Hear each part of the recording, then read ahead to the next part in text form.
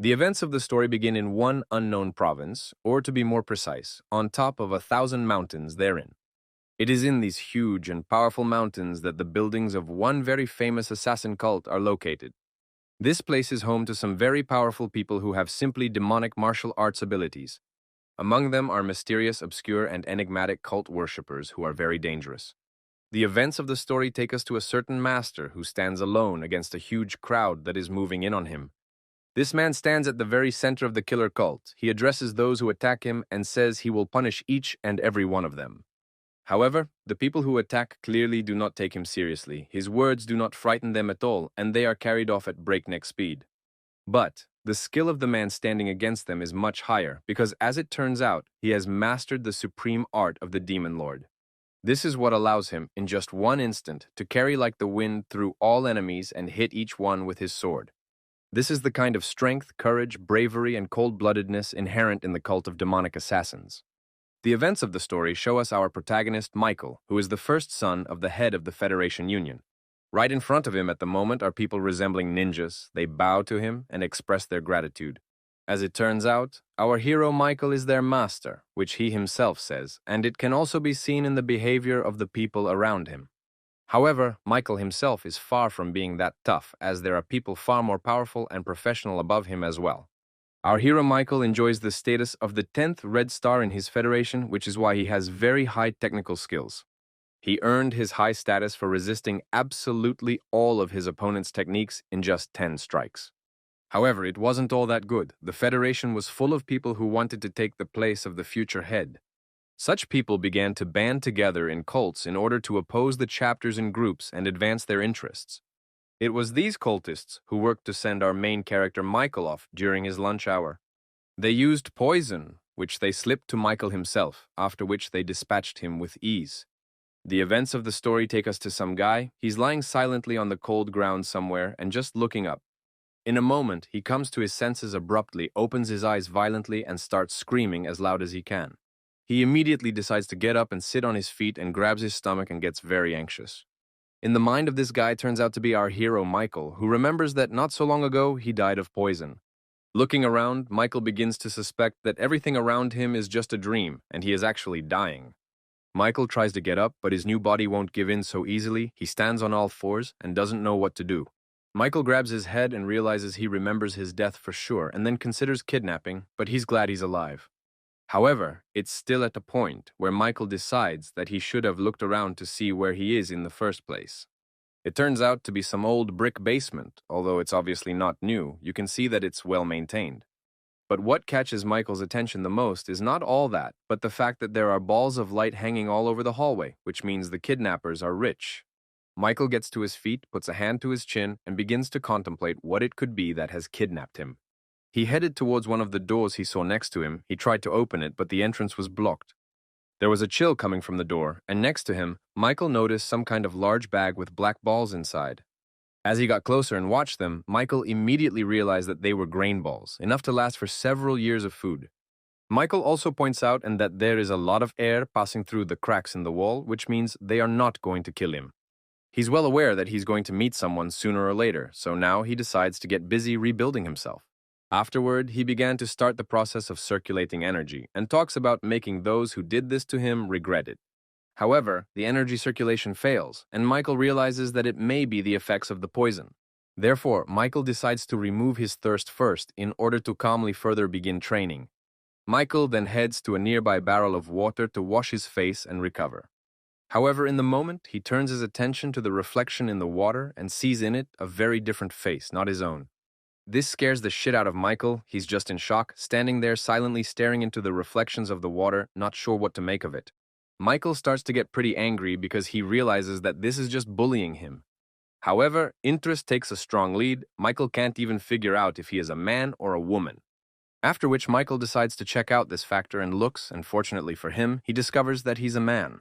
Michael finally realizes that this is not his body, and the energy that circulates in it is also not his. It is very frightening, because it is not clear whose body it is. However, much to Michael's dismay, he also realizes that no matter how much he thinks about it, he won't get an answer now. Michael is also well aware that since the beginning of his life, he is now in the strangest and most incomprehensible state. However, Michael decides that he should pull himself together, because although the energy in his body is strange, it is still there. Michael decides to walk down this corridor to try and find some clues. And in the moment he manages to do so, he finds a wall that completely depicts some different techniques and battles. Michael realizes that, although it is scratched on the wall quite clearly, it is hard for him to understand what is depicted. But as he looks more and more closely at the images on the wall, Michael realizes that the martial art being taught here is very strange. Michael tries some of the techniques, is greatly surprised, and doesn't understand who even came up with such skills and techniques. He follows all the movements in the images and repeats from, realizing that this art is amazing. Though it is strange, it is the greatest and most powerful art Michael has seen in his life. Reading the writing on the walls, Michael realizes that the past owner of the body died because he was misdirecting the energy within himself. As he reads more and more of the writing on the walls, Michael realizes that, though strange, this art deserves to defy the heavens and give strength.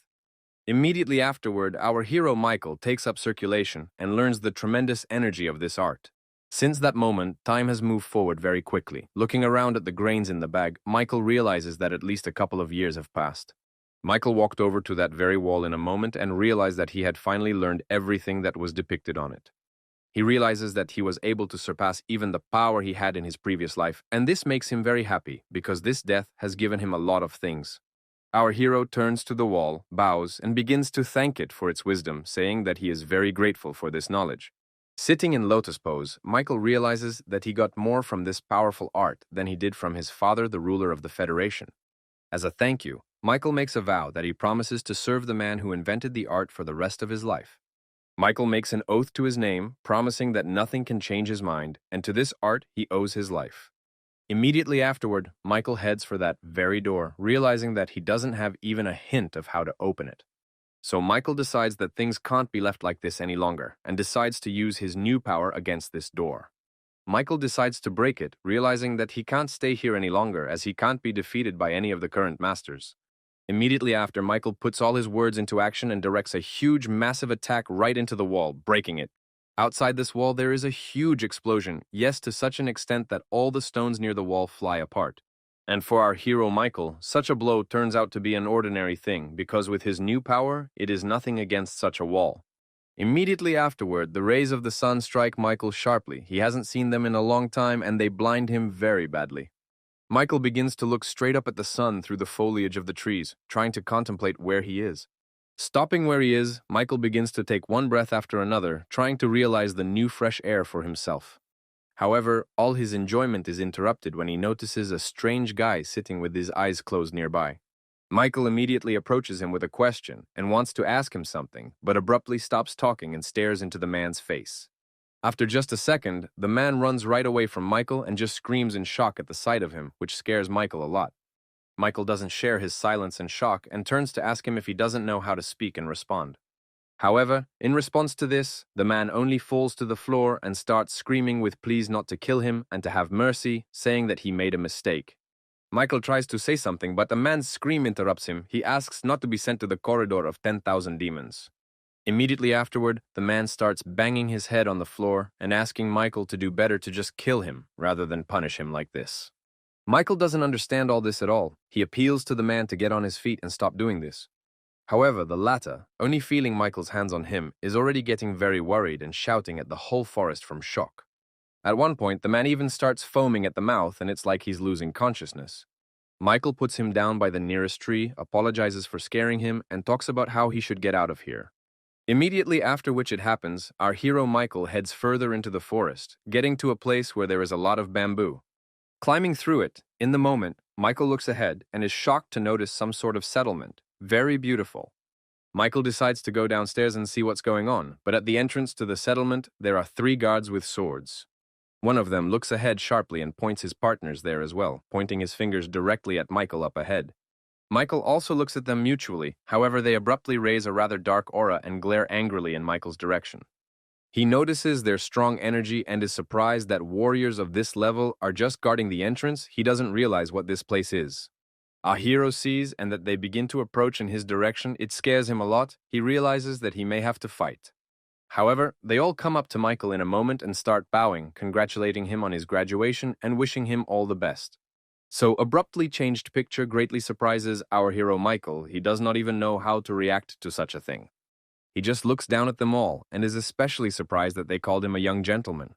At the moment, Michael looks up and notices with shock that there is a sign on the gate, a cult of demonic assassins. Michael immediately recalls this place in his memory, realizing what it is all about, for it is the one hidden in the most crime-ridden mountains. At this point, Michael finally realizes that this is the same place that everyone around him called a demonic cult back in the day. It also scares him a lot to see these people around him expressing sympathy for him because he clearly doesn't want to be in charge of the killer cult. Michael begins to walk forward, realizing that the techniques he learned in the cave may prove to be forbidden. In the moment, one of the guards approaches Michael to ask if it is true that he has learned all of the Demon Lord's techniques. Our hero turns around and looks straight into their eyes with great horror, finding it hard to believe what he just heard with his own ears. The puzzle in the head of our hero began to come together, and he began to understand what and what is generally happening around him now. It scares him a lot. Michael was finally pierced by the idea and meaning that he had studied the art of the Demon Lord himself. Upon realizing this, Michael threw himself at the guards in tears and began screaming that this simply couldn't be happening, and he refused to believe such a thing. Now foaming at the mouth from shock began to come from our hero, who can't believe that he has become a part of what he fought against. All these thoughts and events finally brought Michael to shock. He began to fall to the ground and faint from such news. Some time passes and our hero Michael wakes up in a bed somewhere in a cold sweat and screaming. He begins to look around, realizing he is in some nice, cozy room. The first thought that visits Michael after everything is that everything around him was a powerful dream and in fact everything is fine. Immediately afterward, Michael heads to the nearest wash basin and decides to douse himself with water again and regain consciousness. However, looking at himself in the mirror, he again comes to a wild shock because he sees in front of him the very man he was reborn into. Michael immediately begins to cry, well aware of the fact that this is not a dream at all, and just a horror in his life that is actively ongoing.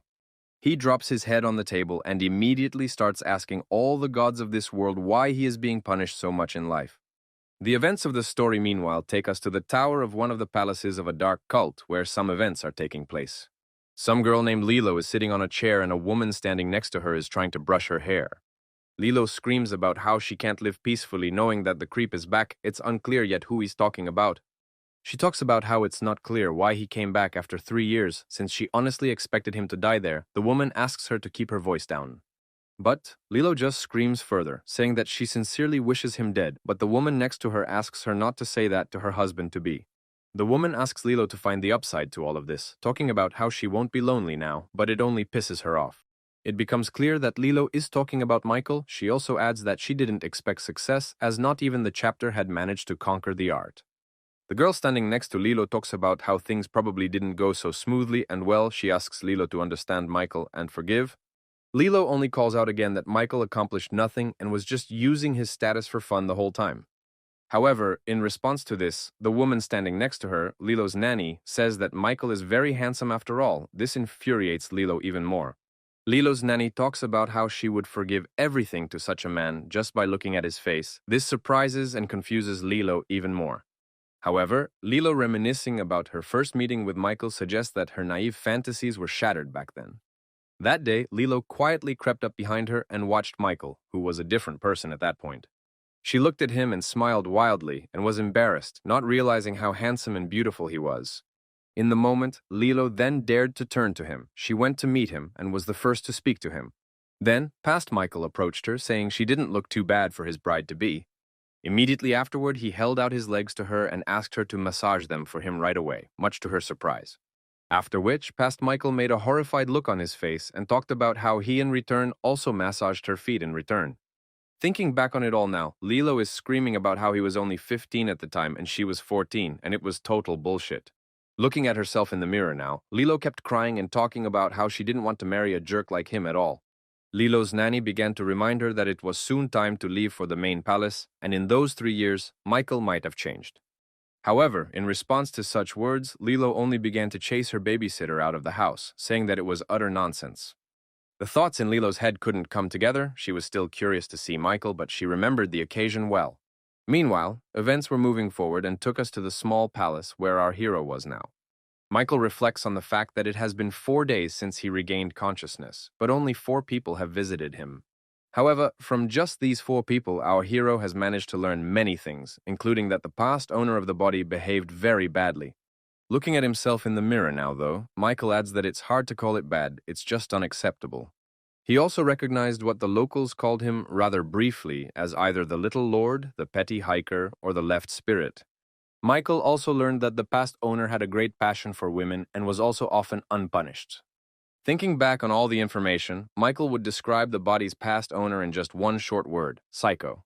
Learning that he was a member of the cult realized that something good was not to be expected, but even so, he was out of luck. The past owner of the body got away with everything. Because his father is the head of the cult, he is one of those people who is stronger than even 10 masters. Covering his face, Michael ponders whether he should be excited about being called the father of one of the strongest men on the planet. Michael also realized that the past owner was stupid, and having that status, all he got was a small palace. Passing by the servants, Michael heard them talking about themselves. They were saying that the future head should clearly be someone else. But Michael is well aware that in many ways they are right, as the past owner of the body would clearly have been a terrible head. However, looking at his hands, Michael realizes that the fact that he is only 19 years old and 3 years of training is greatly encouraging. Michael also realizes that with his current appearance, no one will even want to say hello to him in the Federation Alliance. He realizes that he's been spending the last few days like a madman and he doesn't even have the energy left to be angry. Immediately afterward, Michael begins to wash his face more and more so that his thoughts become cooler and calmer. Michael gets up realizing that worrying about what happened is not at all in his lifestyle. Michael looks at himself in the mirror and realizes that he must now accept this body, understand it, and play this life with it. Immediately afterward, however, Michael saw the reflection of the past owner in the mirror, who wished him luck with such plans. The face of the past owner began to blur. It spoke of how it was still a demonic cult, and that was very important to remember. The spirit of the past owner began to leave the mirror with the words that our hero Michael would not be able to last much longer. Before leaving, he also turned to Michael and spoke about how he would be good to watch everything that was going on. This startled Michael greatly, but he abruptly heard a door bang behind him, and then both doors opened abruptly and someone came in. Michael immediately turned around and saw Lilo in front of him, and of course it surprised him because he didn't know her. Michael turned to her immediately and asked her who she was, which surprised her to no end, and she became very angry with him. Lilo became angry, and looking at Michael, she clarified about whether the question had been directed to her just now. Here, Michael began to realize that in all likelihood, the situation was going to be quite difficult, and only stood looking at her. However, in a moment, our hero realizes that he should not communicate so politely in this body, for he should be rougher like the past owner. Immediately afterward, he re-asked the question to Lilo, but he did it more rudely, which infuriated and angered her even more. Lilo started yelling about whether Michael had forgotten her face in the time he'd been in training. At this point, our hero realizes that things are not going according to plan, and by all appearances, he was very close to this man. Michael begins to look at her, realizing that her clothes and appearance are ordinary. She just happened to walk into the palace. This is all he puts together in his head. Immediately afterward, based on all these factors, he concludes that she is just his maid in this palace. Michael starts to leave, and turning to Lilo says that she can get to work, but she only yells at him again in response. He turns to Lilo and talks about how he doesn't have to explain to the maid what to do in the house. She should know without him. Immediately afterward, Michael adds that Lilo is wrong either way and asks her to clean up and leave immediately afterward. Our hero shakes his shoulders, turns to her, and talks about how it's just her job and nothing more. From such a sudden shock, Lilo begins to tremble and become very angry, questioning whether it was right that she was called a common maid. Seeing this and hearing it, in his head Michael realizes that he is doing a complete bullshit and shouldn't do this to others. However, recalling the words of a past owner whose spirit he saw in the mirror comes the realization that it is worth doing so in this cult. Without turning to Lilo, Michael clarifies what's wrong and adds that he's only asking her to fulfill her duties. Nothing more. Michael abruptly turns around to say something, but notices that Lilo is standing there crying bitterly looking at him. He stands and looks into her eyes, not realizing what's wrong. He thinks about the fact that in all likelihood he was too rude. In the moment, Lilo abruptly leaves and slams the door very loudly, causing Michael to be clearly perplexed and not understanding the situation. Lilo walks down the street crying, not understanding why everyone wants her to be the bride of a horrible man like Michael. She runs forward and talks about how she would rather die than be with a man like him together. Michael, meanwhile, still doesn't understand what happened. He reflects on the fact that apparently the servants of this cult are just as impulsive. Our hero also realizes he's hungry and he should have made some sort of command to cook for her, rather than just letting her go. But afterwards, Michael realizes that now it is clearly not up to it, because first he needs to find out the state of affairs around him. Michael starts to go outside and looks around in amazement, thinking about everything and analyzing everything around him. Michael realizes that he is almost the only one who lives in this palace. Even though it is small, it is still a palace. Immediately afterward, Michael headed to some room. He entered it abruptly and inquired about Billy being here. In the room was a strange guy named Billy. He was the butler in our hero's little palace. Our hero remembers that in all 4 days, only this Billy came to him steadily, and in the whole palace lives only he and Billy. Billy tells Michael about calling him by his first name today and asks if memories are coming back. The aide started telling Michael about how he lacked the girl's energy most likely, which surprised Michael. Billy began hugging Michael and asking about whether he should book Michael into the brothel. Michael immediately realizes that garbage reaches for garbage, and this Billy resembles the body's past owner very well. Our hero asks Billy to cut the crap and also wants to ask a few questions since his memory hasn't come back yet. However, Billy is only surprised and starts to try Michael's forehead with his hand, which surprises him. Michael starts to ask Billy what he's doing, and he replies that apparently there's no fever. Billy points out that Michael speaks as if he is a man from a traditional cult, not a demonic cult. After which, Billy tries Michael's forehead once more. However, the latter is already pissed off and waves Billy's hand away from him. Michael begins to suspect that Billy might have noticed everything and realized what really happened, and this is very scary for our hero. He ponders what he should do, thinking he can just kill Billy and get out of here faster. However, following this, Billy starts laughing and rants about how he was just kidding because Michael's behavior used to be very different. Immediately afterward, Michael taught Billy a lesson for such jokes and said that he would not tolerate it again. In the moment, Billy turns to Michael and asks about what he originally wanted to ask him. Michael asks Billy about taking care of the flowers, and Billy replies that he doesn't want to continue to be teased. However, right after that, Billy starts yelling at Michael and asking him not to touch his flowers and is greatly surprised by Michael's behavior. Immediately afterward, Michael touches the flowers and talks about how they are just beautiful in feel to him. He feels their nature. Immediately afterward, he turns to Billy and asks him how he talked about nature and flowers earlier. Billy portrays Michael's past and says that he always disliked flowers and threatened to cut them all up at once. Upon hearing this, Michael gets upset and realizes that many people will think he's terrible for a long time to come, if not always. Billy calms Michael down, saying that it's normal for a member of a demonic cult to express himself that way. Immediately after, Michael's stomach starts growling. Billy immediately realizes this and talks about how they can go out to lunch. Immediately after, Billy describes to Michael his favorite restaurant and the very fine food that is always served there. He also describes how nice and warm the feeling in your stomach is after eating a nice soup there. Michael likes all these stories very much and pushes Billy and talks about them going to the place faster. Michael says he'll only use his powers once. Billy supposedly believes him and starts walking him there. However, afterward, Billy says he remembered that this restaurant is closed today and offers to pick another place, much to Michael's annoyance. Also, after everything, Billy tells Michael that there will be a meeting of the cult's heirs today, which surprises Michael. Billy turns to Michael and tells him that the children of all the significant others in the clan are gathering together at that place today. Turning to our hero, Billy talks about how he strongly recommends not going there at all because it's not a good idea. Time marches on. Our hero Michael walks down the street and rejoices in the marvelous weather that is right above him. Michael's cheerful mood and his love of life greatly infuriates Billy, who is not yet used to such a drastic change. Billy asks Michael if he's sure he wants to go to that meeting. Michael says he does and only asks him to tell him about the clan. The aide tells him that the clan is divided into 9 palaces in total, 2 main palaces and 7 others, 7 of which are additional forces. But Billy also says that because the head is out of place, the other 7 palaces are acting very strange and bossing around a lot. He says that the head had previously just disappeared and left with a request not to look for him. Where he is and what's wrong with him no one knows. And as was to be expected, those have emerged who are trying to take his throne for themselves and rule the entire cult. Michael realizes it all. Michael talks about the young gentleman being in place, and Billy is surprised that Michael talks about himself in the third person. The aide says that no one around sees Michael as a future head, because except for a cute face, he has nothing. Billy also says that no one will elect a weak son of the head because he will be easily defeated immediately. In the moment, Michael realizes exactly what Billy meant and starts to get a little angry with him, saying that this is too much. Afterwards, Billy starts to encourage our hero Michael, saying that he has mastered the powers of a demon lord and that's a plus for him. Michael realizes that this is indeed the case, but he makes himself aware that he shouldn't use his powers for nothing and techniques. He also starts talking about how if you count everyone who was in the cult and is now, the clan numbers in the millions.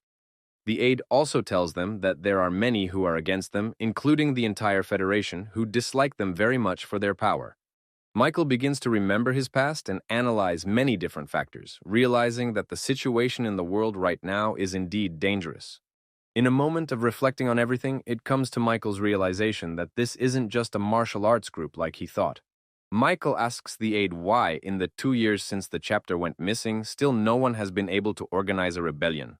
Billy talks about how not all the other palaces are on good terms with each other, and Michael's appearance has also stirred them up quite a bit. Along with Michael, they walk forward, and Michael asks why there are only 2 people in his palace. Billy tells him that earlier Michael chased everyone away. Michael immediately begins to remember the body's past owner and realizes that overall this is more than a possible scenario for him. Summarizing all the information, Michael realizes a lot of things and that there are many who wish to become ruler, but for now, the situation is peaceful. He also realizes that if the situation here changes drastically, a great war will break out and the outcome will fall on the Federation, which is very dangerous. Billy is still talking about how Michael better not go to the meeting, but he asks Billy to shut up and just take him. Looking up into the sky, Michael begins to remember all the teachings he received in his past life and realizes how he needs to proceed. He decides that if they are now at a dead end, he will either change directions or forcefully break down those barriers. Immediately afterward, Michael and Billy accelerate onward, and Billy takes forever to ask Michael to keep up with him. From that point on, time marches forward and transports us right into the restaurant building that is in their town. There's a man standing near the entrance who won't let you into the restaurant and tells you that all the seats there are already taken.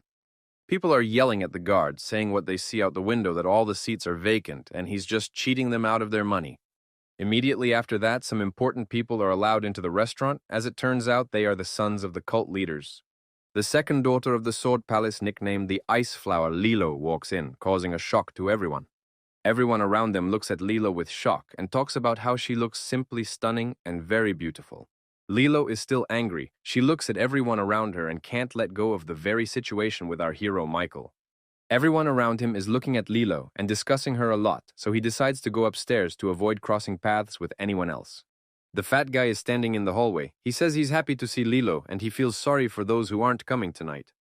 He gets in front of her, raises his aura, and seems very huge, saying that luck might smile on him today. After which he immediately starts hitting on her, talking about how she has a very lovely name and he adores Lilo in general. Lilo faces him. His name is John. Lilo realizes that even he is not the worst option, for he is the most status among all. However, John's teeth scare Lilo off a lot. She compares him to a shark and talks about how horrible it is. John keeps hitting on Lilo, and she decides that she's probably better off just leaving him than continuing anything. However, in the moment, everyone around is greatly surprised by what happens, because our hero, Michael, appears in the room.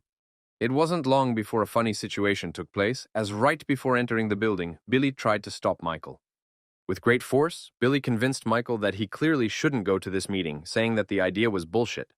However, this kind of thing didn't please Michael at all. He wanted to push Billy away, but accidentally pushed him with great force to the side. The jolt threw Billy right up to the restaurant security guard. The guard immediately recognized Billy and began asking him about coming to the meeting. The guard decides to go ahead to tell everyone about it, but Billy stops him, saying that he wasn't the one who decided to go there at all. Immediately afterward, our hero Michael announces himself from behind, which simply causes a wild shock on the guard's face. The events of the story come flooding back. Some people get up from the table and start to leave, saying they'll come back later. This is all noticed, of course, by Michael, who clearly realizes that everyone around him thinks he's a huge lunatic. Michael turned directly to the man standing next to him and asked him to do his job rather than stand there with his mouth open. The employee shouted Michael's name and status loudly. Everyone immediately stood up and started bowing and greeting him. Right after Michael showed up, he abruptly noticed that Lilo began to walk away from the hall and leave them. Our hero decided to head in the direction as well, which caused many people to be shocked and misunderstood because he had just arrived. As it turns out, Michael headed straight for Lilo, and upon entering the yard noticed that she was trying to get away from him. Meanwhile, she ran forward and complained to herself about Michael coming to this place. She didn't understand why.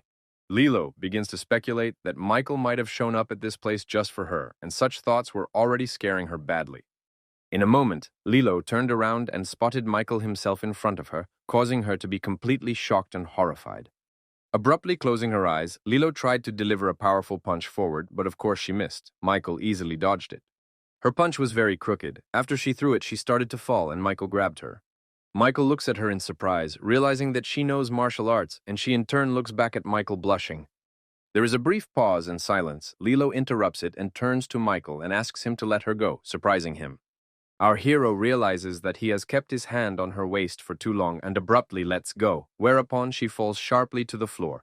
Lilo became more angry with Michael. He in turn began to apologize, saying that he only wanted what was best. Immediately afterward, Michael got to his feet, took Lilo's hand, and started asking her if she was okay. Michael realizes that once again he has been too polite and makes the point that if Lilo wants to continue being his maid, she needs to be healthy. She starts yelling at Michael and talking about how she's tired of listening to his maid nonsense. Michael starts pointing at Lilo and rudely talking about how she has a nasty personality and could be in big trouble. Immediately afterward, looking into her eyes, he adds a request that she remain in the small palace and be under his protection. She yells at Michael, saying that he should be worrying about the heirs meeting right now, not because of her. Lilo makes the point that if Michael doesn't want more trouble, he should go back to the gym or quit completely. Michael tells her that man shouldn't run away from problems forever, and he will solve everything, and also asks her not to worry about him. Hearing such words, Lilo stands in wild shock, not knowing how to answer, but clearly blushing very much at his phrasing. Immediately afterward, Lilo starts ranting about how she's not worried about Michael at all and doesn't care. Finishing her stream of violent thoughts, she angrily turns around and abruptly walks off somewhere ahead. Michael looks after her and wonders if she's okay, as he wonders what's next for this girl. Lola, meanwhile, is greatly shocked, also goes somewhere and ponders about something, not understanding Michael's behavior. However, somewhere in the depths of his soul, this situation could not leave Lilo indifferent, because all the same external parameters of Michael she likes. Lilo stood still and looked up at the sky, pondering why Michael had come to the meeting after all. She didn't understand what he was up to. Meanwhile, Michael returned to the room where Billy was already waiting for him, who immediately began to berate him for abruptly going somewhere else. Michael walked into the room where the sons of the clan's significant others were sitting. John immediately asked Michael if he had been successful in his training. John also started talking about how if Michael came for the women and excitement, he should better go to the outskirts of the slums. He was a little surprised just standing there listening to all this, and Billy, standing behind him, asked John to behave more culturally. John began to mentally pressure Billy and talk about being abandoned by his own family and now hiding behind Michael. At this point, Billy was really standing behind Michael's back and was getting all kinds of angry at John and insulting him. However, our hero Michael didn't bother to enter the dialogue. At one point, using a technique, he moved to the table. Michael started paying attention to what was on the table, namely the food, and talking about how good it looked. Our hero turns to Billy and apologizes for interrupting him and asks him to continue his conversation. Meanwhile, Michael himself continued his meal, saying each time that the dish had a wonderful flavor. John turns to Michael and talks about how looking at him makes me want to call some kind of doctor in here. Our hero turned around and looked directly at John. Seeing his mildly stupid face, Michael called him stupid to himself. Michael turned to Billy to find out who it was. Billy described John, telling him that he was the son of the head of the merchant palace. Hearing this, our hero Michael decides that he should act very well in such a situation. Michael raises his powerful aura of energy and, turning to John, asks about the fact that does this restaurant also serve food to dogs. Hearing this, John becomes furious. He doesn't even know how to answer because the anger is just tearing him apart. John gets up from the table, pulls apart the chair next to him, and turning to Michael asks if he knows about cultural sensitivity. John talks about how a lot of time has passed since Michael left to study martial arts and a lot has changed. Michael, meanwhile, is just looking into this guy's eyes and pondering the fact that he's clearly acting like a provocateur and wants to push hard. In the moment, Michael turns to Billy and asks him to tell him about the power of his influence on everyone around him. Billy reveals that Michael is second in hierarchy in the entire clan and can even use the power of the main palace. Michael realizes that he occupies a place between the head of the clan and the chief justice. He can't order someone killed. He asks Billy if he can safely teach this John guy a lesson now, and the question surprises Billy greatly. Billy stands up, points his finger at John, and yells about how, of course, this dumbass can and should be punished sooner rather than later, which angers him.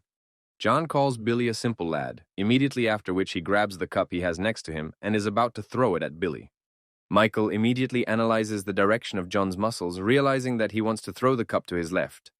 But, at that moment abruptly, Billy falls straight to the table, whereupon the cup flies right into his body. This comes as a huge surprise to John himself, who never expected to fall for Michael the butler. Immediately afterward, Michael personally approaches John and asks about whether the merchant palace has decided to make an attempt on him. John says it's not like that, but Michael adds that if it weren't for his servant now, he might be dead himself. Immediately afterward, covering everything around him with an evil aura, Michael asks John about whether he's accidentally targeting him. John starts yelling about how this is just absurd and he threw a regular drinking cup and nothing more, but this surprises Michael. Michael turns to Billy and asks about how he's feeling. The latter immediately says he's hurting like hell. Turning to John, Billy talks about how his assistant is now on the verge of death and he can tell the elders about the whole situation. And following that, looking straight into John's face, Michael threatens to direct the force at the head of the merchant palace at once. From John's surprised face, Michael immediately realizes that what the children of prestigious people really fear is only the anger of their parents. Michael smiles and realizes he did the right thing. He doesn't know how anyone else would have reacted to it, but he did the right thing. Our hero turns to the others, asking if they are in cahoots with John. They reply that they just came to dinner and nothing more. He turns to John and talks about how if he wants to kill him, he should act now. John is still silent, but very wildly angry and tries to even start pulling out his concealed weapon. However, our hero immediately notices this. Without hiding his smile, he raises his wild aura and looks directly at John. At this point, John realizes the whole situation and begins to apologize, saying that he crossed the line and asking for forgiveness. Michael asks John if that's really all he can say after maiming a man. John replies that it was because Michael was using him as a human shield, and that answer doesn't make Michael happy. He picks up the energy again and turning to John talks about not trying to hide behind his father's name because it won't work. Michael picks up even more energy. He mentally pressures John and talks about never covering himself in the family name. He also makes a very large image of himself in the moment and talks about how it will be retribution for John. Immediately, John falls to his knees. He starts apologizing and talking about how he has committed a terrible sin. Michael tells John to shut up and head to his house, notifying everyone there that Michael will be there soon. All the people around are looking at this situation and discussing the fact that a war might break out between the two palaces. Our hero turns back around and realizes with a smile in his head that he will visit everyone in the palace during this time and pay them a visit. The events of the story move forward from that point, taking us right into the merchant palace. Somewhere at the top of the tower sits a man with a long beard and is very angry. It is the head of the merchant palace. He scolds his son John, who says Michael was just trying to scare them, but John's father doesn't think so. John's father is very angry with him and talks about how he has no excuses and then directs him to the demon corridor. John tries to ask his father for a better punishment, but he replies that he doesn't want to hear it. Immediately afterward, John's father asks his son before he leaves to call someone over to his place now. Some time passes and the man he called for arrives in Father John's office. It turns out to be Silvers, the captain of the squad. John's father asks Silvers for his opinion on the whole Michael situation, and he says she's really weird. John's father points out that his son called Michael a tiger, and this has never happened before, which is surprising. Silvers suggests that there's no need to worry because even if Michael has gotten smarter, his strength obviously won't increase dramatically. The deputy goes to John's father and talks about how this is their chance, much to the surprise of Old Ghost, the very same father of John. Silvers frowned heavily and began to speak quite clearly about the great opportunity for them right now. The aide suggests that either young Mr. Michael will be with them or against them, and then he will have to be killed, solving all problems. He also tells us that while the head is young and impulsive, they can act as friends to him and gain his trust. Silvers offers to stand up for Michael, thereby gaining his favor so they won't be extreme later. At the end, Silvers also adds that their trade palace could very well run the entire cult in the future. All of this greatly pleases and motivates John's father, who is very excited about this opportunity to become a strong head. Immediately afterward, John's father asks Silvers to bring the demon sword, one of the 5 strongest relics of the clan. Immediately afterward, he gets up and decides to go after him himself, saying that Michael will have to be fished for big bait. That very evening, the events of the story take us to the small palace, which is where our hero Michael is located. Michael meditates, thinking that if he becomes the head of the cult, he can bring peace everywhere, ending all wars. Immediately after which Michael also realizes that the merchant palace is ideal as a first target, as economic help can be obtained from it. Michael also soberly realizes that he has no allies at all, and it will be unrealistic to do it all alone. Right at that moment, the door to his room opens abruptly, and Billy appears, looking directly at Michael. Billy asks Michael how he can sit there calmly after everything that has happened recently. The aide asks Michael to go to the merchant palace and tell her it was all a joke, but Michael says she's serious. He adds that Michael might be sent to the demon corridor, but Michael says he's not scared of all that. Billy starts screaming, saying that he didn't fall on the table himself then, but it was Michael who pushed him under the bowl. Michael turns to Billy and asks him to go and find all the records that describe the cult's hierarchy. In response, he says that of course he can get them, however he doesn't understand why Michael needs them. He says it's an emergency. The aide talks about needing to know where to turn to fill the small palace with the right people. Michael starts pushing Billy and talking about how he doesn't understand what he's waiting for and asking him to escort him to the archives. Our hero starts saying that they have a lot of space here, and 2 is very boring, and it would be good to organize more people around him. Billy tries to calm Miles' ambitions and talks about how it's really not as simple as it seems. The aide says that if they start expanding their palace, the other 7 will not remain at ease, and neither will the elders.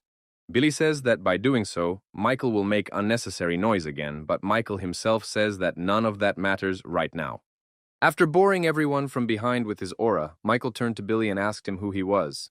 Billy replied that Michael was the head of the small palace, and afterward, Michael himself said that was correct and nothing more was needed. Immediately afterward, Michael ordered Billy to step forward and ignore his ideas. Billy asks Michael to change his clothes, adding that they don't want any extra attention in town, and asks him to put on a black hat. Michael asks Billy why he only has black clothes, and Billy replies that he really likes black. Immediately afterward, Michael proceeds to put on all the clothes Billy gave him. Michael starts to get excited and talks about how the clothes look pretty good on him, which embarrasses Billy. Immediately afterward, the events of the story move forward and take us to the nighttime streets of that very market in the shopping district. Billy explains that a lot of people have their own schedules, so people come in for merchandise even at night and the market runs around the clock. Walking the streets, Billy often notices ordinary people who are clearly not skilled in martial arts. He realizes that they are having a hard time. Michael asks about why all the palaces are on the mountains. Billy explains that down on the plains are Federation men who are always ready to attack. Michael's point is that their actions outside the cult were too barbaric, so it's hard to count them as self-defense. Billy talks about how Michael shouldn't talk like that, since everyone knows him as a lusty little demon. In the moment, Michael realizes that he really isn't acting in a way that is appropriate for his current status. Michael turns to Billy and asks about how much further they have to go. Billy informs him that it won't be long before they arrive at the location. Meanwhile, the events of the story show us some mysterious man sitting near blueprints and writing something. Meanwhile, Billy, along with Michael, are already climbing the steps directly into the demon cult's library. Billy tells us that this place is famous for its wealth of information and the fact that it collects a lot of different rumors. Immediately afterward, upon opening the door, the boys see some old man with a book looking at them in a strange way. Billy and Michael walk side by side, and the old man addresses them, asking where they are from and why they have come. Billy replies to the old man that the light in this library is very dim, and the man will ruin his eyesight if he reads like that. The old man replies that he doesn't know what interesting things can be found here, and Billy asks him how the market is doing now. This is all being watched by Michael, who realizes that their conversation makes no sense, and it's more like a cipher. In a moment, the old man looks sharply right at them, and turning speaks of telling them to wait for him. A second after that, the old man opens the main door and takes Billy and Michael right outside, asking them to wait there. Billy starts knocking and begs to get inside, asking the old man what he's even putting them out the door for. It also screams that they came from some small glow, and they should be let right now because it's very important. The old man, meanwhile, opened the hatch and began to carefully descend somewhere with a flashlight in his hands, as if trying to find something. Down a very dark and old hallway, he walks straight to some huge metal door and stands in front of it. The old man starts looking at the door and talking about how the guys from the little palace came to see him and asks what he should do. He describes everything, and the man sitting in the room behind the door abruptly puts his paintbrush on the table. Some other old man, scratching his beard and not understanding why Michael showed up first at the restaurant and now here. The old man outside also supplements the information by saying that Michael's aura has changed from what it used to be. The old man inside, named Lester, says it's all weird. He doesn't understand why Michael came and asks what he wants. From behind the door reports that his assistant has requested a list of names as well as the clan hierarchy system. Old man Lester scratches his beard and doesn't understand why Michael would want to be such a valuable record, and especially the clan records. Lester talks about how it's all too interesting already, which is why he's going to meet him in person to figure it all out. He says that even though Michael is troubled, even his eyes aren't enough to recognize everything. Lester talks about how if Michael recognizes him, it will only be better because suddenly he'll be capable of something. The old man from behind the door leaves, and Lester, who is sitting in the room, continues to ponder what's on Michael's mind. Meanwhile, the old man goes up to the library gate and opens the door to the street, beckoning Michael and Billy to join him. The old man completely silently leads them somewhere and then opens the entrance to the secret basement downstairs, much to Billy's surprise. Michael, Billy, and the old man go down the stairs straight down to somewhere deep in the basement beneath the library, much to Billy's surprise. Billy is greatly surprised by the hidden basement. He talks about being in such a place for the first time and wonders how it was kept hidden. The old man comes to that very door again and announces through it that the guests have already arrived at their seat. Lester inwardly orders the old man to let them in, and together they all enter the very room on whose walls hang various portraits. The portraits depict different iconic people, and in addition to them, also different entries all over the place.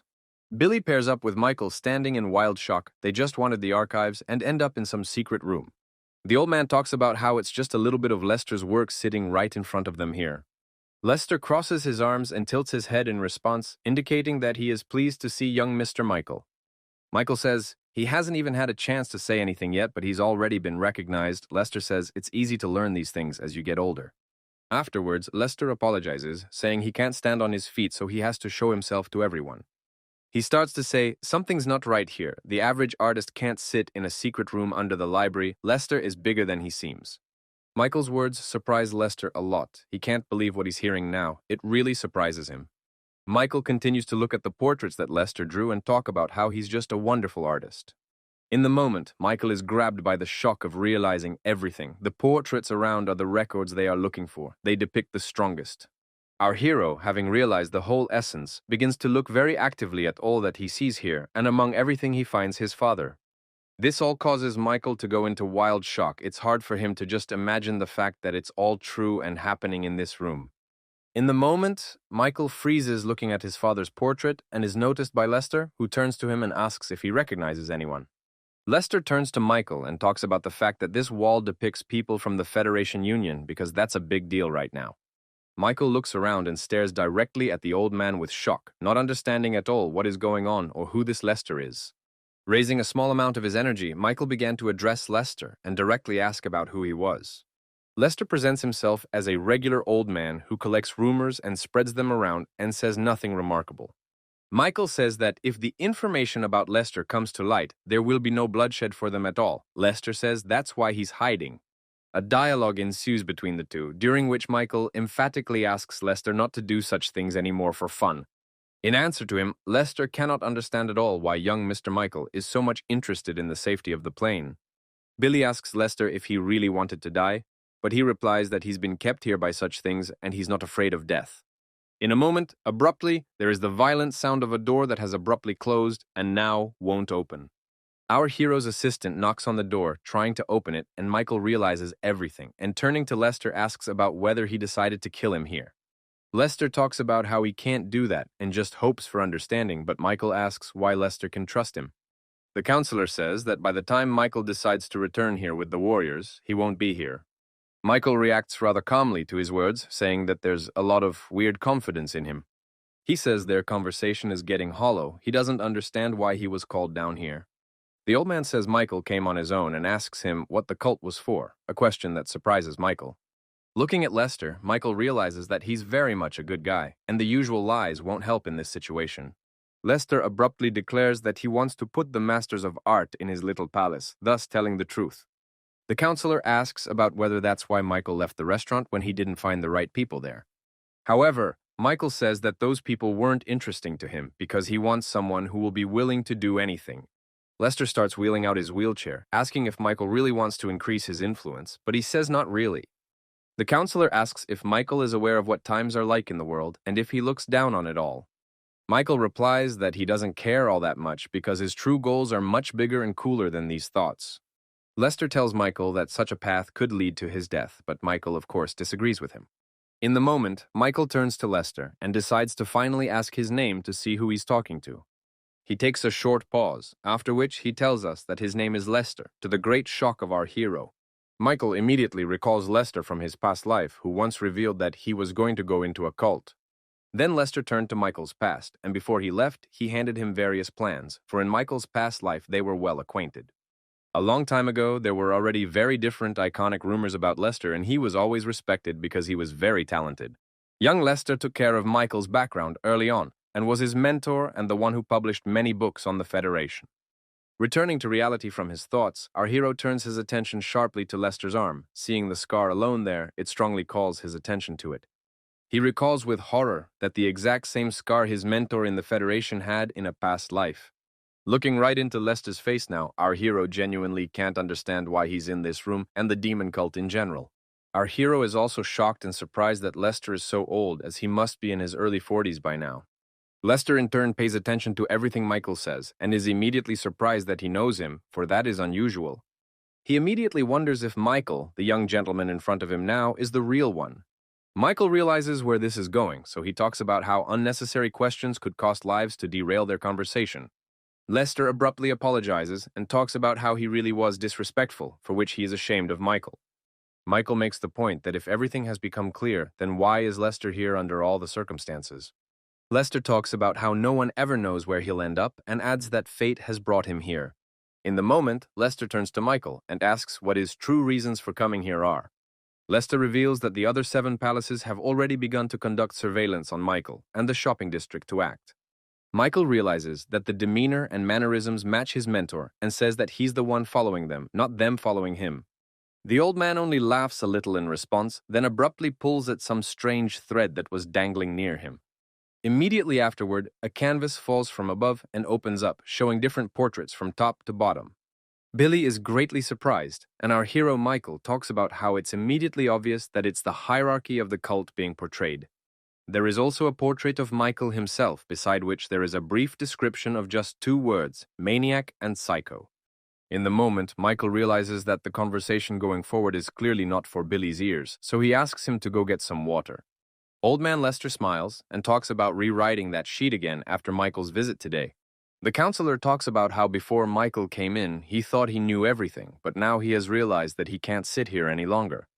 Looking straight into Michael's face, Lester talks about how he was described to him as a nutcase and a fool, but the man in front of him turned out to be a wise man. Immediately after, Lester picks up a stick and points it at the fragment, saying that the reason Michael came is to take the place. With his wand, old man Lester pointed directly at the portrait of the current cult leader who was missing.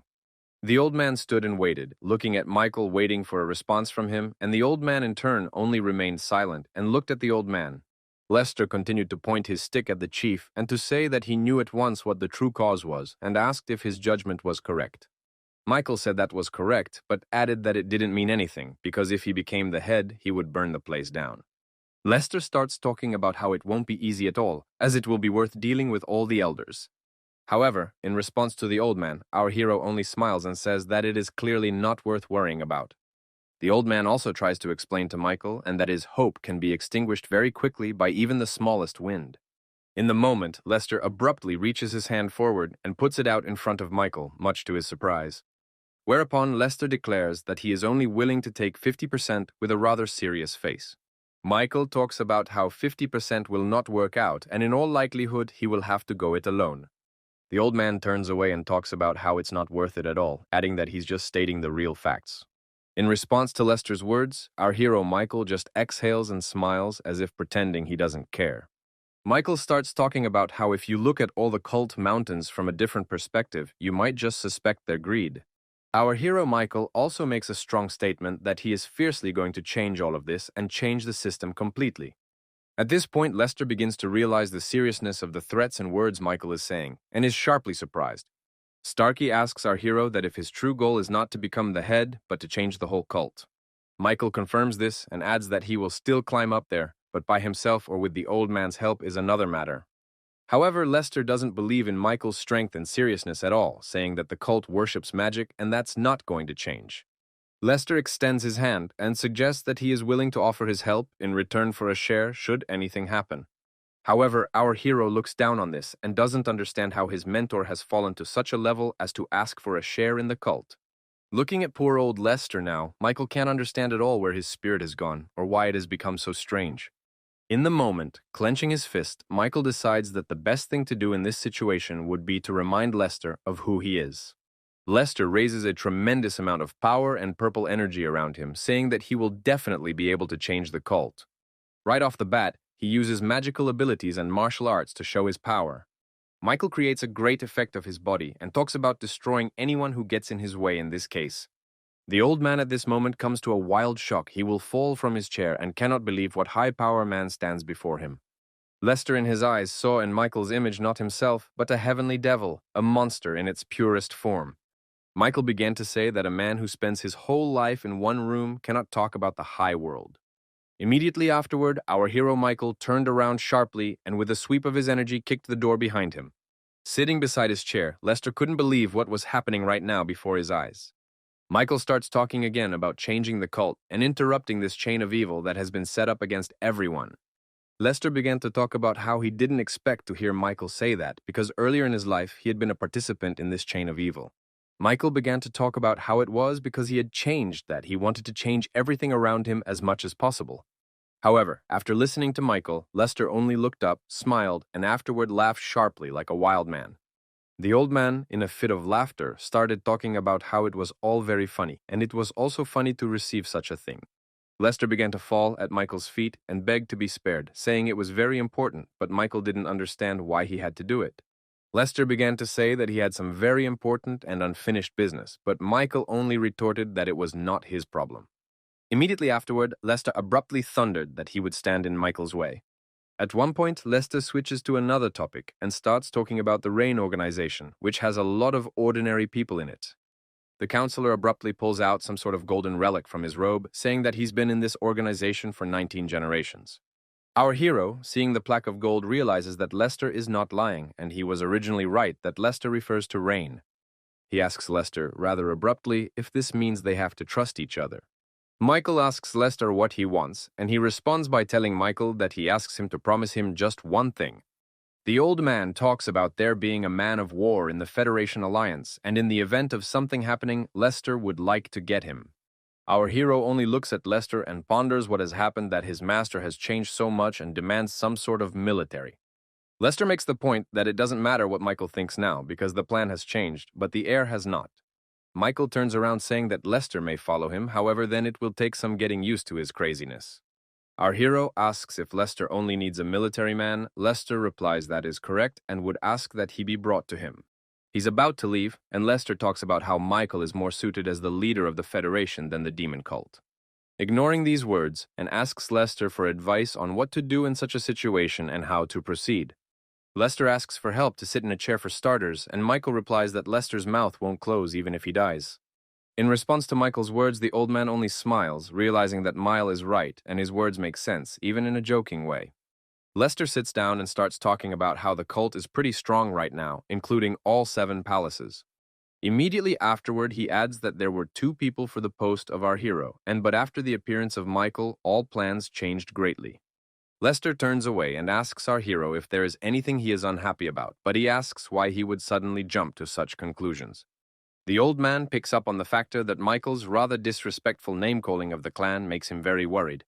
Michael wants to answer the old man but realizes that it's still a very short time and it's not appropriate to reveal his identity. The counselor also says that although our hero has achieved the power of a demon, it is still too early to rejoice at this point. Lester pulls out some kind of box and says that it was originally designed to defeat the chapter, however he will now give it to our hero. Talks about having a couple of books in the box that have all sorts of valuable information that can be very helpful. Opening the box, among the books, our hero also finds some kind of mask and is surprised by it, not realizing what it is doing here. The old man explains that originally, according to the myths of their cult, it is said that a demon god created an evil dragon, but a certain hero killed it. And as reported in their lore, this particular hero wore the very mask that can now be spotted in this box. Lester also explains that even though it looks like a normal mask, by wearing it, the person becomes surrounded by blood and is unrecognizable. He also adds that she was used by 5 heavenly demons who are scattered around the world and no one still knows where they are.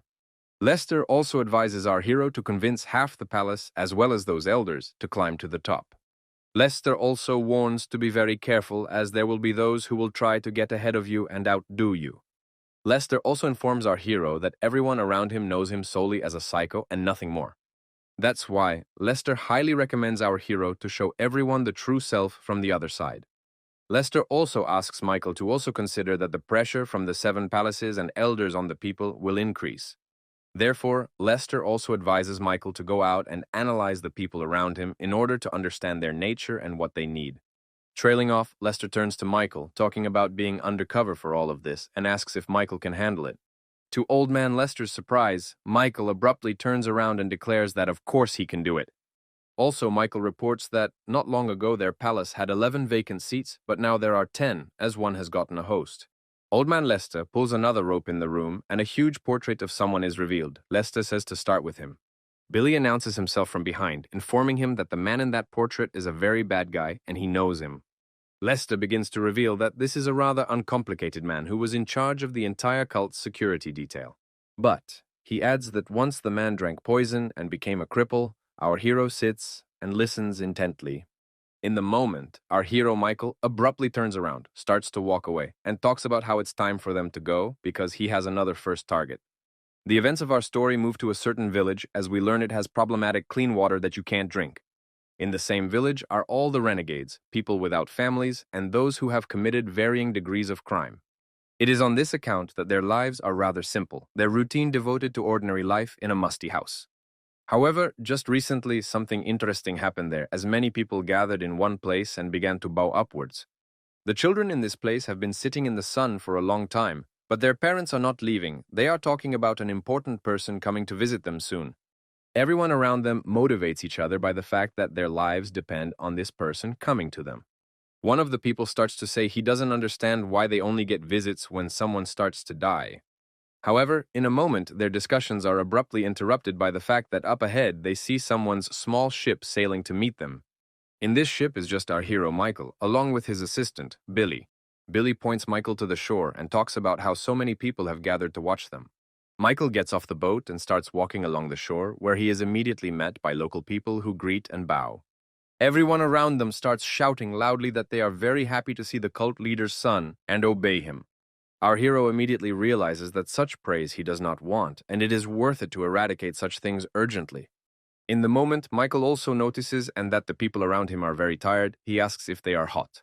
However, their response, of course, is that they are not hot at all, and they live in the most beautiful place. Billy talks about how that's just fine, but our hero Michael stands amazed at the whole thing. One of the men escorts Billy and Michael into a house of some sort and asks about why they decided to visit this forgotten place. The aide goes to the head of the settlement and talks about how Michael needs no reason at all to look at the lives of the citizens. The head of the village talks about how they don't have anything to treat their guests either, but right in front of Michael the table is set very nicely. The head of the village is not good at answering Michael's questions, so he decides to let him go because it's very important now. The village head says he was very happy to help, and if he is needed again, he can always be counted on. In the moment, Michael turns to his assistant Billy and talks about how things look very strange, but Billy doesn't know what he's talking about. Michael tells Billy about something he thinks is sorely missing, but Billy doesn't understand what he's talking about at all. He starts talking about how there is no trace of agriculture at all in a place where so many people live, which is surprising. Billy suggests that it's likely that the locals just don't want to do anything, which is why they live like this. Michael says that guessing is not the answer at all, and the best thing to do would be to go and find out what happened. Meanwhile, the head of the village is walking somewhere in the woods, wondering why our hero Michael has come to them at all. The head of the settlement has strange and frightening thoughts in his head. He contemplates becoming the head of everything himself. Reflecting on this, the current head of the settlement continues to actively go somewhere without stopping at all. In a moment, he walks up to some place, an unknown man in a robe holds out his hand, and the head puts a bag in it. The man in the robe says that the sack has gotten smaller, and the head replies that this is due to the arrival of young Mr. Michael. This surprises the man. The head of the village also says that as a consequence he had not worked for several days, for he was preparing for his arrival. After listening actively to the stories of the head of the settlement, the man in the robe turns to him and asks him to bring more next month. The man in the robe reminds the head why he holds his position, and the head responds, of course, by agreeing. Immediately after, the head of the settlement thanks a man in a robe named Noise and begins to walk off back to where he came from. However, looking up at the head of the settlement, Noise asks him what about the very incident. In response to Noise's words, the settlement chief asks not to worry and adds that when his heart is broken, he can't even lift his head. Right after, Noise also asks about a certain man's daughter, and the chapter says that she is quite beautiful already. Noise asks the head if he cares about her safety, and he replies that of course he's keeping an eye on that point. The head of the settlement also says that he has prepared a special trap for all those who drool over her. In response, Noise talks about how that's just fine, and since Michael himself came here, he's just attracted to him as a woman. In the moment, Noise turns around and asks the head of the village to put his daughter to bed, adding that he needs to prompt Michael. The head of the settlement tries to argue, but Noise asks him to shut his mouth and just do it, saying he obviously knows better. The head of the settlement starts to walk away, and Noise at the moment stops in place and starts screaming very loudly and wildly, looking up and laughing. Meanwhile, Michael is sitting somewhere reading a book that talks about how the basics of the cult are about serving the good gods. It also tells of the appearance of a certain fire that burned many things, and thus creating the cult and its successors. After our hero Michael finished reading, along with his assistant Billy, he headed out for a walk around the settlement. Michael walked around and looked into every house, paying attention to even the smallest details, and the people around him bowed to him. Billy suggests not just walking around but looking for someone named Alex. Michael asks Billy what he noticed, but he says nothing. Our hero starts talking about how the number of houses in this settlement is less than the number of people, but Billy doesn't see this as strange. Billy says that someone probably dies here a lot, but Michael argues with him, saying that most of the population is young. Trailing off, Michael asks Billy how he feels about the weather, but the latter responds by asking him not to bullshit him and to tell him straight up what's going on. Michael starts to walk forward, talking about the day being very hot. Billy agrees, but again misses the point. With his side vision, Michael notices some woman. She bows and stands in front of him. Michael approaches her and asks why she is wearing a skirt in this heat, but the girl herself doesn't understand what the strange question is. In the moment, Michael abruptly walks over to her and takes her by the chin, talking about how even he sweats. The girl is dramatically surprised. He puts the girl down on the ground and starts to say there's something he needs to look at. Billy stands in shock seeing this. Billy runs up and asks Michael what he's doing, reminding him that they are right outside. However, Michael at this point looks at the leg of the girl next to him, which is completely covered in black dots. Seeing this, our hero is in complete shock. It is just hard for him to believe what is now in front of his eyes. Looking at her feet, Michael also notices the petals of venom, red, that are dropping down all around. Billy stands in shock and can't understand at all what's going on. Michael turns to him and tells him to move on. Meanwhile, the head of the settlement is still walking home and talking to himself about Noise demanding too much. However, in the moment, the head of the settlement just takes and jumps right into the water and starts swimming in it underwater. Even here it's not so simple, because he's not just swimming, he's heading for a cave. Swimming out of this cave, he finds himself in some underground room where a man sits, who greets him and wonders. In the moment, this man next to the head opens the doors, and together they go right into some room where people are sitting and playing. All the people sitting in this room are playing some kind of game and arguing amongst themselves. The head walks by and watches this. However, in a moment, the head of the settlement notices one of the game's participants using dirty schemes and stabs him in the arm with a knife. The head then orders this man to put everything back where it belongs and to get out of here himself. The local guards grab the man and begin to carry him off somewhere to the side. Meanwhile, the chapter heads onward. The assistant head opens the doors and asks about whether they will work, despite the fact that Michael has arrived. The head of the settlement, named Miller, turns to his assistant and orders him to get everyone together in time for next month. Miller turns to his assistant and asks where Louise is now, the same man. He replies that he is with his daughter. He asks a deputy to help his daughter Louise get ready, saying that she will need to be sent to Michael. The deputy is greatly surprised, but Miller explains to him that sometimes you have to make such sacrifices for the cause. Meanwhile, the events of the story take us to Louis and his daughter, who feeds him. The daughter's name is Layla. Layla immediately tells her father Louise the news from the settlement, saying that some important people arrived today. Layla reveals that the head of the small palace named Michael has arrived, and just hearing this makes Louise horrified and angry. Layla helps her father to eat and thinks about the medicine that they bring supposedly for the disease, but Layla knows that there is no disease. However, the moment her musings are interrupted by a huge knock on the door, for someone wants to enter their house, which surprises her. She opens the door and sees Deputy Miller, who informs her that the head is personally summoning her now, followed by Miller's assistant asking Layla to hurry up, talking about getting her father ready to go as well. Layla is greatly surprised and asks again about her father, but in response the deputy only asks about whether they need strong and quick help. She starts to close the door and talks about how they'll make quick work of themselves now and be ready soon enough.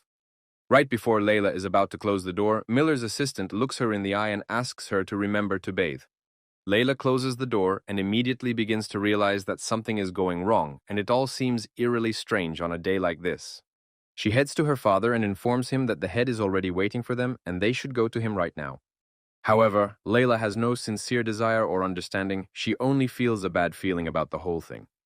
From that moment, some time passes. Layla, her father, and all of Miller's helpers walk straight through a cave somewhere underground. In the moment they walk into the very room that Miller was in earlier, Layla's father and herself are greatly surprised. Layla is horrified at everything that is going on and immediately realizes that this is an underground casino here. Layla is also confused by her father's surprising calmness. He hates places like this, yet now he wasn't surprised at all. In the moment, they go to some room, but further on, the assistant asks only one Layla to go and no one else present. The deputy says there's a special medicine there for Layla's father, and her father is pretty worried at this point about everything that's going on. Layla doesn't want to leave her father. She talks about how it's been a very long time since he's had a drink, so the best thing for them to do is to go together. However, the aide only gets angry in response and turns to Layla to tell her that he has already told her once. With great horror, the defenseless and uncaring Layla just stares at Deputy Miller, not realizing what is happening. Layla begins to attempt to go forward. However, at the moment her father grabs her and tells her not to leave this place. Miller's aides try to get Layla's father away from her, saying that there is nothing dangerous there further at all. However, in the moment, Miller's assistant pulls out some kind of bag, shows it to Layla's father, and says he can give it all away. Layla looks at everything that is happening with great shock. She finds it hard to believe that this is true right now in front of her eyes. The assistant pours a special powder directly into the hands of the old man, Layla's father, which makes him shiver and stare at him frantically. Immediately afterward, Layla's father lets go of his daughter's hand and starts walking in the other direction, which also surprises her greatly. The chapter's aides escort Layla's father, and another aide tells Layla herself not to stand still and walk further into the room. Layla herself begins to cry quietly and talk about how she will definitely come back and change everything. Layla walks into the room where the head of the Miller settlement himself is, who tells her to sit wherever is comfortable. The head walks up to Layla and stares at her intently. She only averts her gaze and asks about why she was called here. In the moment, Miller runs his hands over Layla's face and talks about not being so scared since they won't see each other for just a couple days. Miller asks Layla about his hands being disgusting to her but says that she's going to get dirty anyway, right? He says that he's the reason Layla's father has lived this long, and now he's giving him a chance to repay, but Layla asks him to stay away from her. Also tells her that he knows she wants to escape from here with her father, and he's going to give her a full chance to do so. Layla asks about whether it's true, and Miller replies that, of course it's true, because in the event of anything, they'll still find them.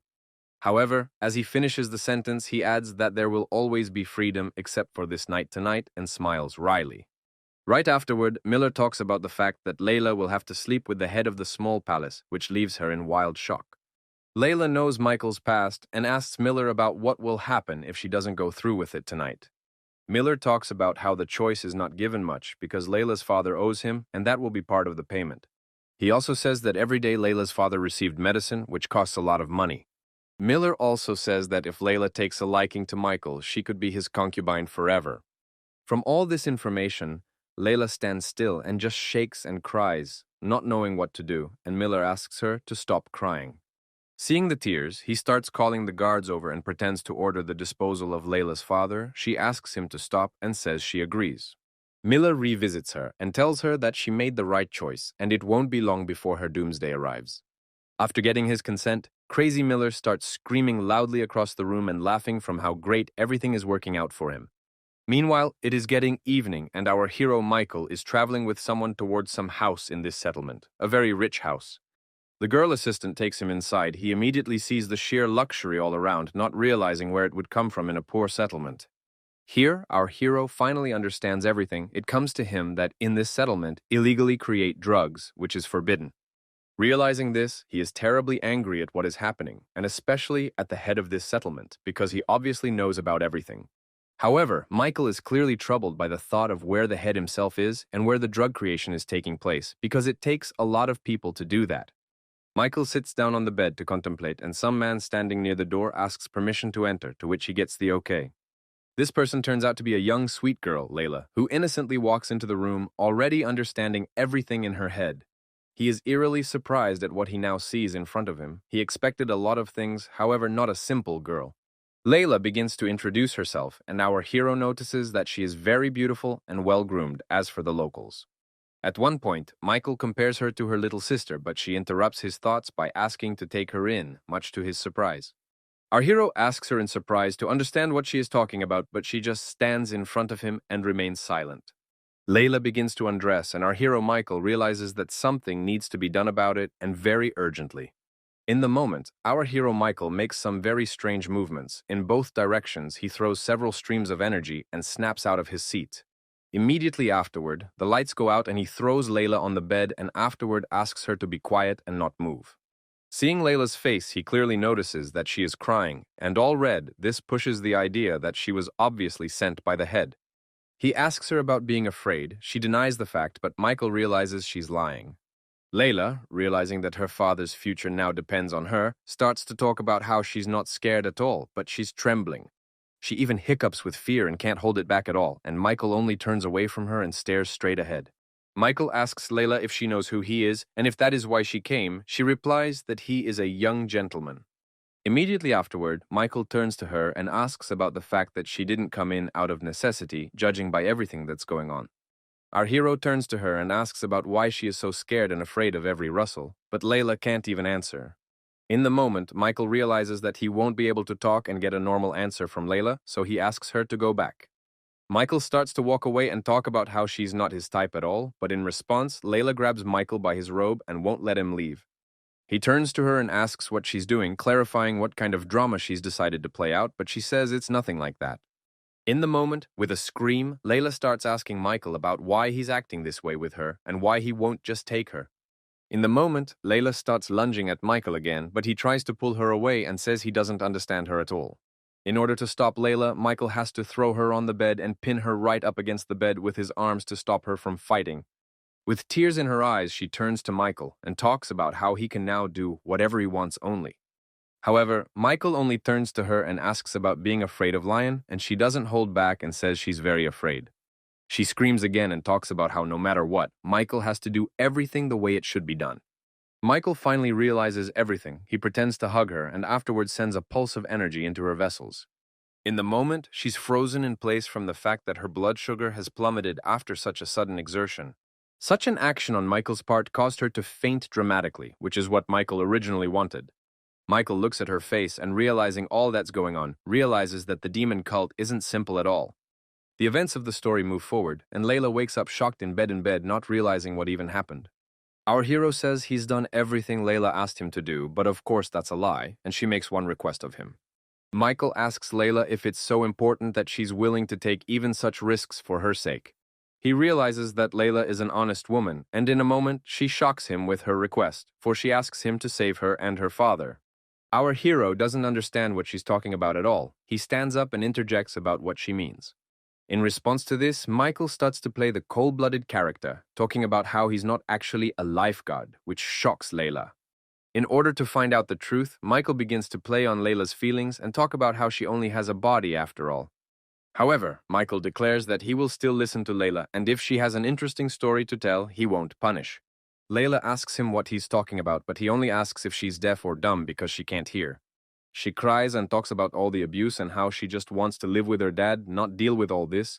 Our hero coldly turns to Layla and asks her father's name. She replies that his name is Luis. Hearing this name, our hero comes to a slight shock. He cannot believe what he just heard with his ears. Michael walks over to Layla, strokes her shoulder, and talks about not worrying and just resting for a while. He also takes the medicine her father is taking from Layla's things and decides to examine it to understand everything. Immediately after which, our hero decides to go to his assistant Billy, who at this moment is asleep and will be his. Billy turns to Michael and asks about why he is awake at this hour. In response, Michael shows Billy a bag and asks what it is. The deputy tells us that this is a strong drug that our hero Michael used to have fun with, and then it was banned. In the flashback, Billy started telling a funny story about how Michael, on drugs, set fire to a building in one of the palaces. Michael asks Billy to try the drugs, but he doesn't agree, and Michael says he has no choice then and uses the energy. Using energy, Michael is clearly using magic, causing a special powder to be directed directly at Billy's nose. And of course, it hits him right in his body. Billy starts grabbing his neck and trying not to get eaten by it. Immediately after which, the effects of the drug begin and Billy's condition becomes terrible, much to Michael's surprise. Doubting that the substances are real, Michael releases a new charge of energy directly into Billy's body to undo the effects. Michael finally understands how the system of this place works and realizes that the head of the settlement has gone down the wrong road. Meanwhile, the events of the story take us to Layla's father. He is being actively beaten in some basement. He asks for his daughter back. Miller's aide beats him up a lot and doesn't understand where he gets so much strength in him after so many drugs. Among themselves, the deputies discuss what they don't understand, why Louise has still been ordered killed and is being held with the others. Miller's assistant looks at him with a very unpleasant look and talks about killing him right there and taking the blame. In the moment, Luis gets into a pose like he's a wild tiger, his red head confirming it. He asks for his daughter back. However, in response to this, Miller's assistant only grabs the old man by the head and starts beating him against the wall, saying that he's fed up with everyone. The second assistant talks about how if they keep this up, he's really going to die a lot sooner than he should, which isn't good. Miller's deputies are also walking around some cages with a bunch of different bodies around them. They are well aware of what's going on. However, at one point, their dialogue is interrupted as one of the assistants simply falls to the floor unconscious and lies down. In this basement is our hero, Michael, who wearing a special demon mask begins to attack Miller's aides. He looks around and realizes what's going on here and how things work, and it scares him more than it surprises him. However, Miller also realizes that he hasn't explored everything yet, as there is still a drug production site to be found. He also realizes that he can't let people out of prisons because they can't even control themselves right now. However, in a moment, our hero already wants to leave, but some old man's voice stops him. Our hero looks into the cage and immediately notices the same old man, Louise, who is described in the books as a master of the demonic arts. Michael begins to examine his body and notices with shock that he is in a terrible state. All of his internal ducts are damaged. Michael says that the problem with his body now is not just the wounds, but to them that his mind is badly damaged and scarred. Louise grabs Michael's hand and talks about how he has one very important request for Michael.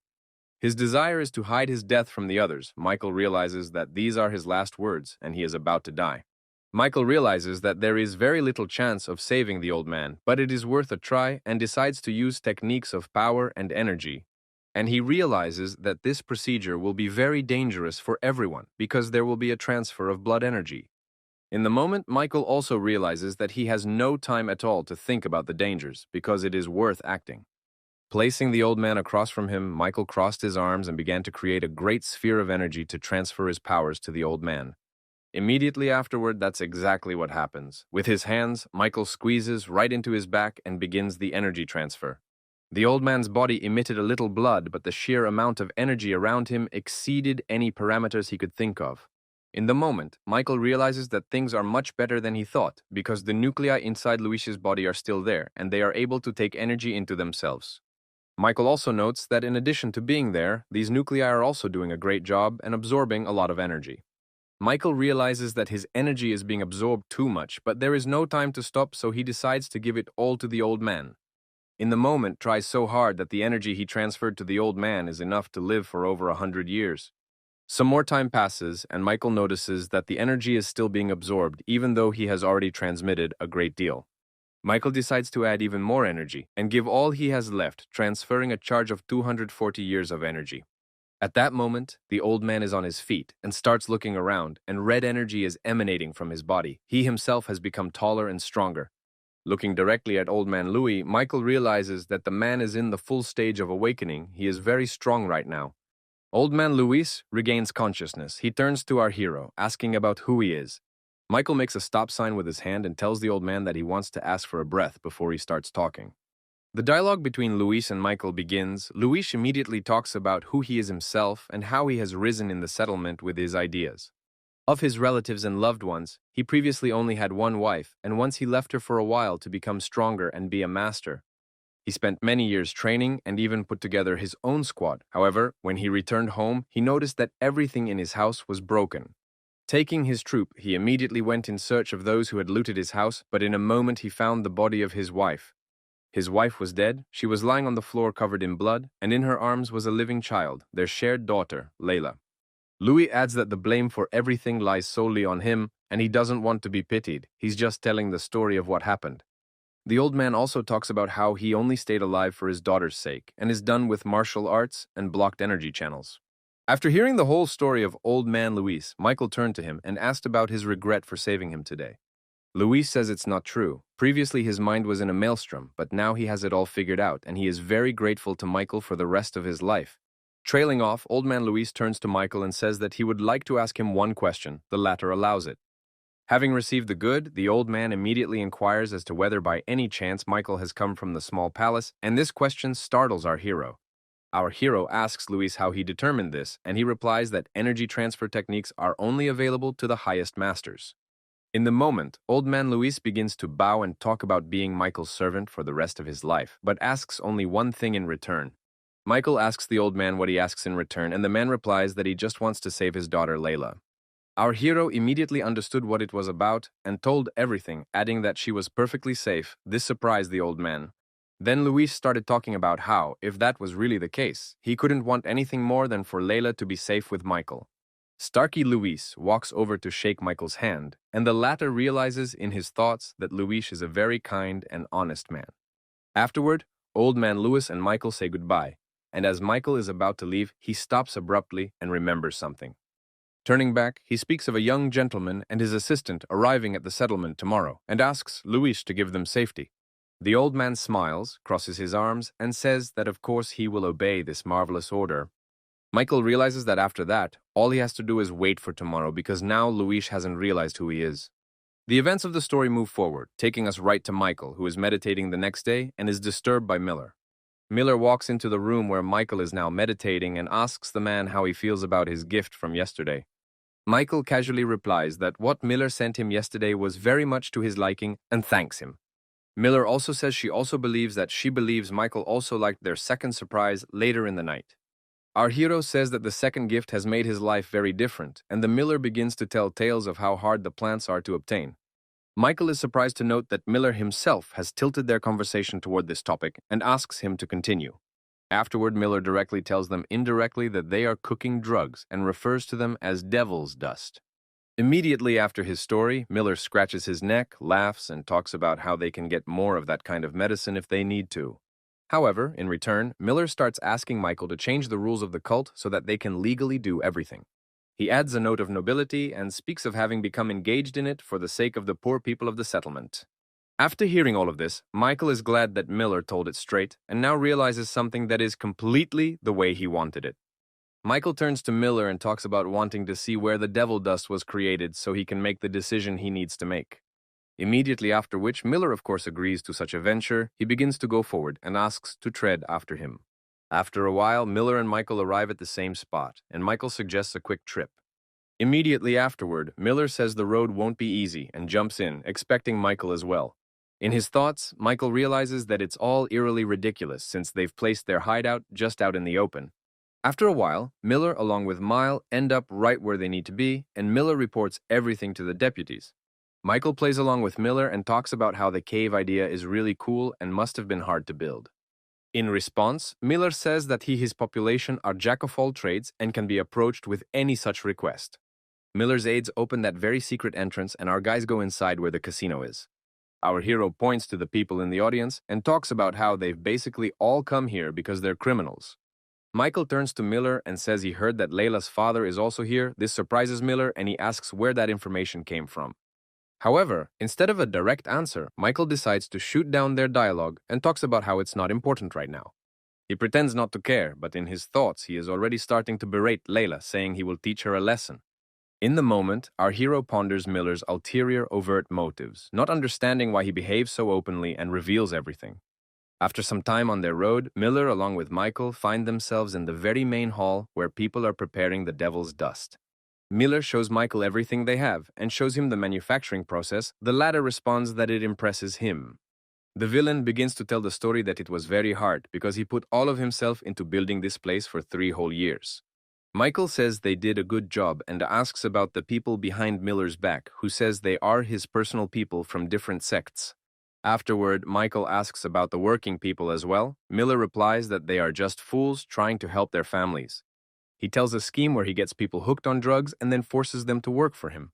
Michael is very much holding back his anger and asks a lot of different leading questions to get the whole point of the scheme. Miller reveals all the cards and nothing can be held back. He even talks about what happens to workers after addiction. Our hero tries very hard to hide his anger. He realizes that Miller is responsible for the deaths of hundreds of people, if not thousands.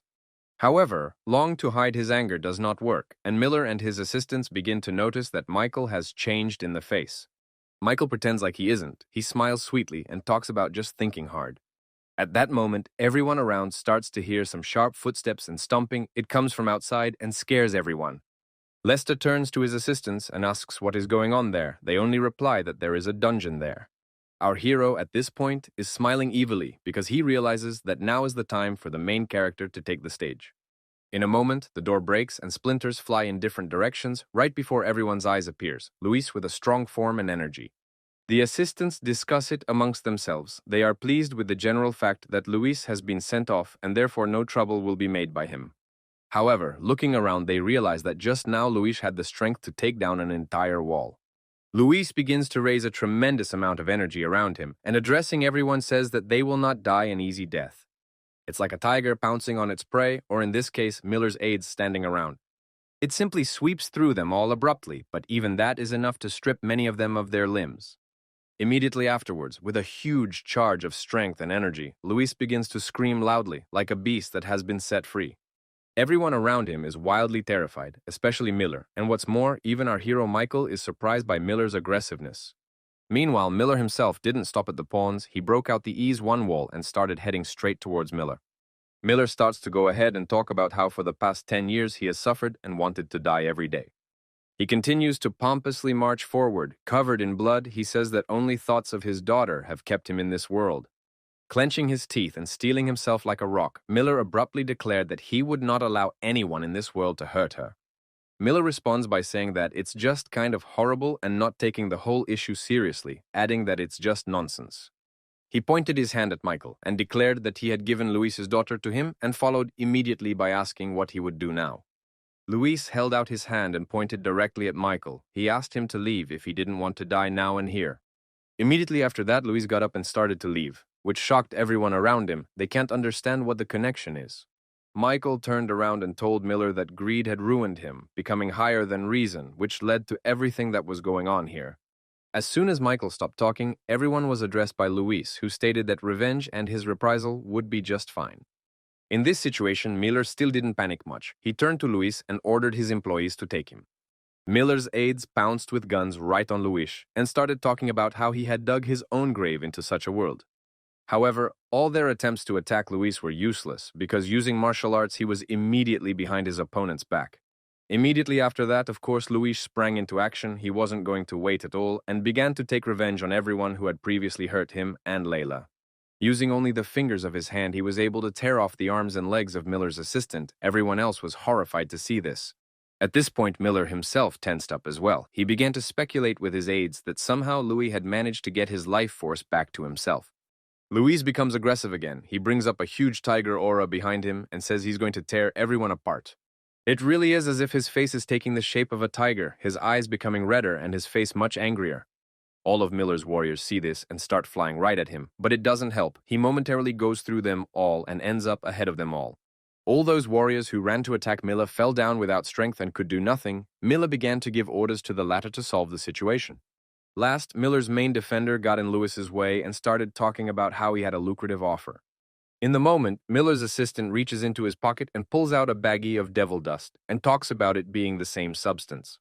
Luis, in response, just grabs this baggie and pours it straight down onto the floor, and Miller's assistant takes that as consent. Immediately afterward, Miller's assistant makes a leap and attacks Luis directly with a knife, preparing to attack him at such a moment. However, here too, failure awaited him, as Luis literally grabbed his opponent's blade in a second with his bare hands. Miller's aide began moving his arm from side to side in order to draw his sword, but it wasn't working. Immediately afterward, with his other hand, Luis grabs Deputy Miller's arm and opens it, saying it's for all the things they've done to him. Everything that is happening, and Luis's eerie aura is noticed and seen by Miller himself, who still can't understand what is going on. At this point, Miller begins to remember the very man in the robe who was always very polite to Luis. While he was thinking about it, he hadn't noticed Luis had gotten close to him and was right on top of him, preparing to attack. Meanwhile, our hero got outside. He began to think about who might be behind Miller. From him himself, it is clearly impossible to find out already. Immediately afterwards, our hero Michael puts back on the same mask and uses the technique of movement. Jumping out of his seat, he rushes somewhere. Meanwhile, there is a huge fire going on in the settlement itself, or rather burning all the demon dust that was set on fire. And it is burning for a reason. It was set on fire by our hero Michael, who directed all his energies to get rid of the demon dust in this settlement. The burning flames are watched with horror by local residents who have managed to become addicted to these substances and do not know what to do. He is meanwhile trying to come to terms with his thoughts. He doesn't know what to do, for this cult has blood all over it. Michael flew up and looked at all the inhabitants, realizing that if judged by the holy teachings of fire, he should burn them too. However, Michael instead rises even higher into the sky and covers himself with an aura, and then appears to the residents as a god. Seeing the god and his power in the person of Michael, people immediately began to bow and say that the god was great and beautiful. They all at once stopped putting out the fire and began to praise the god to whom they gave the name of the Dark Sun and forgot their dependence. On the other side of the place, a crowd is coming towards our hero, and leading it is Luis, with all the poor people and their relatives following him. Michael turns his attention to Luis and immediately notices that he is looking at him, nodding his head, a signal that it's over. Immediately afterward, in the very place in the sky where our hero Michael was, there is some huge, bright and beautiful explosion. This explosion immediately disappears, but before leaving manages to shower everyone with its rays, and the real sun appears from behind the mountain. The events of the story take us to the small palace where Billy is. He complains about a rally under the palace and doesn't realize where Michael is missing. In the moment, Michael also appears nearby. He talks about if it pisses Billy off so much, he can stay to live in the village. Seeing that Michael has shown up, Billy immediately tells him about the situation outside the window, and he heads over there to see for himself. Only upon opening the window, he is immediately confronted by a multitude of people poking their hands at him and yelling at him to get outside faster. However, instead of listening to them, Michael uses his power to teleport back to the seat he was sitting at. At first, this confuses Billy greatly, but turning his attention to the crowd, he notices that they have all gone abruptly silent. Immediately afterward, a sharp boom is heard. It is the door to the house opening, and some man announces himself in the passage.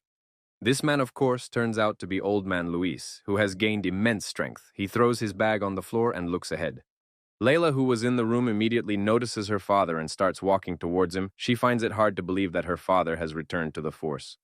In the moment Layla starts to remove her hands and apologize, she can't believe it's her father and thinks this one is a strange man. Luis turns to Layla and says that he didn't believe it himself at first, and then adds that he promises that Layla won't be afraid anymore. The old man picks up his daughter and starts apologizing to her for not being able to get on his feet earlier and help her as he should have. In the moment, Layla starts crying hard and asking over and over if it's really her father and if it's a joke. Luis hugs his daughter and says that from this day forward and for the rest of his life, he will protect Layla. Billy starts to ask Michael what's going on in general, but he asks him to keep quiet, saying it's a family reunion. That's exactly what happens, because finally, after so much time and torment, Layla and her father have found the freedom of life. From that point on, the events of the story move forward and take us to the shopping district, the Water Peak Marketplace, where the library is located. Inside the library, as always, sits an old man who is going through books and filling them. He is tired because he has a lot of work lately. However, at one point, our hero Michael, his assistant Billy, and Layla and her father walk into the library. Together, they go downstairs to Old Man Lester, who immediately asks Michael to explain everything that is going on, adding that it is incomprehensible to him. Lester looks at the guests who have come in with Michael and notices that they are acting like they are at home. Michael turns to Lester and talks about how they were on their way home in general, but since it started raining, they decided to come here for shelter. Lester talks about how you can't come in here without permission and expect a warm welcome. It's wrong, but Michael adds that they were let in. In the moment, he introduces himself to Luis and adds that he has health problems and can't stand up normally. Lester turns to Luis and says that he was the one who asked Milk to find Luis, for he knew of his power. Luis asks if it comes out that Lester was watching him, even seeing and knowing that he was in that settlement in trouble.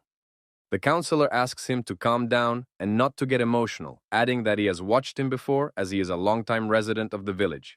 Luis says let Lester watch unless he dies of old age, and the man says he won't die, for he has reasons to live. Looking at it all with great surprise are Michael and Layla, who didn't expect such a debate between them.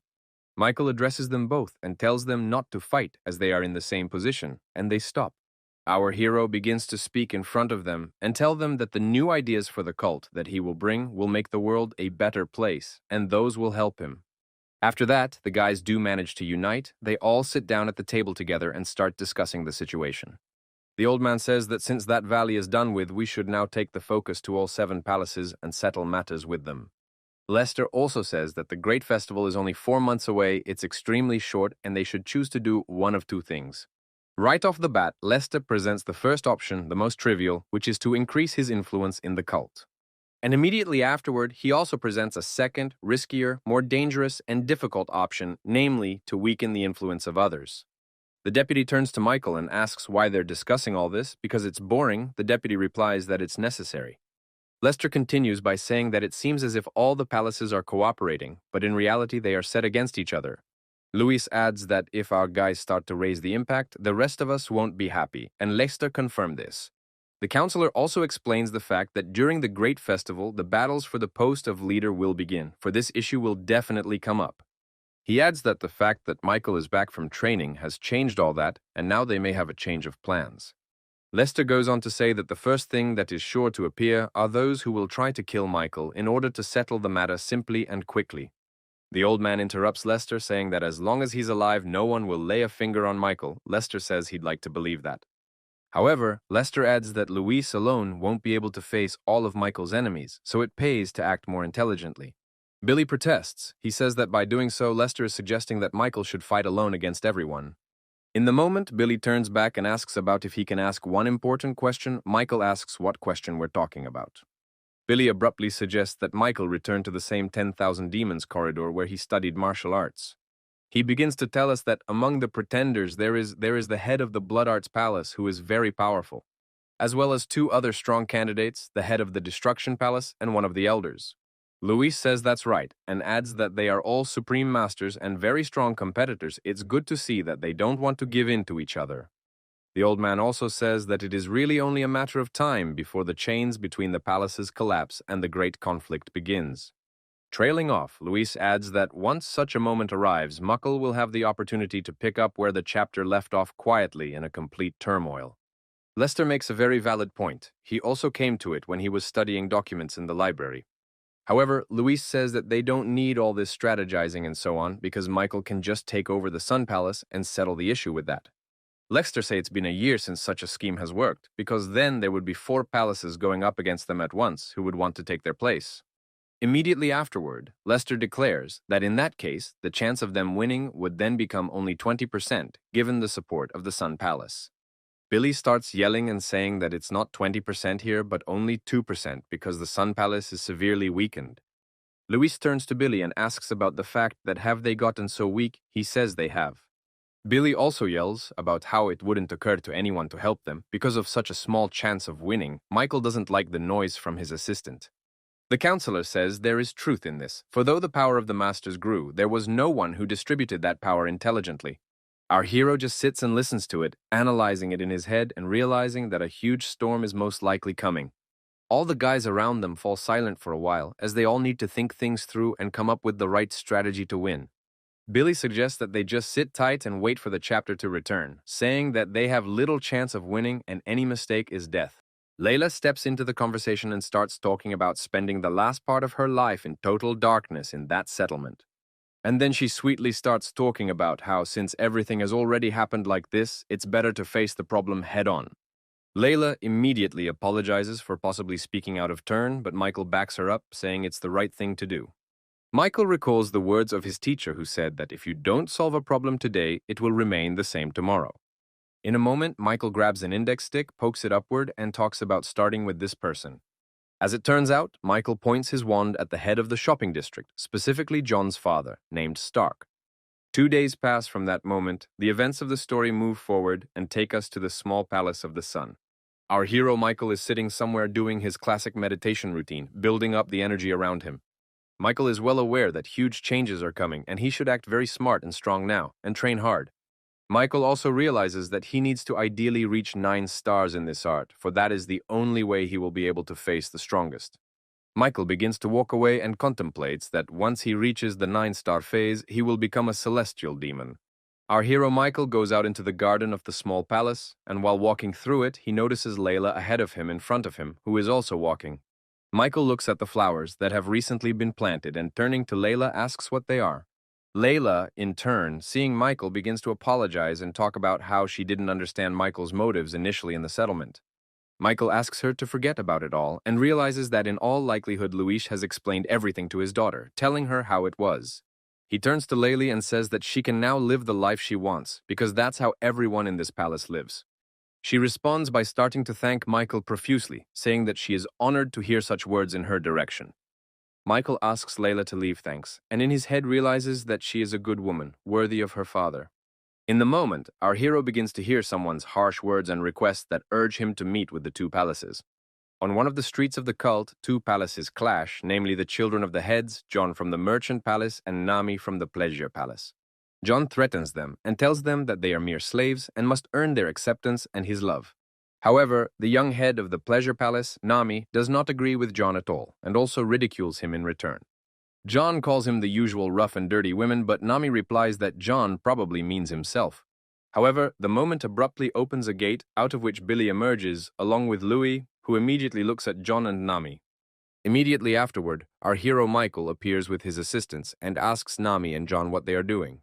Michael addresses them in a very condescending, abrupt, and pushy manner, saying that they are being very rude. Billy talks about how they're just jerks and don't even realize they need to welcome the future cult leader now. Immediately after Billy's words, John and all his men start bowing and talking about how happy they are to see Michael and his greatness. The girls in Nami's group do the same, but she herself doesn't give much credit to our hero.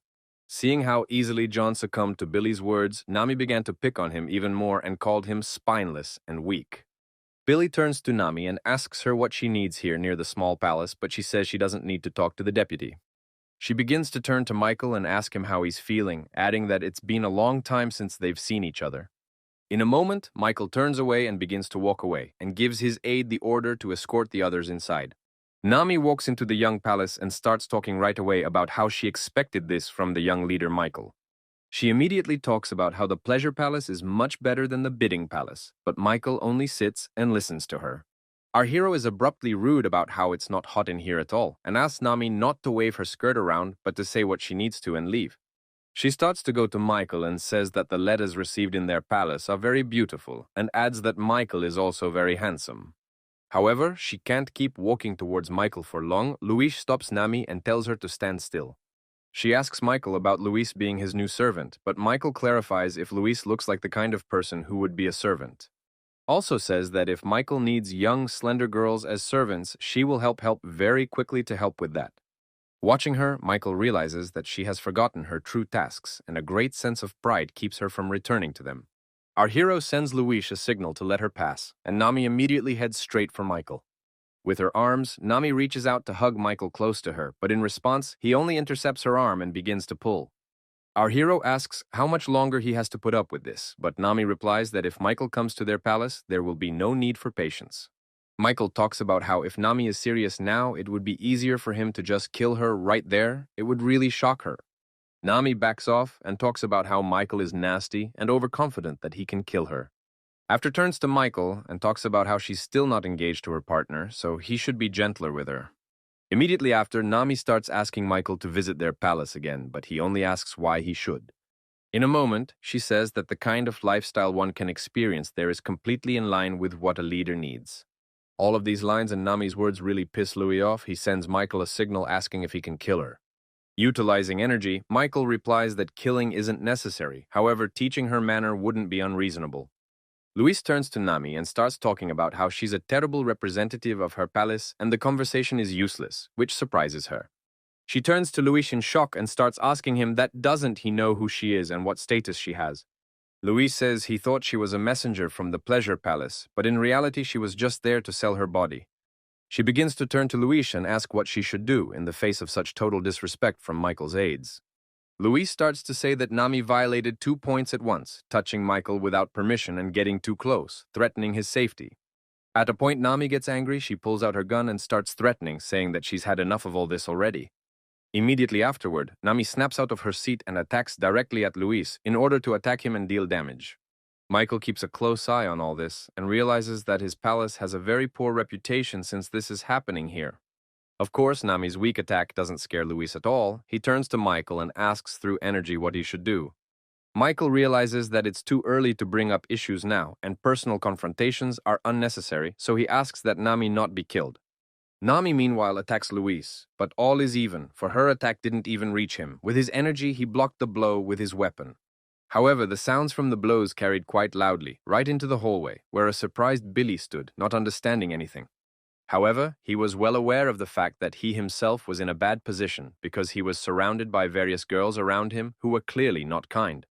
Billy tried to communicate with him somehow and ask him to leave, but all in vain because they clearly aren't going to leave without Nami. Billy switched to methods more understandable to them and drew his weapon, but even that didn't help him against them. Meanwhile, John stood with calculator in hand, calculating all the odds, realizing that Michael's death now also benefited him. Meanwhile, not even using his physical strength, just energy charges, Luis tore Nami off her feet and threw her to the floor, breaking her weapon. Nami began to talk about how she was sure she had thrown a punch, yet Luis doesn't even have a scratch on him. This amazes her. Our hero Michael understands perfectly well what happened and what martial art Luis used against her with the use of energy. In the moment, Michael stands up and addresses the question to Nami, clarifying that is this really all their pleasure palace can do? Michael talks about how he didn't expect them to send some Nami who can't even wield a sword. He's disappointed. Nami wants to say something back to Michael, but he only walks over abruptly and grabs her chin, stopping all words. Michael begins to ask himself how he would be better off with her, and she also can't understand what they want to do to her. With his eyes energized, Michael turned to ask her if he should hang her head in the pleasure palace. Our hero threw Nami right on the floor and started asking about whether he should punish her right there. He starts to walk away and talk about how he's not going to waste his time on people like her. Immediately after, raising a wild aura behind him, he turns to her and asks her to call the next one into the room to talk to him. Nami is in complete shock at this point. She finds it hard to believe everything that is happening because not so long ago, everything was normal. She says that Michael will regret treating her that way, but he doesn't realize that she will put him up against him with her skills. And starts to get to her feet, and right after she stands up, Michael turns to her and orders her to get out of the palace. After which, that's exactly what happens, and it generally pleases Michael because he doesn't want to see Nami in the palace right now at all. In the moment, Luis approaches Michael with a question about who he really is, but Michael doesn't give an unequivocal answer, not even to his assistant. In the moment, Luis gets on his knees and starts bowing. Michael immediately asks him to stand up, and Luis apologizes for any offense he may have caused. Turning to Luis, Michael talks about how everything is fine but asks him not to do it again. Luis agrees, of course. Luis tells Michael that the head of the pleasure palace is actually a rather testy man who is unlikely to leave the situation. Raising an aura of power, Luis turns to Michael and offers to get rid of Nami if she's in the way of the young master. Luis talks about how it's best to resolve things quickly, adding that if they let her live, it will only be a matter of time before they do. Michael is of course surprised by such suggestions from Luis, but he remembers that he is part of the demon cult. Michael turns to Luis and orders him to never kill anyone unless he gives the order to do so. Luis agrees, of course. Turning to Luis, Michael says that from what he knows, the mistress of the pleasure palace cares a lot about her family. That's something to consider. Meanwhile, Nami leaves Michael's office and walks down the hallway all torn and wounded, much to the surprise of her subordinates. All her subordinate women began to gather around her and pity her, saying that they could help her with everything. Billy is also very surprised to see this. He doesn't know what Michael did to Nami there, however, not to say it upsets him. Watching John about to go to Michael next, Billy thinks about the fact that he's going to be killed in the office. However, while Billy was thinking about it, the office door opened and Michael and his assistant Luis began to emerge. Michael walks right up to John and talks about how right now he'd like to go straight to the bidding palace and see for himself. Meanwhile, in the Palace of the Sun, the events of the story take us to Lilo, who is very angry about something and cursing everything around her. Lilo's aides start asking about why she was called in and say, that does Lilo really want to discuss her meeting with Michael? And she starts talking about getting married to Michael as soon as possible, but she just yells back and says it's impossible. Lilo yells that she won't do anything like that, and she doesn't need Michael, but the assistant asks to be quiet, saying that the owner might hear. In the moment, the door opens, and the owner of the Sun Palace named Ronnie appears in the room in person, who is angry and asks who was yelling in here. Immediately afterward, the events of the story take us to some sort of battle room, where Lilo is standing opposite Ronnie.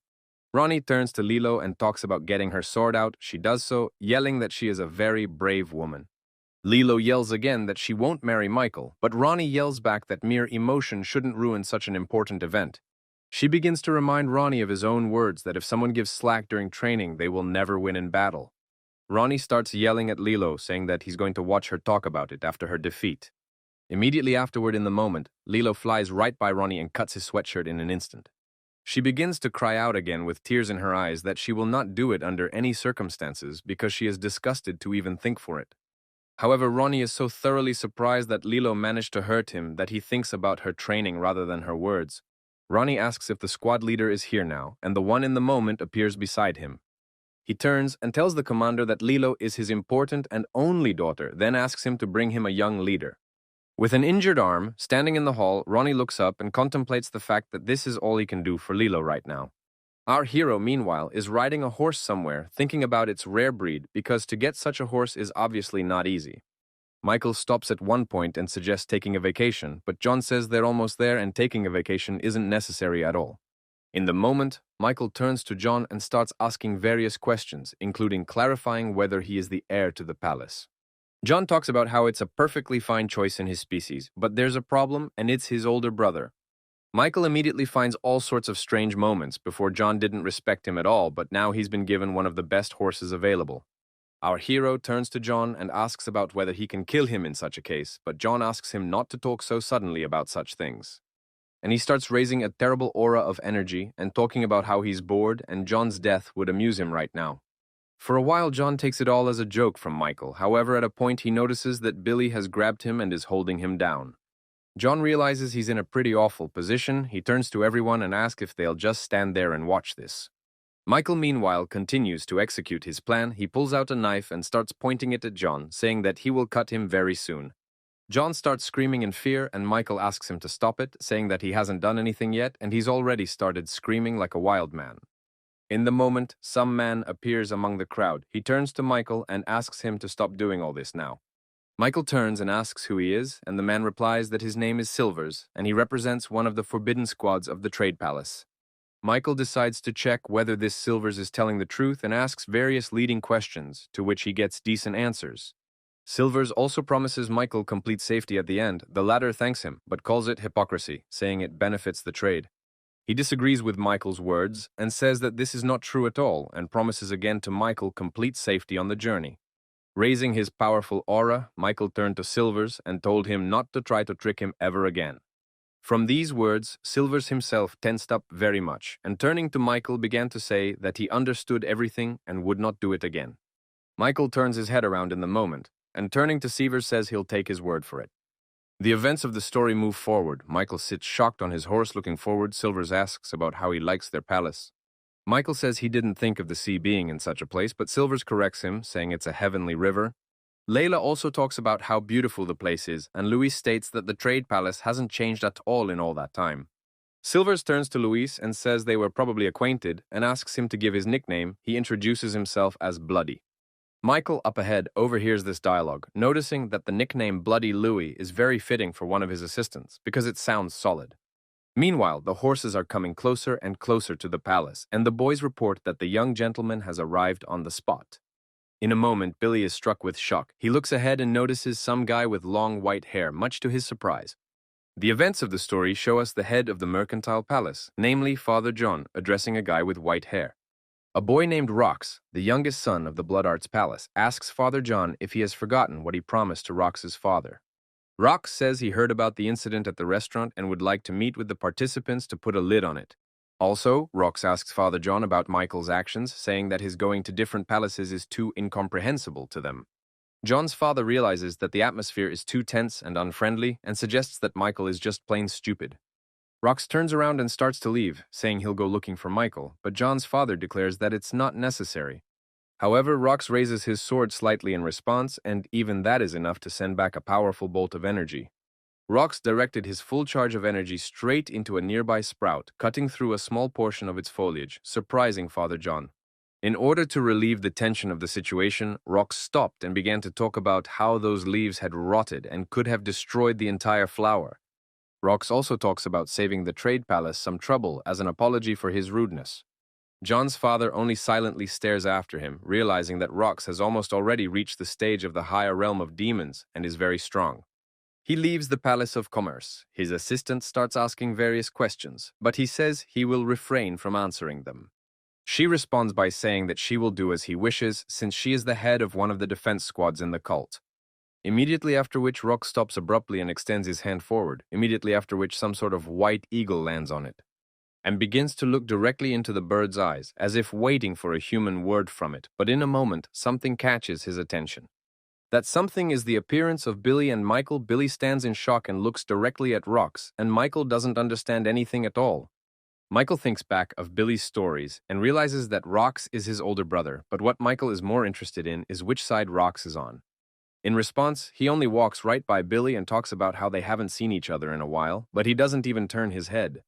Michael gets right in front of Rox in his path and asks about what business he might have at this palace.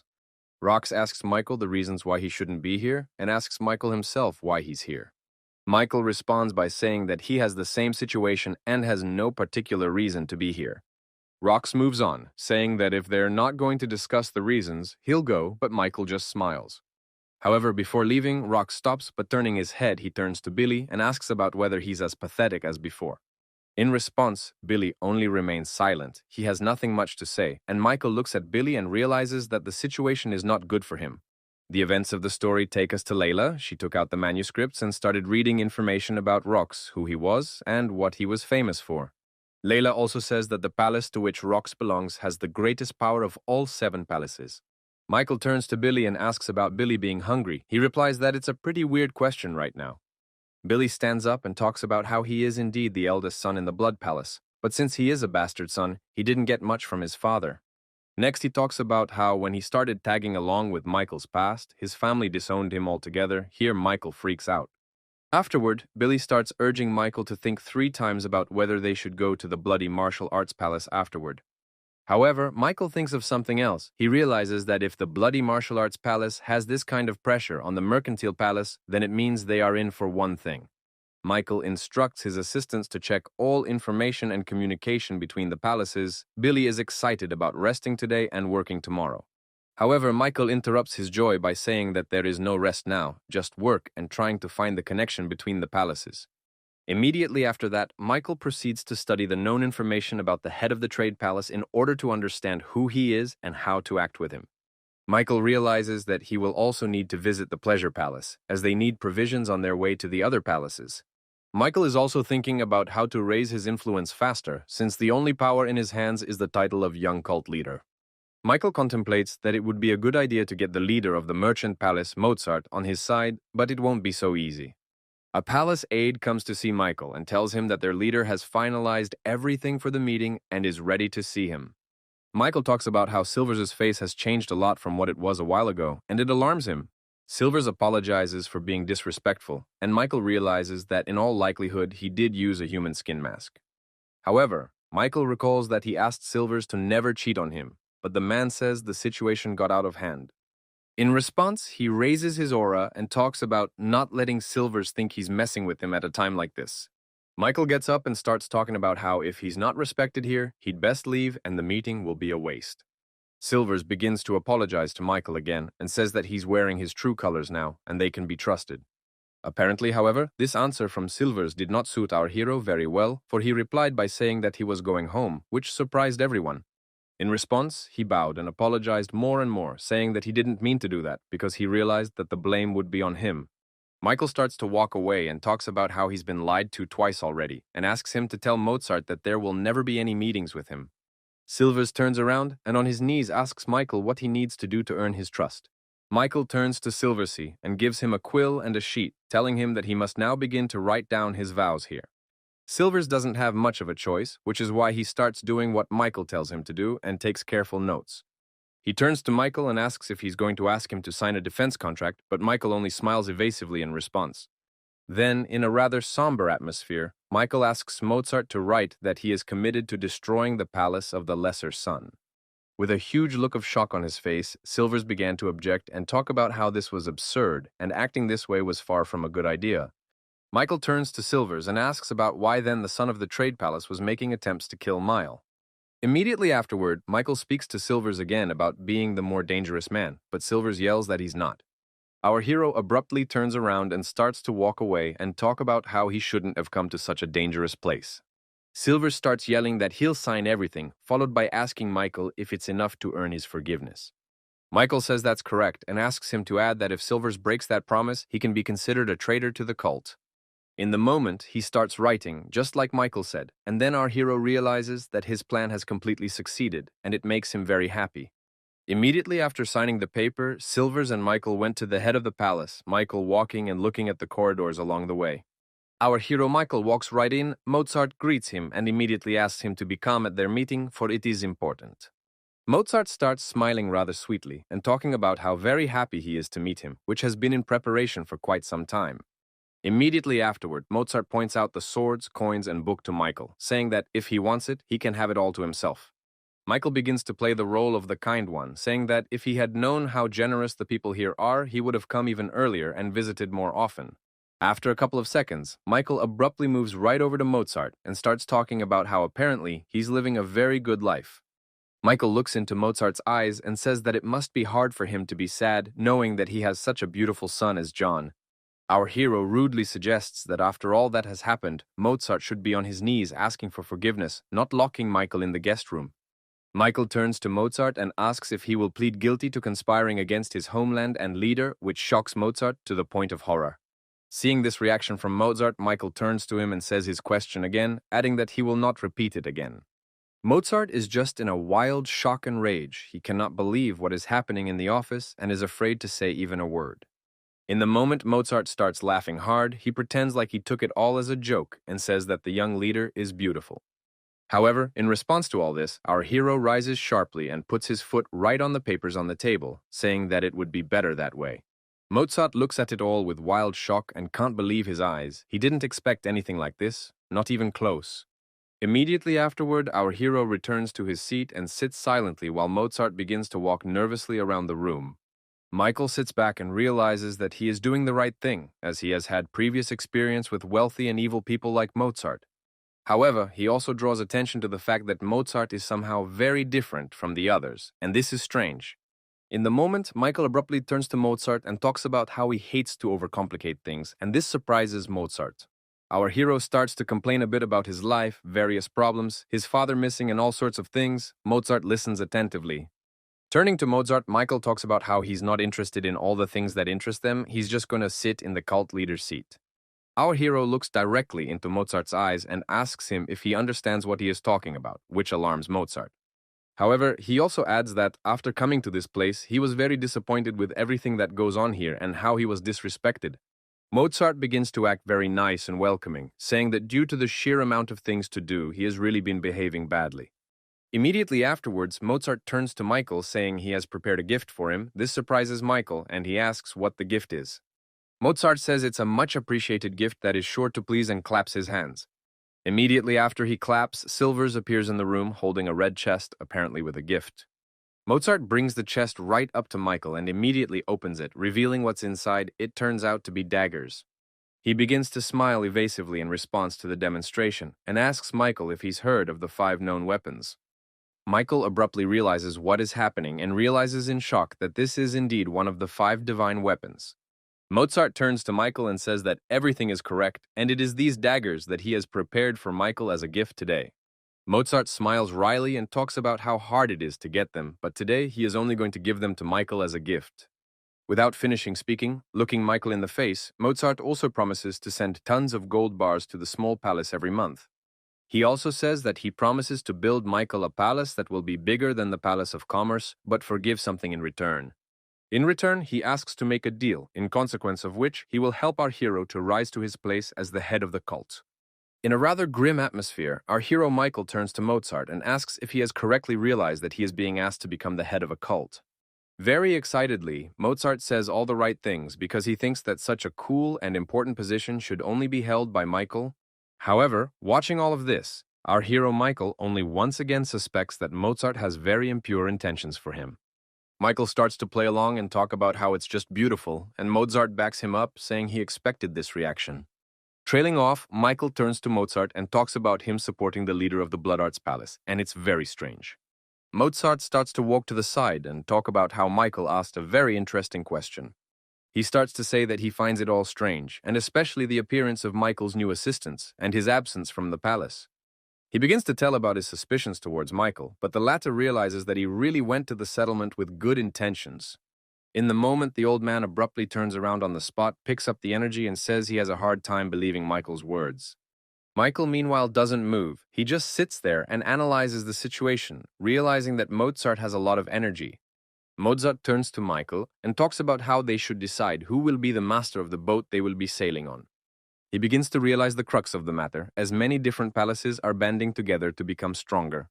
Our hero also realizes that his trip to the pleasure palace definitely needs to take place to see which side they take.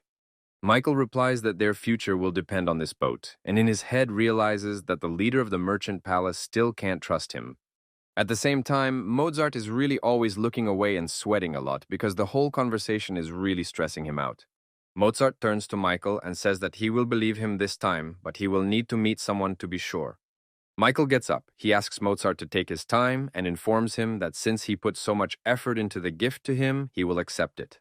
Leaving, our hero turns to Mozart and talks about giving him about a month to resolve all the issues. Immediately afterward, Michael leaves, saying that he has to go now, as he still has a lot to do with the mistress of the pleasure palace.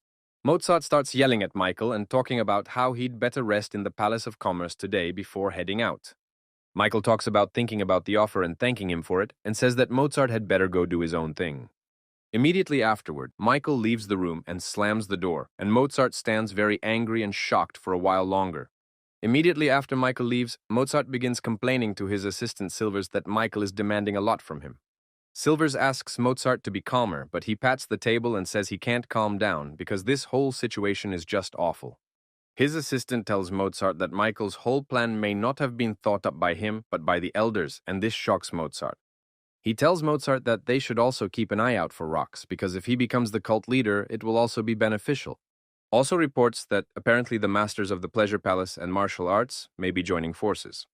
Also, according to a theory from Silvers, Michael will work together with the Elders Association collectively. That's what he thinks based on his recent actions.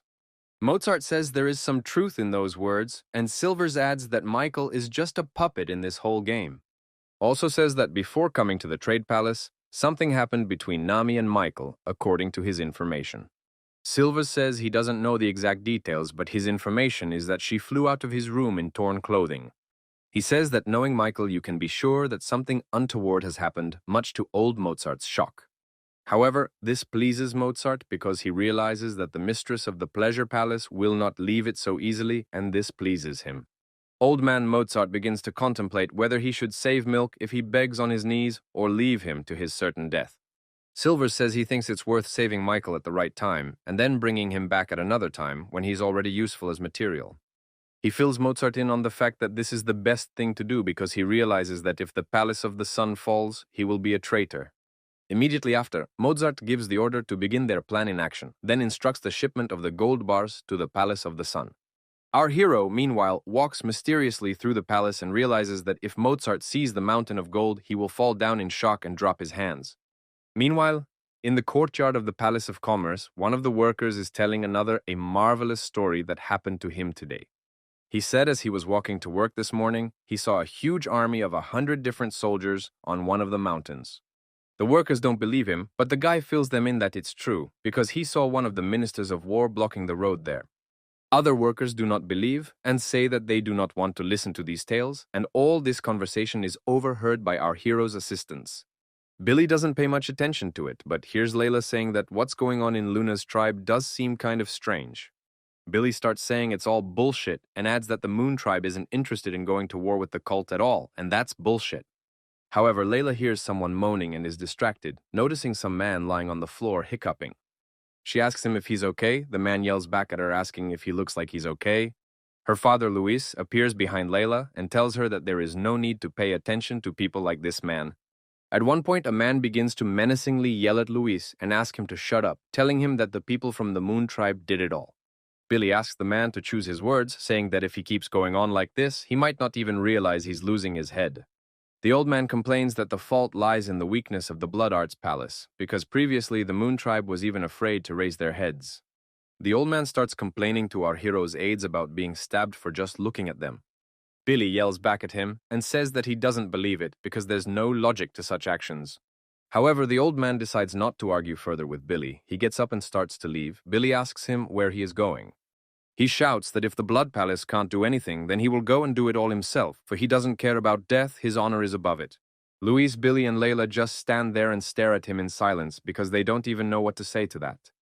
In a moment off to the side, our hero Michael announces himself, talking about how he's tired of looking for them already, and says hello to everyone. Michael suggests we discuss everything at a table in a restaurant, which is where the events of our story move to right into their dinner. The deputy talks about how he still doesn't believe in the whole Moon Tribe thing and asks Michael if there's any proof. Layla asks for proof from Billy too in such a case. He says they just wouldn't have gone for it, and that's it. Billy starts to get up and pound the table, saying that this is just crazy after all, but Layla informs him that everyone is already talking about it. However, in a moment between them, Luis intervenes and asks both of them to shut up and behave appropriately here. Between themselves, they decide that they really should settle down, and our hero Michael watches it all, realizing that it's not going to be easy on them. Because of the controversy his assistants raised, everyone around him noticed that Michael himself was in the cafe and started paying attention. Michael really doesn't like all the extra attention to his person, so he asked everyone to sit back down and stop it. However, even in a calmer way, the argument between Billy and Layla doesn't stop. They still can't figure out which one of them is right. Billy is tentative, but talks about having a mother, one of the Luna tribe, so he knows better how it is and what's going on than the rest of them. Billy asks to be understood correctly, for he is not praising the tribe, only saying that the idea is crazy, but Michael doesn't get it. Michael, meanwhile, analyzing the whole situation, realizes that Mozart doesn't want to go to war with them, but wants Michael to go to war with the Palace of Blood. Michael tries to draw a connection between this and the Moon Tribe, realizing that the tribe may be collecting prisoners at the behest of the Blood Palace. Our hero realizes that, in this case, they need to save the prisoners, because although they are not involved in everything, but they are living people. Drawing these conclusions, Michael abruptly stands up, slaps the table, and says that it's time for them to leave, whereupon they do. Even though Michael is leaving, there is still an air of utter terror throughout the restaurant after they listen to Michael talk. However, from that moment on, the events of the story move on and take us to the next sunny day. And it begins with Billy entering Michael's room, but to his surprise, Michael himself was not there. Billy never likes it when Michael disappears and doesn't say anything, because then they have to look for him forever. However, while Billy was getting angry at everything that was going on and scratching his ear, his attention was caught by some tape lying nearby on the table. He began to read it and didn't realize that Michael had decided to go somewhere alone and left them only a message. Layla appeared behind him and asked if Michael was awake, but Billy only said that he'd been wrong to believe that Michael had changed because he was still the same old psycho. Instead of answering the question from Layla, Billy only silently passed the paper into her hands and told her to read it herself. Layla reads a letter in which Michael tells her that Michael has realized something important and he urgently needs to head out into the long night. However, aside from the fact that Michael had left a very strange message, Layla and Luis noticed that it was very delightfully written. Billy began to interrupt their joy and talk about how now was clearly not the time to marvel at all of this, because Michael was missing. Luis took the letter in his hands and began to read it as well, after which he stated that they clearly didn't need to worry about Michael right now. Billy begins to berate old man Luis, calling him irresponsible, adding that one should not say that about their master at all. However, Luis points Billy to the last line in which Michael has given them orders to go to the small palace and is there. Luis and Billy's dialogue is interrupted as the letter begins to burn right in old Luis's hands, shocking Billy. At this point, Billy realizes that apparently Luis used magic and energy on the letter, which means he has finally recovered. Louis, meanwhile, rudely turns to Billy and asks him if he's going to walk or if he's going to stand like a monument. Billy bows to Luis, calling him the head of the squad, much to Layla's shock, and goes right after Luis from behind. Meanwhile, the events of the story take us to our hero Michael, who has arrived somewhere while wearing a mask and using his power. Michael looks at the mountains behind him and talks about how someone could really die while climbing them to get to the cult. Michael looks at some sea and talks about how his information says that this is where Luna's tribe is, but he can't see it for some reason. Michael decides to track down the place with the tribe, so using the speed technique, he heads northwestward. Meanwhile, the events of the story take us to the distant plains, specifically to one of the settlements of the Luna tribe there now. Some sort of delegation had arrived at this tribe, apparently under the leadership of Rox and his aides. Local guards stop Rox and his men, saying that non-tribal people have nothing at all to do at a time like this.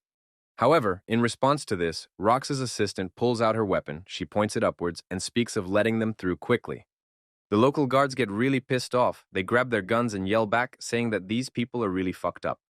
Rox's assistant turns to the guards with a wild look and tells them that if they want to live, they had better put down their weapons and cover their necks with their hands. However, in response, the tribe's guards only attack Rox's men, but the assistant quickly notices this and begins to attack first. In the moment, a huge guard appears right behind Rox and strikes with an axe. However, this blow was immediately stopped. Immediately afterward, Rox's assistant flew right next to her at a tremendous speed and shredded the opponent's body. Everyone else steeled themselves and watched in shock at how one girl from the squad was able to get rid of several male guards in just a couple swings. Immediately afterward, one of Rox's opponents gave the order to get bows immediately, but Rox's aide only called such an action foolish. However, in just a few seconds, the entire guard of the hut was standing with bows that were aimed directly at Rox's squad. Rox's squad in turn did not act at all. They just stood and watched what was happening, waiting for further instructions. A girl named Taya, Rox's assistant, returned to her seat. Rox asked Taya to raise her head. Immediately afterward, they headed straight for the very same shack, the path to which had previously been closed, but now they were free to go there. On entering the hut, they were immediately met inside by the chief of the Moon tribe, named George, who was sitting on a throne and examining his bow. Rox turned to George and said he was glad to see him in good health, for it was very gratifying. George was in fact the head of several tribes at once. George gets up and addresses Rox, talking about how he now has the Grandmaster title, and asks Rox if that title suited him. In response, Rox talks about how it sounds to him like George has decided to take Khan's position in the plains. George began to smile and draw his bow, and afterward to say that nothing was impossible for him in this world now. In a moment, Rox asked George not to make a fuss and told him about the merchant palace. The latter replied that he'd rather not know that. In response to Rox's stories, George only remained silent, and after looking into Rox's eye, asked him if he knew how to use a bow. George began to talk about what he had heard about a man who had managed to create an ivory bow that was very accurate. Immediately afterward, George started showing off his bow again and talking about how, as a man with Khan's blood, the bow suited him well. In the moment, George turned to Rox again and asked about the difference between him and those who are able to continue his lineage. However, George was apparently not going to get an answer, for he immediately told Rox to go to his father. Apparently, Rox has very different plans for all of this, however, as he only began to use his energy directly on his opponent in response. Rox broke the string on George's bow, and trailing off began to say that if one was incapable of taking possession of anything, he should know it and afterward retreat. Rox turned to George again and said that if he wanted, he could become Khan, but he would need to remember that the Sun Palace would know it. He also stated that he would only hand everything over to his father when John released all the captives, and afterward Rox began to leave. Right after that, Rox talks about how he will of course apologize before he leaves for their rudeness today. With only a slight flick of his sword, Rox managed to strike directly at his assistant Taya, making her several wounds to the point of bleeding. In response to his blow, Rox turned around a bit and turning to George, suggested that we end today on this note of farewell and honesty. Apparently, such conditions perfectly satisfied George. He began to smile and just silently looked after leaving Rox. Rox turned to his assistant and told her that it was time for them to return. She responded in kind, though she hid the pain from her wounds. As George watched Rox walk away, he realized that Rox was really just a tiger cub that nobody cared about. Immediately after Rox left the tent, George turned to his aides and beckoned one of them over to him. George raised a persistent, powerful, and terrifying aura behind him and declared that once he became Khan, he would strike terror into this entire world. Immediately afterward, George turned to his aides and declared that they were using the Emperor as a victim and it was now worth going to prison. Meanwhile, the events of the story send us straight to Rox and his squad, who are standing on the edge of a cliff looking out at the departing sun. Rox sat down on the cliff with his assistant and announced to her that he was going to head back to the palace. She said she would escort him out. He responded by ordering her to sit back down, telling her that she was still bleeding, but she stated that she was perfectly fine. However, Rox said that was an order, whereupon the assistant sat down on the ground and began to stop the blood. She was still bleeding. Rox sat on the edge of the cliff, watching the sea and the passing sunset, thinking about what his family was doing and how far they could go with it. The deputies from the squad shouted that someone was approaching and abruptly began to draw their swords. Rox also abruptly turned around and looked ahead, and the man who approached them was our hero Michael in his mask. Michael started to talk about how he wanted to rest here before heading out, but Rox's guys started asking him to take off his mask. However, in response to requests from Rox's squad to reveal his identity, Michael would only say that he was just an ordinary traveler, and that was all. The guys were about to start chasing him away, but Rox himself gave orders to leave him alone. In return, our hero thanked Rox. Michael was surprised to see that Rox had allowed his aide to just sit there and repair his wounds after the fight. It wasn't their style. Michael began to turn to Rox with a smile and ask about where he had come from and was going somewhere, but Rox only remained silent in response. Michael immediately realizes that Rox has no desire to communicate, but still the question of whether he was in the tribe of the moon, Michael is very worried. Michael turned to ask Rox if he liked the river nearby, and Rox's assistant asked Michael to shut up. Michael responded by telling her that she could hardly threaten him in her condition, but she was serious in her intentions. However, immediately after those words, Michael stood up very abruptly and started heading straight towards Rox's assistant. Michael in the moment began to point his hand directly towards Ty's weapon, much to her surprise in the moment. Michael abruptly grabbed Ty's arm. A second after that, a dozen swords were around his neck, then blocked him any way to retreat. Rox turned to Michael, reminding him of his words about being just a wanderer, and followed up by asking him what he had decided to do this way. Michael, addressing Rox, talks about how he has some pretty fast and quick subordinates, and adds that Ty has some very deep wounds. Trailing off, Michael tells Ty how terrible things are with her wounds, adding that even the doctor can't help now, which leaves her in shock.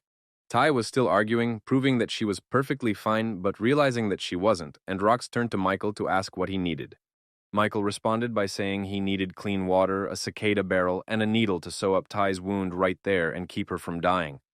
Michael squeezed Ty's hand with a smile and talked about how now he would be able to start treatment quickly and address any issues if needed. Some time passes from then on. Our guys are sitting on the edge of a cliff. Michael is right next to Rox.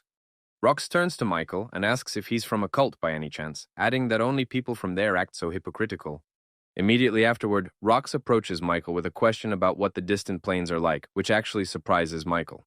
Michael looks at Rox with a bit of shock and can't understand why he would ask such a question, since he was most likely in these plains. Sitting upright at sunset, Michael began to tell Rox one of the paths, telling him where to go to get to those very plains.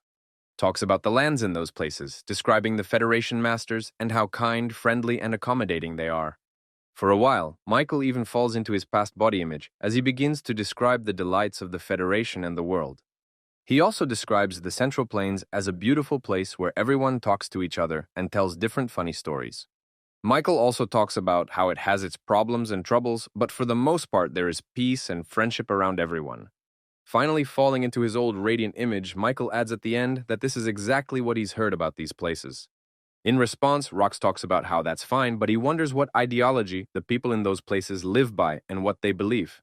Michael suggests that Rox make sure of everything himself and just go there to see for himself, but Rox is only surprised by this.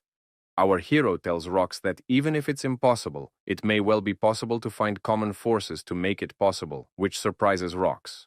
He recalls the revolution in the Federation that brought peace to the lands of the plains and realizes that it can be done in a demon cult as well. Michael looks directly at Rox's face, who in turn looks out to sea, and Michael ponders whether Rox can switch. Rox tells Michael that if he needs anything he can turn to him. Rox calls the conversation absurd but interesting. Michael gets up and starts walking to the side and talks about how someday Rox might actually get to try to grant his wish. Rox responds by saying that Michael is just as absurd and afterward asks him for the name of our hero in character. However, in response, Michael only replies that he will do it some other time, immediately after which he adds that he has to go now. Michael begins to walk away, realizing that their next meeting will only be over a bottle of wine or with a gun in his hand, and it will be important. As Michael left at full pathos without finishing the dialogue, he now realized that he hadn't even asked for directions and didn't know where he was going. However, he is greatly saved by the tracks and flags left by the Luna tribe people. Only thanks to them, Michael didn't get lost. To our hero's great joy, the desert ends and he spots the meadow, realizing that he is finally on the right path. Walking back to the small palace through the meadows, our hero notices some people and a large tent in the forest, which surprises him greatly. Michael immediately realizes that it's most likely the Luna tribesmen, but he's more interested in who's inside the guarded tent. Michael talks about how that's pretty weird, since it's not clear why the guards aren't inside if they want to protect someone. And in the moment, our hero comes to the realization that it's more likely that they may conversely be keeping someone inside from other people's eyes. Meanwhile, the tent guards mockingly stand over some girl. She begs to be spared, but hears only taunts in response. However, the ward guards ask her to shut her mouth, saying that their boss will be arriving soon, so she's going to die anyway. Our hero Michael is watching everything that is happening, but he can't understand what they are talking about because he doesn't know their language.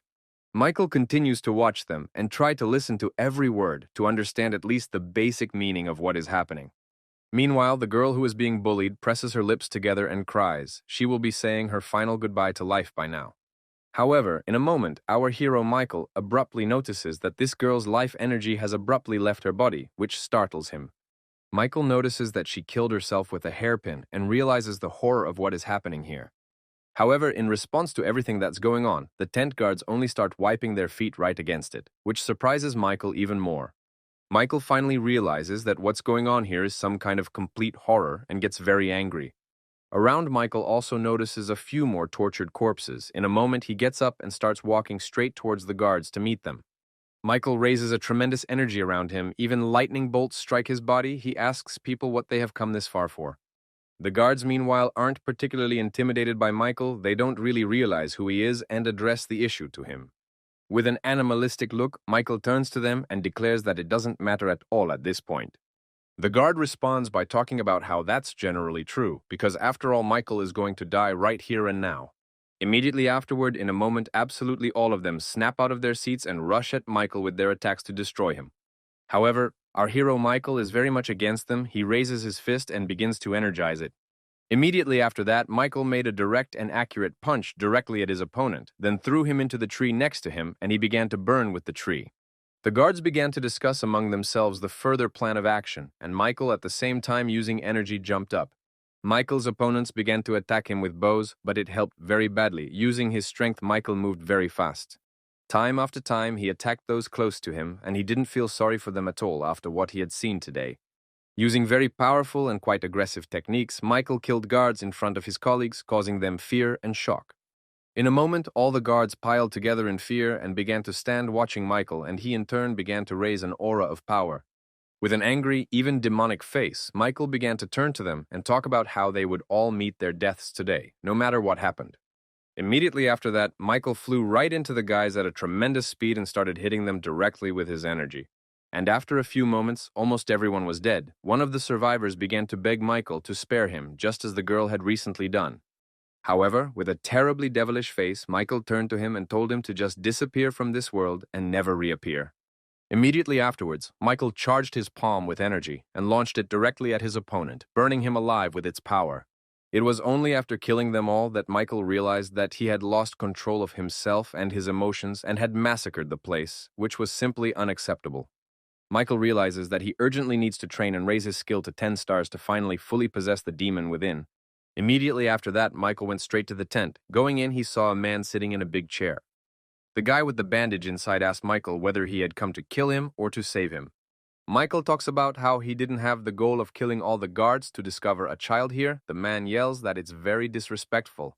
In response, Michael only begins to brush his ears and talk about how, in all likelihood, he's only wasted time talking here. However, with his side eye, Michael immediately noticed that after his words, this kid started crying and getting a little angry, but also afraid. Our hero respectfully approaches him and asks him to tell him everything the kid knows, and especially about Luna's tribe or other possible captives. In response to Michael's question, the kid starts to get pretty touchy about how he'll believe Michael so-and-so and then talks about some north. The kid then starts describing to Michael the way north across one of the rivers, which eventually leads him to some kind of prison there. Michael thanks him for the information and starts to leave, but the kid tries to stop him, talking about how he didn't let him go in the first place. He grudgingly talks about how he's not going to stay here to live, and if there's anything else important to tell, it's time to tell it. The kid turns to Michael and talks about how if he really is here by accident, he could take him to the city of Beijing. Michael retorts that his road now lies north and says goodbye, but the guy starts asking to go with Michael.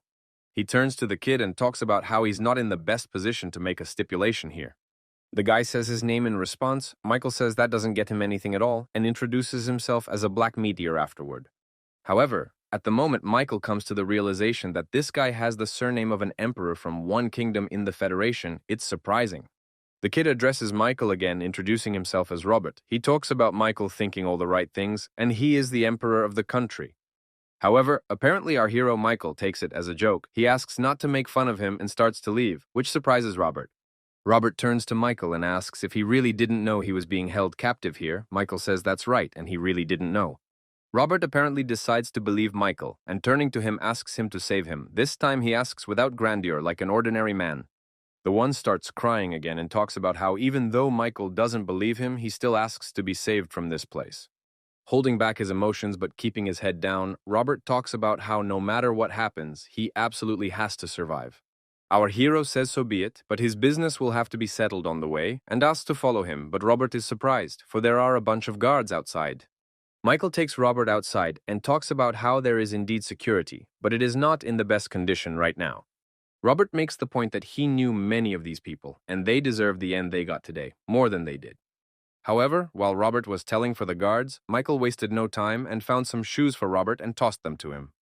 Robert doesn't really want to wear the shoes taken off the dead guard, but there is no way out because they will have to go to the mountains in the rain. After Robert put his shoes on, he turned to Michael and asked if they could now go already, but Michael said it was too early. Our hero realizes that all these guards couldn't have come here on foot. He puts his hand on the ground and uses his powers. Michael then turns to Robert and says that he has two pieces of news and one is bad, and the first is that he has found horses for them. And following with a very shocked and frightened face, Michael talks about the fact that a whole herd of war horses are now rushing at them. Robert doesn't immediately realize what that means, so he grabs Michael's hand and immediately starts running, saying they need to survive. Robert screams just out of fright, and Michael starts to cover his mouth with his hand, telling him to be quiet in such a situation. After a couple minutes, our guys run out onto a small plain where the horses are. Michael says it's a lot of luck. Michael jumps on one of the horses and tells Robert to jump on as well, because they need to get out of here faster. However, in response to this, Robert only stands still and asks for a seat to be brought to him, as he doesn't know how to ride horses, which surprises Michael. Robert talks about how riding horses is just the lot of savages. Michael suggests he then run behind on his feet. However, in the moment, Michael hears sounds coming from the tent, some people yelling that the Emperor must be found immediately. Immediately after Michael realized that the enemies were approaching, he immediately grabbed Robert and started dragging him towards him, causing him to go into shock. Michael's horse began to get farther away, and meanwhile the men of the Moon tribe noticed them and immediately began pointing them out to each other. Michael handled the horse quite quickly and deftly and afterward began to press Robert's body lower, telling him to duck. Michael remembered that archers from the Moon tribe were considered some of the best, but our hero had the weather and fog on his side. But the enemies also turned out to have a serious plus, namely the number, because there are at least a few dozen of them on horseback in total. Michael began to speed up on his horse and contemplate how much force they had thrown into chasing him and how best to get away. He began to turn to Robert and ask who he was that they were chasing like this. Robert reiterated that he was the Emperor. Michael began to speed up even more and realized that he was in a pretty terrible situation, as he had originally wanted to go home. It pissed him off that Robert was always twitching. He turned to him and asked him to stop doing it, but he only held back tears. Michael began explaining to Robert right on the fly what to do to sit on the horse normally and how to keep his balance. In this way, they managed to stabilize their situation a bit, but it did not negate the fact that they were being chased from behind, a very large chase.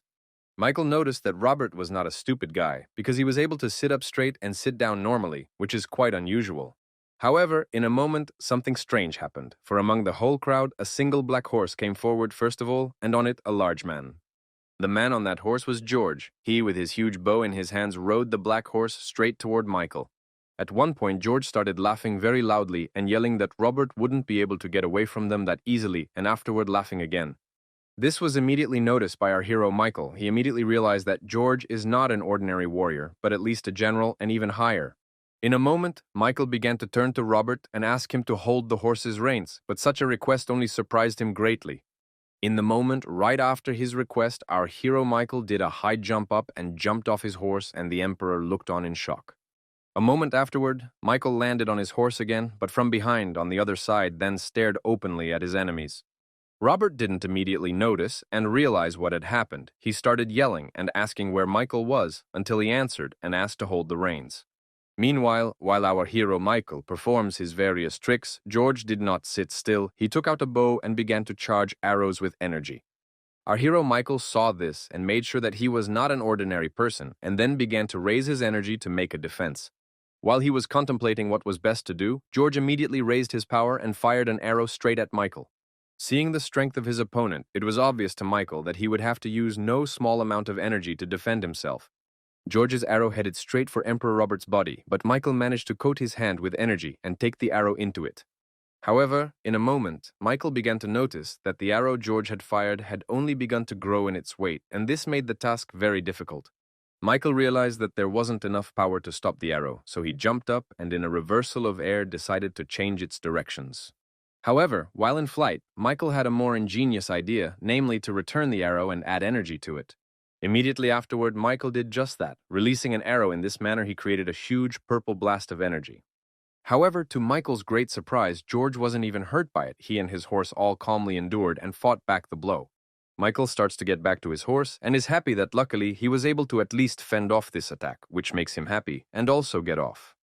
Meanwhile, George just stood there and watched Michael as a shadow passed through the air and floated there. However, what interested George the most was something else. He could not understand why Michael was rescuing, in his words, the abandoned emperor. George also began to reflect on the fact that Michael was very strong since he was able to fend off George's attack and his arrows with his bare hands. In the moment, George turned back and informed his men that Michael and the Imperials were heading towards the prison. George then gives orders to go to the same place, arrive early and wait for them there, and he and his aides set out. Meanwhile, Robert the Emperor is just one sitting on his horse and doesn't know what to do since Michael is gone. And even more, Robert added the fact that there was a cliff ahead of him, and it was very scary because he was bearing right towards it. Robert doesn't know how to drive a horse at all, so all he started to do was yell at her to stop with Michael looming behind him. In the moment, Michael jumped on his horse and started asking Robert to pull himself together. He was very happy to see Michael after everything that had happened. Michael realizes that if he had been alone, he could have easily solved the problem, but now it's going to be harder, and Michael increases his speed, which shocks Robert. Immediately afterward, Michael begins to steer the horse so that it makes a huge leap over the abyss. Our hero, of course, realizes that this abyss will not be given to them so easily, so he uses the power of a celestial demon. Immediately afterward, Michael's legs are covered with a powerful charge of energy, and he jumps off his horse and flies down somewhere without stopping. The horse, meanwhile, has landed, but half his body starts to fall back into the pit. Robert starts crying and screaming. However, Michael used a technique to get underneath the horse, and by applying force, he gave it a push that he was able to throw the other part of its body back up. But instead, Michael himself began to fall and fly straight down, which clearly did not please him because below is a huge gorge. George turned around sharply and immediately noticed what was happening. He started pulling his arm and crying, telling Michael not to dare fall. George got off his horse and began shouting questions to Michael, what he had done this for, and had risked so much for him, and now he might die. George walked up to the ravine. He began to look down and cry, repeating over and over that he wanted Michael back alive. Robert begins to shout that Michael's grateful death will not be forgotten, at which point our hero climbs out of the abyss. Seeing such an unusual outcome of events, Robert is shocked. He did not expect Michael to survive and climb back up himself. Michael began to turn to Robert and ask him why he was so surprised, but he only cried and cowered in response. Right after Michael climbs out, he starts to untie his horse and let it go, telling it to go on its way, with Robert still in shock. Robert began to ask Michael how he survived all of this, but in response, Michael only asked Robert to stop talking and point the way. However, in response, Robert only stopped and began to cry sweetly, saying that he was really glad that Michael was able to survive after everything. Michael turns away and thinks about the fact that he can't understand Robert at all because he's acting very strangely. Our hero, along with Robert, sets off further on the road, and along the way, Robert is forever berating Michael for letting his horse go. He asks Robert not to complain about the horse, saying that it saved his life, but Robert calls it a common wild animal. He begins to explain that it is not the horse's fault, and gives the example that even the best sword in the hands of a fool is useless. However, in a moment of looking at Robert and explaining various things to him, our hero himself realized something, after which he stopped abruptly. This perplexed Robert, and he began to turn to Michael and ask him why he had stopped talking and stopped talking. Michael recalled his past self from his examples, namely the fact that he had previously spent a lifetime intent on destroying the cult he was trying to become the leader of. Michael had previously been taught that everyone in the demonic cult deserved to die, but remembering his helpers, he realizes that's not true at all. Michael realizes that the only difference in Federation people and cult people is their lifestyle, and that's it. However, Robert interrupts Michael's train of thought and asks him to be the first to taste the water in the waterfall, so that it doesn't turn out to be poisoned. Michael turns to Robert and asks about whether he has really lived like this all his life, that even the water from the waterfall was tasted by others for him. In response, Robert says he doesn't see anything wrong with it and adds that Michael is kind of rough and rude in general. However, Michael replies that he fits all the standards of the Federation, and then Robert starts asking Michael about the Federation. He asked our hero about the most important and interesting thing in the life of a Federation member, and Michael quietly replied that it was freedom. With a smile, Michael also adds that although freedom is not total, there is plenty of it, and martial artists have even more. Hearing such an answer from our hero, Robert sharply lowered his head and looked down as if thinking about something very important and serious.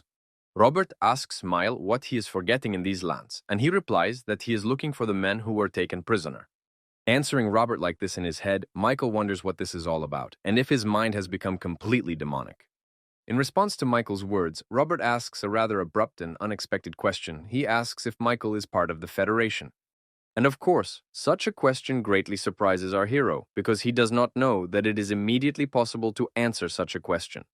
Quite unsure and lowering his gaze, Michael talks about being a believer simply, which surprises Robert a bit. Robert asks Michael what his faith is, and Michael responds by saying that he is from a demonic cult. Immediately after which, Michael compliments himself by saying that it is from that cult that is on the higher mountains that causes Robert to be shocked. Upon hearing this, Robert is immediately shocked and goes pale and starts walking away from Mile and talking about what he's doing here then. Michael stands up and turning to Robert asks about who he sees in him and if he looks like a demon who is out for blood. Michael turns to Robert and talks about how he can call him whatever he wants, but Michael's mission is to save everyone who is being held captive. And at the end, Michael adds that this is why he's here, which finally shocks Robert, who clearly wasn't expecting this kind of dialogue.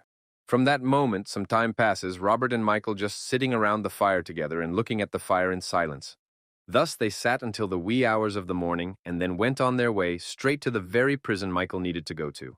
Quite a long time they walked. However, at one point, Robert is greatly surprised by Michael's words that they have finally arrived at the right place. Immediately afterward, Michael and Robert start hiding in the bushes and look ahead from behind them, trying to see something. In front of them is some plain without grass on which stand various iron cages, which apparently contain prisoners. In the moment, Robert notices the royal military chiefs there, much to his surprise, as well as Miles after Robert's words. Using his powers, Michael looks closely at the cages and notices what Robert said. He recognized them immediately by their shape. Robert stands up with shock. He talks about how he can't believe they were able to survive after everything that has happened. He starts to go to them and tell them that they have to save them, but our hero stops him, stating that something is very much not right here. Michael begins to look at all the cages, the walks near them, and the general area around them, and afterward he thinks about the fact that there are no guards around at all. Immediately after that, Michael decides to play in a more devious way. He points his gaze straight to the cells and uses the energy abilities. And apparently he does it for a good reason, because he immediately discovers some crowd of people in ambush. Among them all, Michael especially notices a man with a tough aura and tremendous energy, immediately realizing that this is George, the One.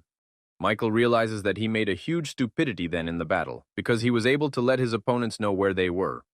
He turns to Mile and asks about what's wrong here, and the latter doesn't even know how to explain to him the whole point of what's going on. Michael talks briefly about how this is all a trap, because apparently they were being chased, and these people have been waiting for them here for a long time. However, the One just gets to his feet. He turns to Michael and asks about whether he looks so much like the Emperor. Robert also says that Michael may be a traitor, but he must be a good man to have saved his life. Robert begins to tell us that he became Emperor at the age of 9 and immediately succumbed to some pretty horrible influences and his own stupidity. This foolishness led to him sending an army of 50,000 men against the Moon Tribe, and in the end, everyone died. Robert turns to Michael and talks about being in a kidnapping for many months and afterward is going to tell him what he's been doing all this time. He says that all he did the whole time was clean up after them, feed the horses, and tried to escape a couple times, but eventually gave up. Every day, young Robert worried about who he was, a great emperor, or just a janitor to a group of bandits. Robert also says that he never wanted to be emperor, he was made one and done without choice or freedom. However, now, after all that Robert has been through, he declares to Michael that he wanted to become emperor in a strange way. Robert talks about how he wants to go back more than anything, as there is one woman who would clearly be happy to see him return. In the moment, Robert abruptly turns around and tells Michael that he is now going to show everyone who he is and prove everything. Immediately afterward, Robert takes a huge run-up and comes down sharply, then starts running straight to all the cages. The royal guards sitting inside immediately notice him and start yelling about how glad they are to see His Majesty here. In response, Robert began to address them and shouted that he was already here, he had arrived, and he was going to help everyone, whatever it took. However, the guards of the captives had very different plans for this, for in a moment they began to appear from all corners at once. George himself appeared with them, and turning to Robert said that he was very glad to see the foolish emperor again. Standing right in front of an army of archers, Robert starts talking about doing what he feels is right and is willing to give his life for it now. Immediately afterward, addressing all his subject prisoners, Robert began to ask them not to be afraid and to declare that he was already here, near. In response to all of this, George says that if Robert himself has decided to say goodbye to his life, then so be it, and gives the order to kill him. George's men, of course, obeyed him. Altogether in a crowd, they began to close right up to one Robert, preparing to kill him. However, with rather more calmness, Robert steadied himself and did not budge a step, thoughts of that very woman warming his soul. In a moment, right where Robert was standing abruptly, there was some sort of explosion and a huge burst of purple energy all around. It appeared our hero Michael. He announced that he would not allow Robert to fight alone, and of course will help in such a difficult time. Robert, with great shock, began to ask Michael why he was here, but he retorted that he had promised to save Robert. Our hero, with a huge smile, is also noticed by George. He turns to him and offers to see how good he is at what he does. Immediately afterward, George starts yelling loudly and giving orders to his men to start acting. At this point, Michael realizes that the situation is pretty dire, since they're going to be launching arrows from such a short distance. However, while Michael and Robert stood around thinking about what to do, George abruptly gave the order to start firing right away. In the instant after it happened, dozens, maybe hundreds of arrows started flying straight in the direction of Robert and Michael. Our hero Michael realizes that in this situation, Robert will not help much, and on the contrary, he even needs to be protected, and does so. Michael also realizes that he should only rely on a higher power and uses the abilities of the ultimate demon lord. After that, Michael himself becomes like a demon. He heads towards the enemies and is completely covered with his energy from all sides. Immediately afterward, Michael uses the Legion and Celestial Demon Strike technique to combine together to move quickly and fend off arrows. In the moment, George turns to Michael and talks about how he's really strong, and it looks like it's not going to be so boring. Robert turns to Michael again and asks about who he is, as he is stronger than even the commander of a legion of troops with such abilities. In the moment, George smiles harder and tells Michael that he wants to exchange greetings with him, but Michael doesn't hear him. However, Michael realizes that he doesn't have much of a choice, and in any case, he is now obliged to go out and fight against them. Realizing the power of his new adversary, Michael decides to cover himself with a new layer of protection made of energy to be stronger. And apparently not for nothing, because the captain of the army of the Moon Tribe, George starts walking straight towards him with his axe in his hands. In the moment, George stops and raises his hand, whereupon more warriors appear around Michael, for he is surrounded by them. George starts telling Michael that he doesn't care what happens next, since the Emperor is just expendable to him, and that's it. Michael replies that he's not in the mood to stand here and talk, whereupon he gets out of his seat and thrusts himself right at George. In the moment, Michael decides it's best to deal with all of George's aides and then switch to him, and flies over to them. George isn't weak either. He uses his powers and sees that Michael is rather slow, realizing that he's gone to his aides. Realizing this, George takes his words as a challenge and the meanings of Michael looking down on him and decides to attack. Immediately afterward, our hero Michael is very much pushed aside by a huge wave which was created by his opponent George. Mail wonders what that power is, but realizes that it's not internal energy at all, but something else, and it's dangerous right now. Looking at his opponent, Michael immediately notices that this power is quite raw and comes from his body, which is also strange. Michael begins to remember the basics of the demonic arts, the essence of which is to transfuse his energy and body and afterward create blasts of energy. In a moment, a realization from a past life comes to Michael. He remembers an emperor who used fire energy and had archers. In the moment, Michael addresses George as a great emperor best high flame named George, and the latter smiles back approvingly. Noticing his opponent's reaction, Michael realizes that he is completely right and tells George that he wasn't going to fight him. George suggests that Michael focus on their battle, saying that it's best for them, unless of course Michael is scared. Immediately afterward, George does a jump up and starts yelling about how he's about to make Michael fully aware of what's going on. At one point, George starts threatening Michael with his huge axe and carrying it straight at our hero. Michael immediately notices that George's speed is tremendous and immediately begins to dodge his powerful and fast axe attacks. In the moment, our hero Michael manages to make a last-minute jump and dodge the attack, and the axe hits the ground directly. Michael looks at his opponent and can't believe what he sees with his own eyes, for such speed is too much even so. Michael realizes that he should act, because if he doesn't do it now, he'll lose just his life in the near future. He leaps up and begins to create a huge sphere of energy, realizing that he is to crush his opponent in one blow.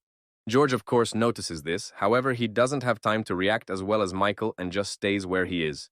As a result, the sphere of energy hits George with tremendous force, throwing him aside, and realizes that his strikes have not yet reached a very high level. However, he is now well positioned to defeat his opponent. However, right after our hero delivered his powerful blow, he stopped in place with shock and stared forward. Michael noticed that George hadn't even fallen. He was still on his feet, and although he was hit by the energy, he clearly wasn't badly hurt. Our hero notices that George's energy has only become 10 times stronger, which greatly surprised him because it is simply impossible. George turns to Michael and talks about how, by all appearances, the latter is greatly surprised, and afterward adds that it is impossible to punch him. Michael, in response, only stood still with shock and realized that it was simply impossible. He hadn't even expected George to resist. George looks at the trail of energy Michael left behind and began to wonder how quickly it would go away, and if it would go away at all.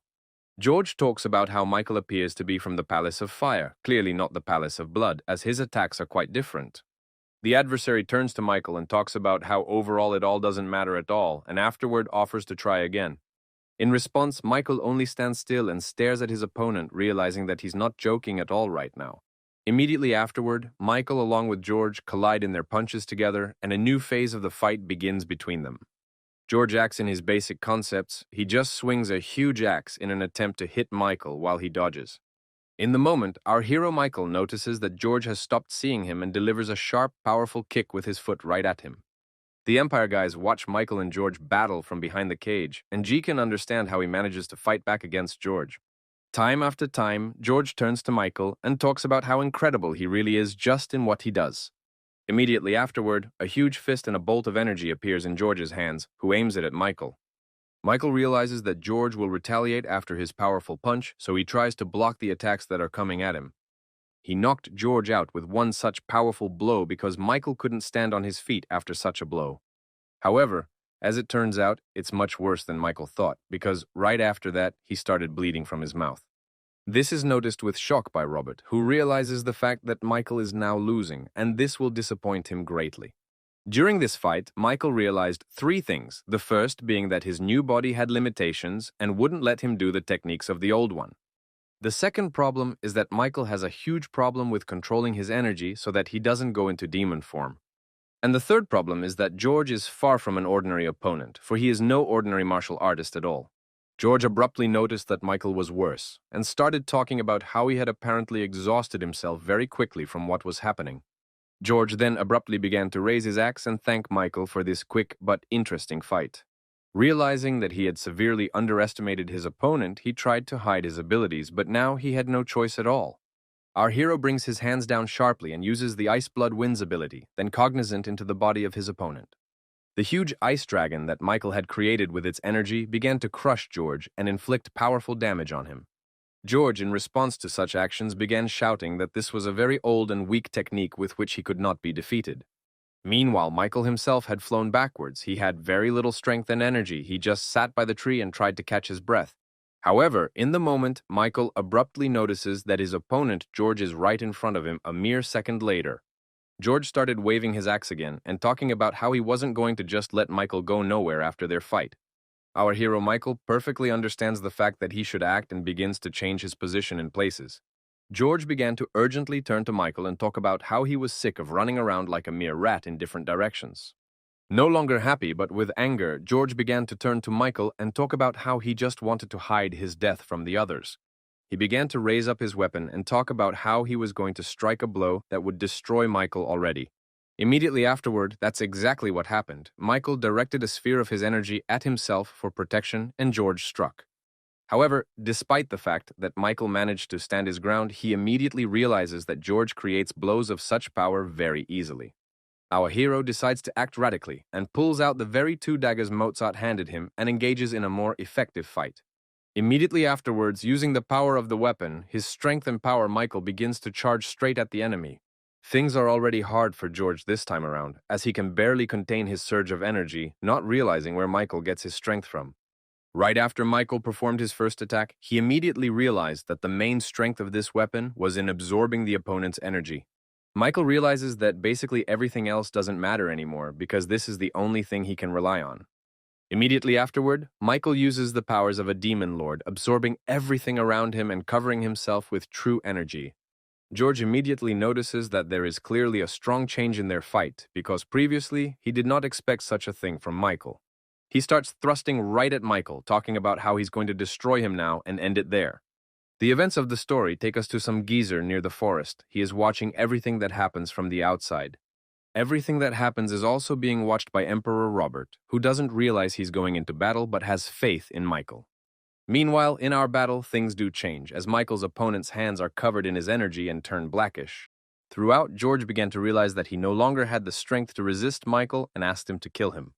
Our hero Michael, meanwhile, stood over George himself with a rather grim face, not sure what he should do next with everything. Michael remained silent for a while longer, but then decided to ask, saying he would only ask one question. Michael turned to George and asked one question about why he didn't dodge the punch when he had the chance. By this point, all of George's aides have run over and immediately ask about what happened in the place. Michael realizes that the problem also lies with George's helpers, who have seen the demon's form and could bring trouble. In the moment, Michael looms right up to George but abruptly passes him. Much to his surprise, he wasn't expecting that. George started yelling at Michael that if he didn't kill him right now, he would regret it in the future very much. Michael stopped only for a second. He listened intently to George and then turned away and walked forward. George didn't even say anything right away. He just knelt on the ground and pondered with shock about something. However, immediately after his musings, George lifted his head. He began to look up and laugh wildly in spontaneous laughter with tears in his eyes. George was looking at the sun and says, "It's all fascinating," adding that in all likelihood it's too early for him to be Khan. However, while also looking at the sun, George also spoke about how he was not going to back down, for he wanted to become the master of the empire. In the moment, George tossed something very high straight up and our hero Michael immediately felt his throw from behind. Michael turned around and saw something gold on the ground. George said it was his payment for keeping alive. George started talking about how he didn't want to deal with it anymore, because after seeing the demon lord, the outcome of everything was clear to him. The enemy turned to Michael, put a hand on his shoulder, and spoke of the whole business of the master of the bloody palace, adding that he was dangerous. Michael is creepily surprised by his words, asking about what he just said and how he knows Michael's language. George, however, made no reply to this. He only went forward silently to his horse without uttering a word. Our hero began to look straight in Michael's wake and talk about how he didn't understand at all what the master of the bloody palace, Rox's father, had to do with it. However, Michael's thoughts were abruptly interrupted by the fact that his new friend Emperor Robert appeared nearby and began to hug Michael. Robert started crying and telling Michael that he had saved him and his men again, and he was very grateful for that. Michael smiles, seeing and realizing that he now has an entire emperor crying in his arms. Michael began to talk about how seeing the emperor's tears was clearly worth intervening in this fight. These words pleased Robert. Immediately afterward, Michael announced that it was time for them to head back and began to gather all the energy around him.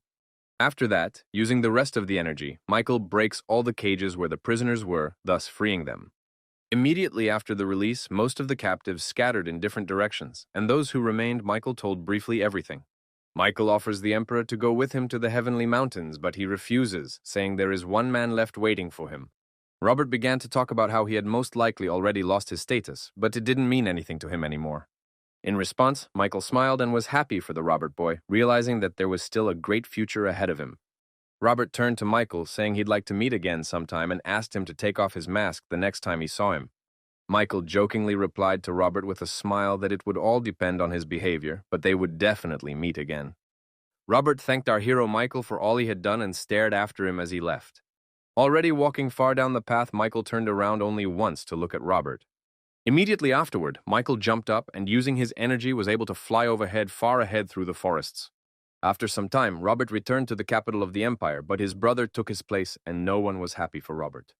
Though Robert was glad to be back, he was exposed in his own country as the traitor everyone feared. However, Robert wasn't paying attention to all that at all. He went somewhere and opened the gate of the building, seeing a girl sitting at a table. He began to look her straight in the eye, and she sewed and turned her attention to him at that moment, then froze in place. In the moment, the past young Emperor Robert only became and announced with a smile that he was finally back. The girl to whom Robert was addressing stood in shock with tears in her eyes, for she could not believe what she had just seen. Robert in turn began to smile and blush as well, and turning to her asked about how she was doing without him. However, the girl could not answer anything. She only stood still and looked at Robert with tears in her eyes. Then, in the moment, they both snapped out of their seats and ran towards each other and started kissing very sweetly and romantically. Robert hugs her and talks about how much he missed her, as all his thoughts were only of her the whole time he was in captivity. In response, the girl talked about how for her, it was all like a huge dream, from which she did not want to wake up at all already. Michael began to address the girl again, saying that he didn't care at all about who or what anyone thought he had only come back for her. Meanwhile, the events of our story move on, taking us to a palace of bloody art where an unknown man in a cloak goes. There are so many professional guards in the palace itself, yet they all let him through and don't even pay attention. Upon entering some large hall, this man began to take off a bit of his cloak and talk about how there was no way he could get used to this place. However, directly opposite this man in the hall, sitting on a red throne, was the very man, the head of the Blood Art Palace, Franklin. The man delivers information to Franklin that all preparations for the holiday are complete. The man responds by saying that he has learned of Michael's freedom. He declares in a robe that Michael isn't a hindrance to them at all at this point, and afterward adds that they can keep him busy. The man also reports the information that George has made himself the Khan of the North, and Franklin replies that it was long overdue to do so. However, his assistant named Chris, a man in a robe, declares that Franklin is grossly underestimating the situation. Immediately afterward, Chris informs Franklin that they have obtained the plate of the Celestial Dragon. This surprises Franklin greatly. Just hearing all this, the atmosphere around Franklin's throne became very dark. He raised his energy upwards and gazed forward. Chris tells of a man nicknamed Black Sun appearing in the Moon Tribe and defeating George, then saving the Emperor. Hearing this, Franklin is wildly horrified. He understands perfectly well that the transfer of the Sun Plate realizes that George is cutting ties. At first, Franklin is only silent and says nothing, but afterward he gets very angry and gives the order to gather everyone for a general meeting between the courts. In response, Chris wrings his hands, smiles big, and says that he'll do whatever Franklin wants right this minute. Meanwhile, the events of the story take us to Michael. He has meanwhile arrived at his palace and begins to walk down the path to the palace. Not far from Michael, Luis was practicing in the same place, and when he saw Michael, he immediately turned around and began to greet him. Michael, in turn, slowed down a bit. He walked on and asked Luis how he was doing and, in general, how the situation in the palace was. However, no sooner had Luis given Michael an answer than he himself began to hear some strange conversations and arguments not far away. It was Layla and Billy. They had been arguing amongst themselves the whole time and couldn't agree on something trivial, even flowers. Michael asked them sharply what all the noise was about early in the morning, and they were both surprised to see him and looked in his direction. Billy ran up to Michael and Trunk talked about the man's very shabby condition, adding that Michael shouldn't have gone alone. Billy started crying and talking about how Michael was apparently going through puberty, but that only made Michael angrier. Layla started talking about how they were really wondering where Michael had been and if something had happened to him during that time. Michael began to turn to them and talk about how he was doing fine and generally super, responding in a rather banal manner and not saying anything. Luis turned to Michael and asked him to just give him an order and tell him who needed to be dealt with, but Michael repeated that it was okay. Immediately after these conversations, Michael decides to formally introduce his return. He stands in front of the guys, stating that he is back. Meanwhile, the events of the story take us to one of the buildings in the Pleasure Palace. It is full night. A girl named Jessica arrives at the palace and addresses the head of the Pleasure Palace and announces her arrival. Immediately afterward, the head of the palace asks Jessica to deliver a message to a place in the palace, telling them to take a walk to the small palace. Jessica realizes that in the third room where the message needs to be delivered, there are 3 killer demons who are tough and don't even have names. Immediately afterward, Jessica begins to wonder who might be the target of such a visit, immediately suspecting Lilo.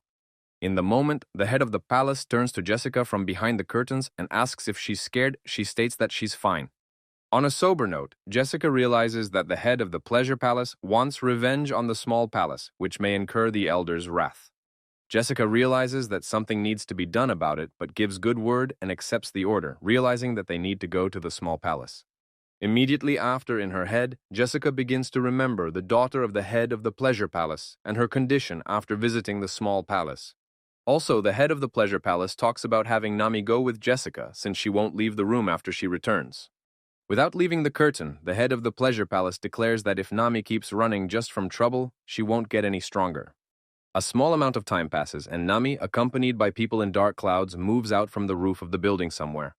Nami complains about the very demons being sent along with her, which really stinks like they've never been in the shower. However, there is a second thing that worries Nami greatly, and that is that things have gotten out of hand. Closing her nose, Nami realizes that she doesn't want to go to this palace small at all because she might get the drop on Michael and his men again. However, things are even more complicated than that, as the Trade Palace's assistant, Silvers, is watching all the action and recording everything. Silvers also immediately identifies the very 3 demons who once broke the rules. Now he knows where they've been hiding all along. Also watching them quickly moving away somewhere, Sylvester can't figure out why they went out the window and not the door. However, taking a closer look at the pattern of their movement, Silvers realizes with shock that they have set off in the direction of the small palace. Upon realizing this, Silvers of course recalls with shock the very promise he signed to protect the palace in front of Michael. Silvers begins to think that Nami and her men are after information and knows that his letter can't be allowed to leak. Immediately afterward, Silvers decides to act rather strongly and sharply, for he blows his whistle and calls for his men. Of course, Silver's trained men immediately realized that this was an important signal and advanced towards it. Along with them, Silvers advanced at once, straight in the direction of the small one's palace, realizing that he was obliged now to save him in case of anything. The events of our story move to the very basement of Lester, where someone tells him about yesterday's events with George. It turns out to be Michael, who learns from Lester that George is the ruler of the Northern Plains, which surprises Michael. He realizes he's made a mistake. Michael also shows Lester the very thing that George gave him, but Lester mentions that apparently it's not the only one. Lester is greatly surprised by George's words about the Blood Palace, for as Lester knows, they have a long association with the Moon Tribe. Michael asks Lester to find out what this thing is, but he immediately says it won't be easy, but Michael adds that he doesn't hold out much hope. Immediately afterward, ending the topic about George, Michael also informs him that he needs martial arts techniques and asks for help with them. This question surprises Lester a bit, and he turns to Michael and asks what the Demon Lord's higher art is not to his liking. Michael tells me that when he uses it, it just tears down everything around him, and he wishes he had something lighter. However, scratching his beard, Lester asks what he needs to do in this situation, but Michael only sees it as a rejection. Lester replies to Michael that there are plenty of martial arts books in his own palace, and it's not worth going here for, which surprises Michael. Thinking back on it, Michael himself realizes it's true and doesn't understand why he didn't think of it originally. Lester, before Michael leaves, asks him to also look in the High Lord's library, saying that there might be something there as well. Lester says that he would like to bring up another important topic, and that is to find out what Michael and Mozart communicated about in the Palace of Commerce. Michael then briefly recaps everything, mentioning that he was able to achieve getting 30% of their assets, much to Lester's laughter. Michael reveals that Mozart is very greedy, and in just one meeting, Michael was able to change their relationship with the Blood Palace. Lester offers a thought and tells us that Mozart's main source of profit is the Silk Road from the peddlers. Next comes the Palace of Blood Arts, which, having immense power, allows itself to keep the Palace of Fire at bay. Once, the Blood Palace even tried to get rid of the Sword Palace, but the Sun Palace and Pleasure Palace would not allow it. The most interesting confrontation is at the Palace of Commerce and Pleasure, for they extinguish each other at every opportunity. The calmest and most understandable among all is the Palace of Venom, for it always maintains neutrality towards all sides. Lester says that when the men of the Blood Palace were captured, it is likely that those sought the help of the Moon Tribe, for archers. The counselor also asks Michael to understand that the Moon Tribe and the Trade Palace will not help them in the event of a war with the Blood Palace. Michael also notes that the Palace of Commerce have not taken their side all the way and are still in a more or less lonely position. Lester also adds that the cult's biggest problem is that it doesn't have people to gather information. Lester says Michael at one time and knows everything about the cult, but on the other hand doesn't even know the basics. Words like that piss Michael off. Michael also talks about being greatly amused by Mozart's bluntness, as it's very easy to see what goals the Palace of Commerce is trying to accomplish. Lester also asks Michael to be careful with Silvers, for it's not so much his skills that matter as the fact that Mozart values his opinions very much.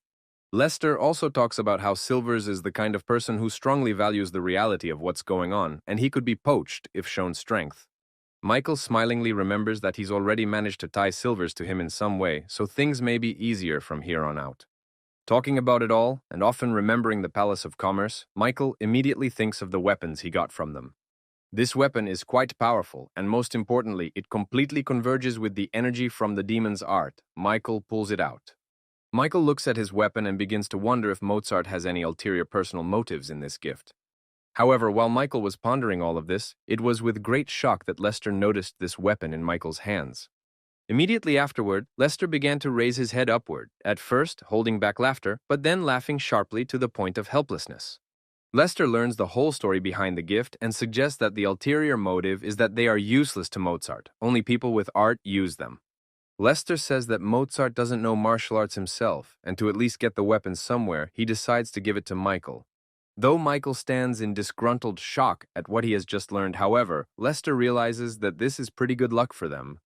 Lester tells Michael that the third elder is very knowledgeable in the common arts and suggests that Michael seek him out.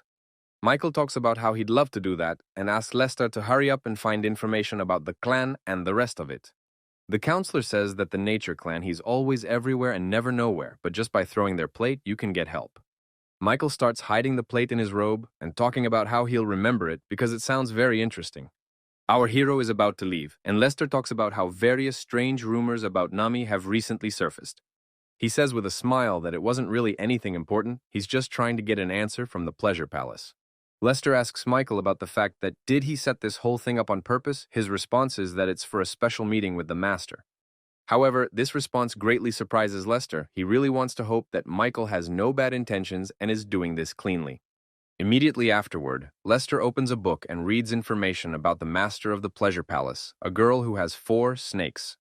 Lester talks about how it's also quite possible that her men are already holding a path to Michael's palace, and it could be dangerous for him. Michael starts to leave. Old man Lester checks with him where he's going, and he says he's heading to the Pleasure Palace. Lester talks about getting everything ready then, and Michael starts to get angry and ponder how powerful the master of the Pleasure Palace is. After putting all the chains and facts together, Michael realizes that the Pleasure Palace wants to kill him. Rather angry, he decides to act drastically. Meanwhile, in the morning, Michael's helpers in the form of Luis, Layla, and Billy find a new note informing Michael that he's leaving. Billy doesn't understand why Michael leaves so often, and Layla dares to suggest that Michael doesn't trust them, but Billy disagrees with her. Luis realizes that maybe Michael isn't taking him because of Layla so she won't be in danger, so Luis should do something about it. Billy suggests that while Michael is away, they set the table, have a drink and a nice meal, but Layla and Luis are clearly not comfortable with that suggestion. In the moment, Luis takes Billy by the shoulder with his hand, and Billy offers Luis a drink with him tonight to their work as friends. Instead, however, Luis offers to have a different kind of fun and says that Billy will now train with him every day. Billy tries to get out of his hands but realizes that he's being serious, and it scares Billy a lot. He doesn't want to train at all.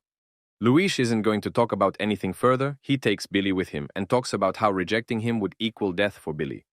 Meanwhile, the events of our story move on, taking us to the Summer Pleasure Palace, where the nightlife is as fun as ever. Since Michael's return from 3 years of training, there hasn't been one quiet day there. Everyone is forever discussing him and what's going on.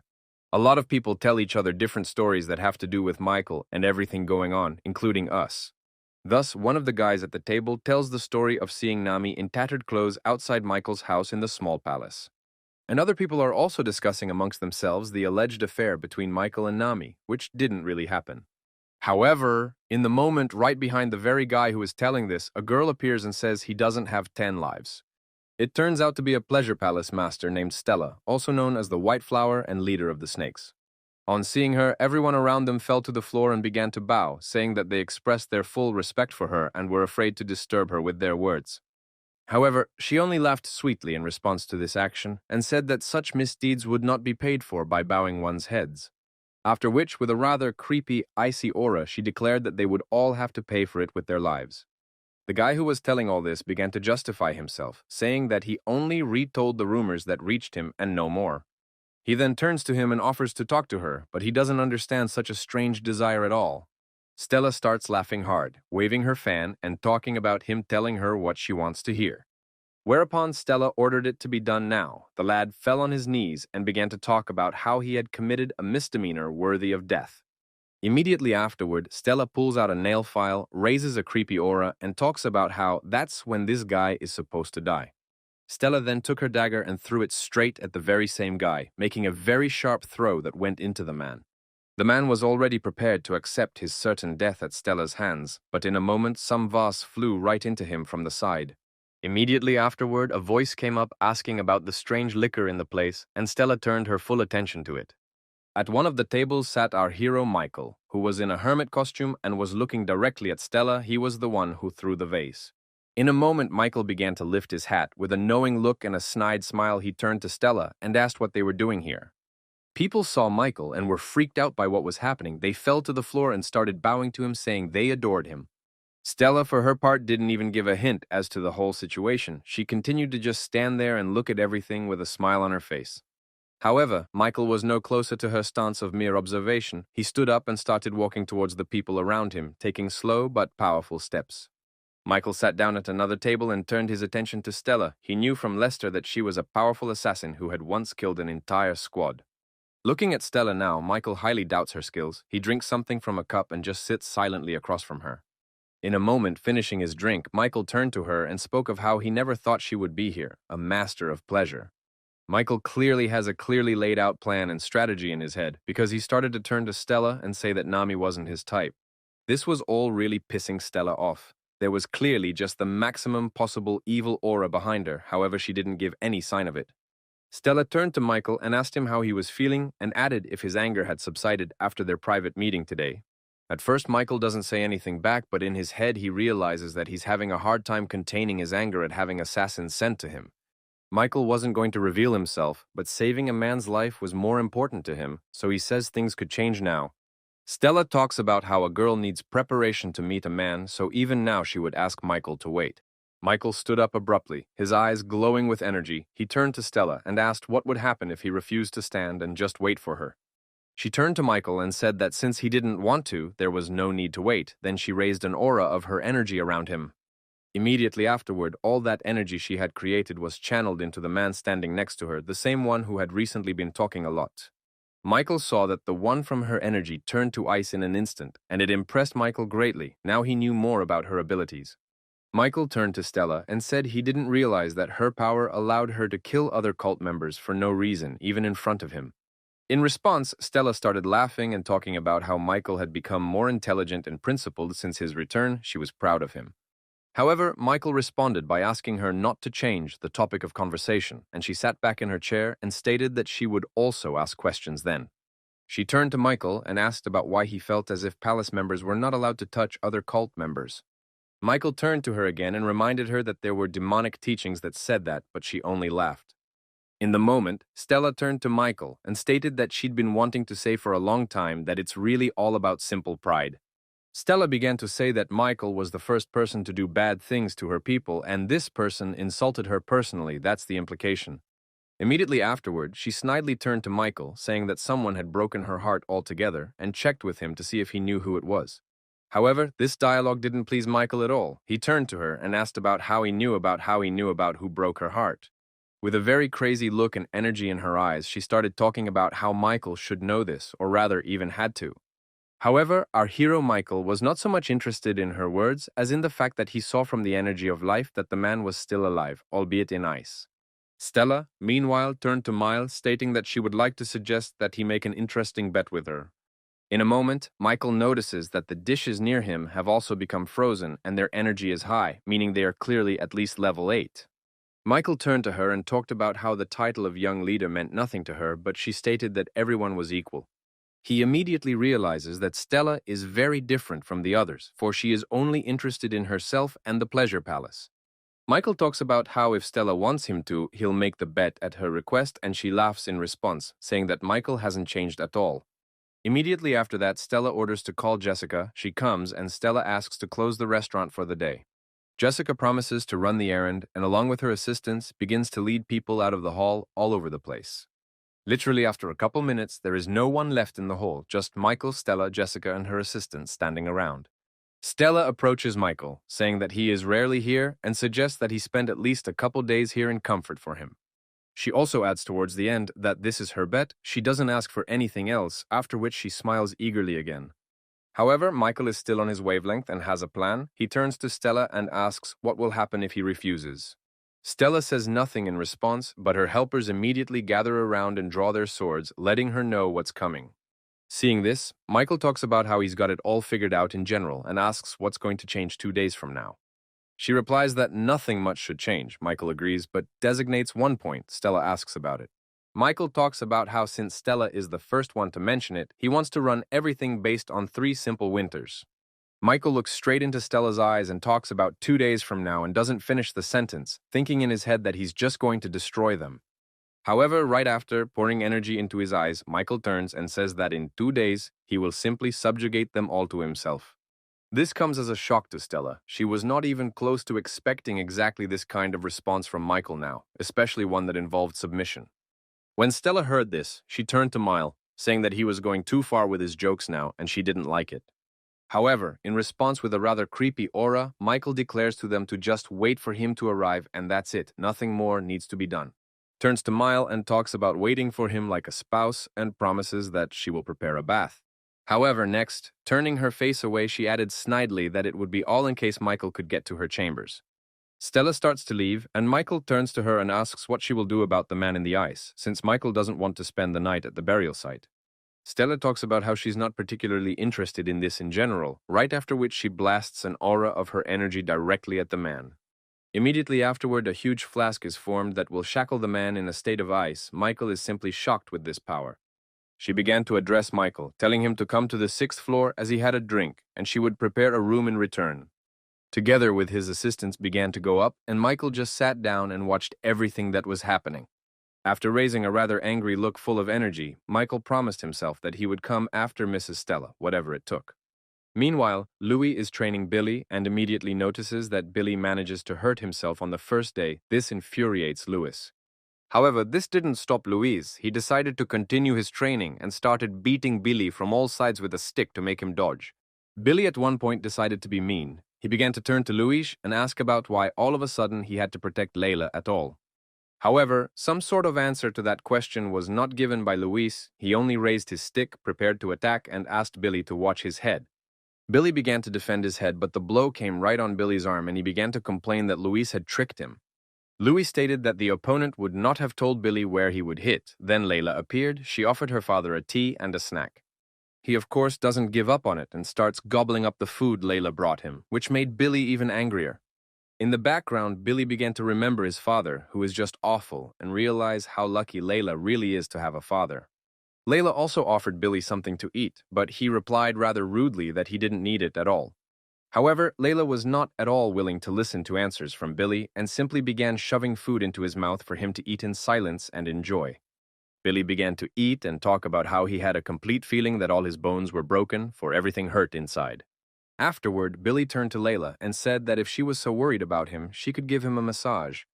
However, the response from Layla was clearly not at all what Billy expected, as she simply swung her hand and hit him right on the head from behind.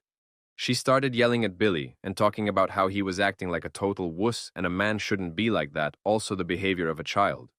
Between themselves, they continued to argue, Layla calling him a loser and him saying in return that she was still a child herself and shouldn't be teaching him. Louis turns to Layla and Billy, saying that he will go to lead the forge, and he instructs Billy to continue to train and protect Layla. Billy realizes that Louis wants to buy something for his training and tries to talk Louis out of it, but he doesn't say anything back to Billy. Louis just slams the doors from the palace and leaves, and Billy realizes that nothing will change anymore and training will only get worse for him. Billy fell to the ground and prayed to all the gods that Michael would hurry back and take him somewhere on the road away from Louis. The deputy hated practicing so much that he even made up a special prayer and shouted it while stretching out his hands toward the sun. Meanwhile, there were various unknown people on the roof of the small palace who were keeping an eye on it all, among them Nami and the three demons. Meanwhile, our hero Michael is using his power of energy to try to remove the shackles of ice from the very man in the Pleasure Palace restaurant. In a moment, Michael realized and saw with great shock that using the art of blood and demon lords, he was seeing some sort of reaction. Michael starts channeling even more energy into this guy's capsule, hoping his luck hasn't run out and he can survive. Much to the man's delight, Michael began to succeed, and the ice began to disappear, or rather melt under the heat of the energy. After literally a minute of such actions on Michael's part, he managed to rescue the man from the shackles of Stella's ice. Immediately afterward, Michael sharply stabbed the man in the back with a charge of energy to bring him back to life and inject energy into his body. And only then the operation can be considered complete, because our hero managed to achieve that the man began to breathe on his own. Michael immediately covered his mouth and using energy told him that if he wanted to live, he should silently walk out of here, and that was it. Michael let the man go and went to the stairs and began to walk up the floors. He didn't know much about the palace, so it would be difficult. However, Michael knows that the true palace begins on the 6th floor, the first 5 made for entertainment and storage. Immediately after, Michael opens the doors and walks onto one of the floors and is immediately greeted by a bunch of girls who are happy to see him. A strong vapor began to rise around them, rose petals appeared, and they began to cheerfully call Michael's name. This vapor had a very strong effect on everything around him, including Michael, and the girls all started hitting on Michael. Michael immediately began to remember his past life. He had once been told that girls from the demon cult were more dangerous than normal girls. On one of the sleepovers in the face, Michael's friend told him about charm techniques, but Michael didn't really listen to him at the time. Looking directly at the campfire, Michael's friend talked about how these enchantment techniques gave a pleasant sensation. Returning to real time in the moment, the realization hit Michael that now the girls could use this technique on him. Michael began to remember everything he knows. One factor is the frequency of the energy. The cleaner it is, the better the technique works on the victim. Our hero also immediately remembered that, judging by Stella's words, he had been here more than once, so the girls are acting according to the old plan. With energy, Michael began to analyze everything around him, realizing that there were 12 girls surrounding him and another playing music behind the wall. Michael also began to look at where the steam was coming from, and it was from behind the same wall. It immediately gave the realization that the girl there was the heart of the technique. It was really like that. She was quietly sitting there alone and playing her instrument, just watching what was going on.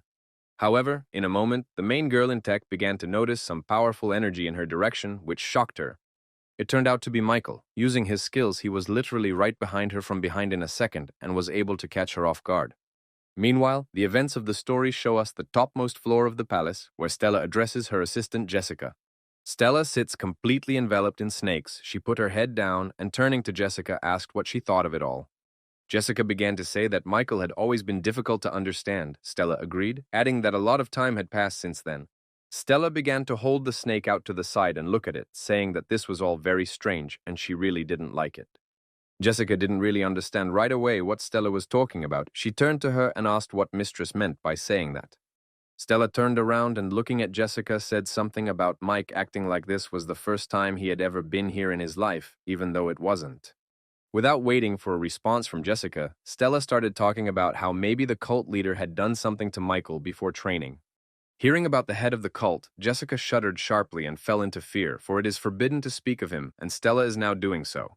But again, not waiting for Jessica's answers, Stella said that in general it was not important, and the main thing was to do everything right now. She mentioned that her partner Kate had stepped in, and now it wouldn't take long for them to get to Michael because she was sure she could handle it. Upon hearing Kate's name, Stella started smiling and talking about how she and Michael would probably be happy to see each other after a while. Stella also asked Jessica how things are going at the small palace. She replies that it won't be long before they find out for themselves. Immediately after, Stella talks about how she's generally happy with everything, and later adds that overall Stella is free and can go. Meanwhile, our hero Michael is standing behind Kate and notices something that makes him very surprised at Kate. And Michael is surprised by the fact that all in a couple of actions he defeated all of Kate's people. It scares him, because they are all professionals in their work. Right after Michael made his methods, the entire sphere of enchantments and this technique began to vanish in an instant. Michael used 2 fingers to block all energy flows from Kate and began to ask if she was the one who had used the charm technique. She began to talk back about how it had been a long time since they'd had Michael, but Michael was surprised to hear that, asking if she knew him. Looking at her face, Michael also can't understand at all why she's blushing so much, since he just immobilized her. Michael asks about how she knows him, and the woman starts to say that they've spent a lot of time together and she's known Michael for a long time. Our hero began to ask about whether Kate had had similar techniques done on him before, and she replied that it wasn't the first time for a long time. It all began to stress Michael out and throw him off his game because he couldn't believe he'd actually been here before. Michael realizes that if you rewind time back 3 years, and even then Kate could use the technique, she's very talented. Meanwhile, the situation in Michael's small palace has escalated greatly as the demons and Nami have gotten active and jumped off the roof. Billy was the first to notice the appearance of some shadow off to the side and immediately thought it was Michael, who had returned already. However, when Billy began to look more closely, he immediately saw some strange people, which frightened him in a way. Among them all, Billy immediately recognized Nami. He addressed her by name, but she pretended it wasn't her. However, Billy began talking about how it was definitely her because no one else would wear such strange shoes under a black outfit, Billy's phrases pissing her off. The aide quietly began to ask what they were up to, and then using masks under the cover of night sneaked into Michael's palace. Layla asks Billy what these people came for. He immediately started talking about how he's not sure, but he seems to know the reason. Billy started talking about how apparently Nami just had a crush on him and decided to sneak in here for him, which pissed her off a lot. Billy started to make a cute face and talk about how he unfortunately couldn't reciprocate because his main mission in life was Michael. Nami responded by yelling at Billy and talking about how he was a creepy frog and no one wanted him, which made Billy angry. Nami started yelling right at Billy and talking about how nothing in this world would ever bind them together. To avoid being embarrassed in Layla's eyes, Billy began to talk about how she was just embarrassed very quickly, so she didn't want to talk. Billy turns to Nami and tells her to stop messing around and tells her that if she was trying to get his attention, she succeeded. However, in response to this, something happens that Billy clearly wasn't expecting, namely Nami and her men pulling out guns dramatically. Immediately afterward, a rather startled Billy turns to Layla and tells her that apparently Nami is not here for him today. Meanwhile, Nami herself started pointing her sword directly towards Layla and pointing at her, which caused Layla to be surprised. Nami began to speak with a rather harsh and angry look about her obligation to kill Layla right here today. However, Layla, for her part, didn't understand why that was the case at all, because she doesn't want to die, and she doesn't understand why Nami is mad at her for something. She talks about Layla being a simple person with no lineage. Even by her existence in Michael's palace, she is already insulting him like that. However, Layla's response is that they are in the small palace just the same, and Nami won't just get away with it all now. Nami began to swivel her head around and talk about the fact that apparently Layla had already made her connections here. One of the demons of the night turns to Nami and asks for orders to kill Layla quickly. He talks about being very hungry. Layla, of course, hears perfectly well all the things that are being said about her and that she's going to be killed, and it scares her a lot in the moment. However, Layla gathers up her courage and yells for Nami and her demons to get out of here right away, but of course Nami doesn't listen. Billy, meanwhile, tries to make a very smart and strong appearance to intimidate his opponents, but succeeds miserably. Immediately after Nami turns around, she turns to her men and orders them to eliminate Layla immediately. And of course, a mob of demon assassins take it on, for they are mere mercenaries. They immediately headed in Layla's direction. However, something unusual happens. One of the demons who was closest to Layla gets hit by a flower pot right in the head. The man who did it turns out to be Billy. He makes a simple appearance and talks about how it just slipped out of his hands. The demons don't make much of a big deal about it, but Nami is very angry with Billy. She didn't want this to happen, and he showed strength. Billy, meanwhile, stands still and complains that he hasn't had a single quiet day yet since Michael's return, which pisses him off. Immediately after saying those words, Billy abruptly turns around, looks at Layla, and talks about how this is the last time he's going to save her. Billy starts to go to Nami and talk about how he really wanted to try to understand her, but it's not going to work after this. Billy doesn't share her methods. Immediately after, Billy addresses not only Nami, but tells the demons nearby that his name is Billy and he's ready to fight. However, in response to all of this, Nami only raises her energy and calls Billy crazy, adding that they're going to kill him now too. However, Billy is not the least bit afraid. He stands his ground and abruptly begins to shout about being the son of the master of the Bloody Palace, Franklin. This did not cause any surprise to Nami. However, here were the wars she came with that stopped abruptly upon hearing this. Nami started yelling at them and telling them not to hesitate and just kill this Billy guy right now, and that's it. Immediately afterward, Billy starts yelling that they shouldn't look down on Layla and asks the guys if they know who Layla's father is. Nami asks Billy why she needs to know the pedigree of a mere maiden, and he replies that it's really better not to know.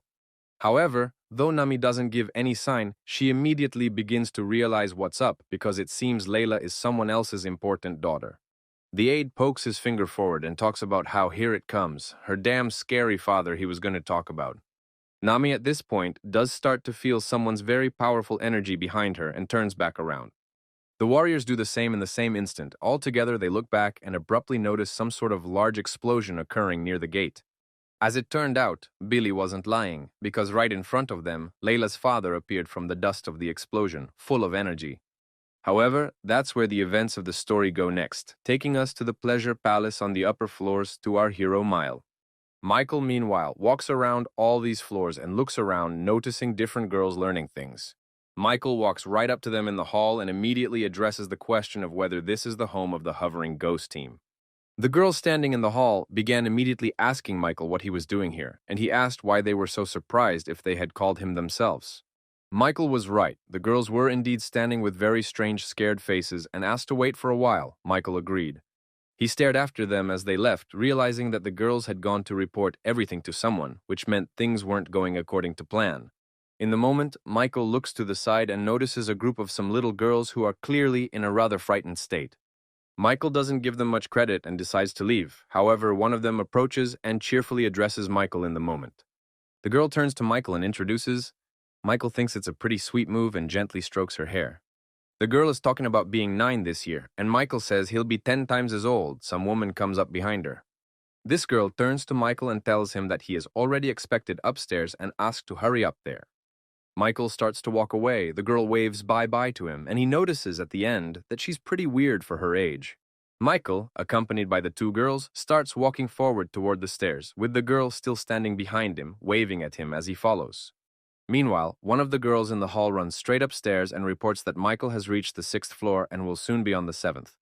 About all this, she reports to Jessica, who stands in wild shock and does not even know what she should do with it now because the situation is strange.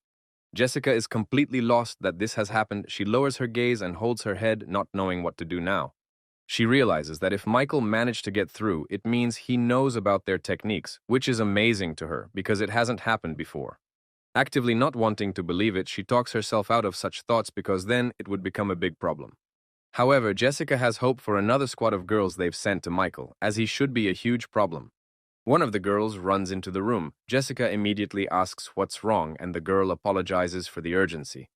The pink-clad girl rather excitedly informs Jessica that the 8th floor of the palace has also fallen and Michael has passed it. This has finally left Jessica in shock. She just can't believe the information she has just been reported.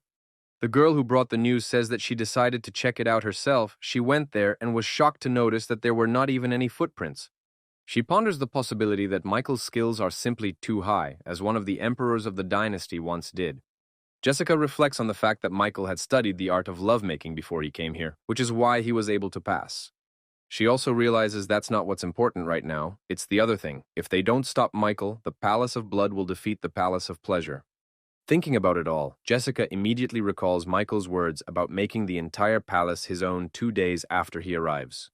Jessica immediately realizes what Michael's next moves might be, so she decides to stop him before Stella finds out everything, and asks for a squad of male spirits to be sent, saying that if he's done well with the girls, he's clearly going to start trouble with them. The girl leaves to carry out the order, and Jessica stands with the realization that there is 1 floor left until Michael gets here. Though it scares Jessica, she decides that she will stand in defense of the Pleasure Palace and Stella if Michael suddenly gets here. Meanwhile, the events of the story take us back to the small palace, where Lewis notices the attacks on Layla and Billy, and talks about how he was told there would be guests, but he never thought they would come from the Pleasure Palace. He didn't expect that. He immediately realizes who he's dealing with, because he knows that when Stella became master, she got rid of everyone who supported the past master. Luis is well aware that such people are worth dealing with in the same manner as themselves, so he raises a huge fire aura. This is watched by Nami, who realizes that there is clearly no dialogue with Luis, and she should either act or leave while they are alive. Nami decides that she doesn't want to just leave, so she tells the demon that Luis has a much more dangerous aura and power than the others. Nami talks about how 2 demons can take care of Luis, and the 3rd remaining one can take on Layla and Billy. However, turning to them, Luis says that it does not matter, and today he intends to kill all enemies because they will only serve at his hands. Luis springs into action, but the demons aren't standing still either, the largest of them looming right over Luis with a ready attack. He is about to launch an attack, however, Luis is way ahead of him and hits the first one right into his body, letting a lot of blood fly around. Just one punch was enough for Luis to toss him aside and forget about him, but another opponent showed up from behind. However, neither was the former defeated, and a situation developed in which both opponents clamped one Luis from two sides at once. The old man realizes that it is worth acting strongly and drastically. He energizes his hands and immediately grabs his two opponents with his hands. Luis grabbed them right by their necks with great force. He started squeezing them very hard and powerfully, yes, so much so that their faces swelled in a minute. Immediately afterward, Luis amplified his aura and asked his daughter Layla to close her eyes briefly from the very bad scenes. By this point, Luis's opponents were at their limit and could barely say anything. They were crying and writhing in pain.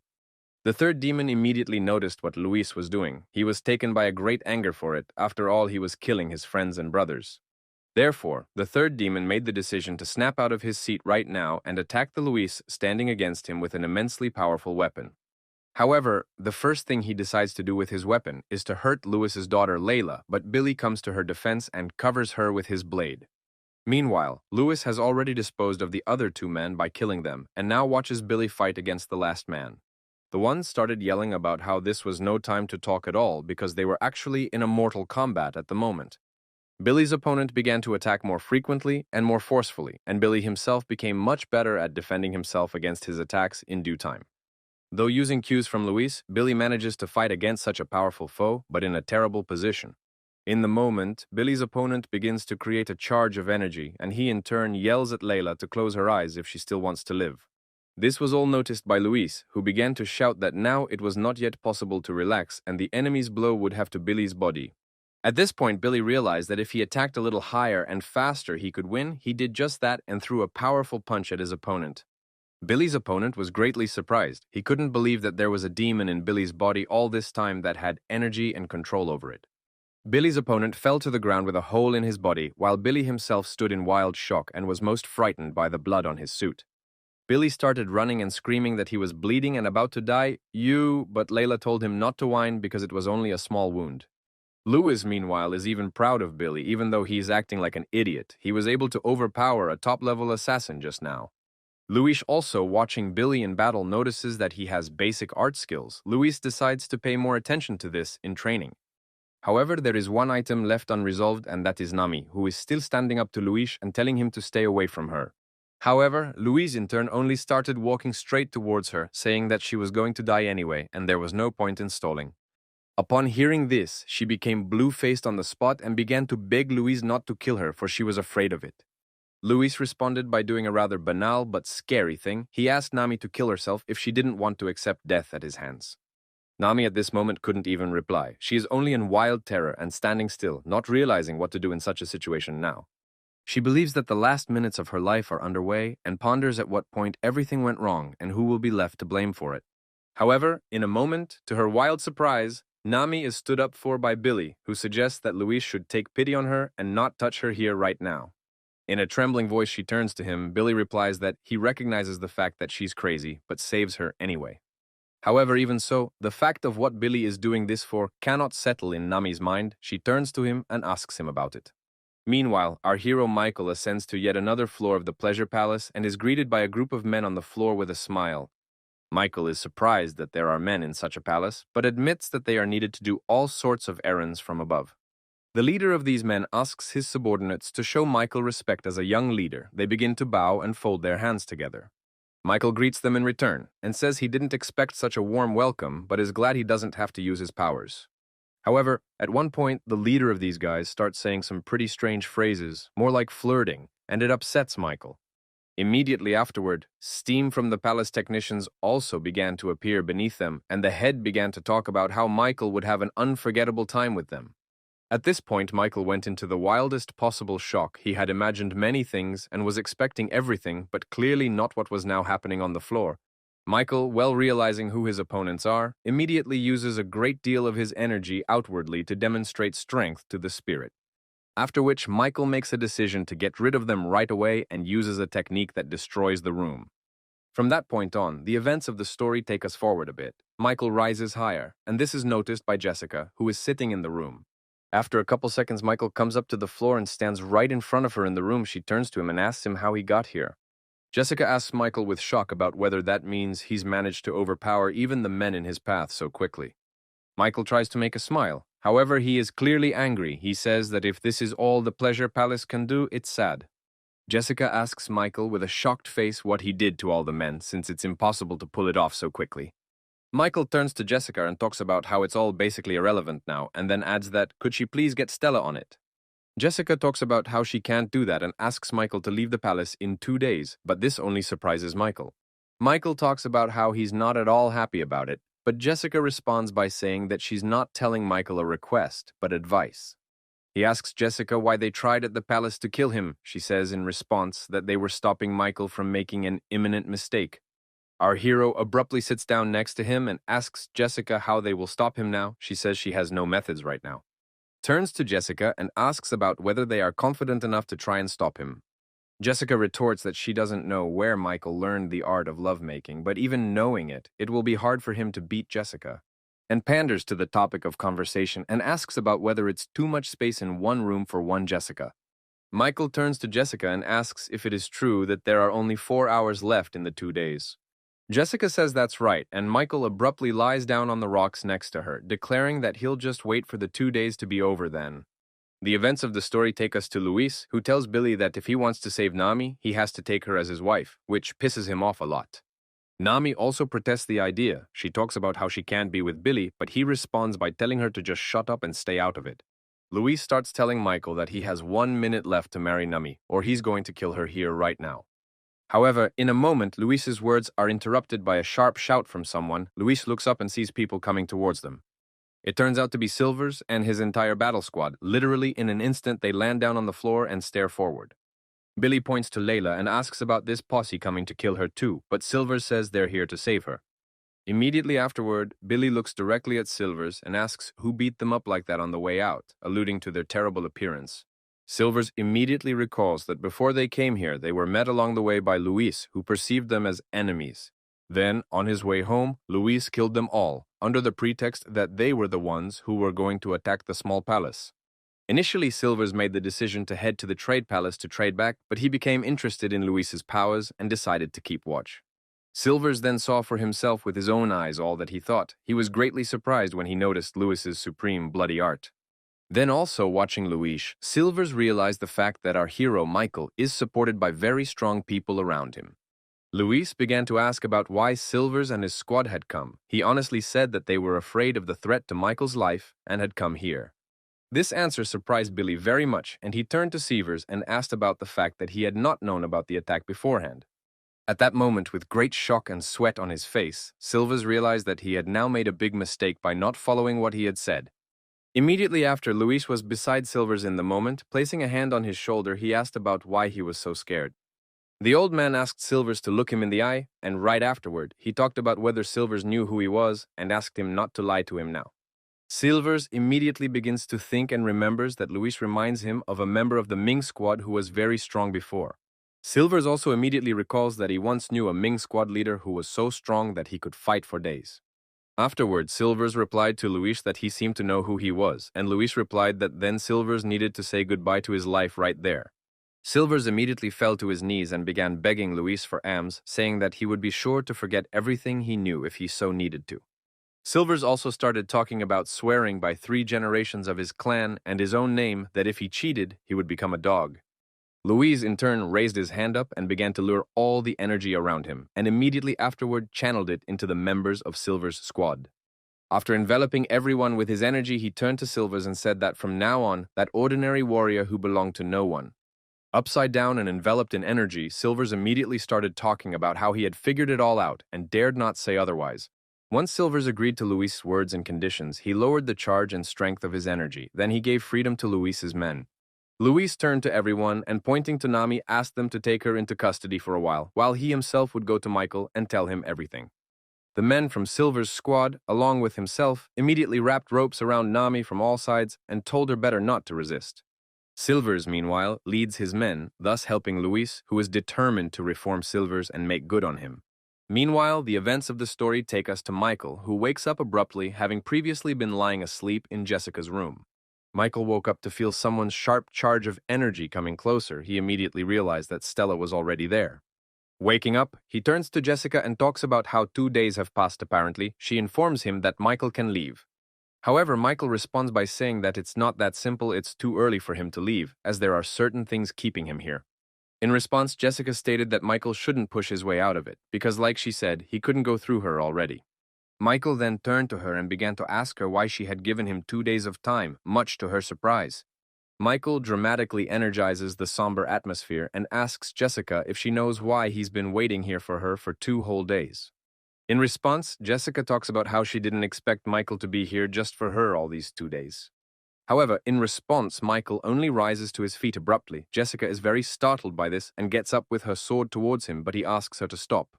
However, even though Michael asked Jessica to stop, in a moment, abruptly some smoke began to rise around them, which surprised Jessica. Jessica began to swing her sword. However, Michael was not surprised. He turned to her and offered to place bets. A second after Michael's words, the wall collapsed and Luis appeared with Nami in his arms tied around him. Nami started screaming Jessica's name with wild tears, as if asking her for urgent help for her in such a situation. Jessica came to a huge shock at what had happened. She began to approach Nami as a young master and ask something. However, Michael, with a devilish grin, began to speak the terms of the bet, naming the first item as the fact that moving was forbidden by him. Immediately afterward, raising a huge demonic aura around him, Michael declared that whoever moved now would have to die.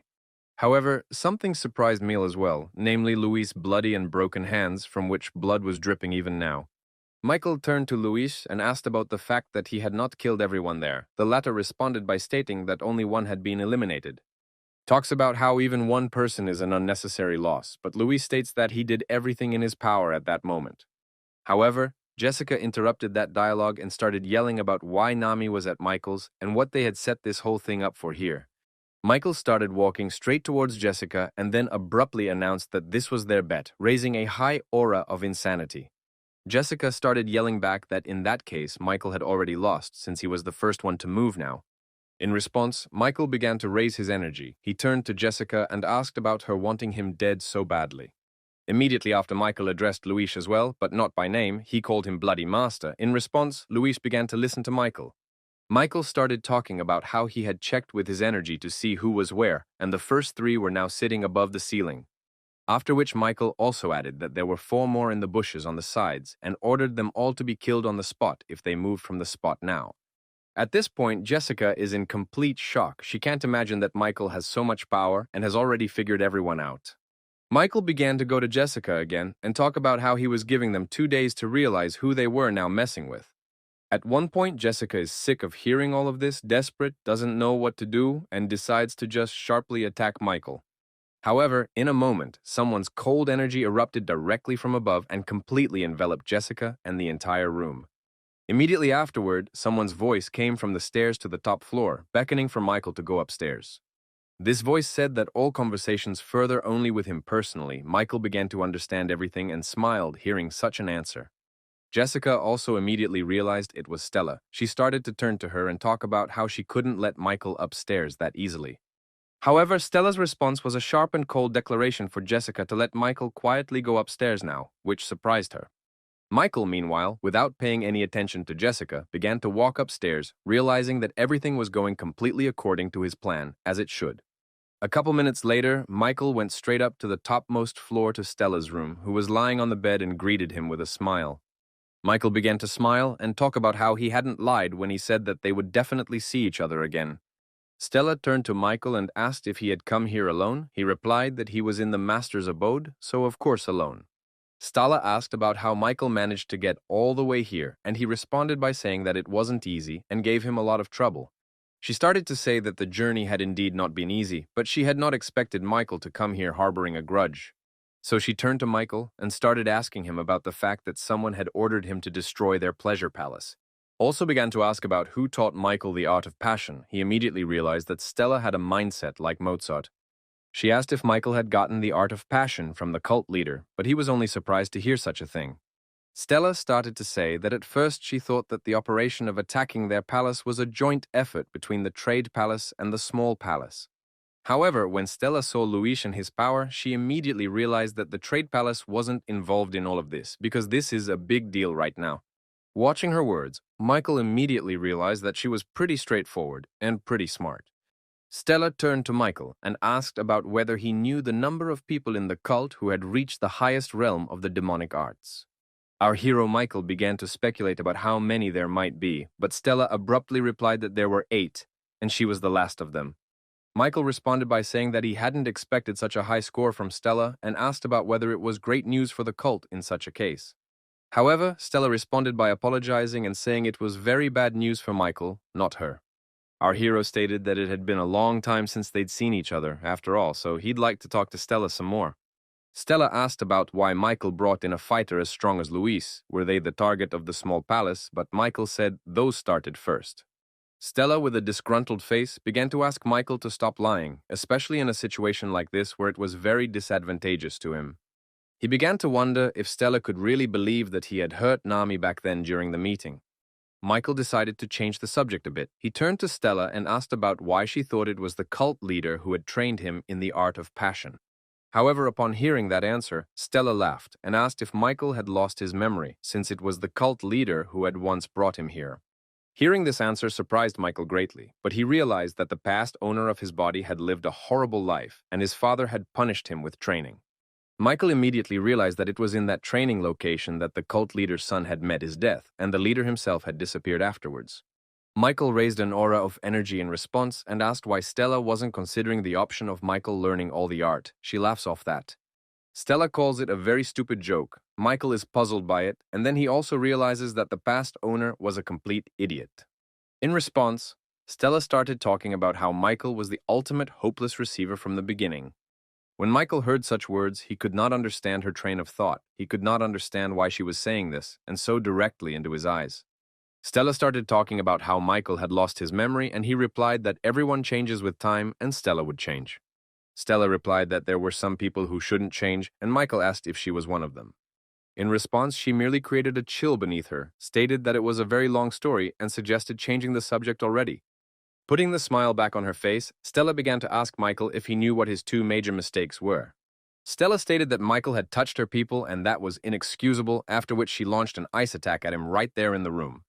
She started talking about how unfortunately this is the only way a girl can survive in a demon cult, so she doesn't care about Michael's title. Michael began to get covered in ice starting at his feet, and Stella said that the second mistake was Michael coming here alone. Laughing a little, with a smile on her face, Stella began to talk about how Michael had threatened to get her, and now she was asking to try and get him to do it. Immediately afterward, with eerily insane eyes, she also added that Michael could only do that if he survived to begin with. Michael started to turn to Stella, but she interrupted him and told him not to beg her and expressed surprise at the changes that had taken place. Michael, with creepy energy, started asking about whether Stella thought she could kill everyone since that particular guest on the first floor. Stella turns to Michael and reminds him that according to the teachings of their cult, the one who is stronger than others is always right, and no more. Michael's point is valid, and it is because of these silly teachings that many people have already lost their lives, and others will lose further. Stella turns to Michael and talks about how it's out of character for him to say such unusual things as the son of a cult leader. Immediately afterward, Stella talks about how she's had enough of the conversation and offers to start, and afterward launches an ice attack right at Michael. Literally moments after Stella launched her attack directly at Michael, it struck him and froze him into ice shackles. Stella thought about finally getting rid of Michael, but in the moment she began to notice that Michael's hand under the ice began to move. Stella doesn't realize at all what's going on, because this is one of the best ice arts that was created specifically for women. Before reaching Stella, Michael had already learned that this art was created by men for men, so Michael has the upper hand. Already in just the next instant, the shackles of ice that Stella had created in the moment simply shattered from Michael's powerful energy.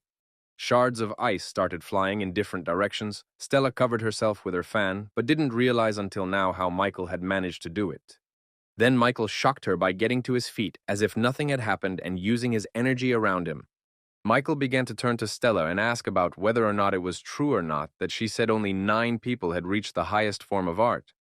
Immediately afterward, Michael stated that she was wrong about that, and she was also wrong about the question of why he had come alone, since he didn't need to take anyone else.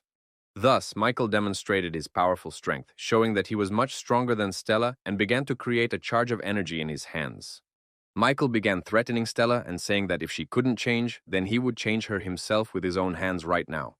Stella is in complete shock. She never expected to see just such a thing, namely the supreme art of a demon lord in Michael's hands.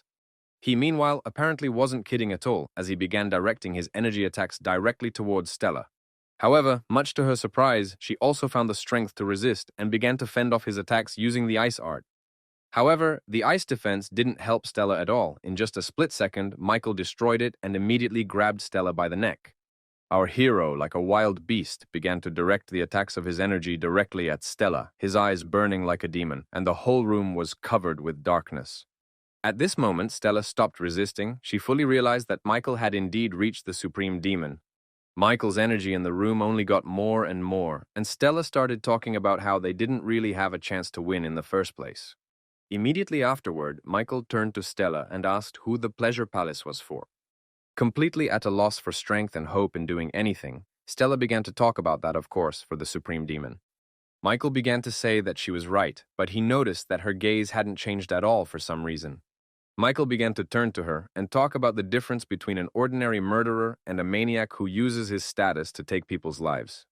Stella began to turn to Michael and ask about why a woman should live so miserably and uselessly in the world then. Michael began to turn to Stella and talk about how, above all, she is not a woman, but a martial artist, and one of the strongest. In the moment, it was as if Stella had come to terms with her death. She began to turn to Michael and talk about sparing everyone else. This time, in a wild shock, was our hero Michael. He expected to hear everything, but even Close could not believe in such words from Stella. Starts to turn to Stella and ask about why he needs to spare anyone here. Stella says all the people in the palace are prisoners. When Michael heard such words, it was as if he lost touch with reality, because he had never expected to hear Stella say such a thing. Stella reveals that she wasn't born into the cult. Michael later brings up Kate, who is clearly also of other bloods, not mountain blood. At that moment, Michael remembers that same girl and all the other children, realizing that what comes out is that they were also kidnapped, they were taken as children. Our hero says that it's just hard for him to believe it, because then the pleasure palace is just a place like hell and nothing more. Stella began to turn to Michael and talk about how she would do anything she could to break the cycle for good. She also talks about Michael calling them evil, but later asks who if not them could go through all that torture and torment. Stella also asks Michael to refrain from any offers of rescue, saying that he already knows what her response will be. And he began to say that he was going to create a place where everyone would live happily and not break the commandments. Turns to Stella and declares that he is going to turn the cult of the blood demon into a cult of life and happiness called Min. Michael began to squeeze Stella's neck, and she turned to him and told him that his ideas were very stupid because they didn't match reality at all.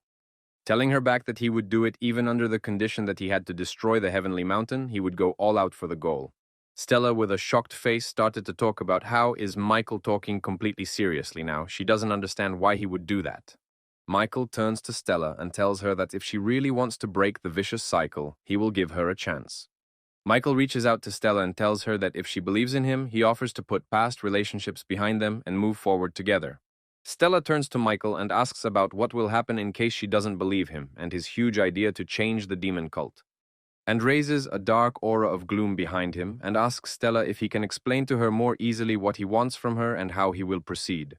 Stella tells Michael that she remembers the first time he came here and adds that his eyes are the same now as they were then that day. Stella holds out her hand to Michael and talks about how she'll believe him so-and-so and keep her promise this time. Whereupon Stella, with a smile on her face, begins to say that she, as master of the Supreme Pleasure Palace, is pleased to welcome Michael the leader. Meanwhile, word of this reaches Jessica and the others, who are still standing still restrained by Luis's aura. Luis talks about how this doesn't mean anything yet for the others and declares with an eerie aura of fire that if they move, they will die. Jessica and everyone else can't understand why Luis's aura is affecting them so much, since they can't even move. Meanwhile, up on the top floor comes Silvers and Billy, who don't understand what's going on here and talk about how the bottom has decided everything. In the moment Jessica notices Billy and Silvers, she starts yelling at them and asking about why they are here, because she doesn't understand anything. However, among the things that pisses Jessica off more than anything else is the fact that the leader of the Forbidden Squad, Silvers, who is very dangerous, has come to the meeting here. Silvers talks about how there was a mistake, and Jessica yells that apparently the Trade Palace is involved in all of this. Billy turns to Luis and talks about how the atmosphere here is pretty awful, but he's more interested in where Michael is now. This is a question that not only interests Billy really, but all the other girls around her who don't understand what's going on upstairs. Meanwhile, upstairs, Stella turns to Billy and asks him if he could turn around. He says, of course he can. Billy turns away, and Stella talks about how he promised to vacate the Pleasure Palace, and Billy replies that he'll do it as he brings it to an end. Stella talks about taking a chance and trusting Michael, but he's more stressed about the sound he heard because it makes Michael very uncomfortable. In the moment Michael realizes what's happening, he starts turning around and screaming about how the past him is dead and he doesn't want it anymore. However, when Michael turns around completely, he only notices Stool sitting on the bed, who as it turns out has just changed her clothes. After realizing this, Michael turned back around and started talking about the fact that, according to Stella, he had been here before. She talks about how Michael must have really lost his memory and starts talking about how she's heard rumors about him. Michael responds by saying that these rumors are not far from the truth and asks about whether the charm technique has been used on him before. He talks about how on the 6th floor he met a girl, Kate, a foreigner, who used the technique on him. This information makes Stella angry. She says that Kate couldn't have done it because it's a forbidden technique. Stella replies that they had never used the technique on Michael before, as he was a pervert himself without it. Immediately after, Michael asks to forget it and asks how Stella is connected to the slaughterhouse, since anyone who doesn't want to change will end up badly. Stella tells Michael that the leader of the Massacre Palace is the Great Richard, and if Michael wants to change the cult, he should get rid of him. Stella reveals that Franklin, Richard, and one of the elders wish to become cult leaders, but they each have different methods and desires. Although Michael is not happy about it, he realizes that it is very expected, because opinions differed even in the Federation Union, and even more so here. However, next, Stella announces that one of them doesn't really want to be the leader, but just wants to wipe the cult off the face of the earth. Stella reveals that Richard is a simple psychopath, and the events of the story send us to a palace of carnage. The events of our story dismantle Richard himself, who chases various people around his palace just to kill them. Stella describes Richard as a man who wants to turn the world into a realm of blood and murder, where there will be endless carnage and all. Meanwhile, the man in front of Richard, who was running away from him, begins to apologize dramatically and ask to be spared, saying it wasn't his fault. Richard asks the man if he still wants to run. The man in return asks only to spare him and make him a simple slave even. However, Richard retorts by telling him that it's all very boring and he's not going to live like this, whereupon he stabs the man with a gun. Immediately afterward, Richard addresses the man, saying that this would not have happened if he had not fled from the slaughterhouse. Richard leaves the man for dead on the path and goes off somewhere with a wild aura himself and asks his assistants to remove the victim's corpse.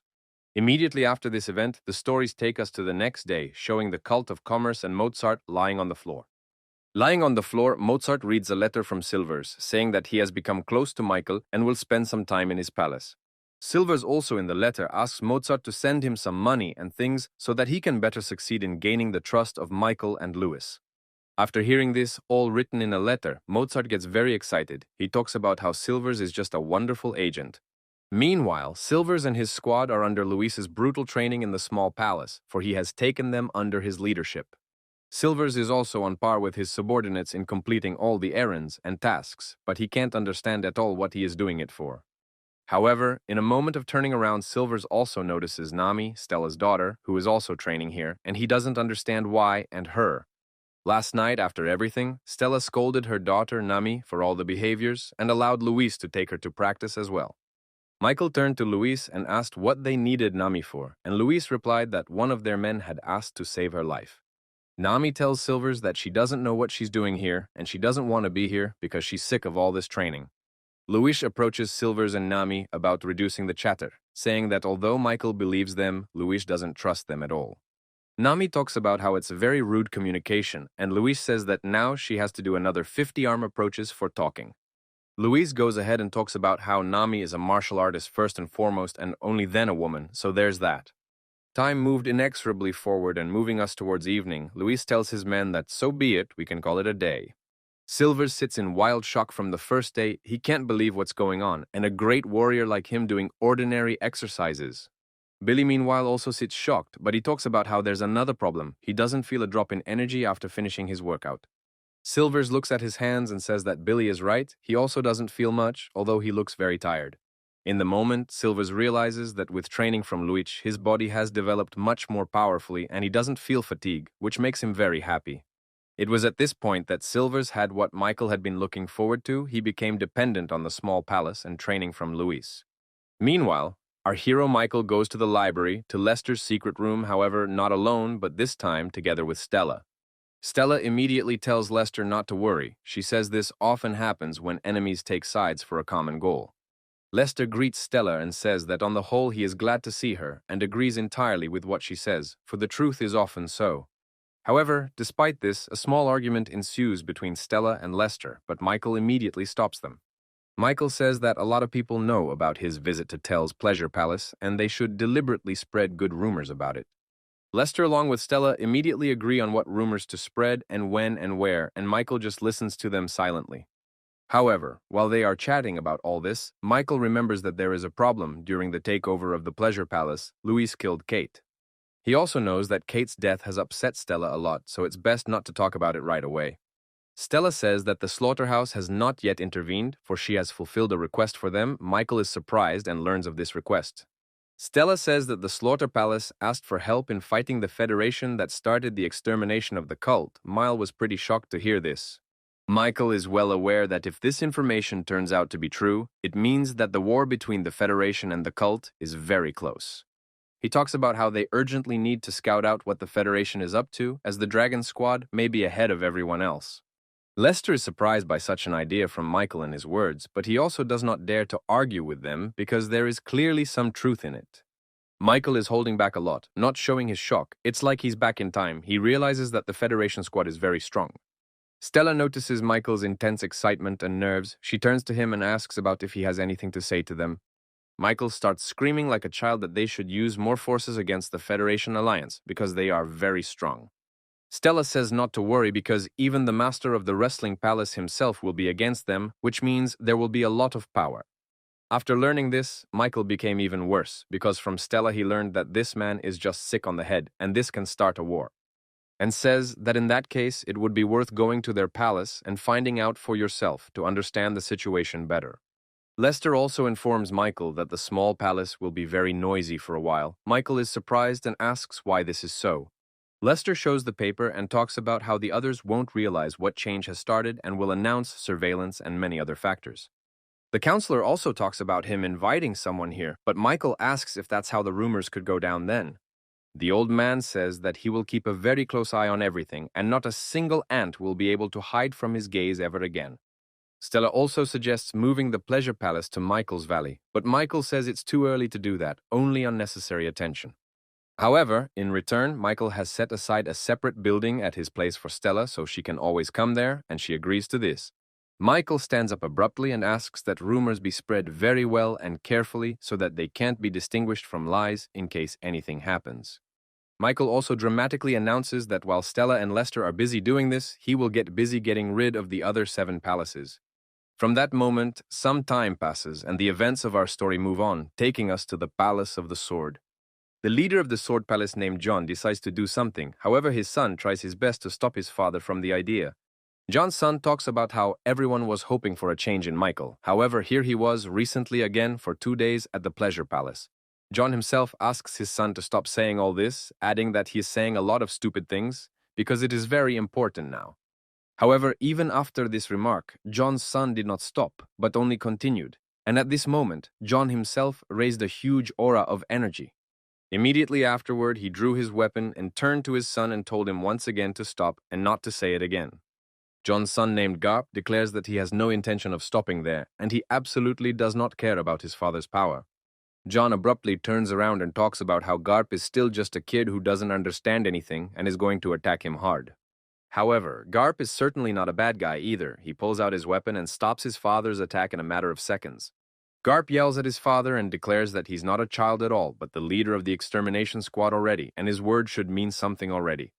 However, Garp's father clearly doesn't think so. He only gets angrier and says that Garp isn't worthy of blocking his blows yet. Garp yells at his father and talks about how he doesn't feel sorry for Lilo, since not long ago, Michael spent 2 days at the Pleasure Palace. He yells at his father and talks about how he can't do this, at least for Lilo's own sake, who will only get worse from living like this. Lilo is Garp's sister. The latter immediately remembers that she's been suffering all her life, and so as a girl in a swordsman's family, she never cares about anything. Garp yells at his father again, saying time after time that he can't do that to his own daughter. However, Garp's father only ignores him, and the man talks about how if his father can't do anything, he'll do anything for his sister himself. He starts to walk away, and Father John, after they hit it off, notices that his son is nowhere near his highest stage. When Garp leaves, John goes to the leader of the main squad and asks about whether the information about Michael is true. It turns out to be true. Immediately afterward, John orders the leader of the main squad to go after Michael and bring him in to talk things over. Meanwhile, the events of the story take us to Michael himself, who is just sitting and meditating in his room. Afterwards, Michael looks out the window and realizes that his new tasks are talking to palaces that are made for war, and it's not going to be easy. Michael also fully realizes that he should keep the fighters from the Slaughter Palace away because the war can't be won with them. Our hero also pays attention to the fact that the elders should arrive, but they are not there. He is also pissed off by strange sounds from under the floor. Right at this moment of our hero's musings, people from the Sword Palace began knocking on his gate of the small palace and demanding that he come out. The first thing to notice these people was Layla, who couldn't understand what was going on at all or why they were so angry. And then Nami started talking about these people introducing themselves. They can just open the gate and talk, but Layla is shocked at the idea. She starts to argue directly with Nami, debating which one of them is the bigger baby, at which point Billy shows up from behind. Billy turned to Layla and Nami and asked what was going on, and they explained that some weirdos had shown up at the door. Billy learned that these people were from the Sword Palace, whereupon he immediately went forward and sleepily opened the gate of the small palace for them. In front of Billy stood the leader of the squad, and a huge number of his men, all of whom were armed. Billy was immediately surprised by this. The leader of the squad, Garp, began to talk about how they had come here for young Mr. Michael and were demanding him to come here as well. Billy starts yelling at Garp and talking about how the cult leader is more than just a friend to them, so when they call him out, they should be respectful. However, Garp responded by saying that Billy was just a regular weirdo and he wasn't obviously frightened by such strange phrases. Garp explained that he came here because of his sister, and in response he heard Billy say that Garp is one of the runaway sword heirs. With a rather sly and snide face, Billy turned to Garp and asked him about why he wanted to take Michael for himself. Garp turned to Billy with a very angry face and said that he was only interested in one question, and that was whether Michael had been at the Pleasure Palace recently. At this point, Nami intervened in the dialogue and said that if Garp also wanted to go there, she could have fun with him. Billy at one point began to take us away from the gate and talk about how there had been a misunderstanding and Nami had already been banished from the Pleasure Palace. Apparently, Garp was tired of hearing all this. However, in a moment he simply attacked the nearest gate sharply and blew it down with his sword. Garp began yelling at the entire palace for Michael to come out right now or he would have to use more brute force. He, along with Luis, walked straight to the gate at this moment and began to ask about the Sword Palace sending assassins to them. With a shout of displeasure, Garp began to accuse Billy of what he was doing to his sister, adding that he wouldn't get away with such antics. At this point, however, Billy was most shocked, for he had expected to hear many things, but not explicitly something about some sister. Garp started yelling directly at Michael and talking about not pretending like he didn't understand. Such actions are declarations of war. Billy started talking about how Garp's sister may be Michael's fiancée, but that doesn't give him the right to be so rude. At this point, Michael finally realized nothing. He lowered his head and his gaze, asking if he really had a fiancée. Hearing this, Garp started yelling at Michael even more, asking him about whether or not he was bullying them now. At this point, Michael realizes that apparently they're not kidding, and he understands Garp's anger, remembering the body's past owner. Garp started yelling at Michael even more and talking about how he didn't dare do that because he wasn't allowed to do everything. The aide began to turn to Michael and talk about how they shouldn't sweat about him because he's just a regular rude guy who's worthless. Our hero began to cover his face with his hand in shame and afterwards simply turned to Luis and asked him to deal with him. Luis knew it was Billy, and he knew right away, and later he grabbed him by the mouth and pushed him back so he wouldn't talk too much. Michael at one point began to turn to Garp to ask what his fiancée's name is, since he doesn't even know her name at all. Garp started talking about his sister and Michael's fiancée being named Lilo, and immediately after added that it was impossible to forget his fiancée's name. At the moment Michael froze in place, Lilo's name didn't do much for him. He started to look up and afterwards stated he was going to the Sword Palace. Meanwhile, around the Sword Palace, Lilo was chatting with her assistant as always about various feminine topics. Lilo stated to the assistant that she was leaving, but all she heard in response was words about it being reckless, which Lilo didn't like. Right after, Lilo's assistant started saying that she just needed to find a spouse, at which point Lilo replied that she had already found one. Lilo began to fall into a seemingly angelic demeanor and talk about how she had known the man of her dreams for a long time. The assistant started talking about how they could finally make Michael happy, but that only made Lilo mad as hell. Offered to simply disrupt her wedding to Michael, right after which the aide began to shut her mouth from such phrases. She started screaming again that she absolutely didn't care about all the rules and laws, she would find a better man and be with him. At one point, Lilo began to describe a man in a black mask, with dark energy and long hair, recounting the image of Michael in the mask. Lilo reveals that he was rumored to be the one who defeated the ruler of the Northern Valleys and was able to win a better place for the clan. After which, Lilo began to call him as the Black Sun and declared that his mysterious appearance very much beckoned her, for it was of great importance now. Lilo continued to recount Black Sun's skills, but the assistant started talking about how Lilo hadn't even seen him. Then Lilo's assistant started to talk her out of it again, saying that Michael would be here soon enough and everything would be solved. Lilo, in shock, began to ask her assistant what brought Michael here, and she angrily replied that of course meeting Lilo.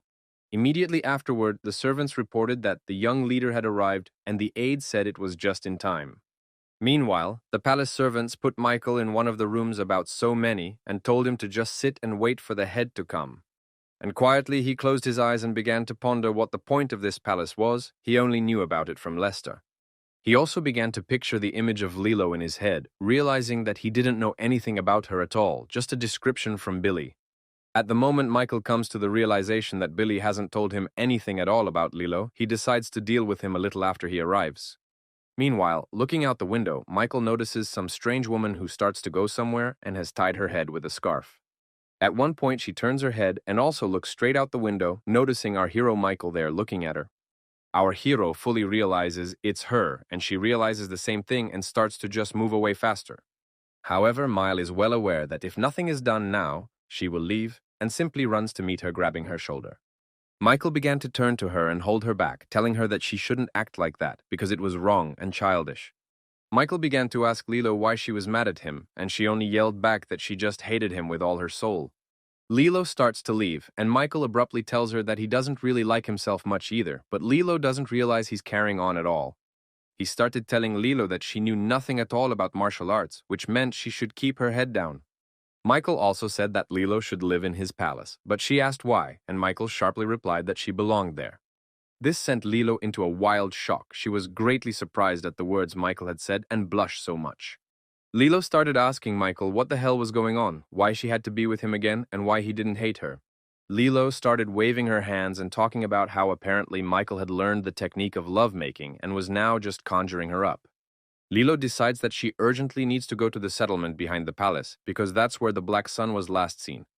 At this moment, the very head of the Sword Palace appears from behind, who immediately begins to greet our hero. John's head went straight to say that he had heard about Michael's changes after training, but he had lost his way again and headed for Lust. Michael looked at John and immediately realized why he was given such a nickname, because he really looks very powerful. In a moment, using only the strength of his energy, John managed to draw the weapons that were on the walls of the house towards him. Quite surprised by all this, Michael began to ask John about what was going on here and why the reception was being held this way. John turned to Michael and started talking about how he just wanted to know what power his son-in-law had now. However, Michael clearly didn't share John's idea of fighting and approached him with a suggestion to just talk now, since force was not necessary. John agreed, and Michael started to talk about how he was really sorry that he couldn't give Layla as much attention, but he was interrupted. And John interrupted him. He took his sword in his hand and, raising energy, began to say that he wanted to fight Michael to find out the truth. However, with his sober mind, Michael realized that this confrontation was very strange because it was as if he was confronting a huge mountain. However, Michael decides that if John wants to fight him to learn the power, he will give him that fight right here and now. Michael energized his weapon so much and attacked directly at John that he broke both of their blades in an instant after the fight began. John immediately realized that Michael was very strong on his own level, and Michael responded by stating that he would not conduct any wedding that way. However, such words from Michael did not surprise John at all, for he was completely recalling the words of Michael's past who had said the same thing. John replied that it wasn't for Michael to decide, and in response, Michael began asking to meet with Leela to explain everything to her himself. In response, John started yelling that if Michael decided to sabotage his wedding to Lilo, he would make the Palace of Swords his enemy that way. Michael began to protest, saying that until recently they might have heard a lot of rumors about him, but things are different now. At the moment John started to walk away, he only turned to Michael for a bit and said he would give him an answer within 2 days and Michael should be here.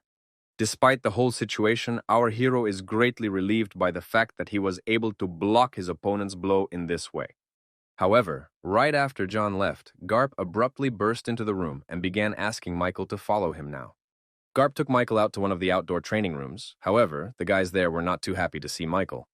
The guys started asking Garp what Michael was doing here, and Garp revealed that Michael would be part of their team for a while. The older guys in the squad immediately started protesting, saying that it was a very stupid idea that didn't make any common sense. However, Michael immediately interrupted their arguments and suggested that they start by saying hello and then talk about their relationship. Garp turns to Michael and talks about how there are a lot of crazy people on his squad who don't like the likes of Michael much. Immediately afterward, the entire squad began to walk right behind Garp, but Michael only stood there and smirked, not believing that this squad was explosive. Meanwhile, the events of the story take us to the basement, which is in the small palace. Lester has moved there, Luis and Stella are also there. Luis started chatting with them and talking about how their leader Michael went alone to the Sword Palace, and it's very dangerous. Lester says that's a good thing as things are going even much faster than he expected. Stella talks about how she did a good job with the rumors. Luis asks Stella and Lester if they know what's going on, and they immediately reply that of course they know everything. Luis says he's not too worried about Michael since he's very strong, and adds that he hopes to work with the Sword Palace. Lester talks about how if the wedding goes well, Michael and John will become related, and then there will be nothing to worry about at all. Stella talks about how the main problem for them is the Slaughter Palace, because if they decide to make the first move, the problems will be huge. Lester talks about the fact that this is indeed the case. However, he doubts that Richard would choose to step out of the shadows. He very rarely does. Lester makes the point that if Stella brought it up, she probably has some ideas about it. Stella says with a smile that the Blood Palace is calling all the other palaces to a meeting of the common very soon. Stella also addresses the suggestion to tie up all the paths and to start taking care of the impatient head of the Trade Palace soon. Meanwhile, the squad led by Garp that Michael is now in is getting ready to train and eating. However, Michael is always haunted by different strange things. As soon as he came to take his portion of food, reported that the food is over. However, Michael looks into the barrel and talks about how there's still a lot of fuckery in there, and it's not good of the squad to do that. But in response to his words, Michael only hears the cook shout that such a logical man is behaving so disrespectfully. Michael realizes that he's going to have to put up with all this for a while, and replies that he really likes beef jerky. With the worst food possible, Michael goes to his table and sits down, and the guys discuss how he has no pride at all. However, everything is not so simple, although Michael acts as if everything is fine, but he is quietly watching them to know the ranks of the fighters. The older guys among themselves are actively discussing the fact that Michael pisses them off a lot because they have to babysit them a lot. Our hero Michael, meanwhile, just sits and eats, realizing that the guys around him have a very big opinion of themselves, even though it has nothing to do with reality. In the moment, one of the high-ranking guys starts yelling some boy's name, and he runs towards him with planks in his hands. As soon as this kid runs up to the other one, who is higher ranked, he gets hit right in the stomach with a leg. Michael observes the whole scene from the sidelines, seeing the older ones just bashing and berating the younger ones over little things. The senior in rank, Ian, yells at the little warrior, saying that if he doesn't act right, he will disgrace the entire squad. The little guy starts apologizing immediately and talking about how he won't let this kind of situation happen again and apologizes again. Jan only yells at the guy in response and talks about how they won't shake in front of him just because he's small. Some time passes, a little guy named Phil goes to work, someone comes up to him and offers to help with the job. This someone turns out to be our hero Michael. Phil at first replies that he can handle himself, but after he sees Michael and stops in shock. Shocked and frightened, Phil falls to the ground and starts to lie there. Michael reaches out his hand and offers to help him up. However, the guy turns away and says he's perfectly fine and continues to do his job. For a while, Michael stands right beside him and just watches what he's doing, realizing the point of the work. Michael starts to come on strong with his help, but Phil stops him, telling him that it's his job and he can handle it himself. Immediately afterward, Michael removed his hands and started talking about how if that's what Phil thinks, that's his business, and he can do that. He observes Phil and talks about how he's very good with wooden swords, even though it's just a moulage. However, in response, only asked Mikhail not to stick around but to go about his business. Michael obeyed him and began to say goodbye. Right before he leaves, Michael clarifies that the boy's name is Phil, and afterward adds that it seems even for him, Michael is not to his liking. Phil talks about how Michael is a nuisance to everyone because he cheats on his wife Lilo, has done much harm to the faithful in their palace. Our hero asks Phil why he states this so freely without thinking that these words could cost him his life. Phil talks about how his squad was taught not to grovel in the face of death, even if it would cost him his own life. Michael turns his head and says with a smile on his face that Phil has indeed learned his lesson very well by all appearances. Phil is surprised that Michael hasn't done anything to him for saying that, but Michael says that did Phil really think he was going to get killed? Meanwhile, the events of our story take us right into the Slaughterhouse Palace, where the weather is pretty dark and gloomy as ever. There are people hanging alive head down in one of the rooms of the palace being approached by Richard, who asks when the others will arrive. In response, some guy tells him that he will surely pay for his sins, sooner or later those who will deal with Richard will come. This guy also promises that the people who are coming will be very ruthless and get rid of the whole blood cult thing. Richard responds by saying that he's glad to hear this guy's voice, because he was about to kill everyone here, including him, while he was silent. The guy talks about how he never imagined that the master of the slaughter palace would turn out to be a regular bloodthirsty kid with a worthless life. Right after Richard raises a very angry aura, he turns to the guy and suggests that he should take his life altogether in such a case. Richard then kills the guy, and Richard's assistant appears from behind to inform him that his master has received a letter from the Palace of Blood. Richard turns around very angrily and asks the assistant if this letter is really worthy of him opening it. Using his blade technique, Richard cuts off the aide's hand and tells him to get out with his letters. Immediately afterward, Richard reads the letter and then turns to the guy on the rope and asks him not to die yet. The events of the story return to the Sword Palace, where the head John is swearing hard that Lilo has disappeared somewhere in broad daylight. The main deputy turns to John and asks about whether he should go and find Lilo in that case. However, John talks about how that's not that important yet, and more important is what's up with Michael, and asks afterward how things are going with the other guy. The main aide reports that despite everything, Michael just tolerates all the insults and so on in his address without showing anger. John turns his head away and can't figure out what's going on. He ponders if Michael really has lost his memory or if he's hiding himself. However, the main deputy asks John if he thinks Michael is capable of hiding his identity so well. However, just a mere second after the aide said this, John's sword was right next to his neck with the blade. John turned to the assistant and asked about how Michael managed to block such a blow if even his best people can't get it. Immediately afterward, John begins to hide his sword and gives his aide orders to send an extermination squad to Beauty's Peak. However, the assistant doesn't understand this much. He asks about how he would then follow Michael if they had to leave.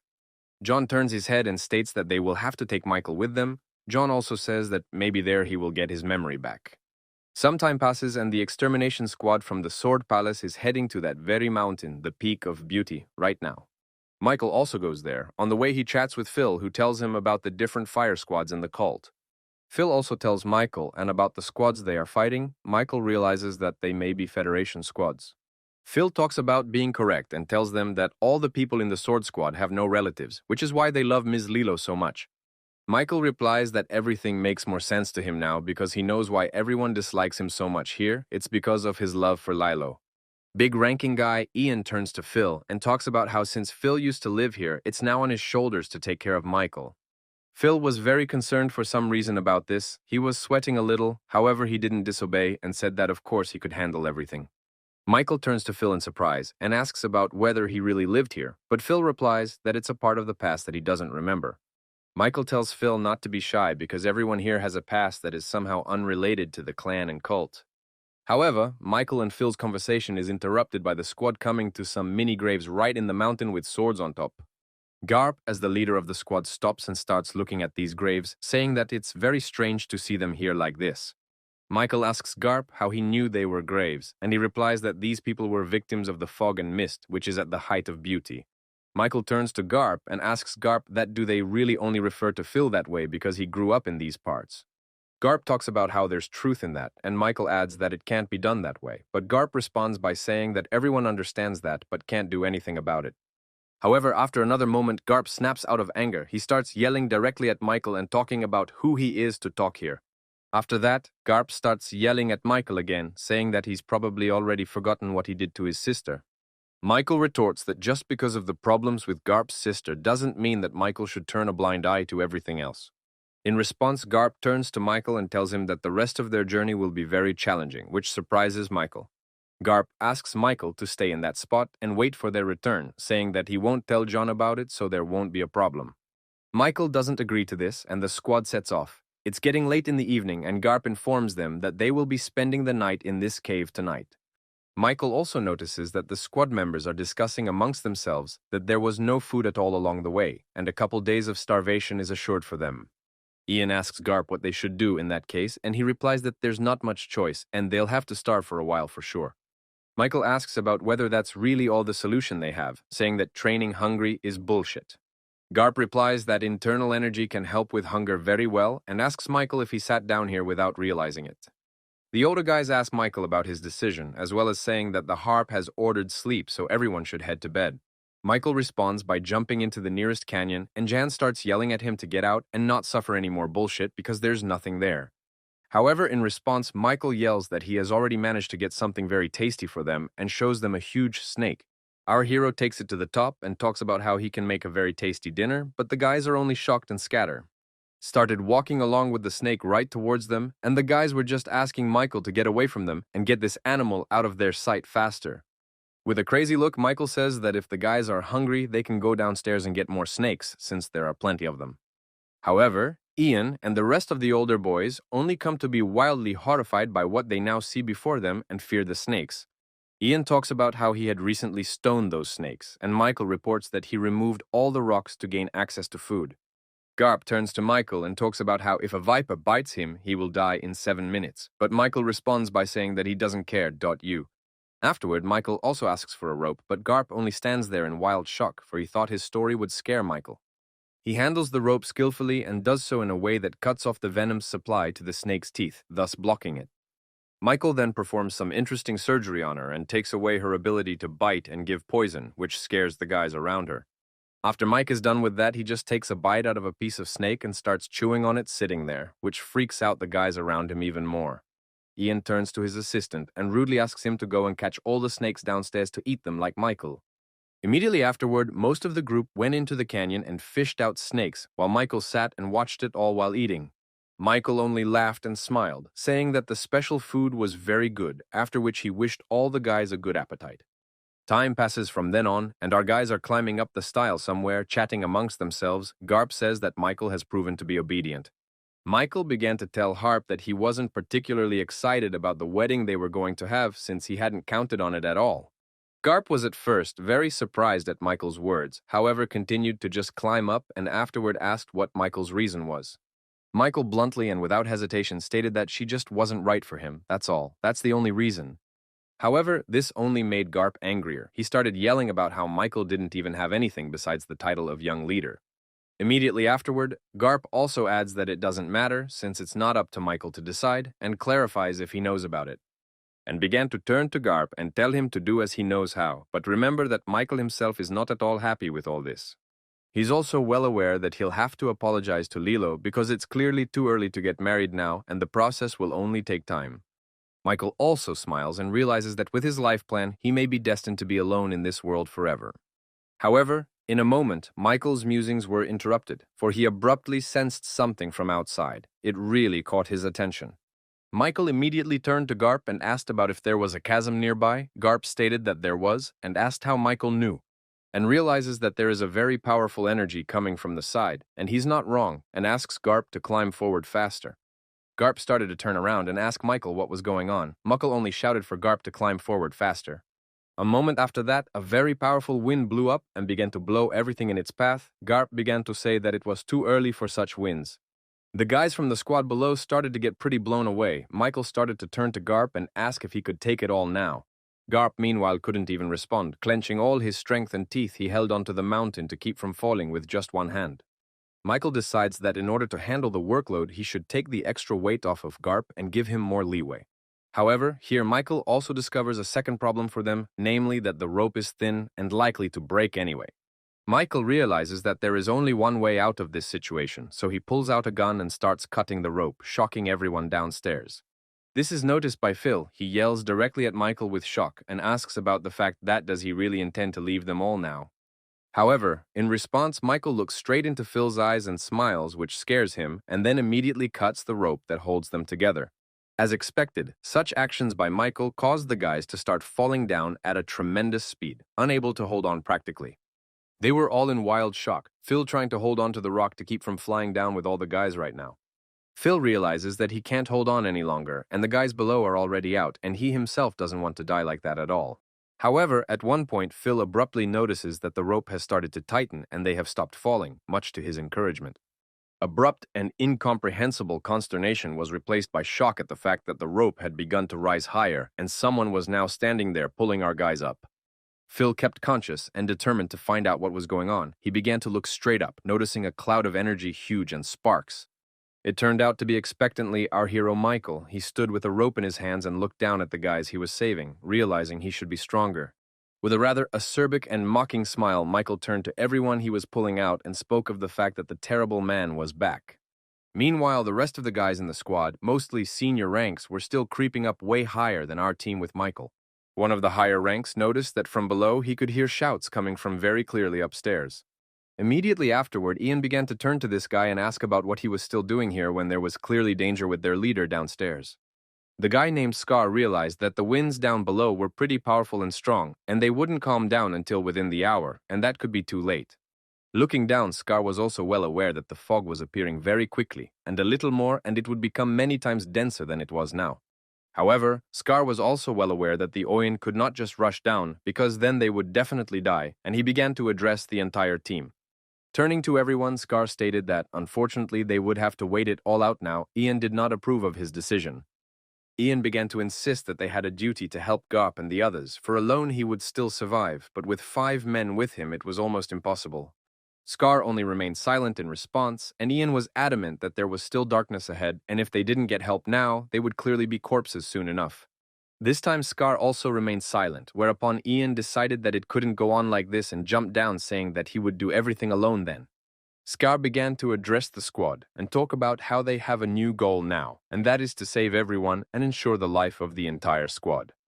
Whereupon Scar and the others cut their ropes, and Scar gave orders to find everyone, search every corner, and deliver them alive. Meanwhile, Michael and the others were climbing up the cliff face in slow steps, the problem becoming the fog that blocked everything out. Michael began to tell Phil that this was the first time he felt his eyes so pathetic and useless, unable to see through this ordinary fog. Phil began to turn to Michael and ask him what they should do, for if they got caught in the peak of that smoke, they were unlikely to come out alive. Michael began to turn to Phil and talk about how he was very fine flying up the rocks even without the aid of a rope, adding that it was weird. Phil began to scratch the back of his head and talk about how he didn't think it was necessary to show it to everyone, because it wasn't necessary at all.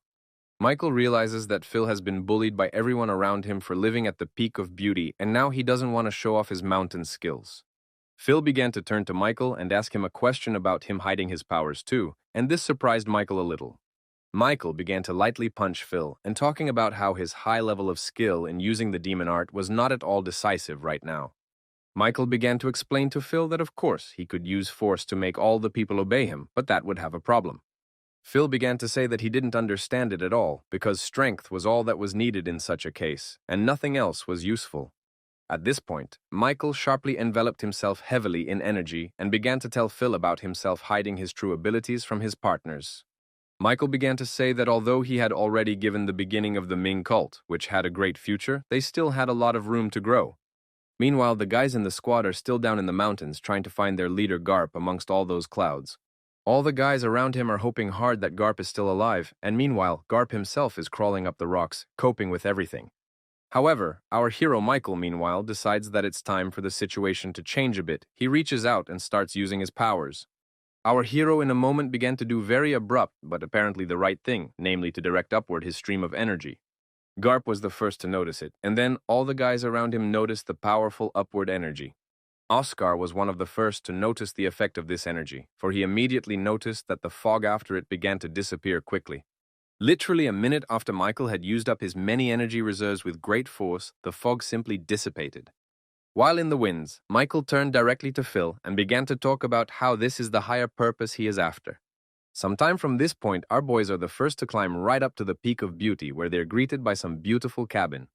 Michael stands there quite surprised and then starts talking about how someone has obviously lived here before. It's a very interesting place. Michael orders Phil to wait for him here at the entrance and starts walking toward the bridge and this house, much to Phil's surprise. He immediately started talking about how it all seemed very strange to him, starting with the density of the air and the artificial smoke. As the smoke engulfed them along the way, Michael immediately felt a familiar sensation and only now realized that it was also a charm technique. Realizing all of this, Michael headed straight for the house. However, when he walked in, he realized with shock that the house was completely abandoned and had been for a long time. However, in a moment, something caught Michael's attention. It was a large inscription right on the wall. There was a speech about uninterrupted permanence. Michael immediately realized with shock the handwriting it was written in. It was clearly completely similar to the one in his training hallway. Phil, meanwhile, was trying to bring the rest of the squad to their senses, telling them that Michael had turned out to be just a wonderful person. However, looking down from this huge mountain, Phil ponders how the other guys are doing, whether they are alive, and what is thought of them. And right at this moment of Phil's musing, abruptly from behind the mountain appears someone's large hand that grasps upward. A second after that, and the whole body appears. It turned out to be the leader of the squad, Garp, who climbed up with ease. Phil began to reach out and help him climb up, happy that their group leader had also managed to survive the ordeal. It was only after climbing up that the harp began to ask about Michael's death after saving them, much to Phil's surprise. Phil immediately began cheerfully saying that no, Michael was alive and adding that he had gone to that house, after which he immediately pointed to the house itself. Garp started talking about how he was very concerned because this place isn't ordinary. Phil adds that Michael said pretty much the same thing.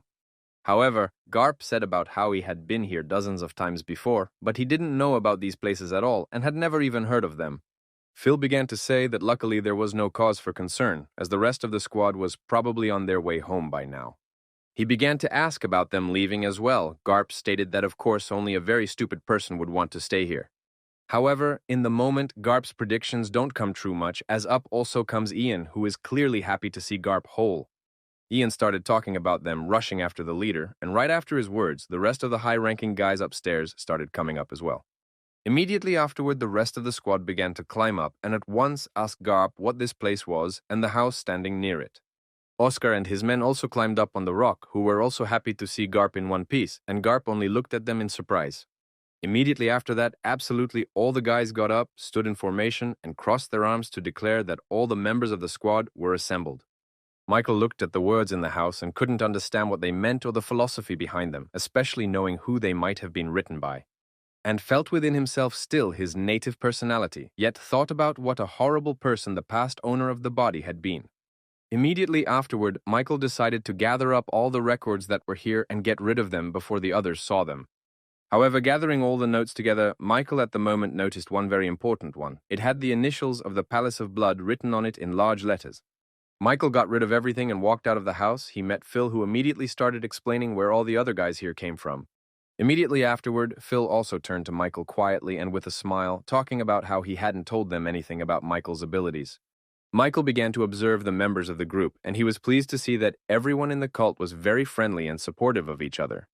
He began to smile and realized that it would be good if these guys continued to laugh heartily, because they deserved to. However, at the moment our hero was approached by Garp, who began to ask Michael why he did all this, Michael did not immediately understand what he was talking about. Garp began to talk about how Michael had saved many members of the squad, and Michael began to explain his act of great responsibility as a young leader. However, in response, Garp began reminding Michael of how he used to interact with his sister, much to Michael's anger and annoyance. However, in spite of this, all the guys in the squad began to praise Michael a lot and talk about how they look at him differently now. Ian and Scar recognized what Michael had done, but were still not in love with him and said they wouldn't help anyway.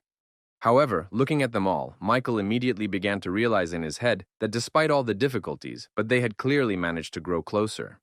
Time passed very quickly. The guys decided not to go home today, but to wait until morning and went to bed right on the floor of the house.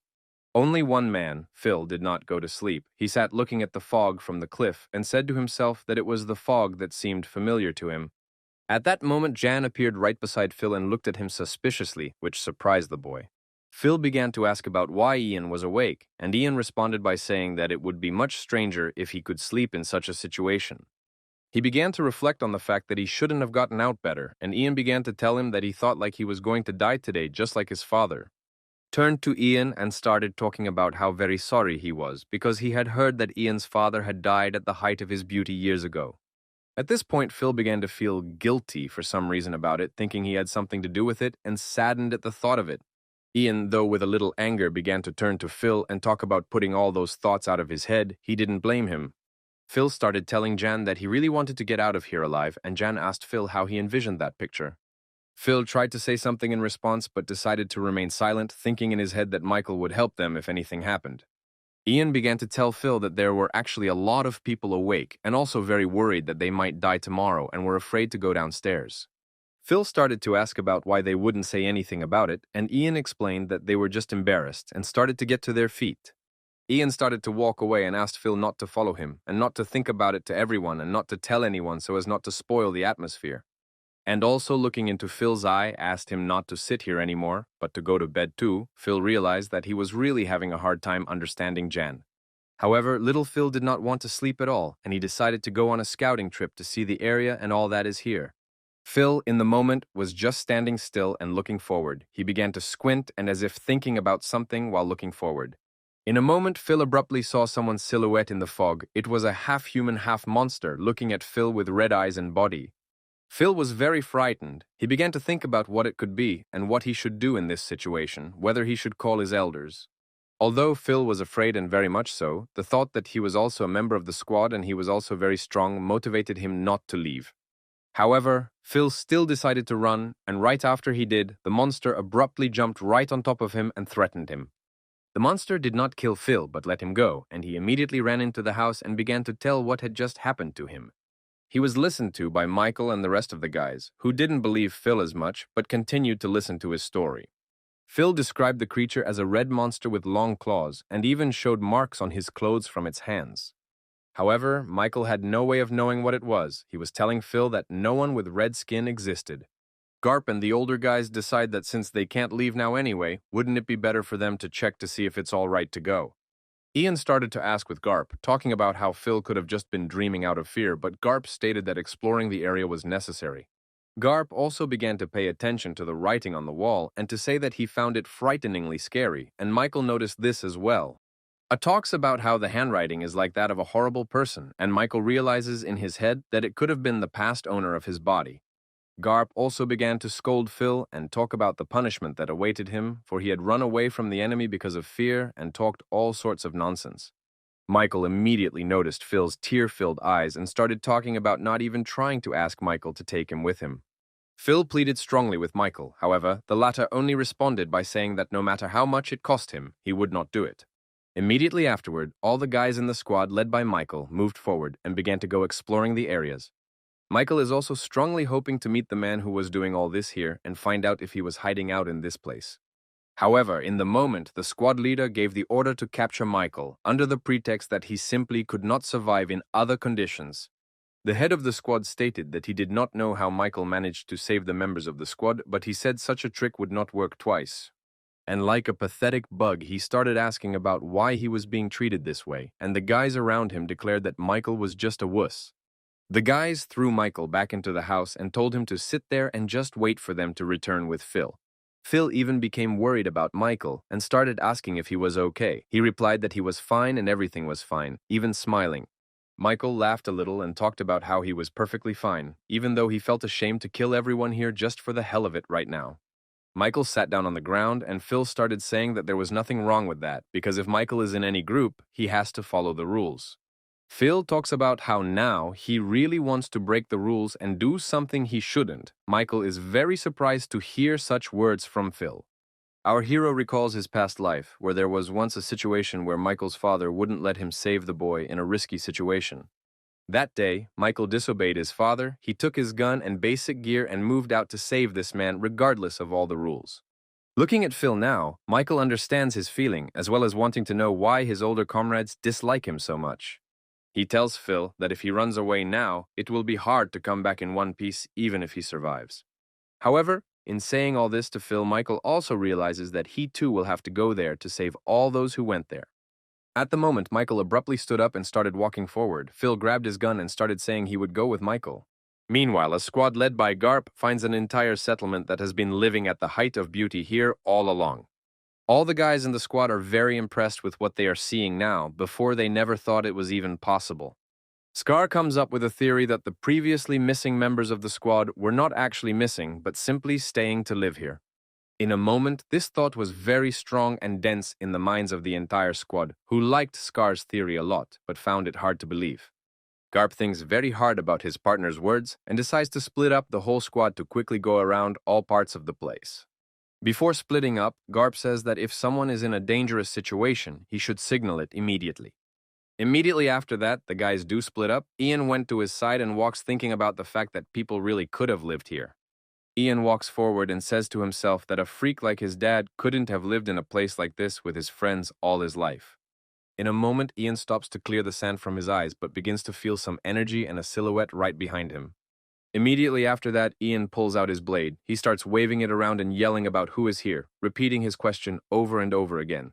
Meanwhile, the exact same situation happens to Scar, who also seems to have met someone and immediately draws his weapon. It was indeed some huge monster that looked like a human, but very tall and red, with energy in its eyes.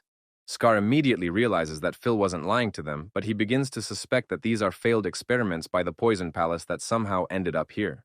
However, while Scar was just standing there thinking about it while holding his blade, the monster didn't decide to also wait by itself and attacked Scar, and realizes that his opponent is very fast. However, his speed is not that bad either. He manages to parry his opponent's attacks.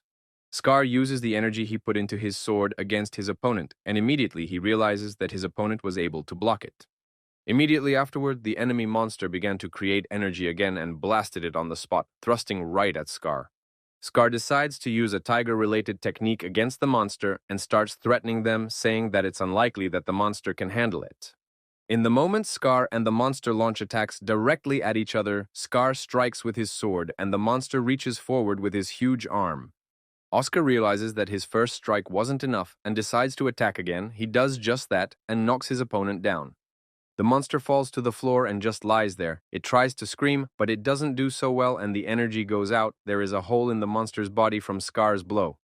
Scar is well aware that you can't just leave a monster like that, and it's worth doing something about it, so he presses down with his foot, extends his sword right in front of the monster and says that if that isn't enough, he will continue to strike until he finishes what he started.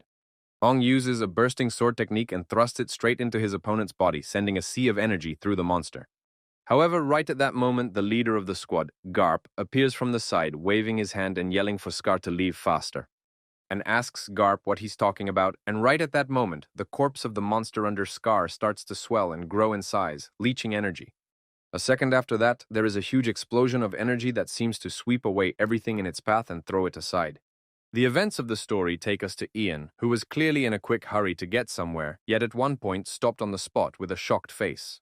And his surprise was for a reason. He saw Michael standing in front of him with a gun, not realizing what he was doing here if he was asked to stay. Immediately afterward, little Phil ran out from behind Michael's clothes and started asking Ian if he was okay and how he was doing. Michael began to ask about where everyone else was. Ian began to explain that there was a very large expanse and they didn't know it. Jan also began to tell various small details, but Michael only began to go ahead and tell Jan to get to the point already. Walking down the path, Michael notices that all the houses were built around the same time, which means that the local people had a reason to live here. Looking around, Michael is also well aware that the fog around him was created deliberately and artificially to hide something here. Michael also began to speculate that someone might have created a huge mystical trap of the scale of this settlement. Michael is well aware that there is only one person who could have created such a huge trap of mysticism, and that is his idea partner Lester. Ian meanwhile noticed that Michael wasn't listening to him at all. He started lashing out at him and talking about how it was all around no joke. All this time, Phil was furiously trying to stop Ian. However, at a point, Ian punched Phil in the face with all his might and he even fell to the ground. At this point, Michael realized that Ian is some kind of crazy person and looks down on even little guys like Phil. Michael abruptly made a very angry face. He raised an aura behind him and began to talk about Ian overstepping his boundaries with such actions. With a disgruntled face, Jan asked Mile to repeat, but in response, Michael only kicked Jan right in the torso with all his might and threw him aside. Ian apparently decided not to tolerate such humiliation in his eyes, and like a dog broke off the chain and began to pounce directly on Michael with a gun. Ian was not at all joking in his intentions to attack Michael now, and indeed began to close in directly on him with a weapon full of energy. In a moment, literally a second, Michael stopped Ian's weapon with 2 fingers and spoke of how he knew about his hatred but didn't think it was great. Michael knocked the weapon out of Ian's hands, threw a few more punches sharply, and declared that you can't behave like that to your comrades. This blow to John's body was much more crushing, for it knocked him just out of himself. John fell to the floor and couldn't even get up. Phil was very surprised by these actions. He understood a little, but began to run up to Ian and offer his help to him. After a while, Ian comes to his senses and becomes more adequate. Michael begins to explain his hunches to him, and Ian tells him Scar's theory. Ian also talks about how the problem is not just the missing wars, but also those who went to rescue them, several squads. In a moment, Phil intervenes in their dialogue. He talks about how he could be wrong, but he feels like there's something on the village server. In response, Ian starts yelling at Phil again and talking about how he clearly has no way of knowing about it all, and Phil says it's just his feeling. After a brief pause of silence, Phil speaks abruptly about how he has a complete sense of having lived on the village server. While things were going well for our hero, Phil and Ian, the rest of the squad were actively fighting and had already accepted their deaths today in this place. However, in a moment they still came to meet them. It turned out to be our guys. Ian flew into the fray and began to deal with the monsters. But even when the squad began to confront the monsters a few at a time, it was still not easy because they did not give up in any way. Ian asks his partner to step back and talks about how he can handle them himself now with some very powerful attacks. And purposely gives the monsters time to attack, and the moment they snap out of it and attack, he activates the weapons and makes a strike. However, in the moment, many of the monsters simply fall to the ground, and our hero Michael appears nearby. The fat guy started pointing Michael at Ian, who was still fighting, and started telling the young leader to leave urgently. In the moment, Michael along with the fat man notice that the monsters have wounded Ian several times. The fat man asks Michael to get the rest of the squad. However, our hero Michael had a completely different view of the whole situation around him. He turned to Ian and asked about whether the latter needed his help. Ian was as stubborn as ever. He continued to just fight the monsters, but after asking Michael, that would he really continue to just watch? This answer from Ian was like a trigger for Michael, after which he abruptly jumped up and began to cover his body with energy. Garp appeared and flew straight into the monster at high speed and began to slash it with his weapon, which turned out to be very successful. Next to Garp was also Scar, who had luckily been saved after the last battle with the huge blast of energy. However, even though everything ended well, in his head, Scar was still replaying the moments from that fight and can't understand what happened. That time, Garp really saved Scar that time. He managed to jump in and remove his body, and afterward told about the monster exploding when he hit the monster's head. Scar began to ask Garp if he thought the master of the Poison Palace knew about all these peculiarities in monsters because it was very dangerous. Looking at all the corpses of the monsters, Garp says that's not important right now. The most important question is if they are missing squad members. Scar assured that he was sure it wasn't them, but it was clear that he was having doubts about his own words. Scar and Garp walk forward. Scar talks about how he didn't expect to see monsters here at all. Garp states that it was his blunder. However, the moment Garp and Scar's dialogue is interrupted, they both began to feel the energy of someone very powerful from the outside. Rather than stalling and pondering, the two of them decided to head over there at once and see for themselves what was going on. Apparently, Scar and Garp have noticed Michael's energy, who just so happens to be coping against a bunch of monsters just by himself right now. However, Michael doesn't have much information about the monsters, and he hits them right in the head, whereupon one of them starts exploding. Michael realizes that he should either send the monster away or run away faster himself and get the guys. In just a second, Michael sent the monster into a distant flight with a blow of his hand and stood watching the remnants of its energy. Ian, who is just in shock with Michael's wild strength, began to ask about whether Michael is really a man. Such a question surprised our hero. Ian and the others began to tell Michael that if he had immediately shown his full strength to the palace master and them, none of this would have happened. At this point, Michael decided to set a clear example for the guys. He grabbed Ian's arm and began to reach forward with his gun hand. This weapon was pointed directly at Phil's boy, whereupon Michael began ordering Ian to kill Phil right there. Shocked Ian began to question Michael about his words, but the latter only retorted that it was better this way, for Ian himself had despised him all along. Michael pointed his gun and Ian's hand directly at Phil and started talking about how he was very small and there was no problem killing him. At this point, only Ian realized that something was going very wrong. He began to ask about what Michael was up to and what he was doing it for. Immediately afterward, Michael sharply pointed his gun directly at Ian and began asking about whether he should kill Ian for his weakness. Michael pointed his gun at Ian and began to talk about what he himself had said, that the weak lose and the strong survive. Making a very angry face, Michael said that if Ian ever talks that kind of nonsense again and scares Phil, he's going to take Ian to the fight and settle it himself.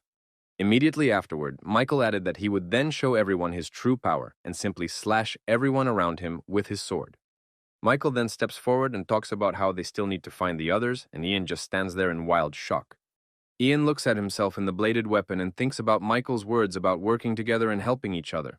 Meanwhile, Garp, the leader of the squad, comes to some place and starts telling Scar that he definitely heard some explosions here. However, all that is visible at the site of the explosions is some sort of door covered in fog. Garp wonders if the fog is trying to hide it. Scar started talking about how this place looks more like a fortress, and if you look at the way they're trying to hide it, it's obviously a big fortress. Garp, along with Scar, open the gate and decide to go inside, figuring that most likely the others are already there, and immediately notices that in such a cold and gloomy place there are flowers painted on the walls. Apparently people haven't seen them for a long time. However, at the point of walking down the corridor, Garp and Scourge come to some hall, in the center of which is something strange. Scar talks about it being a certain ancient tombstone, and Garp adds that it is built in the Western style. He suggests Scar open the tombstone, because there may be clues to information about the missing squads, though it's dangerous, it's worth a try. Scar replies that he understands, and decides to try to lift the lid out of the concrete, but it turns out very badly, so he applies energy. He had already opened the lid, but Garp abruptly asked him to stop, stating that in all likelihood they shouldn't have done that. Garp points Scar ahead, and right in front of them is a mob of monsters that are clearly set up aggressively against our guys. There are a lot of monsters in this crowd, all of them are quite aggressive towards our guys, because of which Scar and Garp immediately grab their weapons. Scar immediately realizes that he will need to use a lot of force against them now. Since there are many of them, he uses a tiger energy punch. However, this blow turns out to be very little. It only holds the monsters back a little, but doesn't even hurt them. Scar asks Garp what they should do. Garp tells Scar that they can't even kill them properly because if they do, there will be an explosion and everything in the building will blow up. Also started telling Scar to get his thoughts together and attack with confidence, as they obviously can't get heads but need to win. Scar stated that he understood everything and started to fight back together with Garp against the monsters, although the situation of the guys is very terrible because they are in a stalemate. And started talking about how he would hold off all the monsters and take them on, and Oscar at that point should get out and run back. Garp also asks Scar after he gets out to find the other members of the squad, but Scar asks Garp not to joke around like that anymore. Scar stands back to back with Garp during the fight and declares that he will not leave Garp, so Garp calls Scar stubborn. Talks about how Garp's orders are really stupid, and then Garp gives the order to make his way to the exit. Immediately after, Garp and Scar share a common sword technique that allows them to inflict a huge energy attack. Scar, along with Garp, began to swoop down on their opponents time after time and attack them harder and harder each time. In the moment, Garp and Scar began to lose to the monsters, but up came their red-haired partner Tim, who flew into the battle. Phil got on the defense of the guys against the monsters side by side and started talking about how he couldn't believe they let themselves get cornered. Garp gave the order for Tim to make a path of retreat, and he began to make a backward move with the two weapons at his sides, while they defended at his sides. Garp gives the order to use a survival strategy. Everyone needs to conserve strength and strike the enemy for containment. Some time passes, our guys dealt with the monsters and called it a total nightmare as it was very difficult. However, no sooner had the guys completely sorted out all the problems than a new one appeared right in front of them. The first to notice it was Scar. Scar pointed the boys forward and they all noticed some kind of monster. As if wearing clothes, it began to fly up holding the tombstone cover. This monster turned out to be a woman. Her eyes were full of energy, her hair long and black. She stood and looked just straight at the guys. Immediately after that, everything around her began to envelop her with a powerful energy. At the moment, she just snapped forward and began to attack our guys. The sounds that this monster was making had a strong effect on the guys. They couldn't fight normally, and their internal energy dropped drastically. The monster girl abruptly returned to her seat, and the walls began to break. Other monsters began to appear from them and go straight into battle. At this point, Garp began to lose all hope of any successful survival, for there was no telling what to do in this kind of situation. Initially, the monsters just stood still. However, when the girl in charge pointed forward, they all snapped out of their seats and ran into battle. Our guys decide to run with all their legs, as it became clear that this level of opponents they obviously cannot win now. However, in a moment of running down the dark corridor, Garp noticed that there was also someone silhouetted ahead, which startled him at first. But, after a second, he relaxed as he saw Michael and the rest of the guys in front of him, who had followed them here. Garp asks them all to run, and also turning to Michael tells him to go back to that house, but Michael only stands still in response. Michael, using the energy, looks deep ahead and notices the very girl with the powerful energy, realizing that this is the leverage from these monsters. Garp began to lay a hand on Michael's shoulder and talk about taking Phil with him now and going back to where he came from. However, at this point, Ian interrupted Garp's words. He turned to him and spoke about how, if he wanted to live, he should leave Michael behind. Jan started talking about how if it wasn't for Michael, they would all be dead by now, and Michael started calling Jan a suck-up and smiling big afterward. Ian started to say that he wasn't a suck-up, but simply recognized Michael's strength, at which point our hero douses his eyes with energy and says that honesty is class. Immediately afterward, Michael raises his blade overhead, starts covering it with energy, and tells the guys to let him pass. Garp began to turn to Michael and ask him what he was doing now, but Michael only silently covered his body with more and more energy. In just a few seconds, half of Michael's body was covered in energy, and he went into battle against all the monsters just one. Michael decided that the first order of business would be to eliminate the main enemy and began to fly upwards. Michael decides to blow the place apart. He raises his sword up and energizes it with an imperial strike. Having performed the first technique, Michael immediately consolidates it with the second and utilizes the destruction of the world, directing all his strength and energy into his opponents. In literally a minute, in front of everyone, Michael was able to use some of the strongest powers in the world to confront an army of monsters. The rest of the guys were shocked by this, especially squad leader Garp. He just stared ahead and tried to figure out what Michael was doing. However, even Ian was shocked by the techniques of such a level and began to ask since when did Michael use such a level. After using the technique, Michael notices that his sacred fire blade couldn't withstand such a thing at all and immediately broke. Michael got rid of a bunch of monsters, but he couldn't use all his strength due to the weakness of his blade, so he couldn't take the victory over the main monster. Michael notices that the energy she creates spreads to all the monsters around her and restores them, so he needs to destroy her. Mile first decides to test her personal abilities. He quickly gets right beside her and kicks her right in the body. The girl monster flies right into the wall of the building, however, then takes a leap and starts to get back up and run right at Michael. However, and this is where Michael overtakes her, he delivers a swift and direct punch right at her with tremendous speed, destroying her body. Such great power from Michael's punch allowed him to send his opponent straight to the side, throwing her far away. In a moment, Michael turned back around and had someone take care of the squad while he fought her, for there were still monsters. Garp in response starts yelling at Michael that this is very stupid and wrong. Getting involved in something like this alone is reckless. Michael jumps after his opponent and realizes that he's about to fight an unknown evil in an unknown place, and it's going to be dangerous. So while Michael is flying down, he decides not to take any chances, but to use his powers as best he can, whereupon he awakens the Demon Lord's supreme art. Our hero in the moment gets to the site of the very grave where the ETH girl was, and notices hundreds of human bones there. Meanwhile, his opponent is clearly very scared. She starts to hide from Mile and cover her arms from his energy. Initially, this surprises Michael, but then he realizes that he is now using the Demon Lord's art, and it's no surprise to see such a thing. Michael started walking towards the monster and asking her who she was, adding that he was only interested in that question more than anything else. However, in response, Michael heard only unintelligible phrases and incomprehensible sounds, and immediately realized that it seemed that his opponent could not speak. For some reason in the moment, the monster starts snapping at Male again and loses his fear, after which he screams and flies straight at our hero. Fortunately, Michael is well aware of who he's dealing with, so he immediately begins to keep the monster at a great distance from him. And after a couple more seconds, Michael uses his Demon Lord abilities and throws her back into the wall again with a big punch. However, this only angers his opponent more. She stands up and starts screaming really hard, thus raising the energy around her. Michael is watching and notices that right after he uses her energy, these red monsters start popping out of the ground. He is well aware that she creates them with her voice, and then immediately notices afterward that they begin to explode one by one. and starts thinking about how it's just kind of crazy. If she's controlling them all, she's giving each one a separate order. A huge number of explosions begin. They do not hurt Michael, however he decides that such a dangerous monster must be destroyed. Immediately after, Michael raises a huge amount of his energy and absorbs the energy of sword fire for more power. The monster, of course, notices this and decides to start screaming even harder again to summon more of his servants to fight Michael. However, Michael is right in front of the monster in just an instant, and placing his hand on it, envelops it with energy and uses it to block the voice. The hero begins to press his hand right into the monster, and knocking it down begins to press it right into the ground with great force. In just a couple moves, Michael manages to accomplish that the monster became powerless and weaponless and could now match Michael with nothing.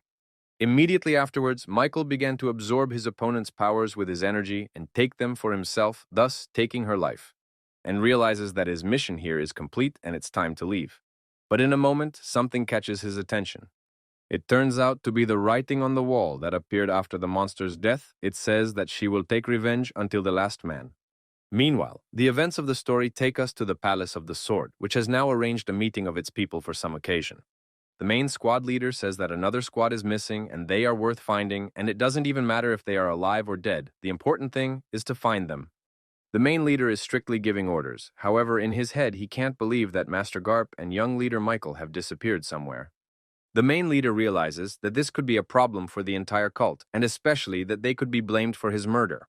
However, at the point of standing up, someone from far away reports that the search is off and the guys have already been found, which surprises the main leader. He looks ahead and notices whole and unharmed the entire squad led by Garp, where the young leader Michael is also walking ahead. The main leader exhales a sigh of relief and tells himself that he was already going to leave the Sword Palace and be responsible for the disappearance. Garp and all the men come to the main leader. Folding their arms, they report that their squad has survived and returned in full. The main leader started telling Harp that his squad had gotten off schedule and didn't report anything about it, which is a severe punishment for a leader. He abruptly declares that he has nothing to say and takes full responsibility for what happened, much to the shock of his partners. The main leader reports that Garp is stripped of his title as leader of Squad 100 after this, which has shocked all the guys around him.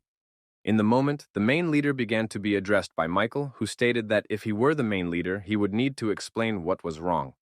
Michael states that the squad's violation of their rules was in another way, namely that they tried to stop Michael as a young leader, and started talking about how these guys were trying to keep Michael out of fog territory, at which point the leader of the main was in shock.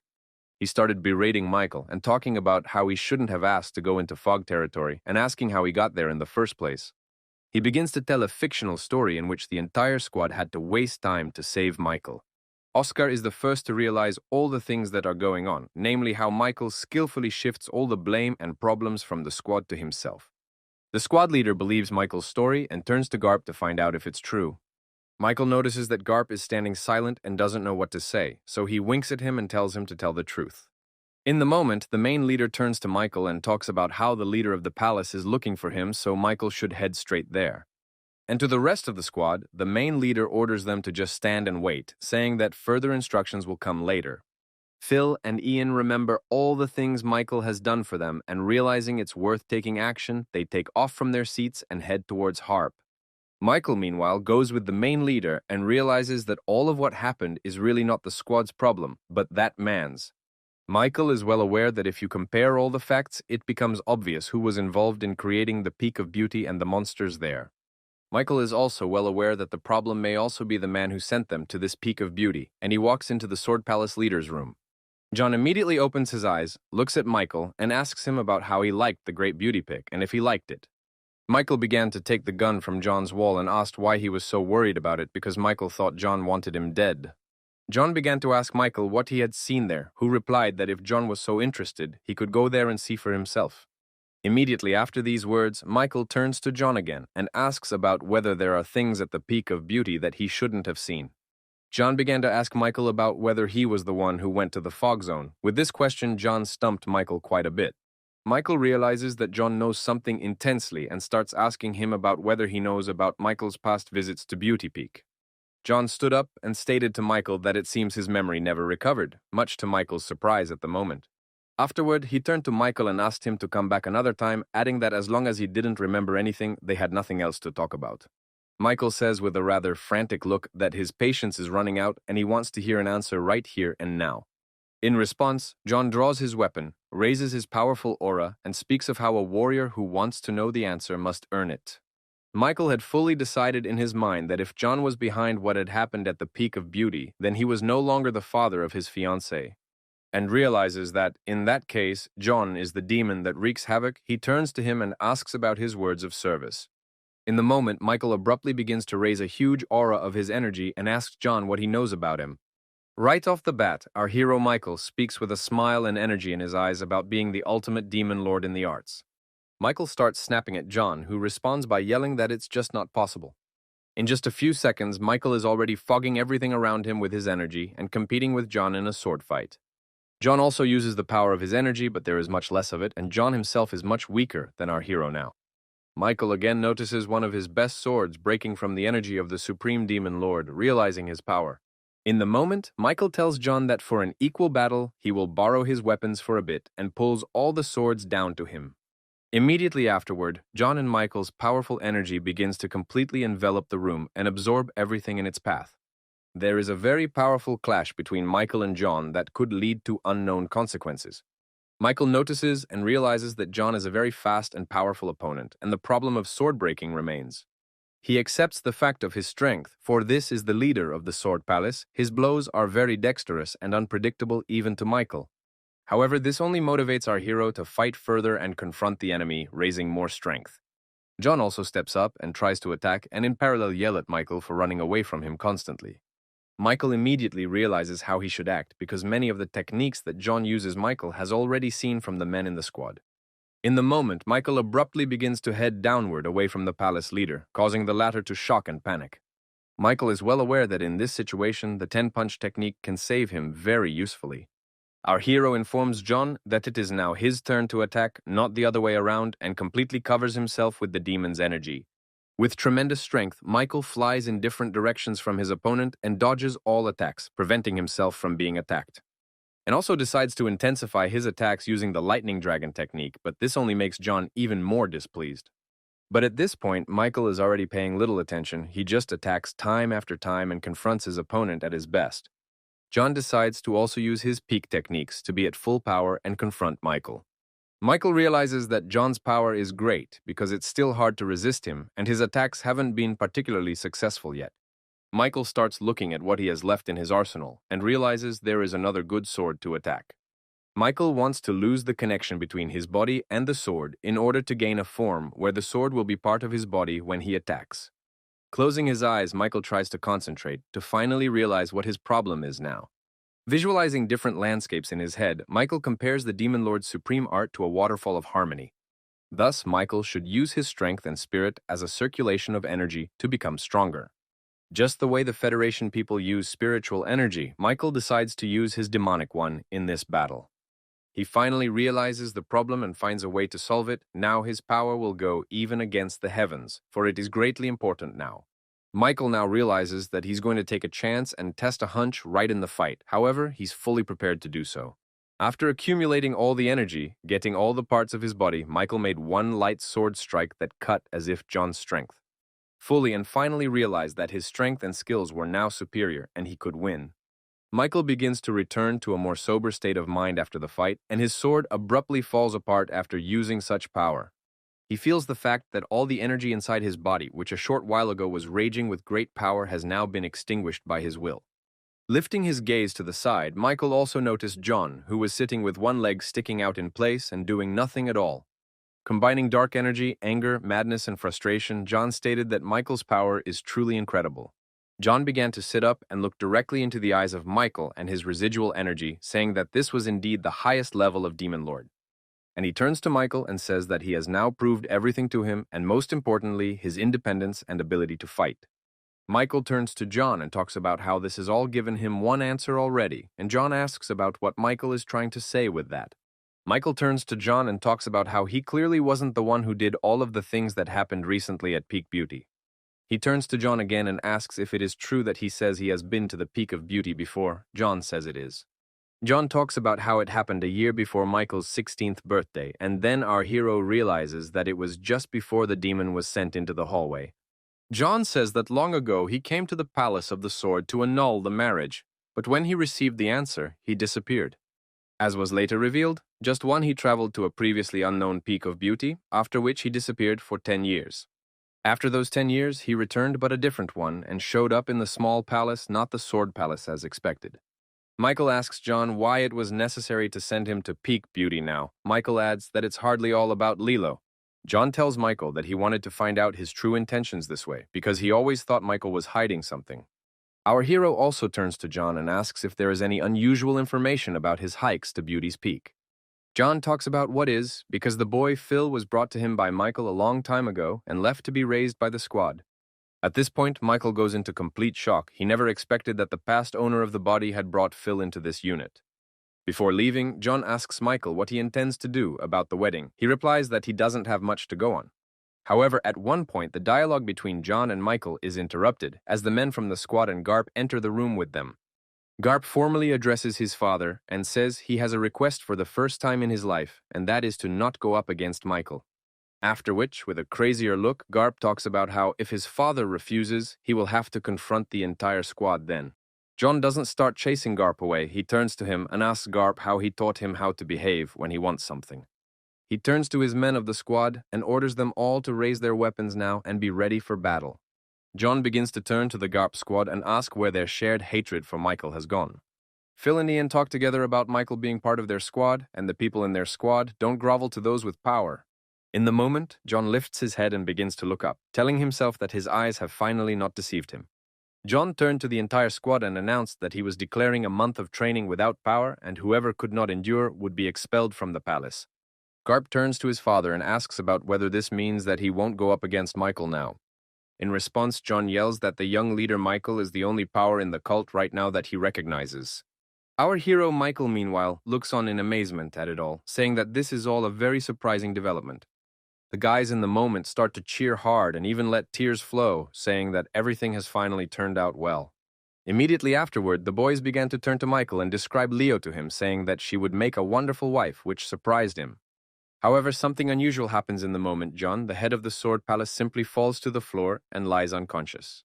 It was out of joy. Michael left it to Garp and the others, and next he went outside and looked at the sun and realized that now the palace was slaughtered. Meanwhile, as it turns out, something incomprehensible happens at the peak of beauty. The very monster that Michael defeated has risen.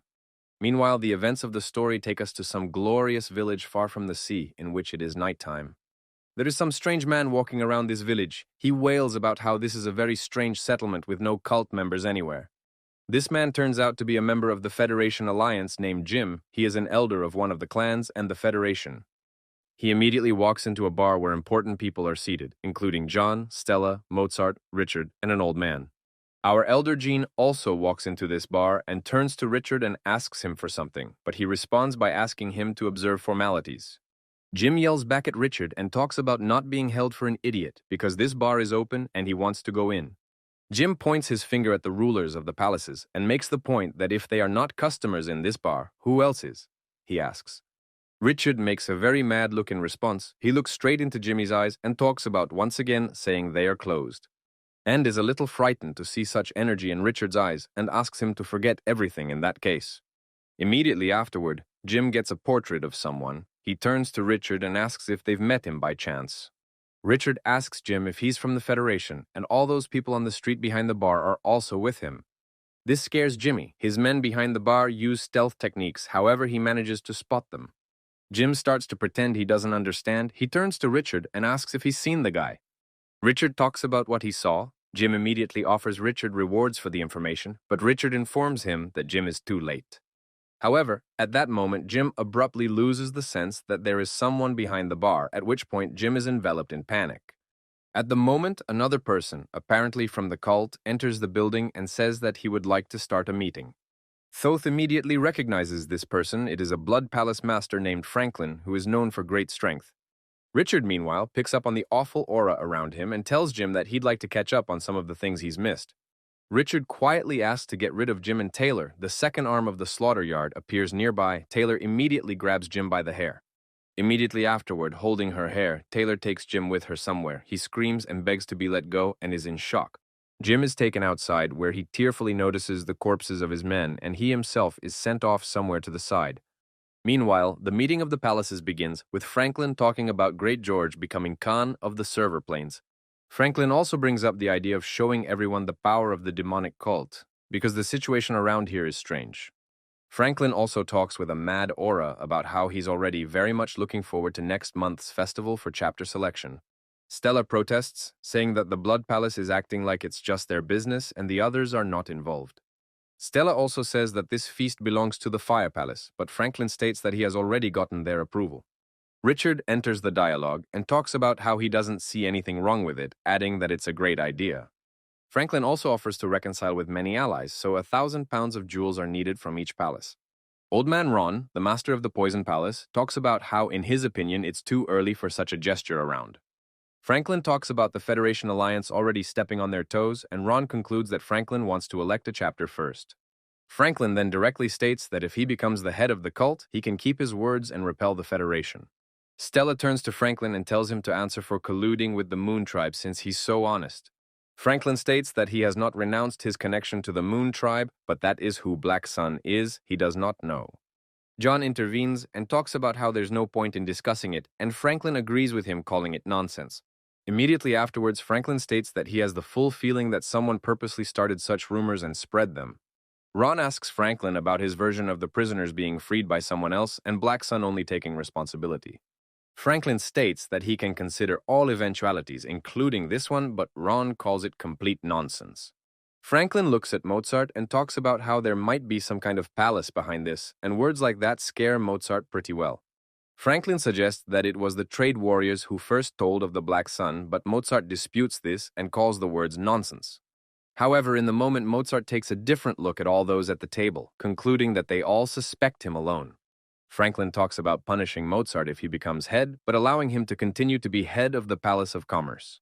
Then, looking directly into Mozart's eyes, Franklin asks him to just acknowledge the fact, and that's it, to make everyone feel better. However, in a moment, one of the cult's archers appears at the meeting and addresses all the heads of the palaces. Mozart starts pointing his hands in the direction and talking about how he can also find a good army that will equal the Palace of Blood. Ronald turns and asks if he can then kill Silvers if it turns out that Mozart and his palace are traitors. Stella starts smiling and talking about how she wouldn't mind seeing the new head of the trade palace if there is one either.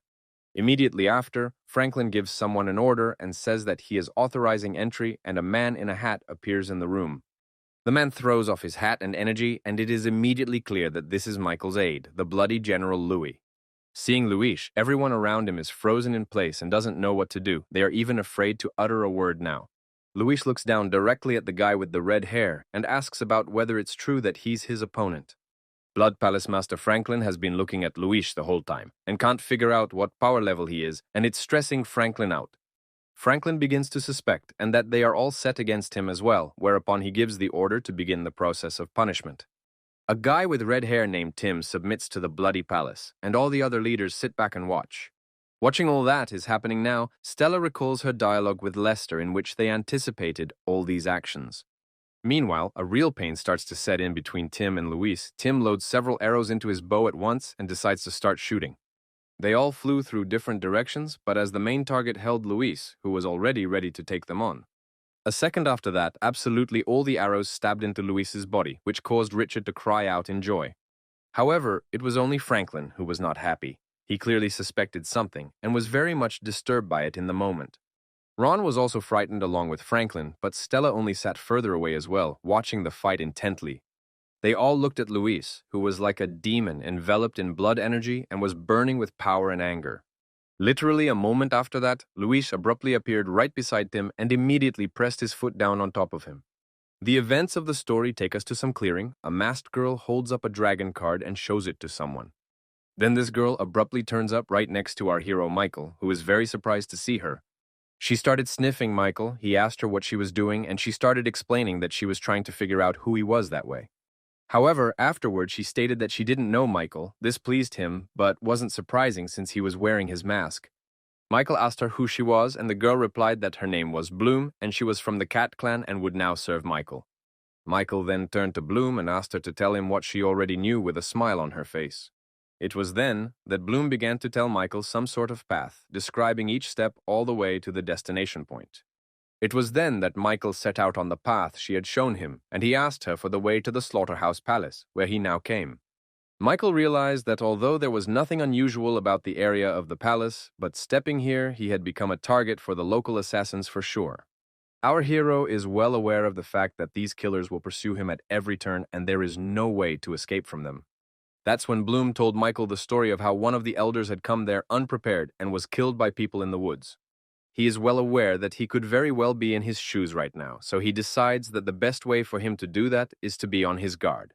Walking through these woods towards the palace, Michael finds some piece of blue cloth ripped off atrociously and ponders what it could have been.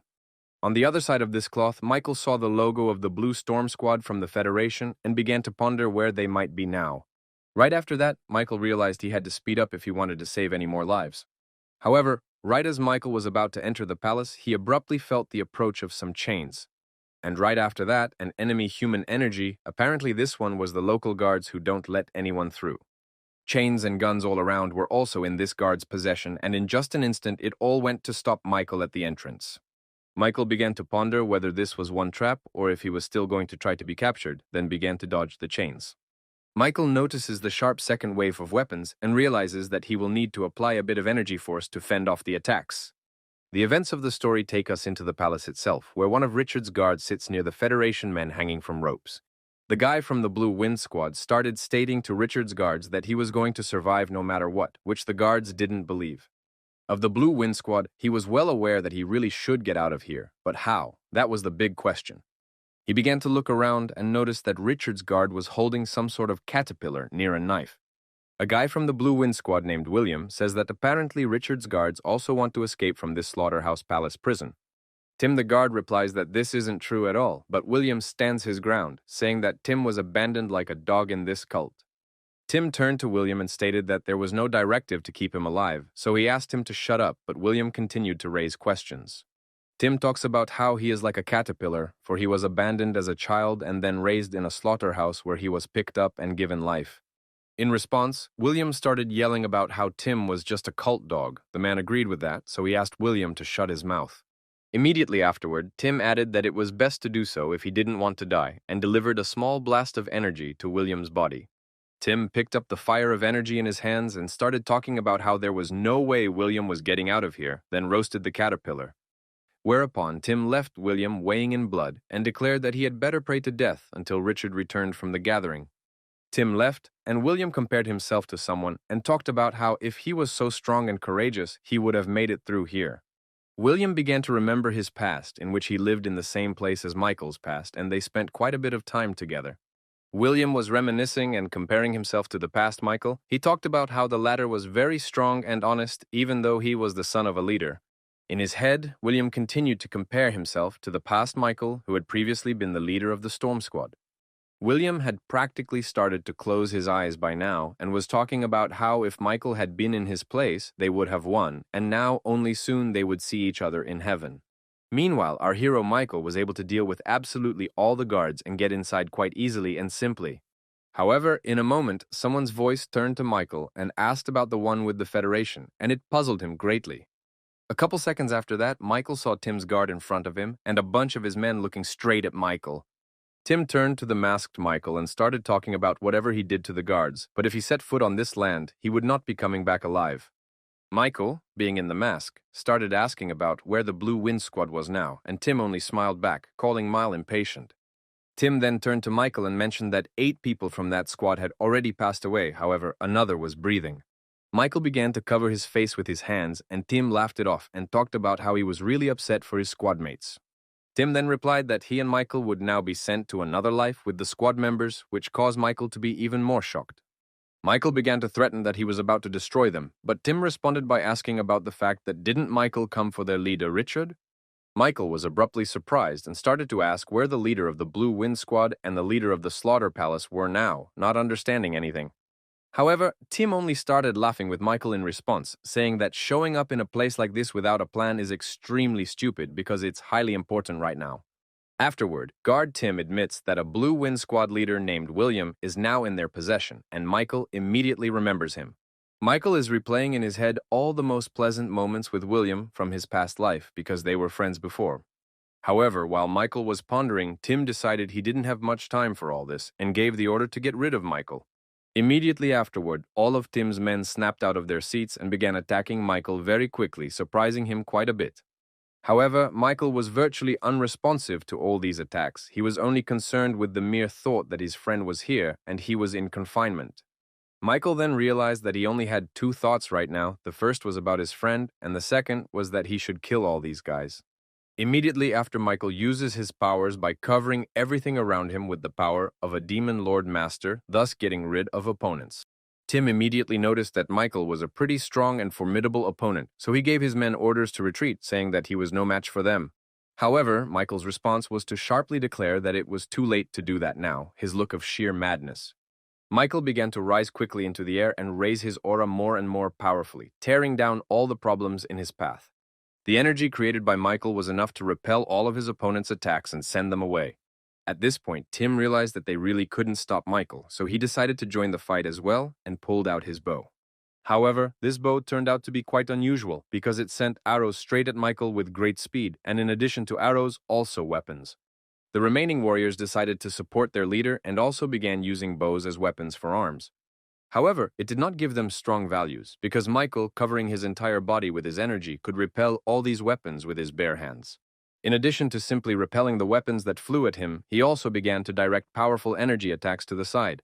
The energy attacks were very powerful and stunning as they seemed to suck the soul out of Michael's opponents. In addition to simply channeling the energy into his opponents, Michael also began to wrap it around everything around him, spewing out life force. After everyone around him was destroyed except for Tim's guard, Michael turned to him and began asking him where William was. However, in response to this, the guard Tim only summoned another squad of guards and gave them too the order to kill Michael, after which the fight continued. Several violent confrontations between the two take place, and Tim's guys end up on the floor dead after Michael's force. Tim realizes that there's practically no one else to call out, so on his last strength he decides to attack Michael himself now. In the moment, Michael quickly flies right up to his opponent and throws dozens of punches using the champion's technique.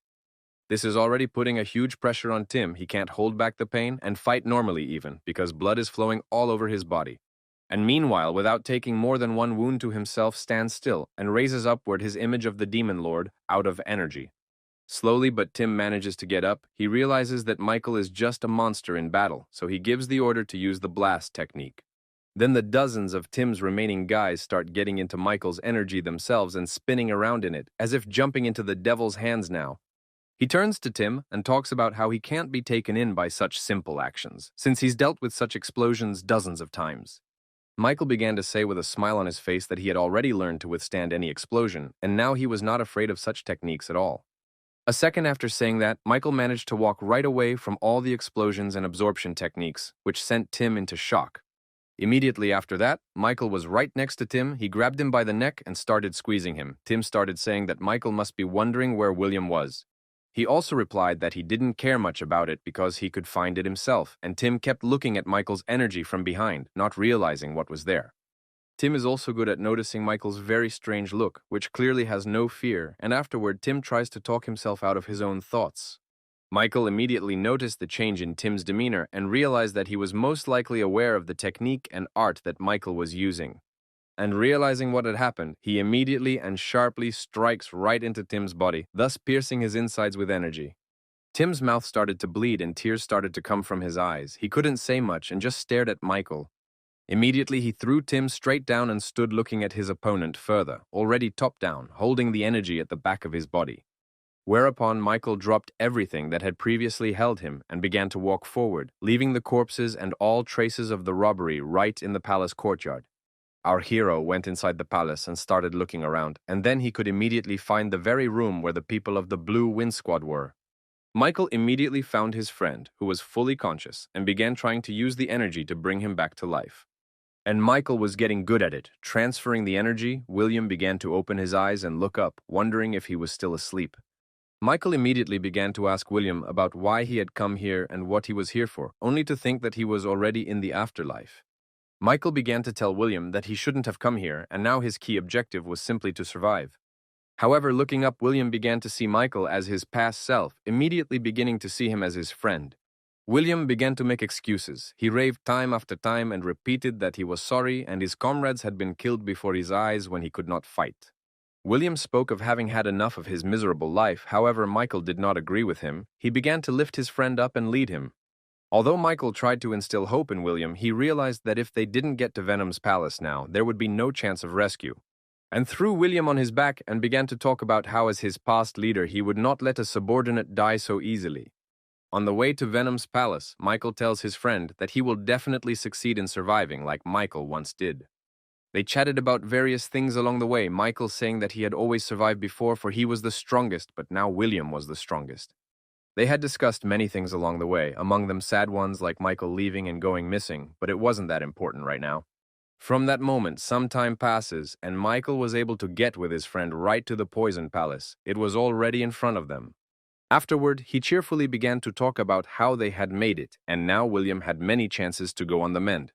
However, it is with great shock that our hero notices that William now has no pulse or breathing at all, not even the faint one he had a short time ago.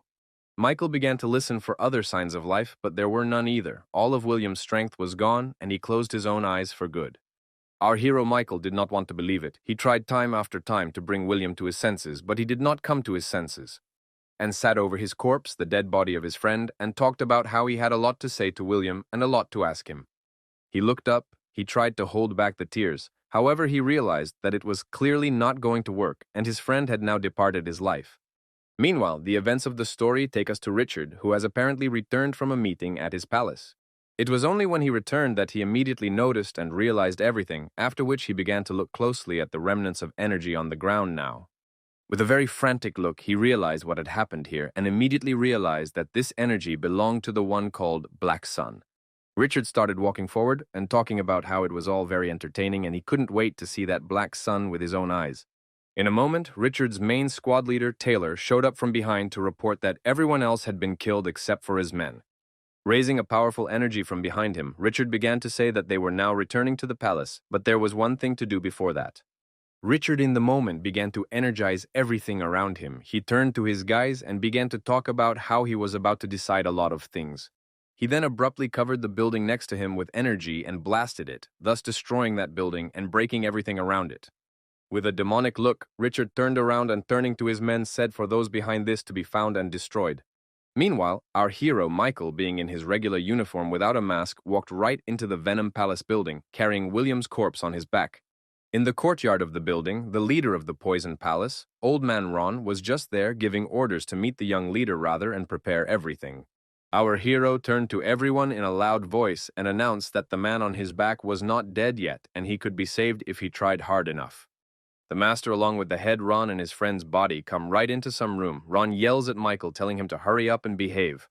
Ron yells at Michael again for putting his friend's dead body in the wrong place, which dirties him now, and it's expensive. This pisses Michael off. Michael immediately runs up and grabs the old man, asking him about the dead body phrase, but the man asks him not to bug his eyes like that and to accept reality. Old Ron yells at Michael and says that he is a master of medicine, but he has not yet learned how to raise the dead. Old Ron asked him to put it down and began to look at Michael's body, talking about how there were many weapons and his hands were wounded. He meanwhile still can't accept reality. With a blank stare, he looks down and realizes it's utter horror. Old Ron examines the body of Michael's friend, and Michael himself talks about how his friend was a very honest, kind, and straightforward man. Michael starts screaming with tears in his eyes for Old Ron to save his friend and help cure him afterward. Michael is very angry. The old man examines the corpse and then says that although there is no pulse, but the end of death came not so long ago. Immediately afterwards, the old man Ron uses a technique to create a multitude of hands and begins to use them to look through Ron's body and his important points. Michael asks old Ron if there are ways to save his friend. The man replies that if he can do it, he'll be a god by now. Old Ron talks about how Michael's friend's body is very tight and has a lot of muscle in it, but Michael doesn't realize how much that matters at all. He looks through William's body for energy and says it's still there and therefore the soul is still there. After some more analysis, Old Man Ron yells out that Michael's friend will live if he is given one very strong technique. However, when Michael found out what it would take to do that, he thought Old Ron had lost his mind, but the latter began to say that there was only that option. Michael cries out that if he continues to wait, his friend will finally die, and then there will be no more chance of success. Michael, though very much against it, turns to Ron and asks about what will become of him after using such a technique. Old Man Ron talks about how after using the technique, William will have a master to whom he will be attached and basic needs will fall away. However, followed by Old Ron adding that William will also be unable to think and feel for himself, which scares the hell out of Michael. Michael yells at Old Ron, asking if he's bullying him, but the old man claims that at least he'll live this way. Old Man Ron declares that only the option of creating an artificial living warrior out of him can keep him alive, and that's it. Michael doesn't know what decision to make as he recalls the words of his friend who asked him not to stop him and let him pass away. Our hero began to raise a very powerful energy and began to say that his friend did not need any master and he only wanted to live life. Ron lowered himself to the ground and began to declare that Michael and his friend's wishes were very good, but it was not possible at all. And also adds that the better the energy, the cooler it will be for the body, but it will still be a servant to the one who will provide the energy. Michael sits in lotus pose and talks about how he would do anything for his friend, including this technique now, and declares that he is ready to begin. Michael begins to energize himself more than ever before and tells Ron that they're running out of time, asking him to start preparing. Michael is also insanely selfish about how they don't have the right to make a mistake either, because if they do, he'll burn down Venom's palace. Ron finishes his preparations. He says he hasn't done this in a while and asks our hero not to touch William's head and skeleton. Michael then begins to perform the technique and transfer his energy into his friend's body. Ron is surprised at how well it works. Old Ron approaches from the other side and begins to influence the whole procedure as well, tuning Michael's energy flows through William's body. Michael is wildly stressed at this point. He is trying very hard for the sake of saving his friend's life. Ron, meanwhile, is trying just as hard, for he realizes that his entire palace may be at stake in this procedure. Together with Michael are in this state for a few hours. It takes a lot of strength and energy. Time marches on. After the energy is transferred, Ron announces that there is one last step left, and now they will find out if William is lucky enough to survive. With great excitement, but Ron directs a small punch right into William's special points, and then the flow of energy begins. Michael immediately notices that it's getting very cold, everything around him is freezing, and this energy is coming from his friend. Ron stands there in shock and doesn't understand what is happening. He can't believe that such energy could be emitted during such a procedure. Ron talks about how this is all very strange. William should have either opened his eyes or just died, and something inexplicable is happening. And also states to Michael that not looking doesn't mean they missed their chance and decides to check on William's condition to figure things out. As soon as Ron puts his hand near William, he abruptly begins to blaze like a bonfire, bleeding and scaring Ron. Michael starts yelling at Old Man Ron and talking about wanting to know what's going on and why his friend's body is on fire. At first, Ron says he doesn't understand anything himself, but in a moment he remembers something and abruptly starts yelling at Michael. Old Ron begins to shoutly ask Michael about whether he really studied the Demon Lord's art, a question that puzzles Michael. Ron pokes his fingers at Michael and talks about how only the highest Demon Lord could have such pure energy inside. Immediately after these words, the old man lowers his head, he closes his eyes and talk about how their technique didn't go the way it needed to. Michael hears this and goes into a wild rage. He just can't believe that nothing has been accomplished and his friend is going to die. However, a second after his earlier words, the old man yells at Michael and talks about how they were able to save William. At the same moment after Old Man Ron's words, our hero Michael begins to feel a powerful demon energy from behind him. It appeared to be coming directly from his friend, who had already managed to sit up, his eyes and body covered in the energy of the Demon Lord's art. Ron, the old man, looks directly at Michael's friend and talks about how they have largely surpassed the technique and gotten it in better shape now. Meanwhile, Michael's friend regains consciousness. He turns to Michael and Ron, asking where he is, and says he died in the slaughterhouse. He starts to turn to Michael and talk about how William is his friend after all, but looks at him as his biggest enemy for some reason. As soon as William hears Old Man Ron address Michael, he immediately starts talking about how he can't believe he has a young demon cult leader in front of him. William instantly jumped from his seat and headed straight for Michael to unleash several powerful attacks. William started attacking and asking Michael what he had done with his body. During this time, while he was passed out, William couldn't remember anything. Ron turned to William and Michael, saying that although William was overflowing with energy, he would not be able to damage the owner.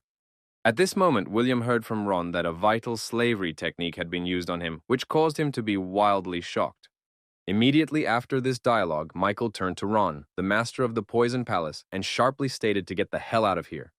and started talking about how he needed to talk to his friend alone, William started complaining about Michael chasing him out of his house. However, hearing some displeasure on Ron's part, Michael tensed his energy and glared obliquely at the old man. This frightened the old man very much, though he gave him a slanted look before leaving, but he was afraid of Michael and began to walk away.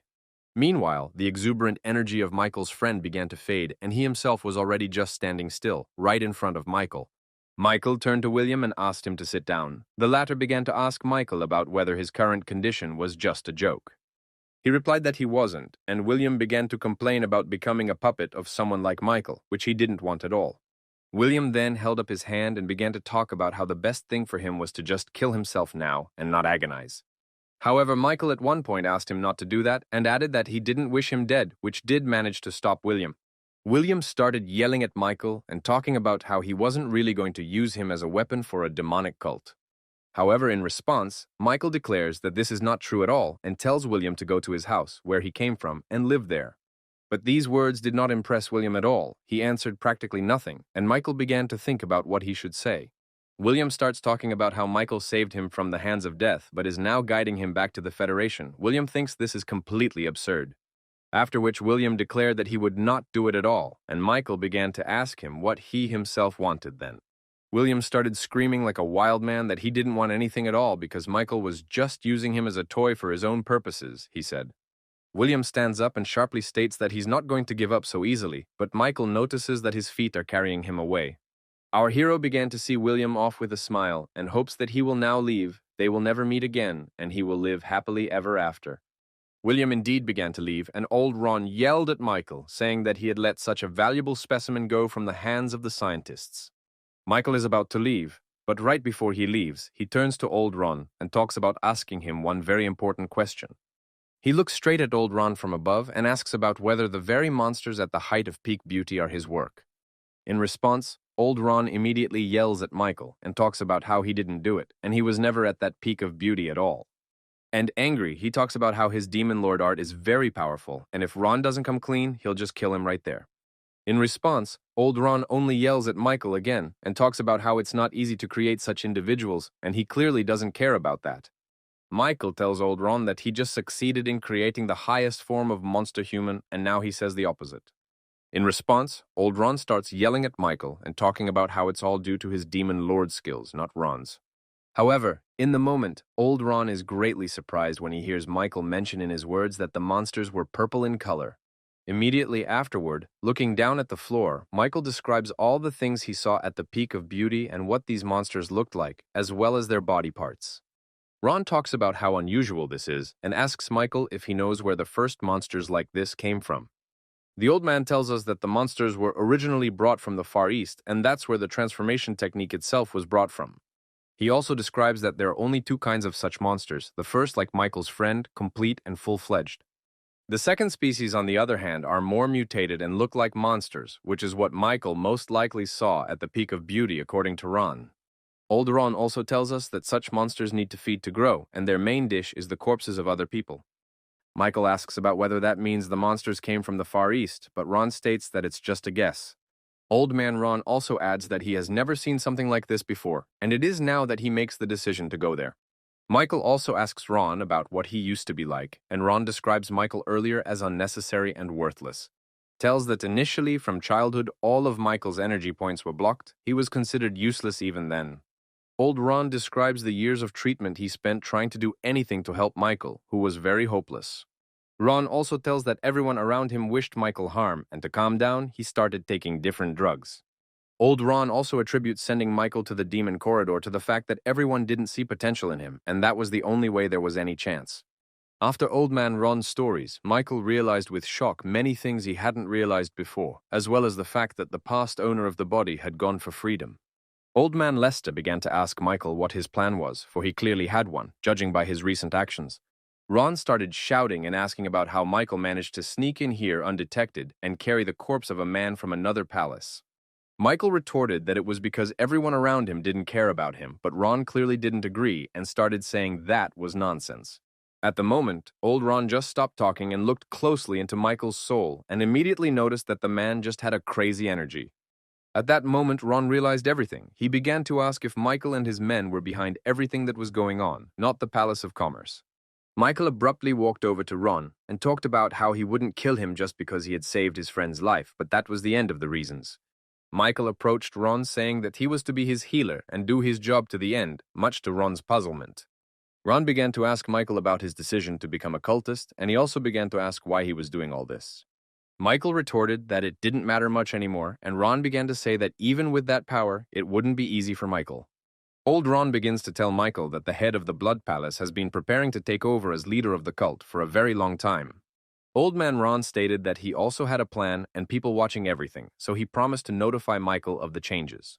However, Michael's only response was to walk away abruptly, and Ron began to ask him where he was going. Raising the energy in his eyes, Michael turned around and spoke about how he wanted to find other ways to avoid this collision. Michael asks Ron to keep all his knowledge to himself and just obey his job and stay out of other things. Old Man Ron talks back about how he is very old to be going through all this at that age. Michael started to walk away, and Ron ran behind him, asking if there really was a way to avoid it all, like Michael said. Michael turned around abruptly, turned to old Ron and asked him sharply if he was mocking him. However, what Michael saw shocked him, for standing in front of him was his friend William, who was looking right at him outside the palace. Michael turned to William and spoke about letting him walk a long time ago and clarified that he could hear him. Starkey Ron tells Michael that it's useless to send him anywhere, as he's been attached to Michael for a long time and will try to always be there for him. While William still had a hatred for Michael, it was clearly not as strong as William's hatred for Ron now. Meanwhile, the events of the story take us to Lilo. She turns to someone and asks if they know her and her status in society. As it turns out, she's chatting with one of the Slaughter Palace guards, who immediately tells her that Lilo had better be quick about it. The guard was about to use his powers, however, in a moment, he along with Lilo heard some harsh voice from outside. It was Michael in his trademark Night Sun mask, who immediately yelled that Lilo was his maid and not to be touched. Some more time passes, and Lilo is sitting very nice and cute in one of the local cafes, while everyone around her stares at her with shock. Lilo ponders what Michael's actions would be if she went to his palace right now to look for him. However, she immediately pictured Michael's silly answers in her mind and became angry at them herself, for he had been called a maid. Meanwhile, the masked Michael is somewhere walking with his friend William, who is still very angry with Michael. However, in a moment walking through some building, Michael abruptly notices something and immediately takes strong notice of it. Lilo comes into his field of vision. Michael remembers that he asked her to go to the small palace a while ago, but she's sitting here for some reason. Michael, along with William, sat down at the table next to him, and the latter immediately started asking Michael who the girl was and why he was looking at her like that. In a moment, Michael turned around to look at her again, but saw her right in front of him, making him very surprised. Lilo walked over and started asking Michael, not realizing who he was, about whether it was true that he was in that very settlement near the river. Michael thankfully realized that Lilo didn't recognize him because of the mask and started talking about how he didn't understand at all what he was talking about now. Lilo responds by saying that if that's the case, she can also show Michael something in return and abruptly spins in place.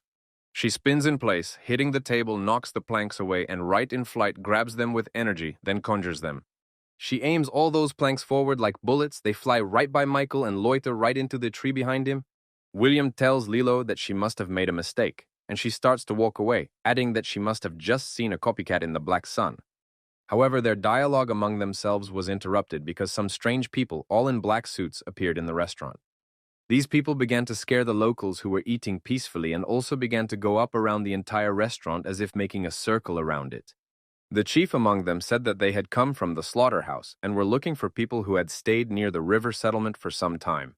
The locals were greatly frightened when they heard the mention of the slaughterhouse palace, but the one who came to shock the most was William, who remembered everything. In a moment, he was about to start an attack, but our hero sent him a signal with energy to sit still because now it is impossible to get into a fight. Immediately afterward, a dialogue ensued between the two as they tried to decide who was right, Michael standing firm on the fact that it wasn't worth it to get twitchy right now. Michael realizes perfectly well that it is impossible to act now at all because there are at least 20 people around and still outside, there are a lot of them. However, while Michael was afraid to do anything, Lilo entered the conversation with them and began to chase them away, saying that there was no one like that here. Michael began to look at this and didn't understand why Lilo was acting so strong and confident. After all, she was just a simple maid. The main man from the Zaboya squad began to turn to Lilo and ask about the fact that did she suddenly want to die right there. Lilo in a moment wanted to start bragging about who she was, but the squad leader gave the order to use the energy and envelop the entire restaurant with it. From such a sudden surge of very strong energy, the locals fell to the floor and began to gasp. Lilo also tensed up but stood steady and endured. Lilo was just about to say something about who she was, but suddenly our hero took over the dialogue and yelled about her being his maid. Michael's words come as a shock to both the head of the slaughter squad and Lilo, who didn't expect to hear it now. William, meanwhile, just exhaled sharply, asked no one to worry, and stated that Michael had just lost his mind. Michael, meanwhile, started to head straight for Lilo, but in response, she started to ask him who he was and how he got here in the first place. Michael started pretending to be Lilo's boss and berating her, while the head of the squad from the Slaughterhouse Palace just stood there watching nearby. At the moment the head of the squad from the Slaughter Palace stopped just tolerating it all, he turned to them and asked them to shut up now and called his men over. Michael began to turn to William and talk about protecting the girl, while Michael himself plans to deal with all of his enemies. Meanwhile, Lilo decided to do something herself. She started pulling out her weapon and talking about how she was far from weak. However, the moment she looks forward, Lilo abruptly goes into shock. She can't believe what she is now seeing with her own eyes and worries. In the moment, someone's voice is heard throughout the room, telling them all to stop now, much to everyone's surprise. The leader of the Demon Lord's squad appeared in the room and began to talk about how everyone here had come a long way, but was now making a mistake. However, the squad leader from the Slaughter Palace abruptly turns to him and talks about what this all around now means and why they've been let down. In response, the man who had recently showed up started asking them about the fact that they didn't know who it was. The leader of the squad from the Slaughterhouse Palace began pointing his fingers at Michael and started asking about the fact that the speech was about him now. William offers Michael to take off his mask, but he tells him to shut up and tells him to leave and take all the peaceful guys with him. Michael, meanwhile, reaches for his mask and tells himself that since he's already been caught, he can use his authority. However, in a moment in response, the man says that it's not about that person at all, pointing to Michael, which surprises Michael. The man with long hair points directly at Lilo and says it's about her, for she is the daughter of the master of the Sword Palace and is very strong.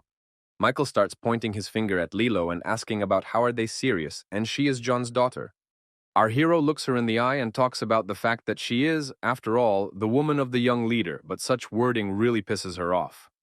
At the same moment, Michael remembers the very words Lilo spoke as soon as he joined the cult and insulted her by calling her a maid. And only now, our hero Michael realized that this girl, Lilo, has always been his fiancée and not at all a servant in his palace.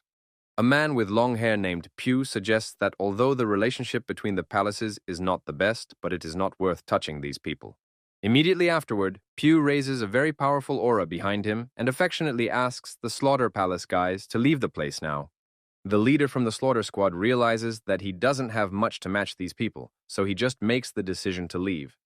Immediately after that, he starts signaling this to all his warriors, and they all started to move away together in an instant. Along with them in the crowd, our hero Michael tries to leave, but Pew notices this and addresses him sharply, saying that he was not allowed to leave. Pew asks Michael to come closer to him and talks about how it's rare to see people dressed and masked like that in their area. However, our hero Michael realizes that there's no way he can reveal himself, so he talks about being in a blood cult of people with these things. Lilo turns to Michael and talks about him acting very uncultured, to which Michael disagrees, saying that it's not true. Pew talks about being the leader of the water squad. Lilo says that people like him are not afraid of anything, but Michael disagrees with her here too. Michael simply addresses Lilo by name, and she immediately says that phrase was very cute to her and starts blushing on the sidelines. Right afterward, Lilo starts to turn to Pew and talk about how she'd like to ask them to let them go, but Pew replies that she can't do that. In the moment, Lilo approaches Pew and suggests that he join the Sword Palace and become some kind of head in some kind of squad, which surprises Michael. Pew starts to argue a bit with Lilo, but she responds by talking about what their teachings say about it being uncultured to do so. Michael immediately begins to analyze Lilo's actions and realizes that she is quite persuasive and straightforward, which are important qualities. In a moment, Lilo abruptly turns directly to our hero Michael. She grabs his hand and begins to lead the way. Lilo takes Michael somewhere, he asks various questions, and she scolds him, saying that he is being very arrogant. Lilo leads Michael out to the woods and talks about how she saved him from Pew's hands, and now he can go off to whatever side he wants. Michael realizes in his head that Lilo's character is kind, and he'd feel a lot better if he was horrible and evil. Michael turns to Lilo and asks her about whether she's accidentally called an ice flower and adds the question of why she's so kind. Lilo turns to Michael and asks him why he looks so much like the Black Sun, clarifying about whether he is a regular follower. She turns around and talks about how she chose to live like this, even though she could have lived in the heights very rich and done what she wanted.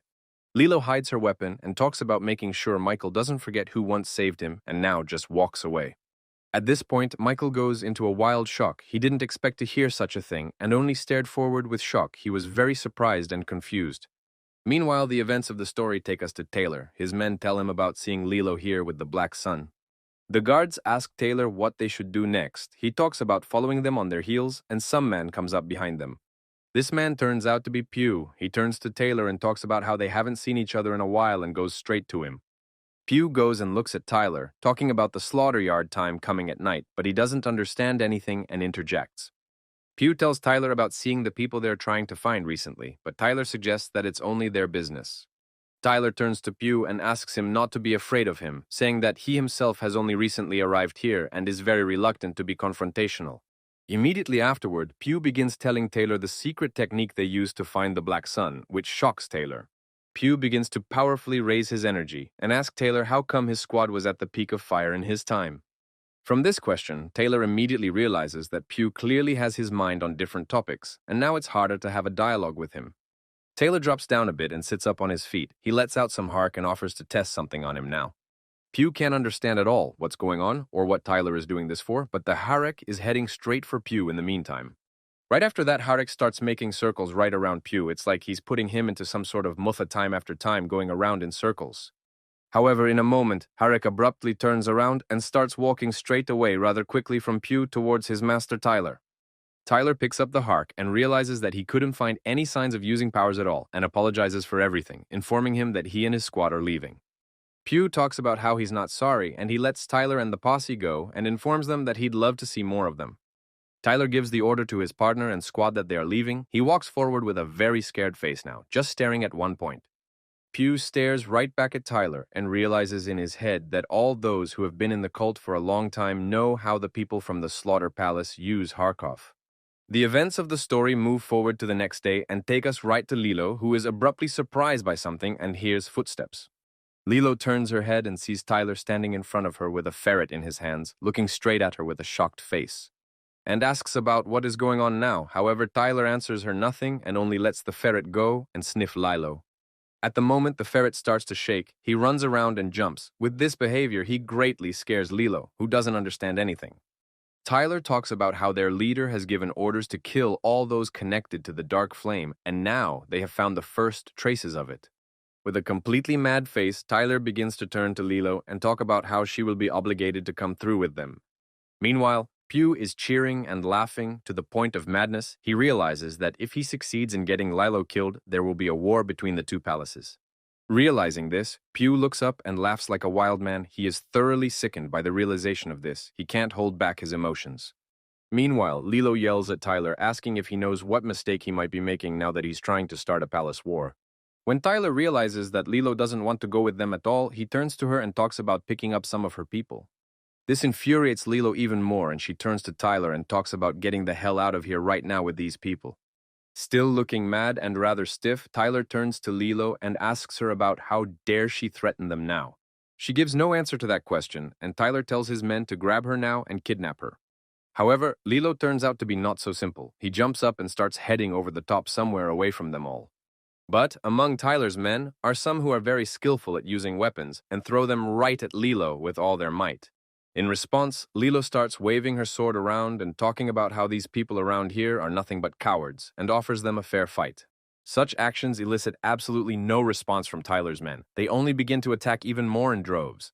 Lilo realizes that if they don't want to fight her normally, she should also use all her abilities using ice techniques. However, using even techniques of such high power, Lilo doesn't manage to fend off their attacks at all. She doesn't know what she should do.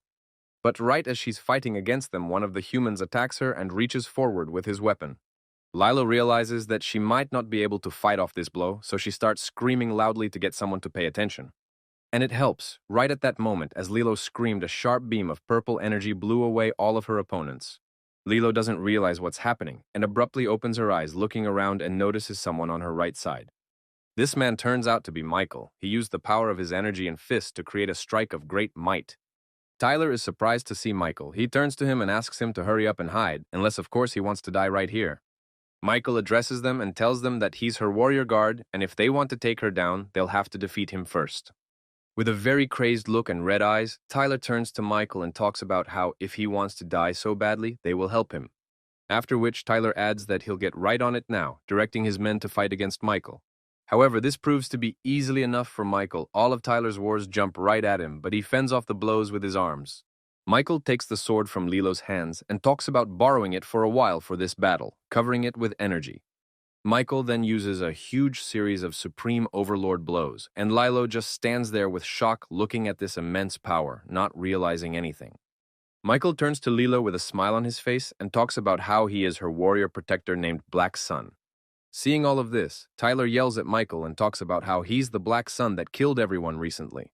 However, our hero Michael just stands there, brushing his ears and talking about how he doesn't know any of that, not realizing what it's all about.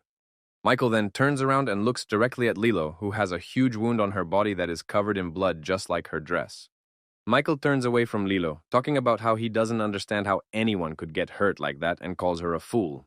Immediately afterwards, Michael looks ahead right into the faces of his enemies, realizing that those are quite strong and full of energy for battle. Despite this, however, he goes straight to Lilo and abruptly wraps his arm around her waist, thus holding her wounded. Then Michael abruptly makes a jump up and starts just flying like a bird forward, which surprises Lilo. Their successful flight was sharply obstructed by the roof of the building, but it turned out that not for long, because Michael's energy broke through it. Immediately after that, Tyler shouted orders to start pursuing and not let those two go, after which his men also started jumping up. Akel was well aware that he should hurry before Lilo's wounds got any bigger, and there was no time to fight these people now. Even though Tyler had given the order to chase Michael and Lila, he was well aware that it was almost impossible to catch up with them now. Tyler lowered the ferret to the floor and told him to go and find Michael and Lilo. He did so, walking forward by scent. However, something happened that surprised Tyler greatly. His ferret just went back in the moment and started sitting on his shoulder. At this point, Tyler realized that there were two options. Either Michael and Lilo had already gone farther than 50 kilometers from here, or the latter had wiped out his tracks. Tyler realized that all the events were happening right outside the slaughterhouse, but that's also where they failed to pick up Michael's trail. At that moment, it was finally clear to Tyler that there was one man behind all of this, and his name was Black Sun, and it was at his hands that people died. Meanwhile, however, the events of our story move on, taking us to some forest cave. In this cave sit two men. They are both very wounded. One is dying and asks his friend to give the young leader a message from him. This same man begins to recall the situation then, as someone broke into his house and made threats. He was injured but had strength. The man who stormed in began to talk about then that the masters of some parts had become interested in the heads of palaces. The same man approached and stated a request to relay messages to the military that the wind detachment could wait no longer. Now this Federation man is dying in a cave. He tells his partner to beware of the plastic dragon from the demon cult. This masterful man turns to his partner and asks him to drag him outside to be eaten by the beasts, for that is the best death for him. Afterward, with a waning vital gaze, this man looked at the night and the departing stars in the heavens and the butterflies. The warrior named Laurent, standing next to him, crossed his arms and began to say goodbye in this way to his partner who was dying. Immediately after the wars, Laurent begins to look directly at the rivers and lakes, realizing that if he goes that way, he will quickly come to the union of the Federation. However, he has almost no strength to go. He remembers the death of his friend and does not want to leave this place at all.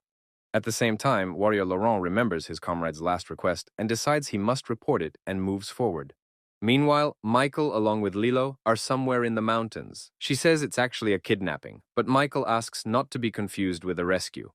Lilo laughs sweetly and asks Michael where they should go now to get home faster, but Michael doesn't know the way himself.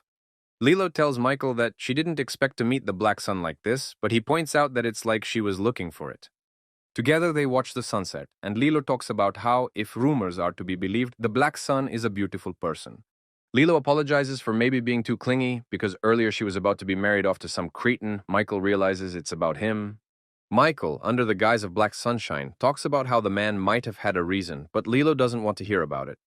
Now, on this mountain, Michael is contemplating whether or not he should act on the course of this marriage, for it may not be a pleasant one. However, in a moment someone appears from behind, he turns to Michael and talks about how it was really him who rescued him from the slaughterhouse palace. It turns out to be a friend of our hero, William, who immediately asks why he did it because it is very strange. William begins to ask our hero again who he is, and he notices that Lilo doesn't understand anything and might suspect something. Michael energetically turns to William and tells him that they'd better talk later, and the latter responds by saying that the conversation is going to be tough. From that moment, some time passes, people in the settlements begin to actively discuss rumors that Black Sun has saved everyone again. Even ordinary shopkeepers at the stalls chat about it and discuss among themselves who might be behind the Black Sun. They discuss that behind the Black Sun may be a palace of commerce. Meanwhile, Lilo along with William are walking stealthily somewhere. William turns to Michael and talks about how, if you listen to the locals, you can clearly see that someone is spreading rumors on purpose. However, in a moment from above, there is some kid sitting on the roof, a girl who turns sharply to Michael and the others. She abruptly starts laughing and jumps up, doing a couple flips in the air. She lands right in William's arms. William turns to her and asks her what she's doing, and she responds by saying that she knew he would catch her. William tries to dialogue with her, however our hero Michael in the meantime immediately notices that this is the girl from the woods. Michael turns to her, Kate's girl, and asks about how she ended up here, and the girl says that Michael dropped the plate back then. Kate talks about how she's seen a lot of Federation people out there in the woods planning something, and it pisses Michael off a lot. Michael finds something good in this. Lilo turns to him and asks what could be good here at all. In a moment, Michael notices that Kate is once again able to sniff him out, though he automatically burns all traces of him with flame energy. Thinking about this, Michael also recalls that somehow the people from the Slaughterhouse Palace managed to track Lilo down and come to her. At this point, Kate turns to Michael and tells him that she has information about that too. Kate talks about how all those people who were earlier in the settlement near the water are now dead, adding that absolutely everyone. Hearing this, Michael is shocked. He realizes that he saved these people with toil and blood, and now they have just been killed for no reason. Kate speaks directly to Lilo and says that according to her rumors, she was in that place recently before people died. At first, Lilo thinks Kate is just rambling, but she recalls Pew's words about checking out that place and everything is fine there. At this point, Lilo begins to think that it is likely that Pew is behind a lot of the cases and is taking advantage of the others. Lilo starts to tell her whole side of the story, but Michael interrupts her saying that he did it all in the slaughterhouse. Lilo, in great shock and madness, says that it is worth it for the slaughter palace to choose its victim, as death will definitely catch up with her sooner or later. Michael then begins stroking Lilo and asking her to calm down, and then asks Kate to follow him and Lilo to the sword palace. Lilo doesn't like that. She turns to Michael and asks what he's doing. The latter declares that this is where they'll break up. Michael starts to smile sweetly. He turns to Lilo and talks about taking over the slaughter palace and dealing with him. Lilo starts blushing in response and talks about how it only sounds so easy for Michael. In reality, it's much more complicated than that. And abruptly raises up his energy, stating that this was the reason why he was going to kill the slaughter palace master. He realizes that the entire slaughter palace is now broken up into squads, and this could play into his hands while Lester does his thing, distracting them. Michael also reaches out to Kate as well, telling her that he won't be in debt for all of this. She replies that she'll make it right. Afterward, Michael turns to William and tells him that it's time for them to go because now is the signal that it's time to kill Richard. However, it's not until Michael and William start to walk away that Lilo runs up from behind in a moment and starts to stop Michael. She yells at our hero and tells him that if he does so, he will incur the wrath of the other palaces and all-out war will ensue. With a smile on his face, he states that he understands everything, but there is no choice. He will try to do everything very carefully. However, Lilo apparently has other concerns. Onra starts asking Michael about his words about breaking up here. In response, Michael only starts to walk away, but Lilo grabs him from behind and tells him that these things can't be handled alone. Lilo abruptly turns around, grabs Michael's face and starts kissing him passionately in full view of everyone, surprising them. Some time passes from then on. Lilo goes back home to her palace and is brought before her father. The one in turn stands up and along with the guards starts berating Lilo for everything, talking about how her assistant told everything. Lilo's father, John, turns to her and asks about who this Black Sun she has fallen in love with is. Lilo immediately begins to remember the fact that after their kiss with him, she asked Michael to prevail and come back for her. Now being in front of her father, Lilo doesn't know what to do, because if she tells the truth, she'll just set Michael up. She thinks about what she should tell her father, but Garp intervenes and says it's treason.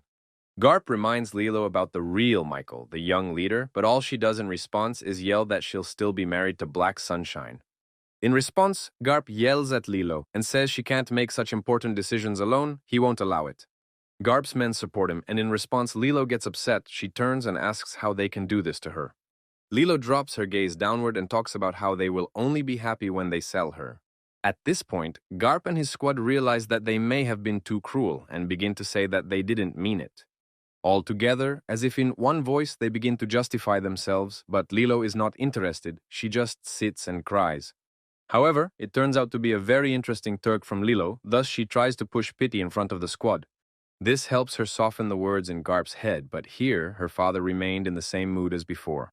At this point, Lilo is quite surprised. She doesn't understand why her father looks so cold at a moment like this.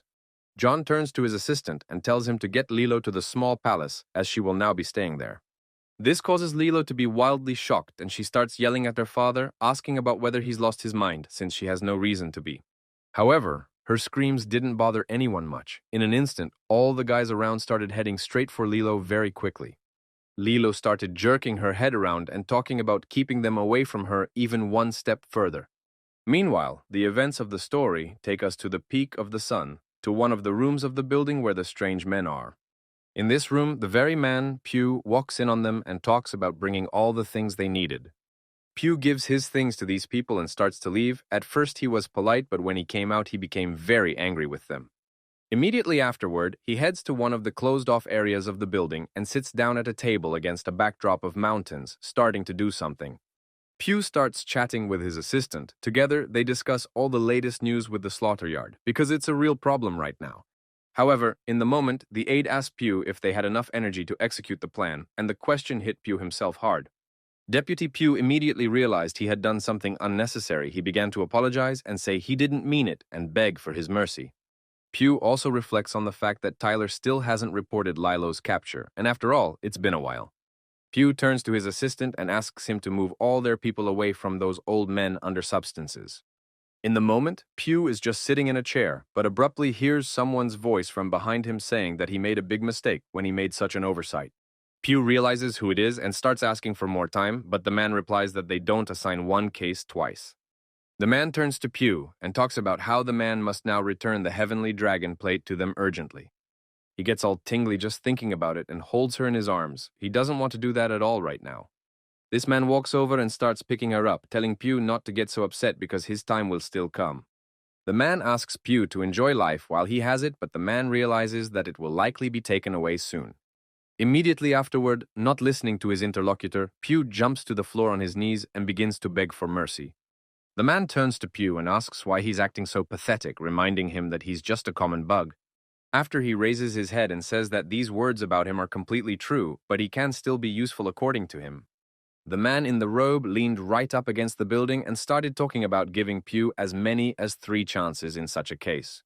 He begins to recount everything that happened, adding that Black Sun was involved, but the man replies that he knows it all. After Pew also states that a past member of the Demon Lord's squad was also there, and this has already surprised the man in the robe greatly. The man in the robe leaves and says he'll keep the plate for Pew for a while longer, but he won't give any more chances. As he leaves, this man also asks that care be taken to keep the blood cult safe until the great festival begins. The man in the robe then immediately leaves the building, and Pew sits down in his chair and immediately exhales in relief. Meanwhile, the events of the story take us straight to Waterpeak, where the very warrior Laurent is walking around the city covered in blood. Looking around, Laurent talks about how he must have really lost his mind and doesn't understand why he came back here. Some man kicks him sharply with his shoulder and tells him to pay attention. Laurent only apologizes in response. However, in a moment, this unknown man stops and asks Laurent about coming from the east. The unknown guy immediately begins to greet Laurent cheerfully, saying that and did not go to meet fellow countrymen here. Laurent notices that this man has a little energy, which means that in theory he'll be able to help him if anything. Immediately afterward, a kid named Robert starts offering Laurent food, to which he agrees, and they sit down to lunch. In the moment, Robert turns to Laurent and asks about the fact that he hasn't heard anything about a certain Black Sun. Laurent listens intently to Robert, realizing that he should watch his tongue, for there may be men from the slaughterhouse palace around. In the moment, Laurent approaches Robert to ask if he knows where the young cult leader is now. Robert talks about how a lousy man like Michael is hanging around some brothel again. Laurent says he came with a message. Crossing his arms to prove his honesty, Laurent suggests that this is indeed an important message for Michael. Laurent also talks about the fact that the person he originally wants to pass on the message has already died, and now it's on his hands. With a smile on his face, Robert says that Michael can be found in the small palace, but there's no way for Laurent to get there. Laurent doesn't understand what's going on, as Robert's answers have gotten weird and his tone has changed a lot now that the topic is about Michael. At this point, the whole place starts to swim violently, and the man sitting across from Laurent reports that the slaughter palace is all over the place. With a demonic look, Robert turns to Laurent and asks him not to worry and to sleep well, adding that they will be at the palace soon. The events of the story move forward and show us the master of the slaughterhouse palace, Richard, who says he knows that Laurent is awake. Meanwhile, Michael and his friend William are sitting outside some building and chatting about various topics. William is still trying to find out from Michael why he saved him, as it was clear to everyone that his body was beyond saving. William turns to Michael and says that before he died, it was as if he had a dream in which he observed his real-life friend from the squad. Then looking at Michael, William talks about how since it wasn't a dream, what then, and asks Michael about it. Michael recalls how his squad in a past life organized their many different members with talents. There was never a strong love and friendship in their squad. They fought every time they met, but they were still together regardless. Disregarding all misunderstandings, they went into battle together and put their backs to each other in every battle. So Michael's squad in the past life together had gone through a huge journey on the road of blood together. It was very strong for them. Back in reality, Michael doesn't want to tell everything. He says he just didn't get along with this palace as a young leader, and that's it. Afterward, Michael says that in the process he thought William would be of some use and decided to take him with him. Michael says it's time to cut to the chase. He gets up and walks forward, describing to William their opponent tonight, Richard. Michael talks about how tonight's fight is beneficial to both of them, as William will avenge his men and Michael has solved his problems. Michael says that if William doesn't agree with his plan, he will go alone, but William gets up and declares that he is also going. Meanwhile, Richard himself is sitting in the palace with a knife, telling someone that all the recent events are very strange to him. Richard also says that their palace has lost half its power and he can't figure out who has crossed his path and who benefits. However, as it turns out, he is communicating with a Federation warrior, Laurent, who says Richard is crazy. Richard turns to Laurent and tells him that he's not the one who's crazy, but the one who decided to break into their cult from the Federation itself. Then in a frantic but quiet voice, Richard began to turn to Laurent and ask what he was looking for Michael for. However, in a moment, Richard begins to feel some very strong energy, and it's coming from the back of the palace. After which, there is a series of powerful explosions, the palace doors open, and Michael enters the room in character and William with him. They both pick up the energy. William turns to Richard and talks about how, as he promised, he had come back to kill him. In response to this, Richard begins to smile madly and talk about how William himself has come into his hands. Michael turns to Richard and says that he's been wanting to meet him for a long time too, and he's sorry it didn't work out last time. When Richard heard these words, he looked at Michael frantically and asked if he was the Black Sun.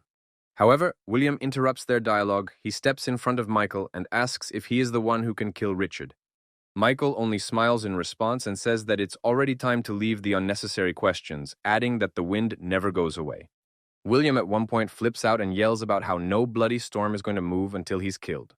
Immediately after which the battle itself begins, William is still single-handedly confronting Richard, who has also begun to attack. With a smile on his face, Richard asks William what happened to him and what insight gave him such power.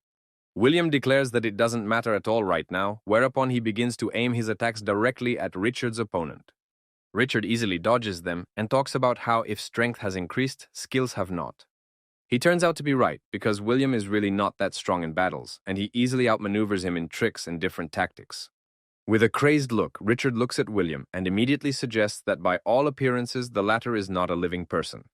Such a harsh phrase greatly surprises William, who didn't expect to hear it, and it opens up a chance for a punch to Richard.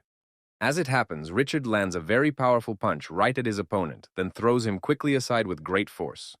Michael immediately goes to William and offers his help, but he refuses, saying she's not needed right now. Richard began to raise a powerful blood energy and talk about how coming here now was indeed a smart idea. and in a moment abruptly begins to smile and talk about how unfortunately our guy's plan was much weaker than the idea. Immediately after that, Richard exhaled sharply and pushed himself upwards with his foot, thus he flew sharply straight upwards from our guys. Michael yells to William that Richard is about to be right on top of him, and he does that very minute. Richard grabs and begins to twist in William's seat, telling him that their stupid plan will only lead to more stupid deaths.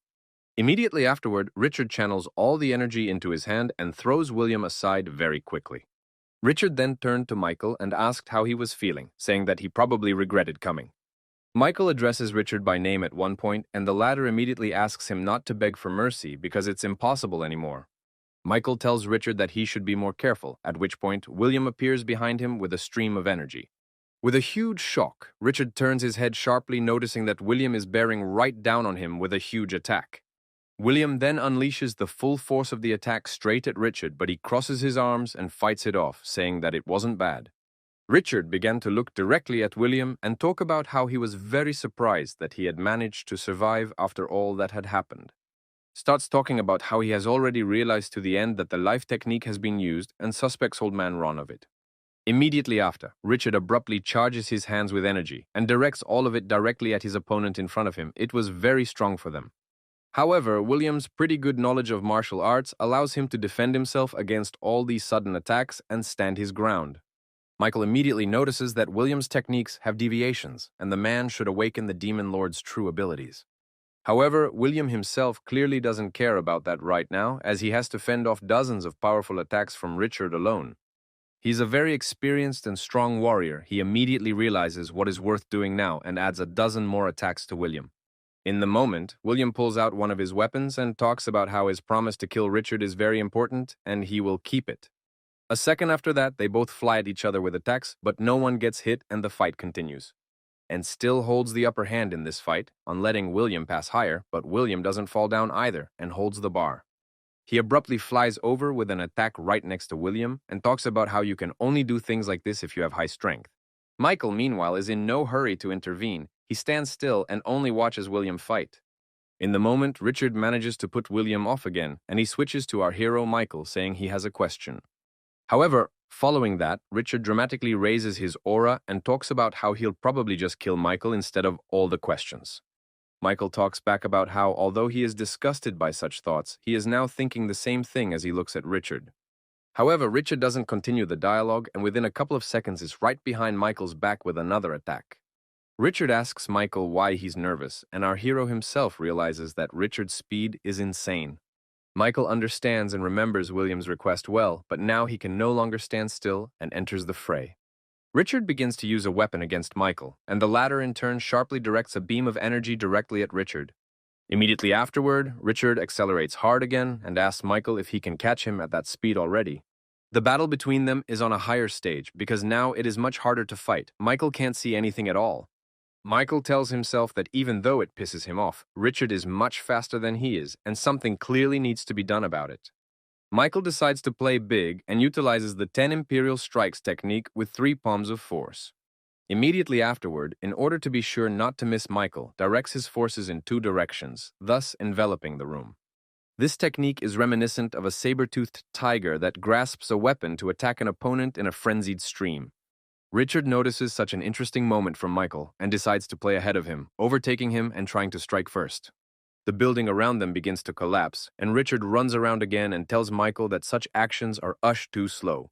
But, in the moment, Michael begins to control the parts of the building that are being decided and tells his opponent that he promised to kill him for a reason. After that, large particles of the building and Michael's powerful beams of energy began to head straight for Richard at a tremendous speed, demolishing everything. However, while Richard was only dodging them, Michael decided not to stand still and act, whereupon he began to attack Richard. But immediately Michael noticed that Richard himself destroyed all his attacks, and then he opened his wound to let the blood out, which frightened Michael. Richard started to be even crazier. He got over all the beats and started saying it was all very entertaining and he liked it. Michael began to ask Richard if he was at the peak of his beauty, and he only retorted that it wasn't really Michael's connection to John. Richard screamed about hearing that this was Michael's homeland and afterward began to act even crazier, attacking everything around him. Richard abruptly ran to the wall and grabbed some large knives there and headed straight for Michael with more attacks. This was very strong for them. Time after time, Richard tried to attack, and each new attempt was even crazier than the last. It scared Michael a lot. Michael responded by creating huge charges of energy that enveloped everything around him, but they didn't scare Richard. He still attacked. In a moment, Michael noticed Richard pointing a special red net of energy at him to take in the shackles. At the same moment Michael used the Demon Lord's art, he let his energy flow through the chain and dealt a huge damage to Richard. And realizing that it couldn't go on like this, he stepped back sharply and began to think of new attacks. Richard began to make eye contact with Michael and asked about who he was. Michael responded by stating that he would like to ask the same question. In the moment, Richard makes a mad face and says he may suspect one person behind the Black Sun mask. However, their dialogue is interrupted again, as William returns to the fight, saying that Richard is his opponent only. Michael talks about how there's not much time left and they need to beat him in a couple minutes. William promises he'll try to do it. He started attacking and asking Michael about how he was afraid someone else was going to get here in the meantime. Afterwards, he turns to Michael and asks him not to talk about the fact that he was able to reach the highest art of the Demon Lord. William, meanwhile, attacks Richard and talks about how he's finally smelling the fear that wasn't there before. Richard starts yelling very loudly, talking about how very entertaining it all is and throwing punches at his opponent. In the moment, it's as if Richard is discovering a new stage of insanity. He starts screaming and laughing even harder, threatening weapons. In the moment, those threats turn into Richard actually managing to land a punch right to William's body. Richard at one point begins to turn to William and talk about how if you break his head, even under the technique, he will die. At this point, Michael realizes that he needs to help William, and he transfers more energy to him, making William many times stronger. This is already becoming a much bigger problem for Richard, as his opponent's aura has now enveloped him completely. Richard also presses William, and talks about how it will be interesting to see which one of them dies first this time. It was very strong for them. William realizes that he is in a similarly dire position, and talks about how now is when they find out. However, afterward, William adds that he's not going to just wait either, and throws sharp punches to Richard's head.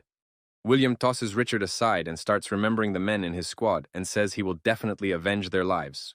Richard turns to William, saying that he is babbling about some promises, yet he himself is 2 steps away from death. He runs straight at Richard with more attacks. He realizes it will be difficult to attack but decides to do so. In response, Richard yells that everything will be as he wills and rejoins William and draws his weapon. In the moment, William uses one of Michael's techniques and charges most of the energy into it, hitting Richard directly. Richard also hits William's chest, but sees that he doesn't even have a heart. Richard starts laughing and spitting blood. In the moment, Richard's body starts falling the other way, bleeding, and he says that Old Man Ron has created something interesting. After saying these words, Richard abruptly falls to the floor unconscious and lies like a corpse, with William standing over him in a kiss of machinery. William turns to Michael and talks about how he has fulfilled his revenge for the squad members and asks if that's enough. Our hero sees that William have wasted all the energy, so he picks him up and carries him on his back. William says he owes Michael a debt of gratitude. At this moment, lying in Michael's arms from behind, William recalls a similar moment from the past when past Michael carried him like this. William turns to Michael abruptly after these flashbacks and talks about how it wasn't really him, calling his past name. William begins to remember the way Michael's funeral went after he went missing. William was very depressed at the time. He remembers how despite all the things he had to do as squad leader, he remembered Michael every day. And now that so much time had passed, William began to see in Michael's face the very friend from his past. And starts talking about how Michael just saved him now and he didn't even recognize his friend. Michael starts pretending he doesn't understand. At this point, William starts crying hard, hugging Michael from behind and talking about how much he missed him. At this point, Michael realized that there was no point in pretending any further and says that this was all a big drag, and abruptly lowered his head and began to realize that he also missed his friend very much while all this was going on around him. However, just before he left, Michael heard some voice from behind him calling to him very quietly. He turns around and is shocked to see the very man who was being bullied before Michael came in. Looking at the man, Michael immediately realizes that this is after all the warrior Laurent, who was even in the Federation earlier. Michael immediately approaches him. Seeing that he is almost dead, Laurent begins to ask Michael to give a message to the young leader. The man began to ask Michael to tell the young Lideo to beware of Mark and the symbol of the heavenly palace, the dragon plate. Michael couldn't understand what it all meant or why it was like that, but he said he'd pass it on to the young leader, that is himself. And with the help of energy, sees that the guy is dead, and can't understand what heavenly palace we're talking about if there is no such thing. A says that now they need to check out all the information about this palace, and William suggests they go first. After taking William in his arms, they walk forward, and the man says that there are many more palace warriors ahead who will be in the way. Michael starts telling William to just hold on to him tighter, and he abruptly flies outside the palace. In literally 1 minute, Michael had gone through all the palace security, clutched at the bamboo, and started saying he was sick of it all. Michael tells William that he is now going to end it all once and for all, because he is sick of it all. Immediately afterward, Michael reaches out and begins to create a huge sphere of energy guiding it forward. Milk directs this huge orb directly into the slaughter palace, saying thus to destroy it forever. Then it goes like this. The power of the explosion that Michael made reached the highest limit. It swept away even the corpses. The events of our story take us straight to Franklin, who tells us that the Great Festival is only 1 month away. As it turns out, Franklin is approached by a group of old men who tell him that they are very much looking forward to the event. The most important old man turns to Franklin and talks about keeping an eye out for a small leader who could be a problem. Franklin responds by stating that he is well mindful of all the problems and of all the evils he will intend to choose the least in the event of trouble. The head old man, Charlie, is the first elder. He asks Franklin if he is that confident in his abilities. Immediately afterward, Franklin pulls out the dragon plate and starts showing it to old Charlie at this point. Old Charlie talks about how this surprises him greatly. It took him a long time to figure out who was causing trouble on the Sky Mountain. Franklin tells the old man that everything is playing in his favor now, and he's going to completely change the Blood Demon cult. Franklin turns to the old man and says he will take over all the lands and afterwards start a dynasty revival, and it will be legendary. Old Charlie asks Franklin if he is really willing to put everything on the line to become emperor. Franklin replies that it doesn't matter. Since there is not much choice about what the elders should do anymore, there are a couple options left to choose from. Old Charlie says that since the younger generation has such ambitions, it is better for them as old men not to interfere in their realization. Franklin turns away and says that he will take that as an agreement and that they have come to a mutual decision. Franklin turns around a bit and asks the old men to continue to sit like this and stay out of the way against him and his decisions. Franklin starts to walk away and is followed by old Charlie telling him that he better be careful what he decides to do and his way. Meanwhile, the events of the story take us to Michael and William. Michael tells his friend about what happened then in the woods. Michael turns to William and asks how the other members of the squad are doing, but William states that he hasn't seen them much. And he asks about how Vivi is doing. William replies that after Michael died, she went to her clan. In the moment, William talks about how after Michael's death, everyone said that a demon cult was involved in his death. Our hero begins to yell at William and talk about how he didn't really go to the slaughter palace for him. William talks about being told that old man Mark was involved in Michael's death back then. Finding out about it now, Michael gets really angry and talks about how this old man didn't even fit in back then. William talks about how since the day Michael died, he has been following old Mark when others only praise him. William started talking about how crazy it was, so there was no reason to suspect him. Michael agrees. After this dialogue, Michael tells William that there is something he needs to know and takes him somewhere through the tunnels. Michael leads William straight to Lester, who for once is very happy to see Michael and smiles at William too. Meanwhile, the time was getting close to the feast, and the atmosphere had boiled up considerably, for everyone realized what could happen now in the cult. However, here was our hero sharply surprised by something else, namely, what he saw in his palace small when he returned. His previously plain and old palace had become much newer. The whole place was littered with gold and expensive gifts for something. Michael starts to tell Lester that this all surprises him greatly, but Lester adds that construction is still going on.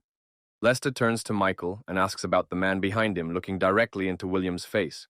Michael briefly tells Lester everything and says that he's been resurrected by Tech and now he'll be here with them too.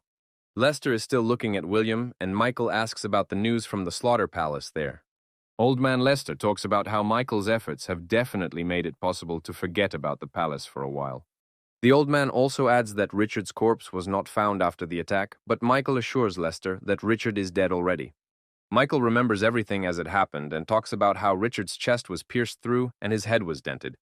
On Avorit that the slaughter palace is settled then, and only Franklin remains together, and he has already removed the elders. Lester turns to Michael and describes Franklin, saying that Michael will have to defeat him with his powers. However, Lester and Michael's dialogue is momentarily interrupted by the appearance of Louis along with Stella, who immediately greets Michael. Michael says that Louise and Stella were able to show the power of good at the old men's meeting, and he's grateful to them for that. Lester talks about how most of the problems have been solved, which means it's enough, but Michael doesn't understand what for, and laughs hard and says that he means the time when they will take over the whole heavenly mountain. Lester then adds that this will allow them to take paths to the Federation's union, which shocks Michael and William. William raises his power and talks about Lester talking too much as for a man who doesn't move. Luis gets right behind Lester and speaks with energy about what Michael told them about the cult's true goals. Michael at this point turns to William and tells him to stop saying and arguing about something, which surprises him. Using energy, Michael quietly tells William that Lester is the same old man who was previously with him and was a teacher. Michael talks about how Lester quit the Federation business and decided to go straight into the cult, forgetting everything. Afterward, he tells her that he tried to discuss things with him a lot, but he only says that he chose the path of a demon for himself, and that's it. He turns to all the guys and asks them what they know about the Heavenly Palace, but Stella declares that she knows nothing. Our hero begins to say that Franklin is clearly connected to him in some way because too many things point to it. Michael puts forward the theory that most likely the same scheme as with Moon and George's tribe could be used there.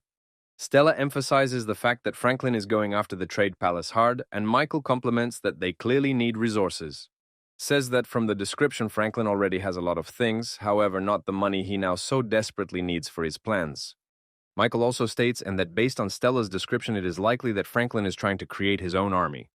Lester also suggests that this could all be related to the fact that several groups of people have gone missing recently. Luis immediately starts asking about how it's really true. Lester apologizes for not speaking up earlier as he didn't want to give a panic attack. Michael begins to wonder if the head of that settlement might have been creating illegal substances to supply the army. He turns to his men and says they urgently need to start tracking Franklin and his men to figure things out. Lester turns to Michael, saying that he likes the plan and apparently the universe itself approves of it.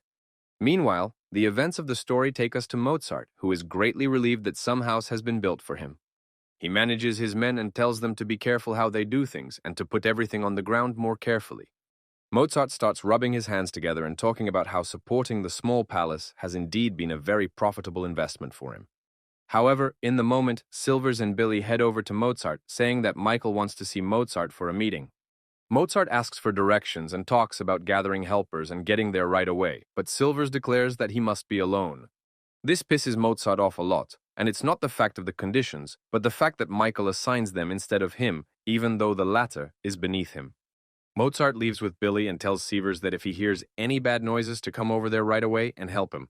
Old man Mozart leaves, and Silvers realizes that of course he won't go to him if something happens. Immediately afterward, Silvers addresses the Forbidden Squad from behind and tells them to finish unloading their belongings. Silvers talks about not asking for their opinion, and with a smile asks them to start loading everything back on his order. Meanwhile, Michael draws up a set of rules for his men and asks Stella to pass them on to those who weren't there today. Michael is already starting to draw up the system by which the cult will work, then when he is in charge, the palace rulers will be on top. Behind them will be Michael's personal advisor, Lester, with whom he will coordinate everything and communicate directions. Following Lester will be a squad of guards, led by Luis along with William. Meanwhile, Mozart enters the room with Billy, and Billy informs him that he brought him. Mozart is in shock. Mozart looks at all those in the room and asks with shock about what this is all about now. He started pointing his finger at everyone he knew there and asking them how they got here and why they were silent and not saying anything. Michael sits up on the throne above and talks about what he thinks about how no explanation is needed here and points to something. Michael pointed him to a paper where the directions of the cult were written when Michael would be the leader, and this shocked Mozart. Immediately afterward, Michael began to refuel the energy in his eyes and tell Mozart that he was very happy to see him here. And he starts asking Michael what it all means, and all he says in response is that Mozart figured it out himself. And afterward, he started bringing up his golden energy and talking about how this is just some bullshit and he disagrees with it. Michael turns directly to Mozart and talks about how if he lets his energy out now, it will be worse for him. Immediately afterward, Mozart begins to look around and notices that everyone around him has also awakened their energy against him. Mozart starts yelling at Michael and talking about how he just trapped him, but Michael claims that Mozart came on his own. However, this behavior from Mozart really pisses Michael off, and he turns to Stella and tells her to get rid of him. Of course, Stella takes the order and picks up the ice energy and starts walking straight towards Mozart. Mozart starts to approach Luis and asks him for help, however he doesn't answer anything, which scares Mozart. This was very strong for them. He starts yelling to Michael that they should be together, as they have one common enemy to act against. Michael puts up his hand to give Stella the order to stop, and Mozart talks about helping get rid of Franklin. Michael says that they should discuss it in more detail because it's not something that can be done easily because it's a win-win for both of them. Michael turns to Mozart with a smile and energy and talks about how he thinks the latter has information that is very valuable to Michael. Mozart begins to realize what Michael is getting at, and turning to him asks what he wants to know. Immediately afterward, Michael asks a direct question and wants to know how much money Mozart has already given to Franklin during this time. Afterward, Mozart admits to running various small schemes that allowed him to earn more money. However, Mozart also decided to press pity. He began to talk about how all this time Franklin was just stealing money from him. Mozart reveals that with the help of the Moon Tribe, Franklin tried to disrupt the trade routes, and this surprises Michael. Michael turns to Mozart and asks about what they used the money for, but Mozart says he doesn't know. After this answer, Michael gives the order to grab Mozart, but the latter starts to say that he can find out everything if necessary. Mozart yells out to Michael that if he disappears or is killed now, Franklin's direct target will be Michael himself. Mozart also says it could also be the Pleasure Palace, which is the second richest, which scares Michael. After states that Franklin will go to any lengths to achieve his own goals, even if human lives are at stake. Michael turns to Mozart and asks about what he then wants in return for such favors from himself. Mozart says he asks for little else, namely to get his past trade routes back after the festival in the cult, and says that so-and-so will give it to him, but in return, they'll ask him to give some of it to the small palace. Our hero also tells Mozart not to try to trick them, for they will quickly decide his life in such a case. Immediately afterward, haggling begins between Mozart and Michael, where Mozart says he can only give 40%. Michael asks for half, and with each disagreement from Mozart, he begins to raise the percentage by 10, which shocks him. In the end, Michael manages to squeeze out 80% of the profits for himself, and he forgives Louise for taking Mozart out of the hall. Stella turns to Michael and says that she would like to bring Mozart into their circle, but Michael is greatly surprised by the idea. And it shows that although he may be dumb, he really does understand the market situation better than anyone else. Though not happy about it, Billy talks about how it's a pretty good idea overall, and surprisingly from Stella. Michael starts to walk away and talks about how so-and-so will try this option, which pleases Stella and the others. As he leaves, Michael addresses everyone menacingly and talks about how the war will only be final when he defeats Franklin. Billy brings up the question of what to do about Lilo, but Michael informs him that he has to go someplace else and doesn't have time for that. Michael realizes that he needs to train now, because out of everything in training, only he and his art are unfinished. Michael realizes that art now seems to be eating away at his body and mind, so he should learn how to use it better. Michael is also well aware of the problem that Franklin as an opponent will be far more powerful than Richard. Michael informs everyone that before the festival begins, he will head to the demon exercise corridor and train. The events of the story meanwhile take us to Lilo, who is told that Michael has once again gone somewhere else. The men from Garp's squad try to talk Lilo into waiting, adding that there's likely some very important business there right now for Michael. Lilo pulls out her sword and starts asking Garp's men why they continue to protect Michael after everything that's happened. Garp asks Lilo to put the sword down and adds that in his opinion, Michael probably has his own pressing reasons. He says it's important to listen to his own brother, but Lilo only states that it's not at all, and he's probably adopted. Lilo starts telling everyone again that the Michael they all know is actually a terrible guy. Afterward, Lilo brings up all the things he told her and adds that he's a crazy pervert.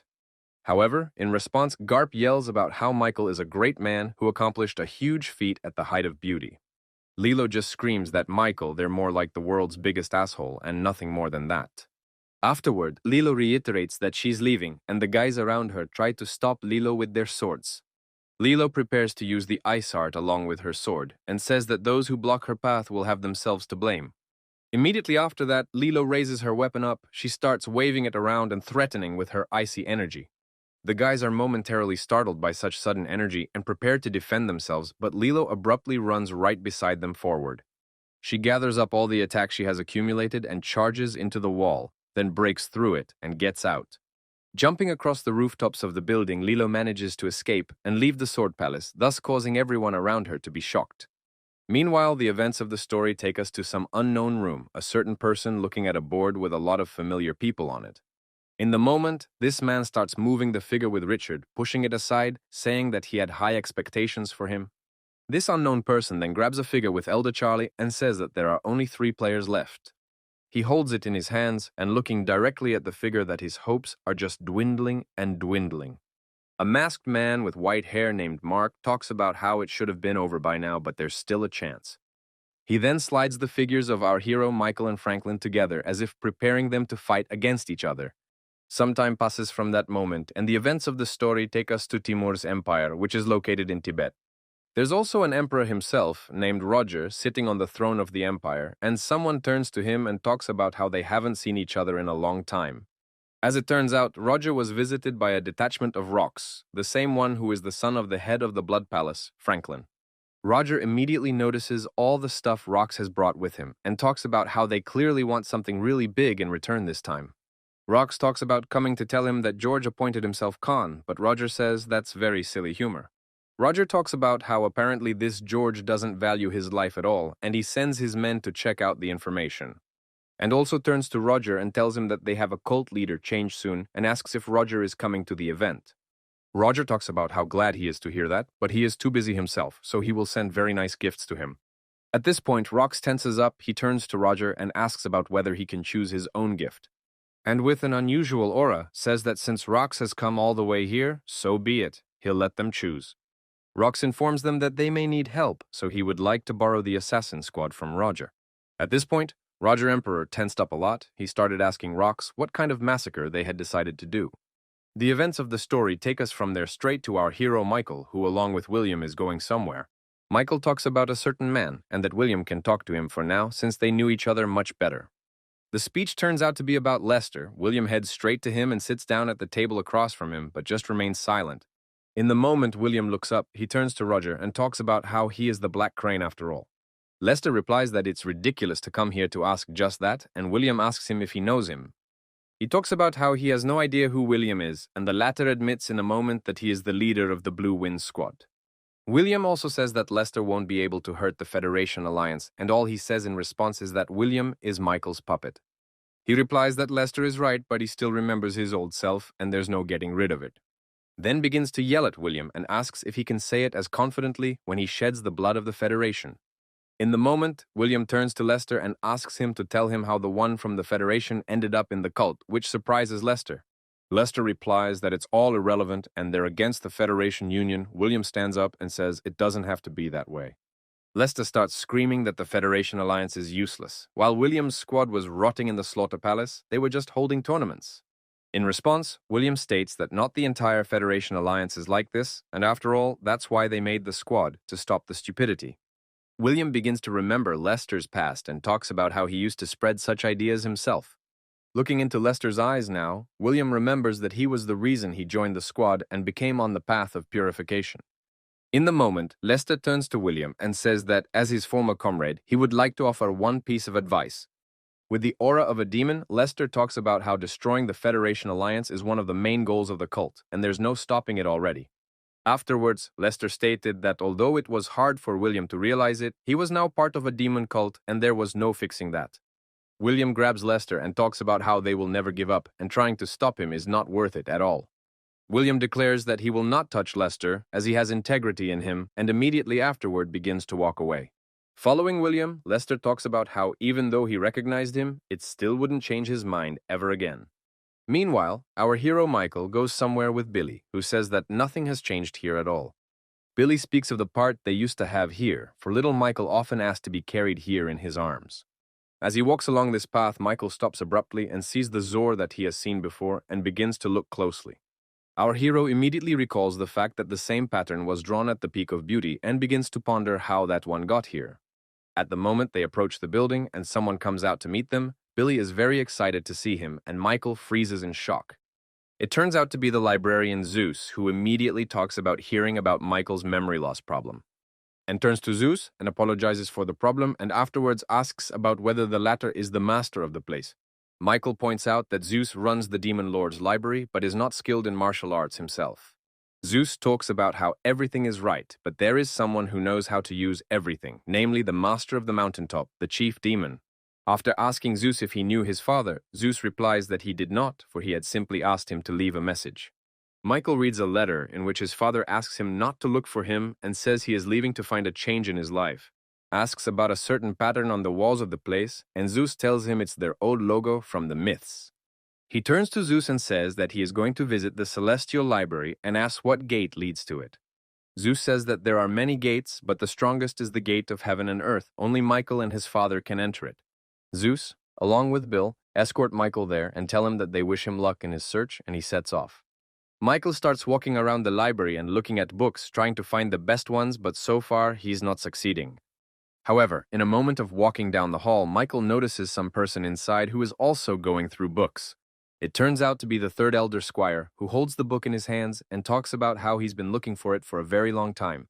The squire notices Michael and begins to greet him, saying how glad he is to see him in this place again after all this time.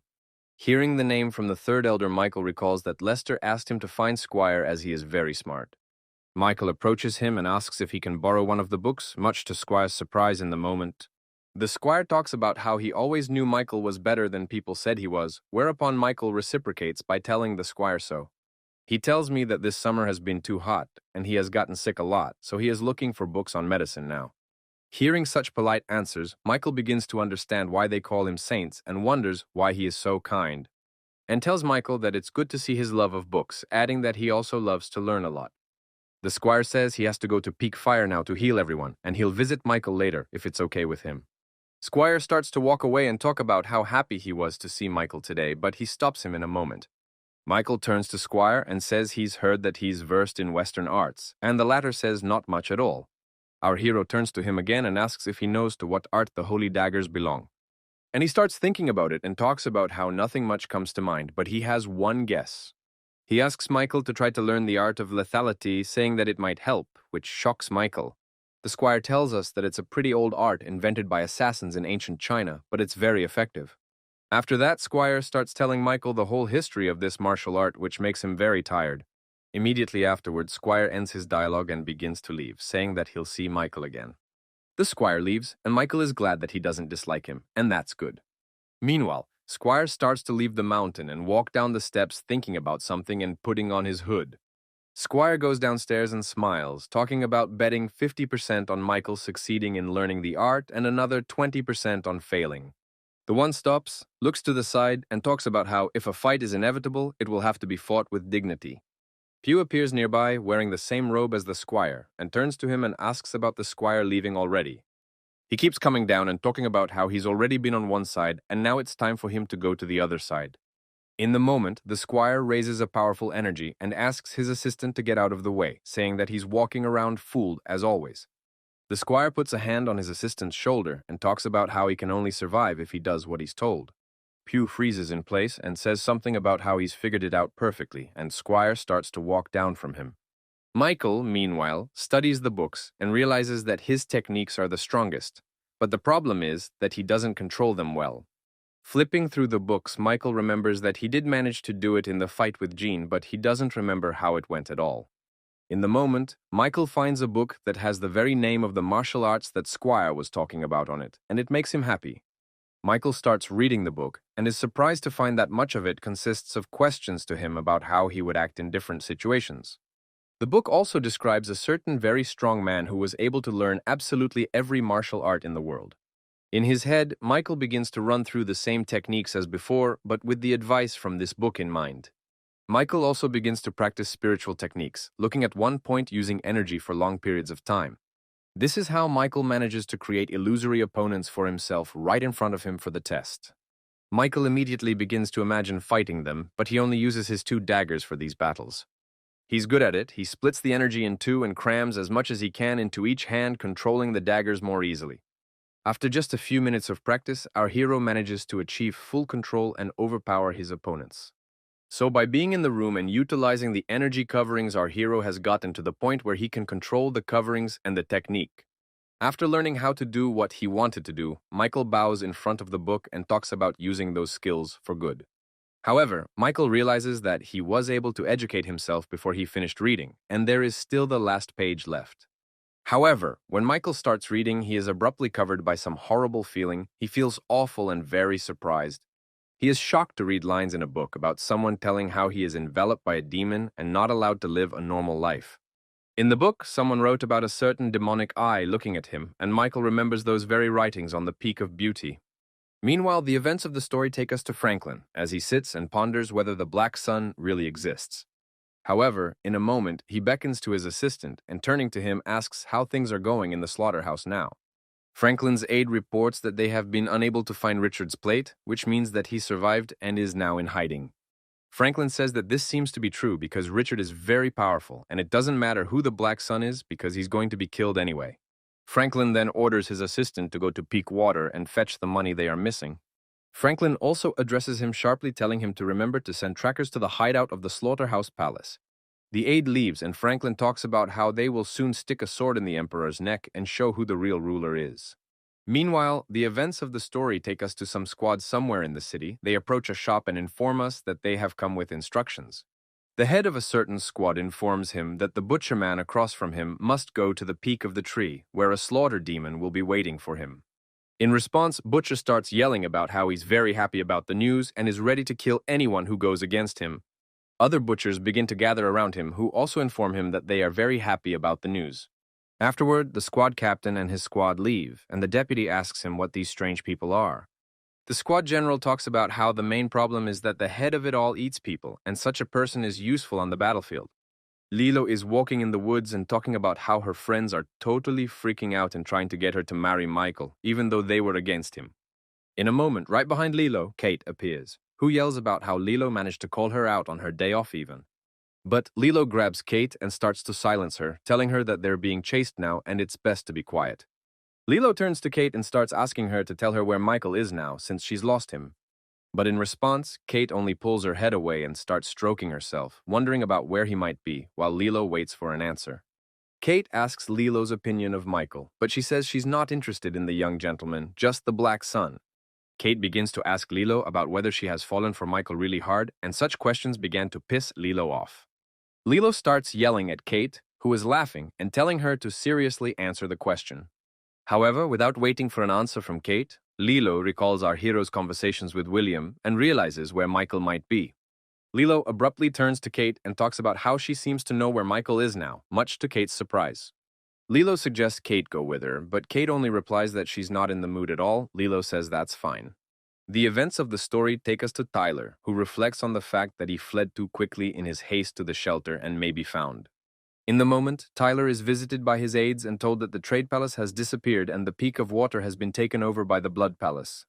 Tyler's men all talk together about how it would be good to leave the cult for a while, for they are clearly the target, but Tyler disagrees. Tyler's assistant reports that the other palaces have abandoned them, they can't contact anyone, and the money has been taken away.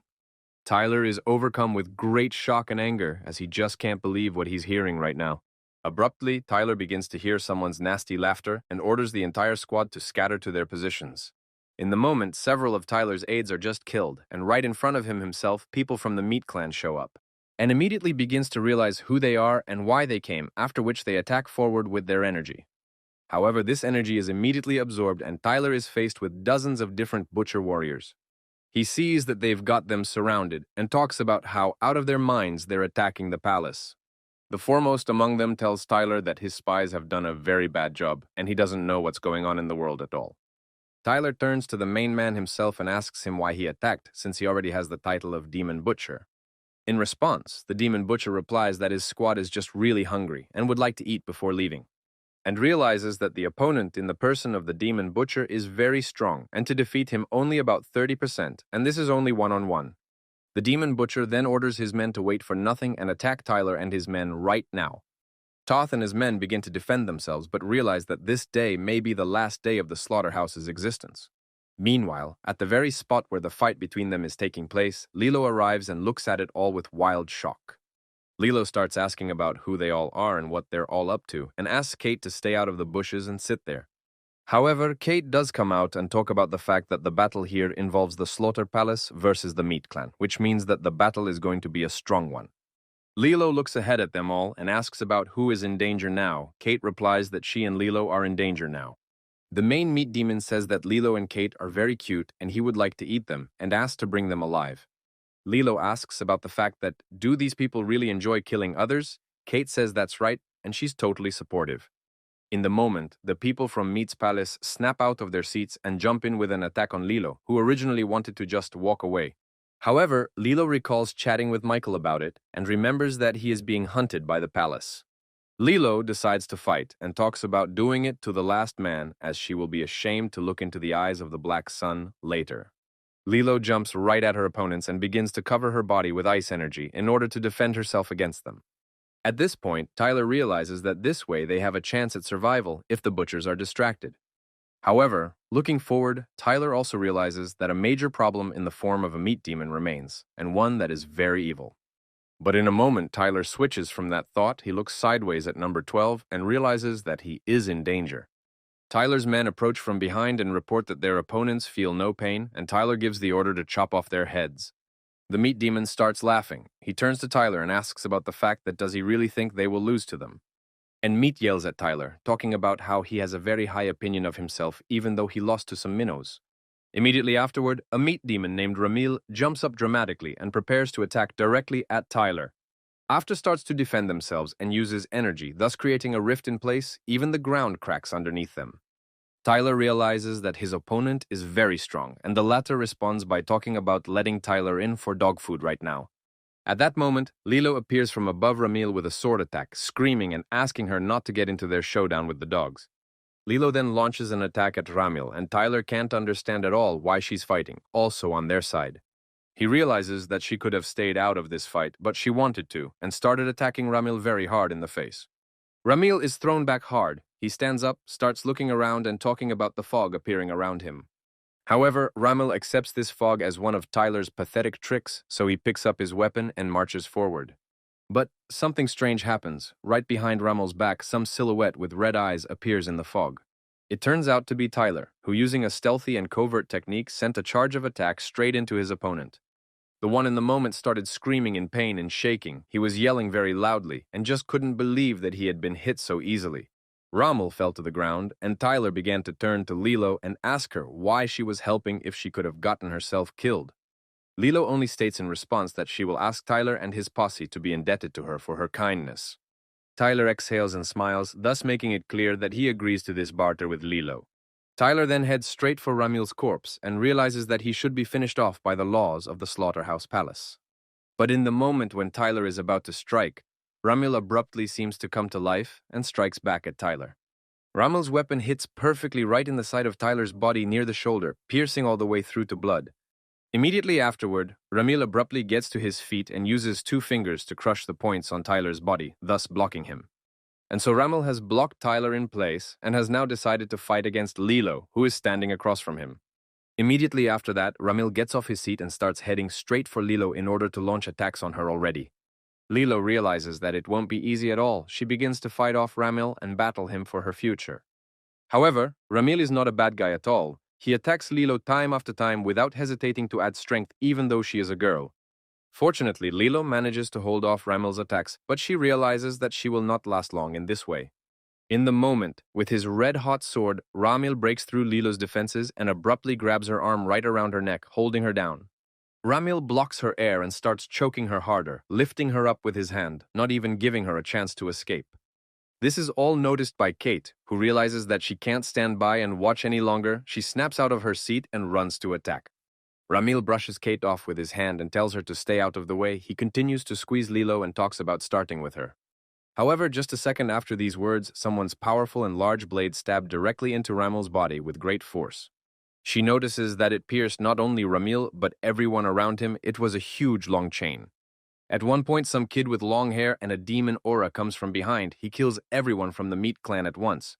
Standing with one eye and covered in bandages, he turns to Ramil and asks who dared to wake him up at such a time. Meanwhile, Michael is still studying that very book, realizing that there are notes in his handwriting, the past owner of the body.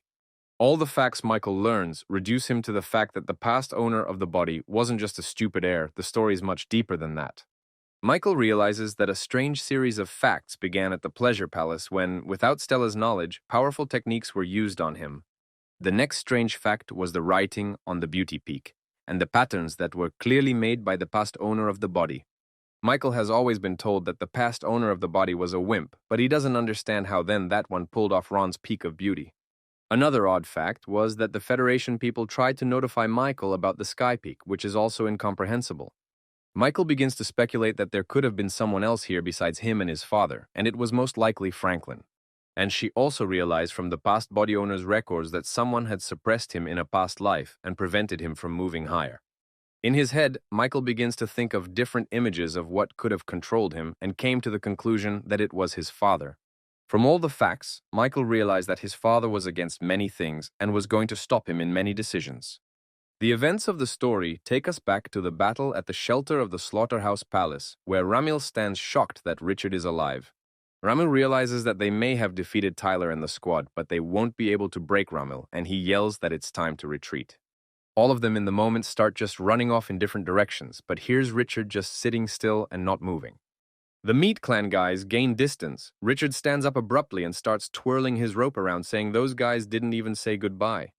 Immediately afterward, Richard spreads his rope right into all of his opponents, thus killing them in a second. However, still alive is Ramil, who tries his best to escape from Richard, who overtakes him with energy. Richard just stands still and continues to amplify his energy, making it more and more powerful, which gives him an even more sinister image. This is all being watched with shock by Lilo, who had imagined everything, but not the kind of power Richard has. Tyler turns to her. Tyler informs Lilo that she better get out of this place while the opportunity is even there. Lilo points out to Tyler the people who were now trying to escape and talks about how suggesting she do so now is stupid. Immediately afterward, Richard picks up a gun and starts walking towards Lilo, talking about how he's been wondering whose daughter she is for a long time. She talks about how she came here alone and wants to leave alone, but Richard informs her that he's not going to let her go. And afterwards asks Richard about killing her, and he says it won't be that easy after she killed the whole village. Lilo talks about how she didn't do anything like that, and before her, the leader of the Celestial Squad, nicknamed Pew, had been there. Richard starts going towards Lilo and talking about how she lies too much as a mere mortal, and talks about being ready to swear an oath in her father's name, but Richard only laughs madly in response and says it's all very interesting. She talks about how if it's all that interesting, is it possible to rescind the order to kill her, but Richard refuses her. Immediately after, Lilo drops herself to the floor and talks about giving up so-and-so and Richard can kill her, which shocks Kate. Lying on the ground, Lilo talks about how her father is going to be very worried about this, and Richard declares that she's pushing him too hard. He turns to Lilo and asks her about who she thinks might be behind it all then, if not herself. With a very strange face, Lilo talks about whether or not Richard suspects the black sun that lives at the peak. Once again, he turns to Lilo and talks about how she doesn't seem to know anything at all, and this surprises Lilo greatly. She wants to know more. Richard then turns to the men in his squad and talks about locking Lilo and Kate up for a while for sure. Meanwhile, the events of the story take us straight to the gathering place of the elders. They are drinking tea and discussing something among themselves. Squire sits among them. He turns to Elder Charlie and asks about how long he has known everything. Elder Charlie talks about how there have already been 3 riots in his time in the cult, and he understands how they start. Elder Charlie also says that there have been too many rulers in the world lately, causing more casualties. Whereupon Charlie starts looking into Squire's eye to describe things as they were and talk about various similarities that could be signs. He also talks about how the battle between the palaces is entertaining, but EMTZ, the issue of the Heavenly Mountain and the Great Dragon, is very important. Charlie's point is that no matter who becomes leader, if he ends up dead in the jaws of that dragon, there's no point. The Squire talks about how Charlie's thoughts are very interesting to him, and afterward asks him about the bottom line he came to back then. Charlie talks about how his best thought is that it's better to be the tail of a dragon than the head of a snake.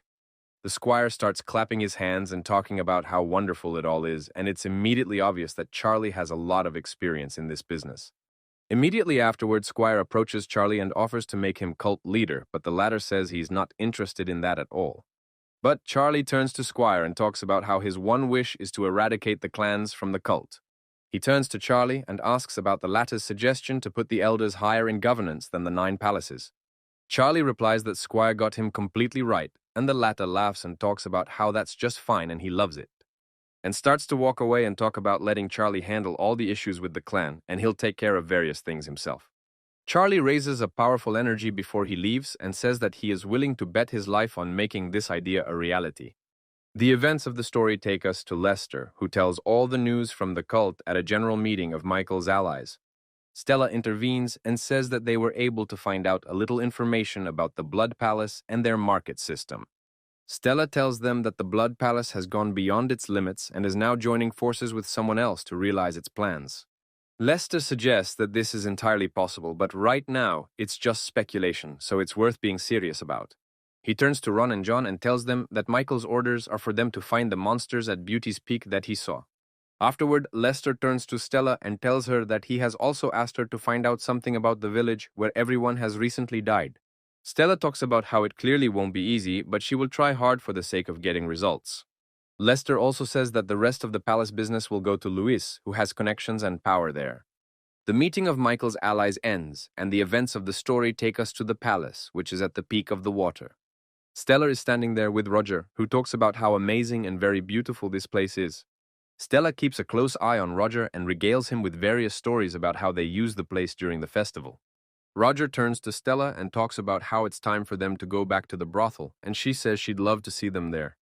Stella escorts Roger and his troop to the place and sets a very nice table for them. Roger is overjoyed and calls the place beautiful.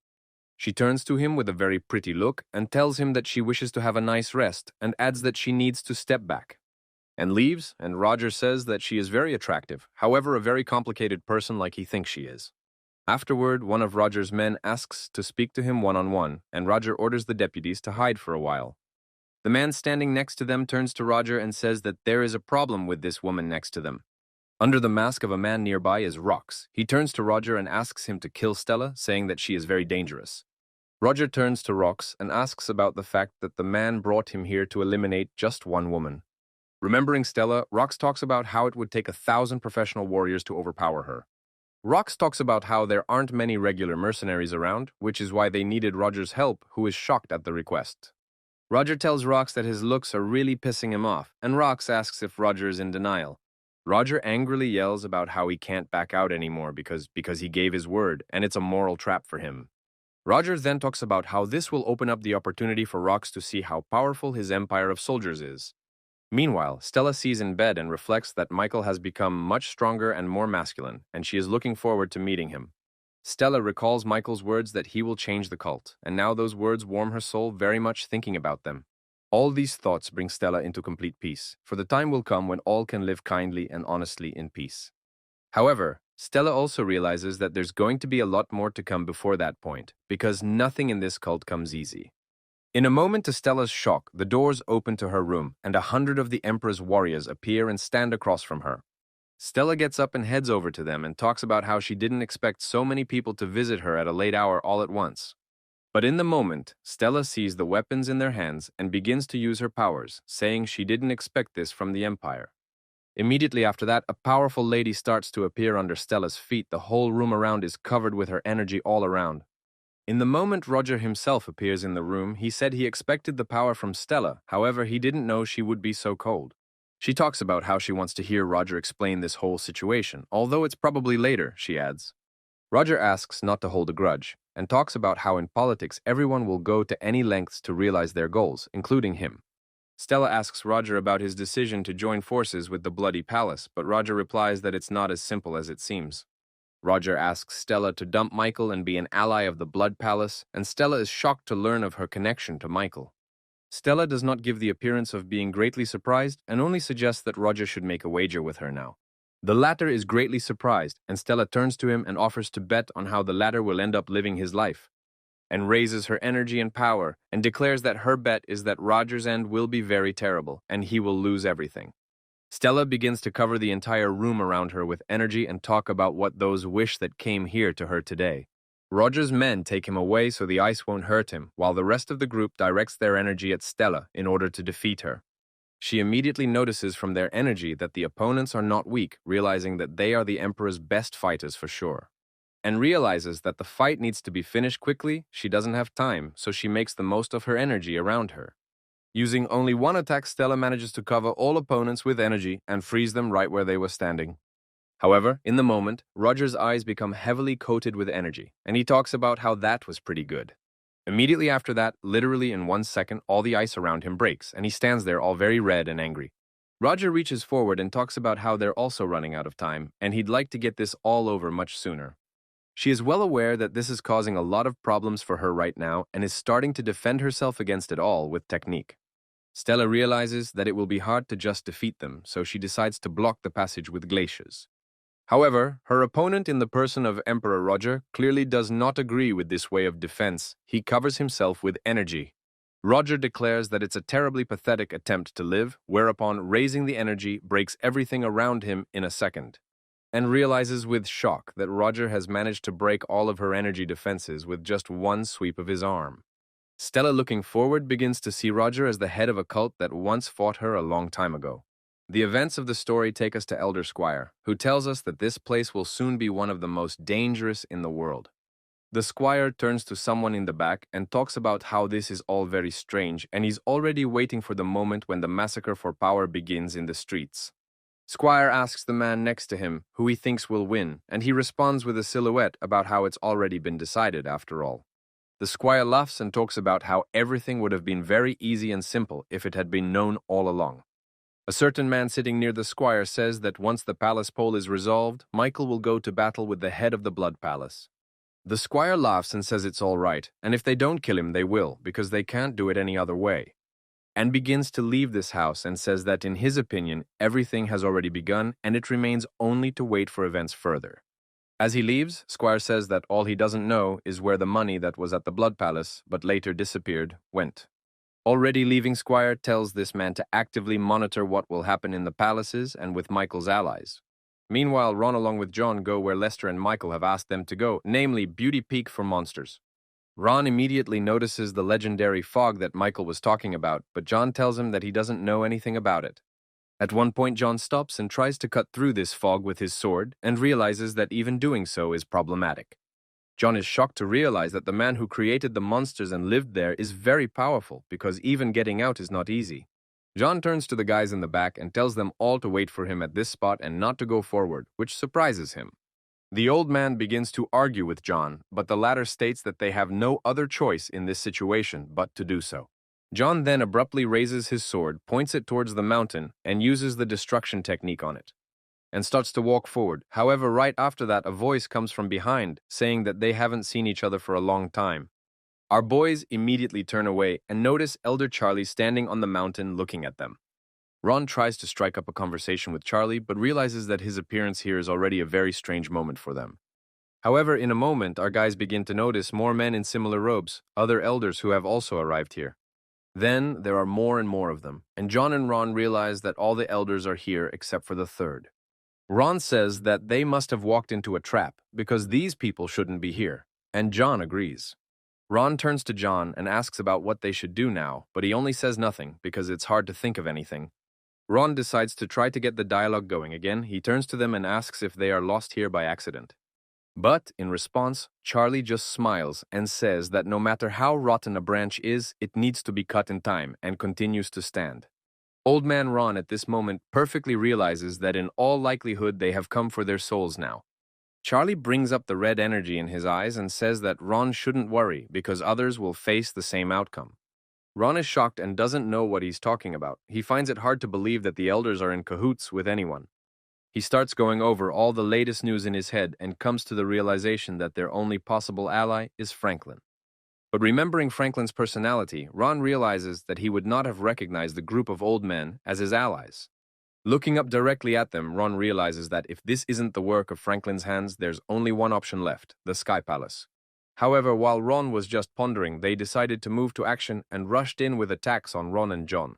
John began to look closely into their eyes and discovered with shock that there were 8 professional martial arts owners against them. And turning to Ron, he says he'll pave the way for him and asks him to go to Michael's palace and report everything.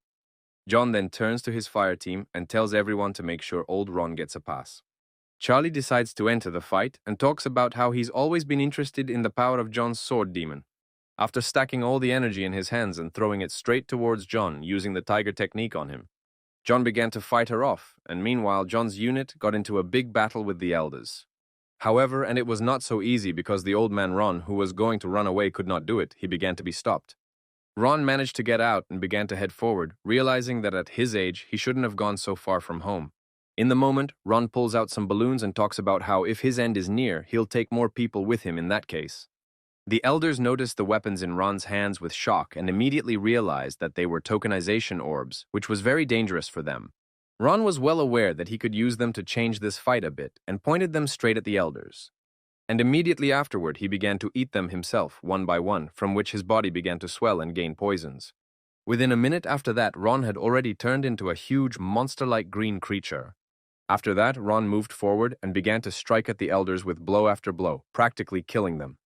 Ron looked them in the eye, smiled, and declared that, like he said, he would try to take more people with him to the grave. One of the elders talks about what he has heard about this poison flower technique and how it can poison everything in this world. Hearing their dialogues, Old Man Ron immediately realized that the elders knew this as well, so he should act faster.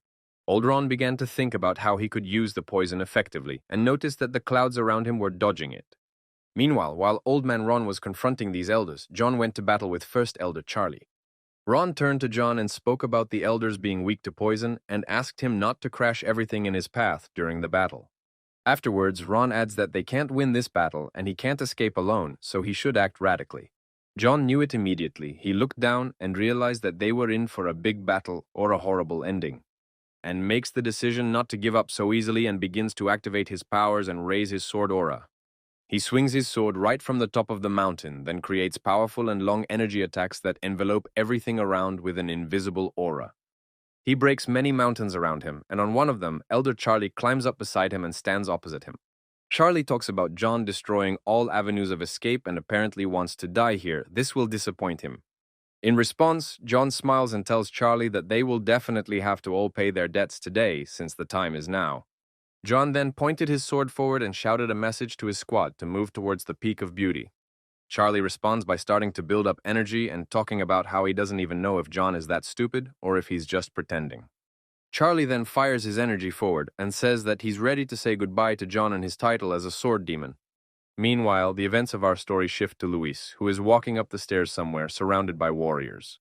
Luis arrives at Min's ward and realizes he hasn't been here in a very long time due to his stupidity and even misses the place. And realizes well that his life would have turned out differently then, his wife would be alive and Layla would not be growing up in that village by the creek. In the moment, several guys emerge from Min's ward, including Robert, who had previously been hiding under the moniker of the other pew.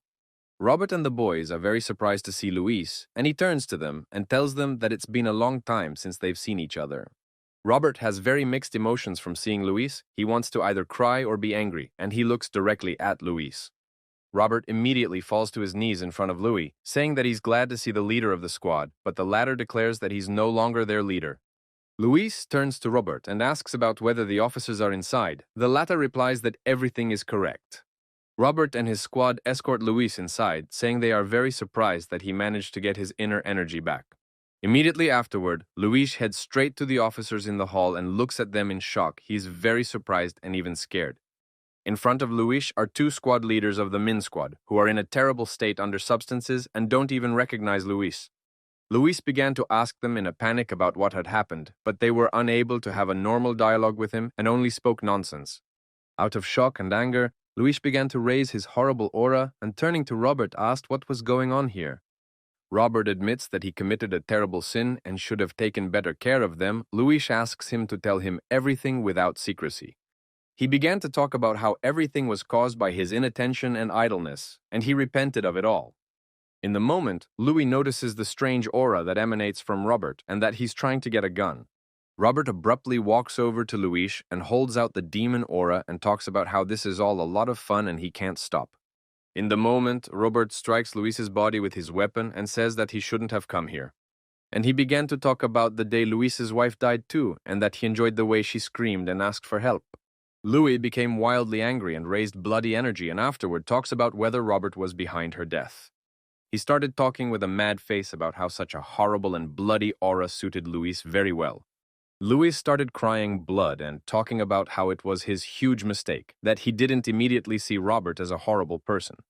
A bloodied Louis began to say that he would now right his wrongs and show Robert what retribution awaited him.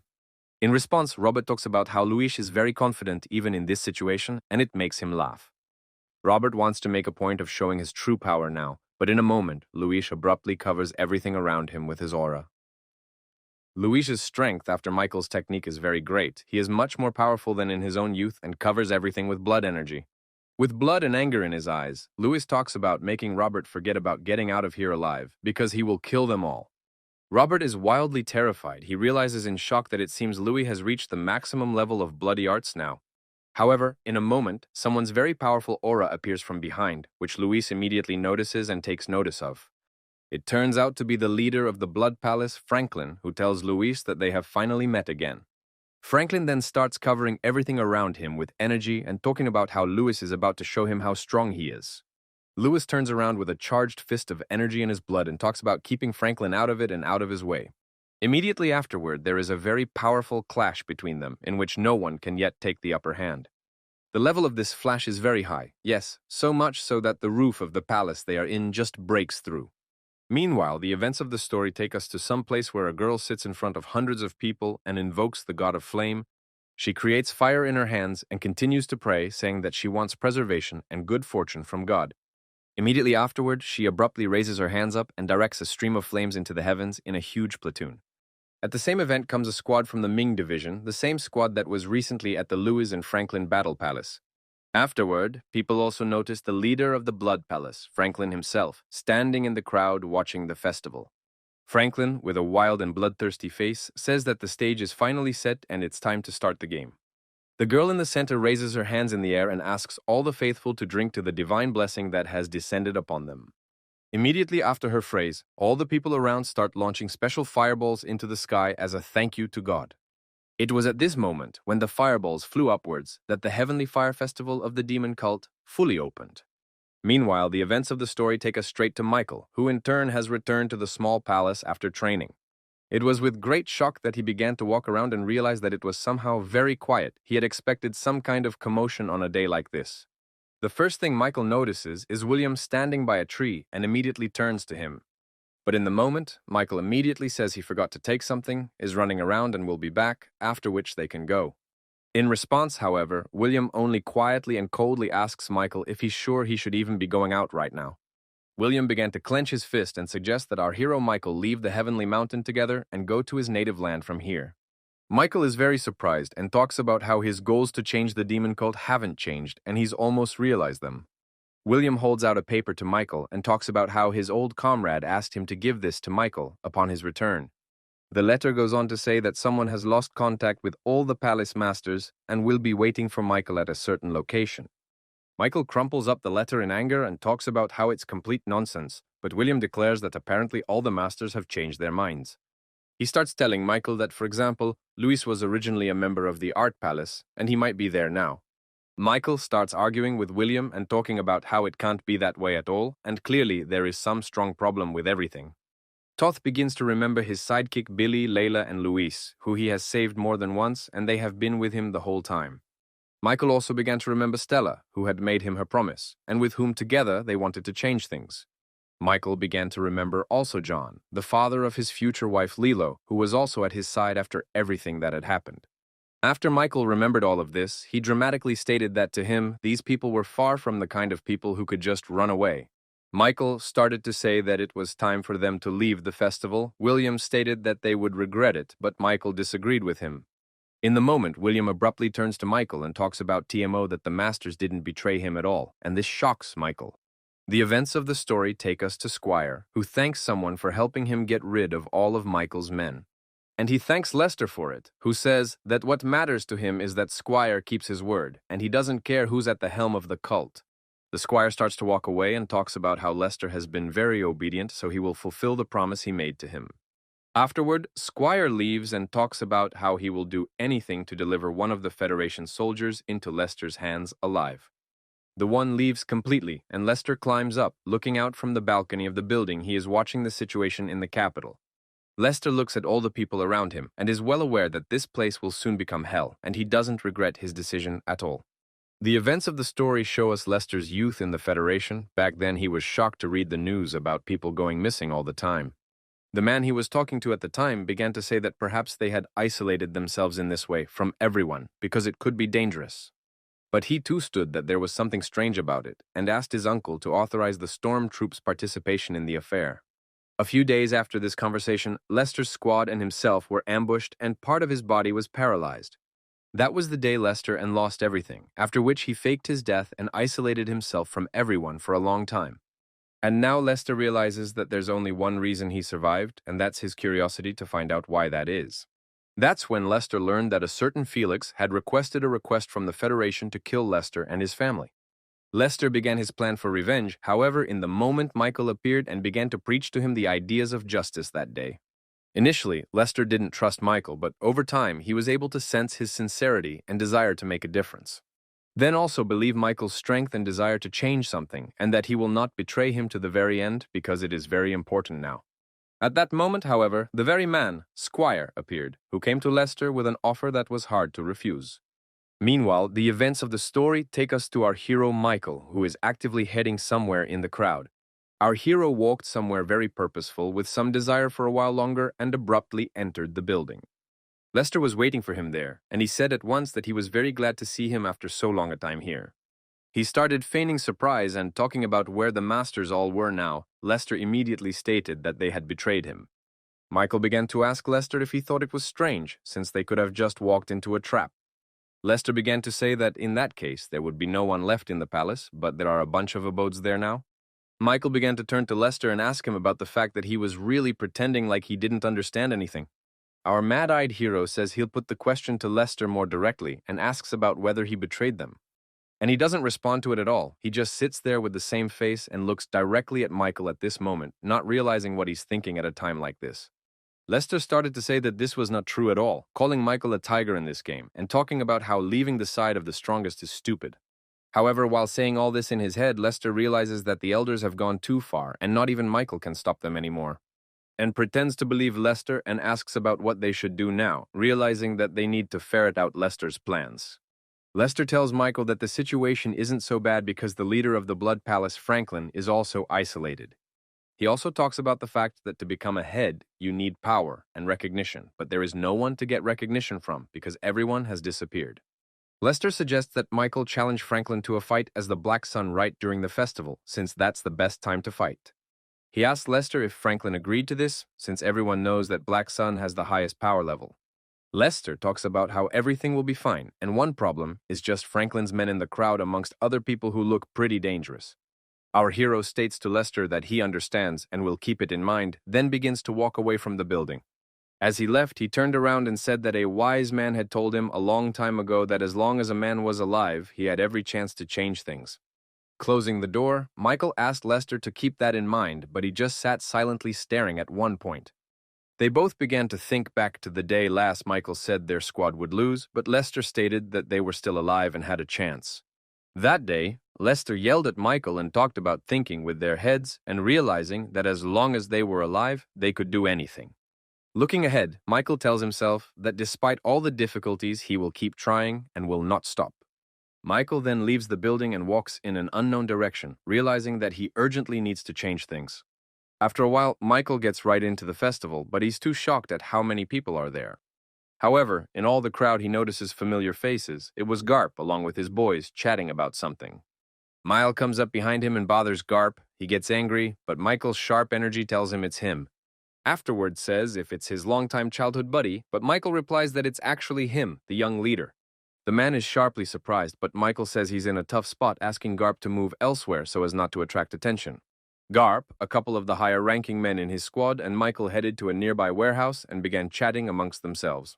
Garp reveals that he was looking for Lilo and Father John, but was informed that the latter, along with his squad, had gone missing. The guys are devastated by all of this. Michael says he's heard the news before and assures the guys that a strong man like John is alive. Garp clenches his fist and says that of course he is, he's sure of it, though he says it with trembling hands. Afterward, Michael turns to Garp and asks about why he's looking for Lilo and what might have happened to her. Garp says that Lilo ran away because she doesn't want to marry Michael, which surprised Michael and offended him to some extent. Ian from the Garp squad asks Michael what he himself is doing here and why he hasn't challenged Franklin yet. After which Michael briefly tells the guys what happened, Ian gets very angry and curses the Heavenly Palace with all his soul. Ian suggests just attacking and killing Franklin's men, but Michael says that those are lurking among the regular people, which causes the danger to be enormous. Garp asks about the point of these men fighting against Michael if he isn't strong enough to defeat the entire army.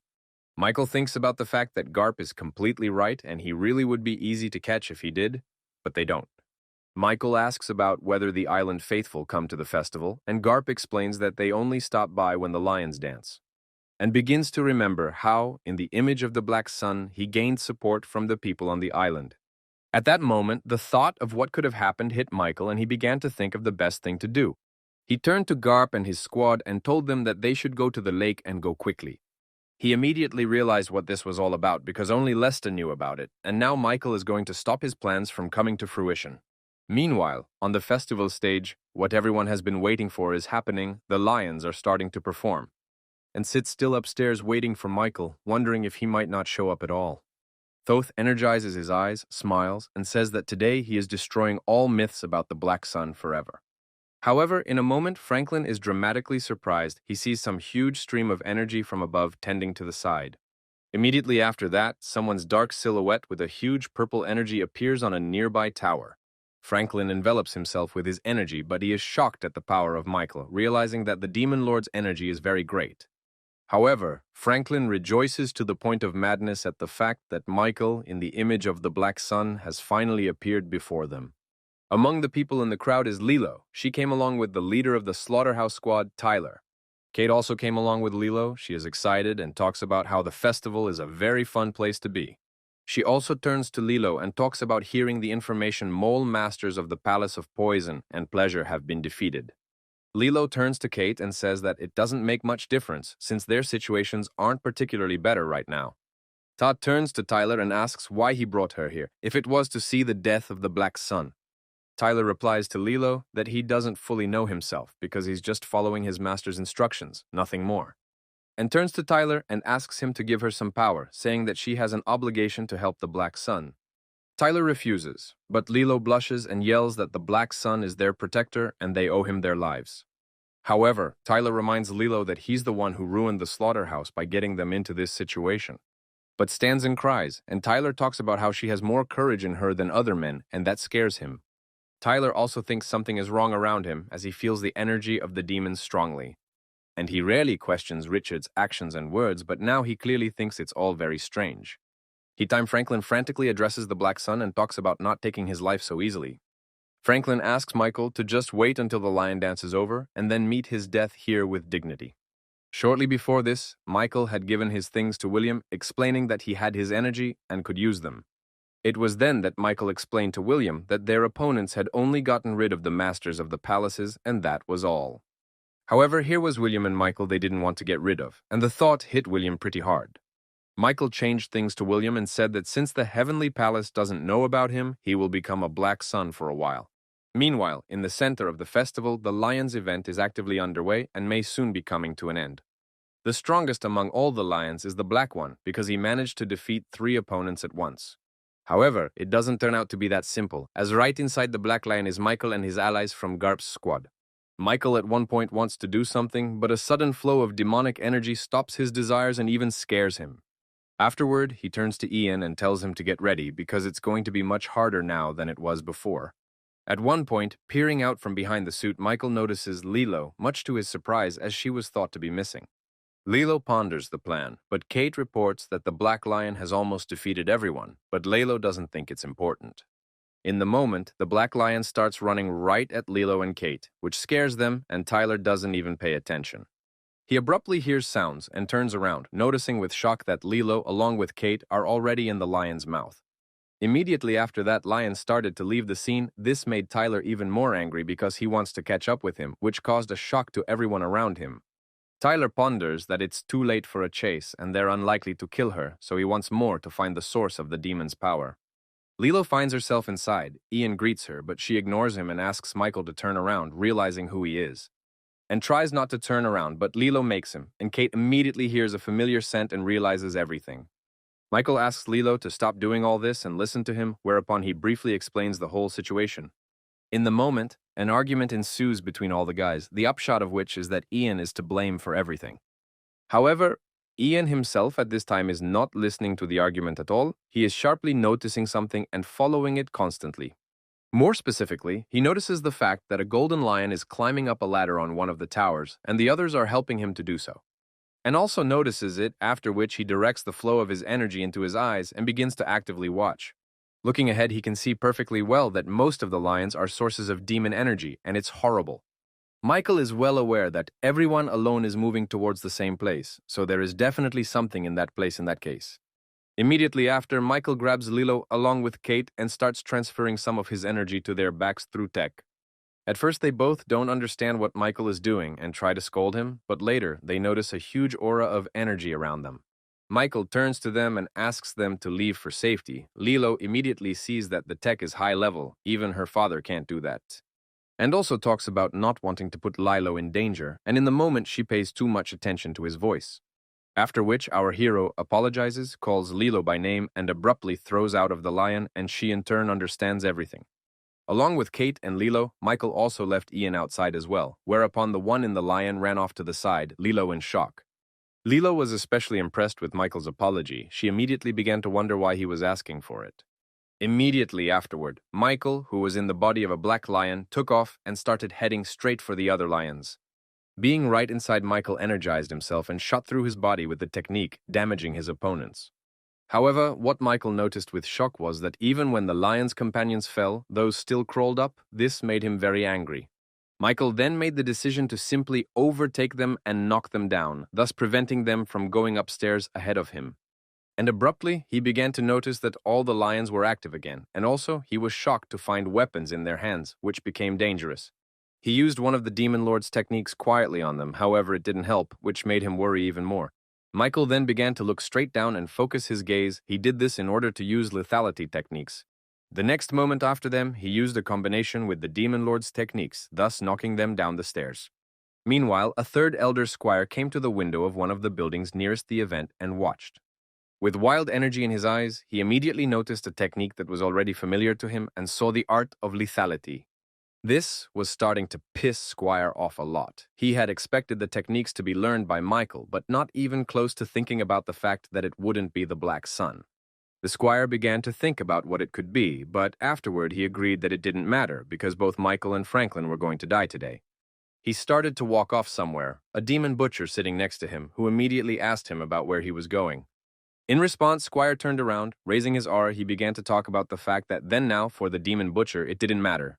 He began to walk away and talk about how if the butcher didn't want to die, he'd better stop being interested in everything. Butcher started looking back at the cage and talking about how apparently something wasn't going according to plan, but added that he didn't care.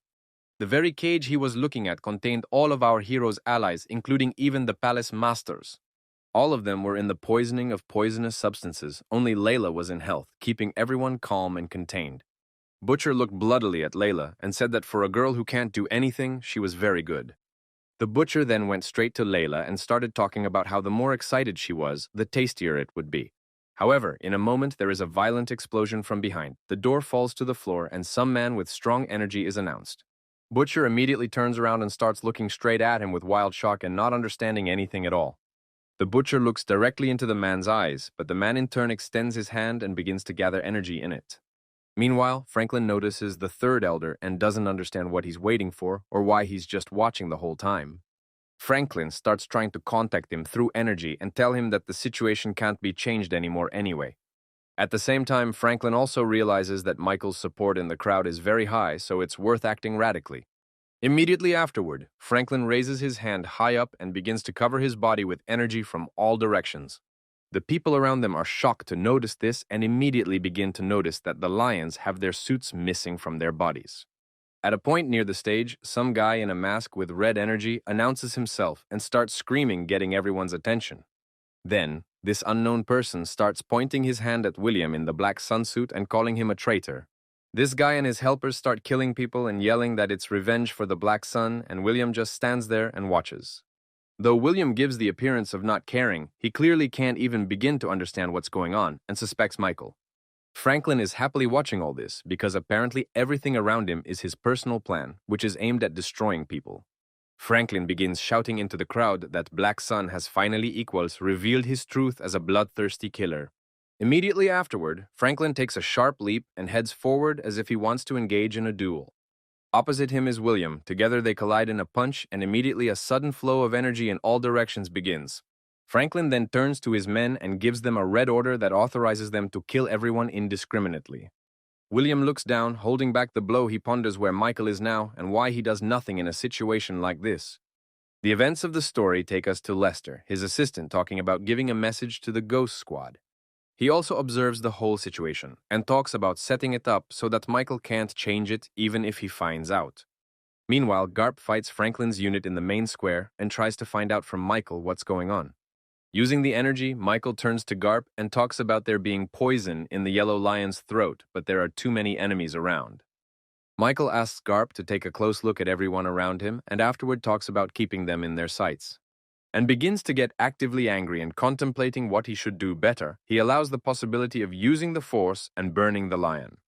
But Michael also thinks about the option that it could be a hoax and there would be explosives inside, and then you can't do that. One of the 9 elders standing nearby gives an order to his soldiers with his hand, authorizing them to act. Whereupon those instantly dismount and start running forward, saying that the order to kill has come. That one, meanwhile, can't think of what to do at all, because there are only enemies around, and he can't allow death right now. However, in the moment, someone using energy contacts Michael and tells him that they haven't spoken in a very long time. This man turns out to be Richard, who says that it's all around very wonderful, and pretty soon Michael may die. And starts looking around and trying to find Richard, not realizing where he is.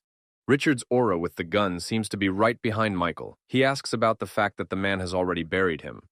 He asks Michael if he should be called by his name, the title of Young Leader, or the title of Black Sun, which surprises Michael. Immediately afterward, Richard addresses Michael by his old name from his past life and starts smiling big time.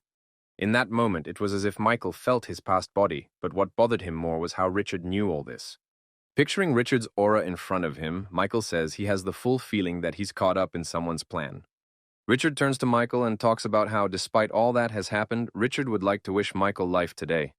Immediately after these words, a great massacre began on the battlefield. Terrifying blasts of energy appeared out of nowhere and began to kill the warriors. Michael is surprised to see that the forces of the Slaughter Palace are now just destroying all of his opponents easily and simply. At one point, Michael even starts to cheer and talk about how maybe it was the strong influence of the cult that made him so crazy. The units of the elders and Franklin began to attack directly against the units of the Slaughter Palace, saying that they needed to be destroyed as well. In a moment, Michael wraps himself in energy and jumps down directly into the arena, where an active fight is now underway. Everyone around them stopped in bewilderment and shock. They just can't believe what is happening now, seeing Michael's aura. Michael raises the demon's power even more powerfully and says that anyone who now dares to move will die on the spot. One of the squad leaders begins to speculate that Michael is just bluffing and is in fact a regular Black Sunshine fan. In a moment, Michael notices that all the archers around have taken him in a ring and surrounded him on all sides, preparing to attack. Our hero began to create a sphere of energy, telling this squad leader that he had made a complete mistake. Michael then began to attack with spheres of energy, and the squad leader looked on in shock, unable to believe that the man in front of him was stronger than the master. About 10 seconds pass from the time Michael started like this, and the entire division of Elder Warriors lies dead and broken on the floor. Seeing that Michael was easily able to kill all the archers, the squad leader turns to the archers and asks them to create a defense. However, turning his head fully, he is shocked to see that all his warriors are lying on the floor, immobilized. Michael himself, meanwhile, amplifies his energy and influences many times over, then heads straight for his opponents. All the warriors of the squad fly apart as if they were ordinary stones, and the remaining ones stand in shock, not knowing what to do. They look forward, and seeing Michael's horrible aura tells them that he's not just a master, but a demon god. Michael himself, meanwhile, with wild terror, steps forward step by step directly to meet his adversaries. He turns to the squad's commander-in-chief and talks about the fact that he made a mistake which was clear from the beginning. He walks right up to this squad leader and talks about how the problem has always been him, but not Male. Immediately afterward, Michael also added that the main mistake was trying to kill the young leader. That is him. Meanwhile, William in the Black Sun suit is still fighting Franklin, who says people are ignorant. William shouts back at him that it was his own fault in the first place, for he gathered his followers around him and then betrayed them. Franklin replies to William that he is like himself a puppet of the Palace of Heaven, at which point William is greatly surprised. After his words, Franklin abruptly pounces on the attack and unleashes it directly at William, telling him to sacrifice himself. Franklin then went behind William's back altogether and made an attack there that threw him aside very powerfully. William is well aware that his opponent is very fast, and also Steot gets rid of the wind around in order to attack. William decides that if there is no way to make a direct attack, he will just burn his opponent to the ground right there. Franklin responds by attacking William again with energy, saying that the Demon Lord's art doesn't exist and it's only an illusion of the ancestors. However, in a moment, Franklin notices that with his hands and energy, William manages to stop the flow of his attack, much to his surprise. Though William manages to block a surprise attack on himself and even land his own, he still falls short. William then decides to jump up and attack all of his enemies with spheres of energy. He notices that it helped, but also realizes that he still doesn't see Franklin well, so it's worth it to limit it. William begins to launch side attacks on all the posts nearby, but at that time, Franklin is already at his back. Immediately afterward, Franklin delivers a tremendous blast of energy directly at William, knocking him aside. Michael realizes that everything is very complicated because in addition to being very fast, Franklin is also frighteningly strong.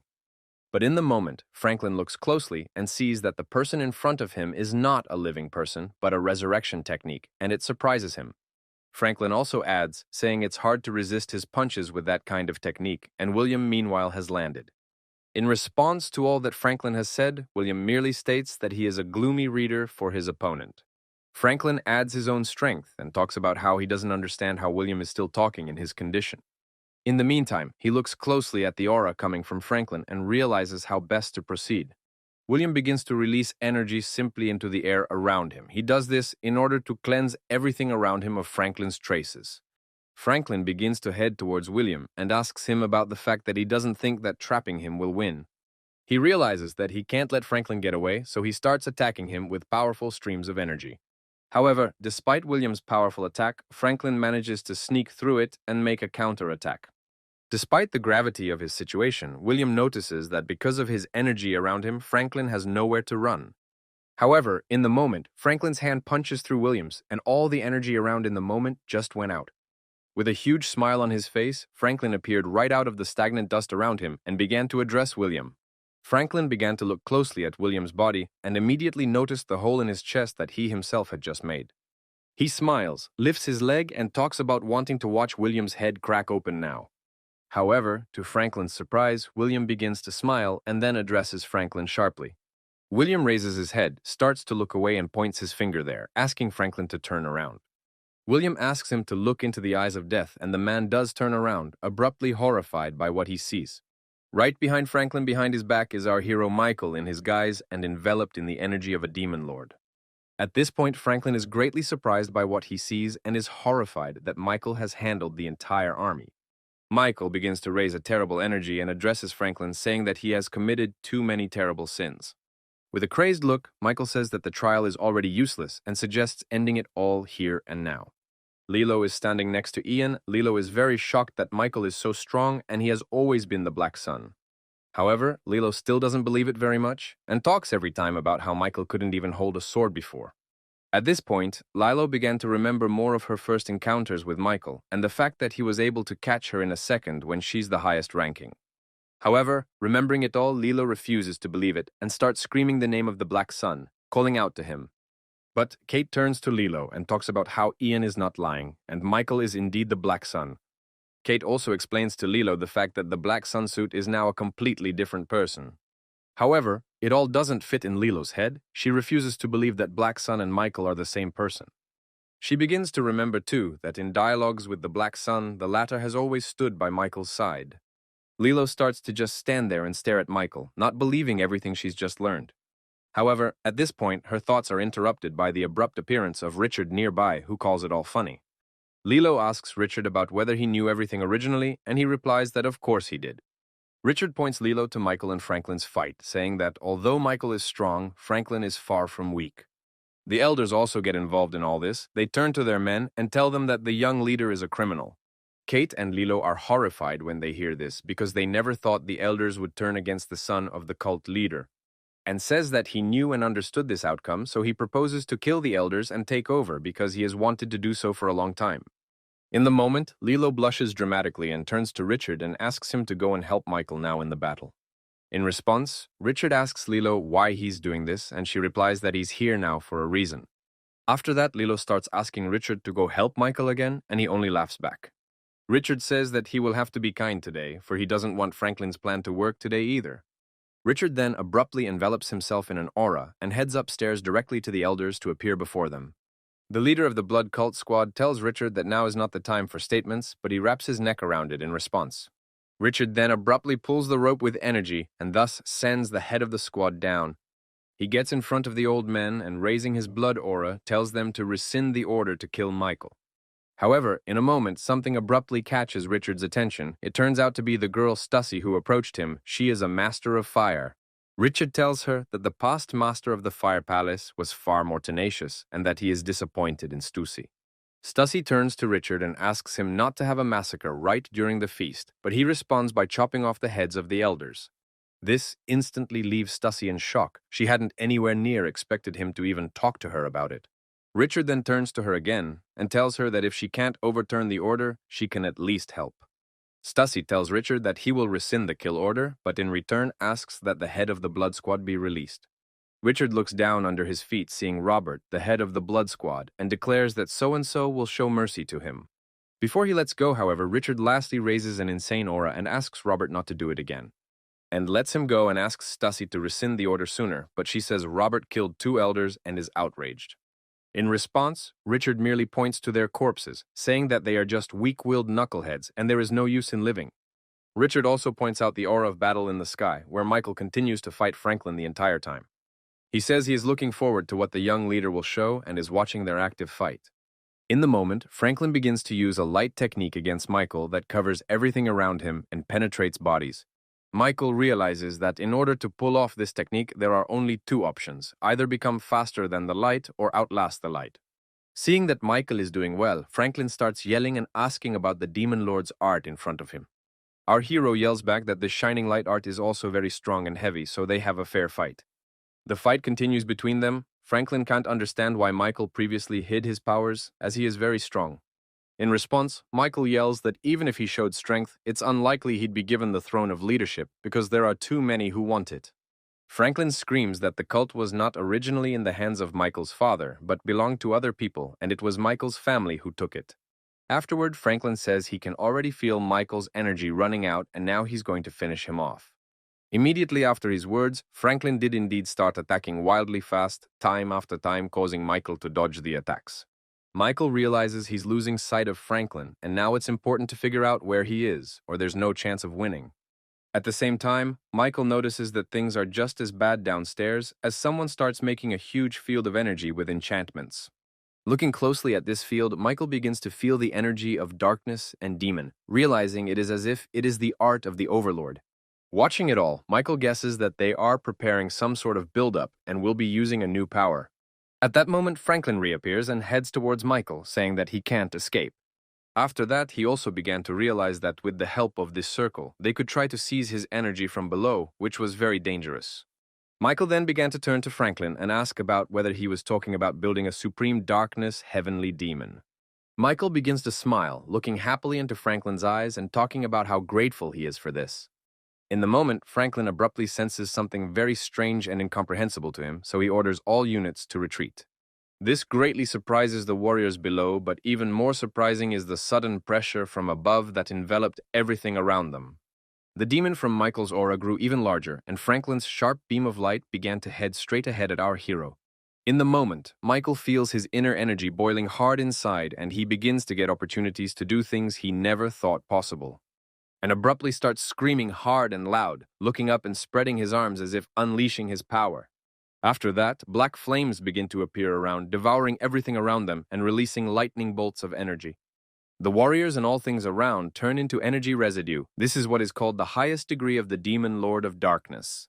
Franklin watches it all and can't understand where Michael gets such great power now.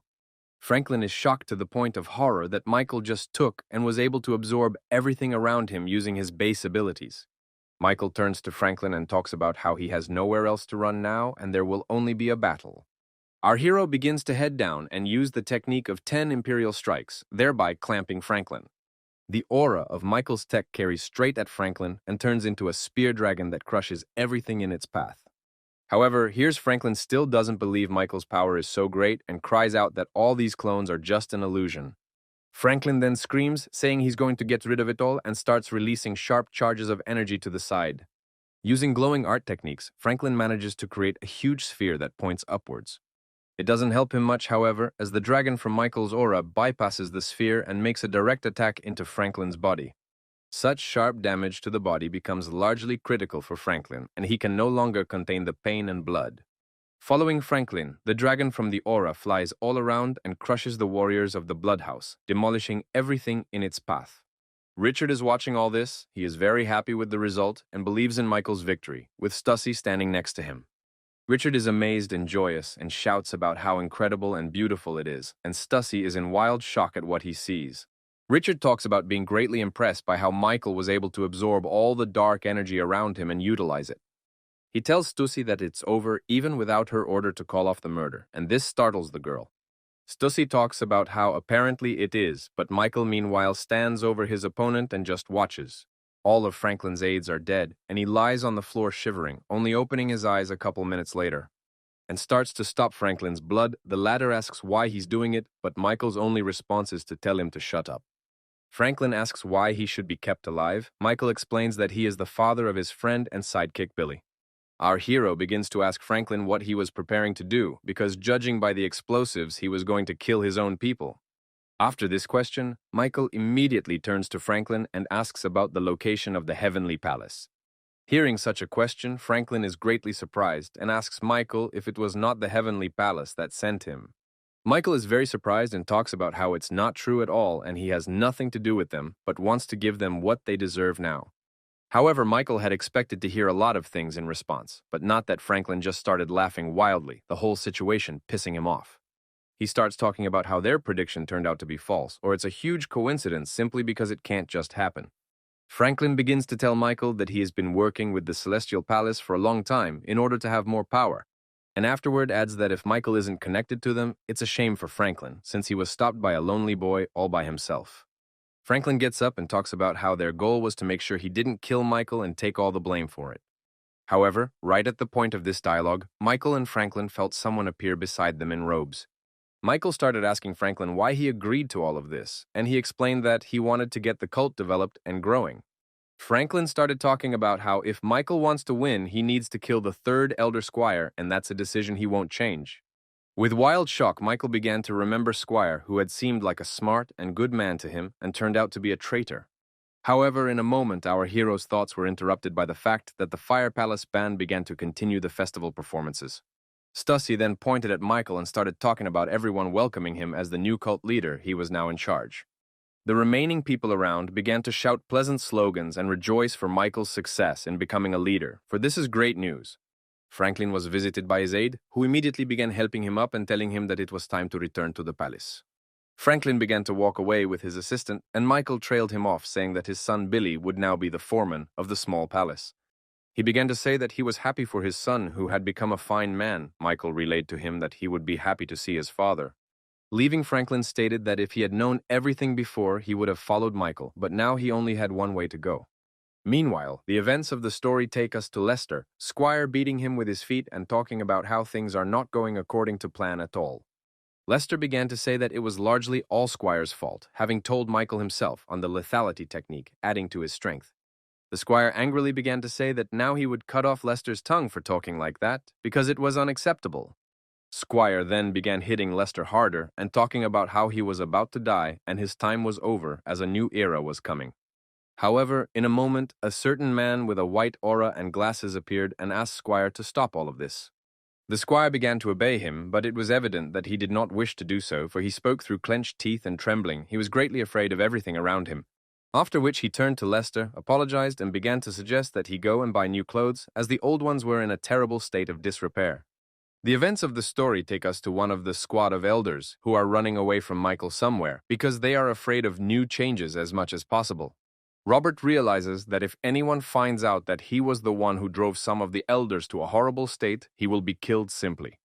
In a moment, Robert smelled the energy of some person. It was so powerful that he and the entire squad immediately stopped. They began to approach this man and ask about who he was and why he chose to stand in their way now. Now that was not a good idea. To Robert's great surprise, it turned out to be Luis, who was already standing there with eyes full of strength and energy to kill Robert. Robert realized that running anywhere was useless. He turned to the squad and gave instructions to surround Luis on all sides. Robert is very worried, but tries to engage in dialogue with Luis, saying that they are all already very strong, armed, and trained with a lot of experience. In a moment, Robert begins to feel right behind him the aura of Stella, John, and Old Man Ian looking at him. He turns around and looks at them and tries to find out why they are all alive and standing right here in front of him right now. Louis, meanwhile, begins to remember the day he first met Robert and listened to him complain about his sister's illness. That day, Luis, as head of the squad, took pity on Robert and took him with him, for he did not want to leave him outside alone, cold and poor, without food and water. However, when they returned home to Robert, they found his sister dead, at which point the latter began asking to be killed to send to her. Standing in front of Luis now, Robert also began to remember it all, saying that every day was hell for him. Robert is now yelling at Luis and talking about how he himself made him live a life when he could have given up and just died that day. Robert admits that he trained every day precisely so that he could one day get revenge on Luis for all the things he had done previously. But in response to this, Luis raised his fist up and started swinging with fire, saying that Robert shouldn't have touched his family then either. A second after his words, Luis threw a very strong and powerful punch right into the body of his opponent Robert. Robert's men were shocked to see their captain taken down in one blow, and meanwhile, Old Man Ron showed up from behind. He tried to get away from Luis, but it was difficult, and he was always chasing him at every step, preventing him from getting the distance he needed.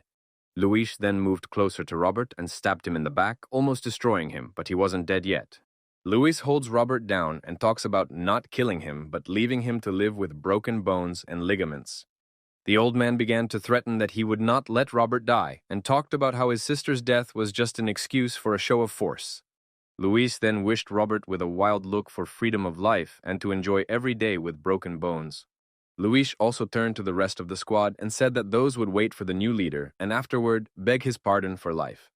Many of the squad members were still in wild astonishment, and the rest stood and only looked, bowing to Luis. Luis then ordered the squad to withdraw to the palace, and they silently obeyed the order, leaving their past lord lying on the ground. With eyes drenched in blood, Luis began to walk away as well, leaving Robert alone in the woods with broken bones to suffer. The events of the story, meanwhile, take us to Michael, who is standing near the Heavenly Guardian, or rather, his statue. Stussy appears nearby, and she tells him that this man was the son of a god and heavenly savior, which is why he is so great. Stussy tells us that all rare weapons have a fraction of their power, and Michael already has as many as 2 guns, making him a very strong opponent. After which Stussy abruptly declares that he knows the whereabouts of the 3rd weapon as well. This strongly attracts our hero. Michael realizes that their dialogue seems odd. He turns to her and asks about whether she's up to no mischief. Stussy says that Michael doesn't trust her, and he confirms this by saying that she's clearly cooperating with the Heavenly Palace. She smiles in response, and nodding her head says that to be more accurate, she had to do it despite the odds. Stussy turns to Michael and talks about how it's high time he became part of the clan's roots to learn what he left her. Michael dramatically picks up the energy and talks about how it's far more important to him now to know what Stussy did to his family. Stussy tells Michael that his allies are fine and afterwards summarizes the history of each, explaining everything to Michael in detail. Michael realizes that he shouldn't be happy and needs to check it out in person because it's unlikely that the Heavenly Palace would let them go. Michael then asks a question about who is the master of the Heavenly Palace and receives an unusual answer to that question. Stussy begins to tell our hero about Mark, who is the master of the Heavenly Palace, and he is immortal. Stussy begins to describe his image and talk about how he is omnipotent and quite strong because he has been living for more than the first 100 years. The events of the story take us to some unknown person. He is standing on the edge of a mountain and talking about something, but the fog blocks the way down. Behind him are all the palace masters who were allies of Michael's. He talks directly to them and begins to reprimand them for a lot of things. Luis apologizes to the man and talks about how he behaved rather foolishly and carelessly, and he is very ashamed of it. This man turns around and asks Luis not to worry. He turns out to be the master of Heavenly Mountain Felix. The events of our history demonstrate the process of creating a cult from the past that began on the very mountain where our boys are now. However, after the Lord's death, all 9 families that helped him build the cult began a battle amongst themselves to take back power. But none of them were able to learn the true art of the Demon Lord, so every choice the mountain turned maroon in color. However, after all 9 families came up with an unusual festival, a celebration where a cult leader was elected.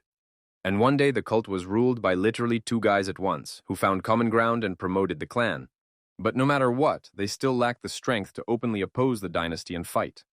However, time passed, and one day they still managed to defeat the dynasty and create the Ming clan, which became the strongest. But none of them knew that the Heavenly Palace had other plans. After all, they attacked one of the leaders, killed him. Finishing the story, Stussy adds that some of the power remained with the Heavenly Palace and some with the cult, which became demonic. Michael looks at this whole situation from the perspective of real days and tries to understand how it may have influenced events today. Sitting across from Michael, Stussy stated that she didn't know the true plans of the palace, but those clearly don't want the cult to get bigger. Stussy also immediately adds that this election didn't go according to plan, which means they'll try to come up with something else. Our hero looks threateningly at Stussy, but realizes that she is completely right in her words, and this is the nearest reality. Meanwhile, the events of the story take us to Lester, who is on his knees crawling behind Squire and hiccuping and practically out of breath. The Squire then becomes near Lester, kneeling before a certain man whom they call a god, but in fact he is no such thing. It turns out to be the leader of the Celestial Palace, Mark, and he turns to Lester and talks about how happy he is to see the child of an important family. Turning to Lester, Mark talks about how all of his problems come from not utilizing celestial energy. At this point, Lester immediately realizes that Mark knows all of his past and such details and a small circle of people. This gives Lester the realization that either Mark is looking into the past, or he knows everything that happened on a terrible day for Lester. Mark turns to Lester and tells him that if he wants to join their circle, he should remove his restrictions. Lester asks about why he isn't being punished. Mark explains that it's because there's no need, at least not right now. Mark then uses his powers directly on Lester. Using energy, he lifts the one up very quickly. Mark turns away to his desk and talks about how the purpose of the Heavenly Palace is to make you pay what you deserve. Lester realizes that this appeal is clearly to him and asks what his payment for all of this will be. Mark talks nonsense about the universe and then declares that the sacrifice Lester will give them will be suicide.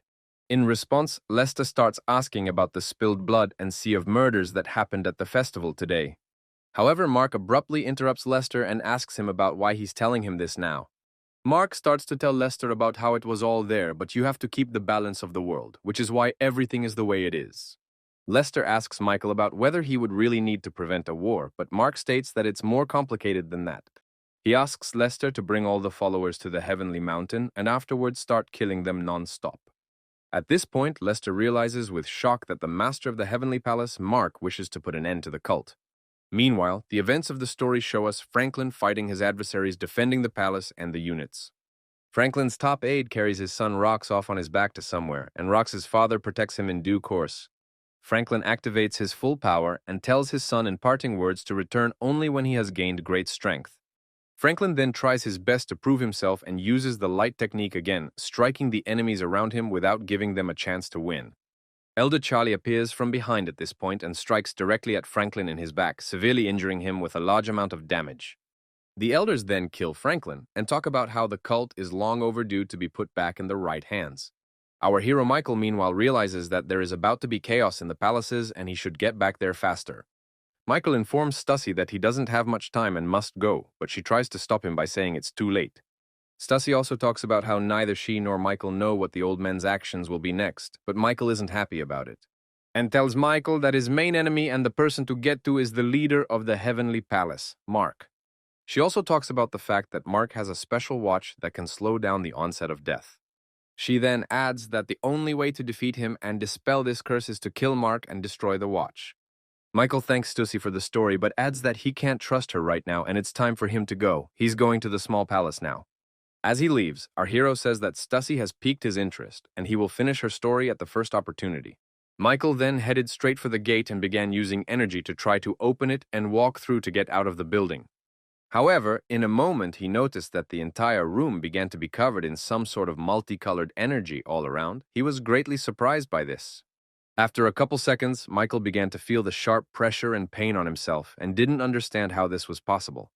Michael turned to Stussy and began to ask what it was, but she only replied that she also needed time but wouldn't explain what for.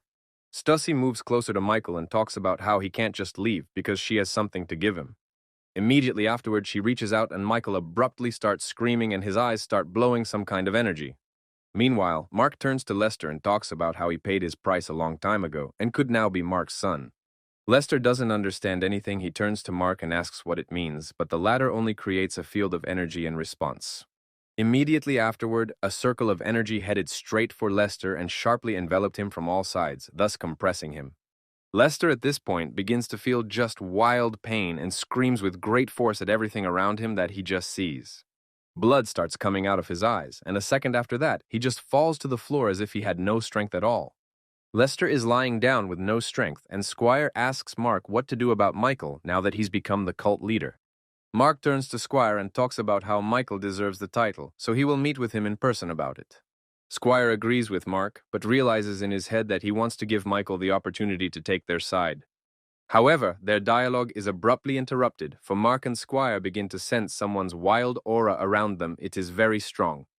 Mark immediately says that this energy is very familiar to him and creates his own circles to protect himself from it, and decides to charge forward with his attack to prevent a sudden surge of energy from his opponent. He decides to smash his energy to the sides in order to keep his balance, but his opponent's energy is much more powerful. After turns to this person and says that this greeting is very aggressive for him and he wasn't expecting it. Mark looks ahead and sees a man on some mountain with wild purple energy covering everything around him. Turned to him and asked about whether he had come here because he was his father, or to keep his promises after all. Looks and tells the squire to go to the small palace, but Mark himself will be going to the flame palace now. Mark also informs Squire that the Supreme Demon is back now, much to Squire's surprise. The Squire carries Lester's body away, and Mark turns to his opponent and asks about why he has only returned now. The man who is the Supreme Demon and father's Michael. Thomas asks Mark to give him the form of a dragon.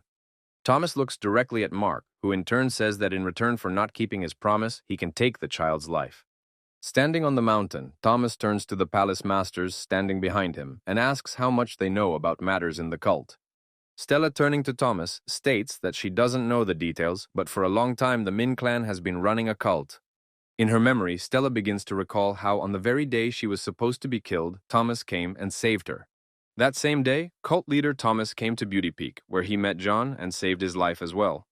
Thomas also sent a message to Luis through rocks that he would help him release him and tell him everything. Sitting now on the mountain, Stella thinks about the fact that if Thomas and Michael hadn't returned, they would have been trapped and dead by now. Thomas turns to the palaces and talks about he noticed about it before he left already but didn't pay attention, and starts yelling at Thomas and asking about the fact that if he knew everything, why didn't he act? Thomas raised energy like Michael's and stated that if he told Stella that information would cost her her life.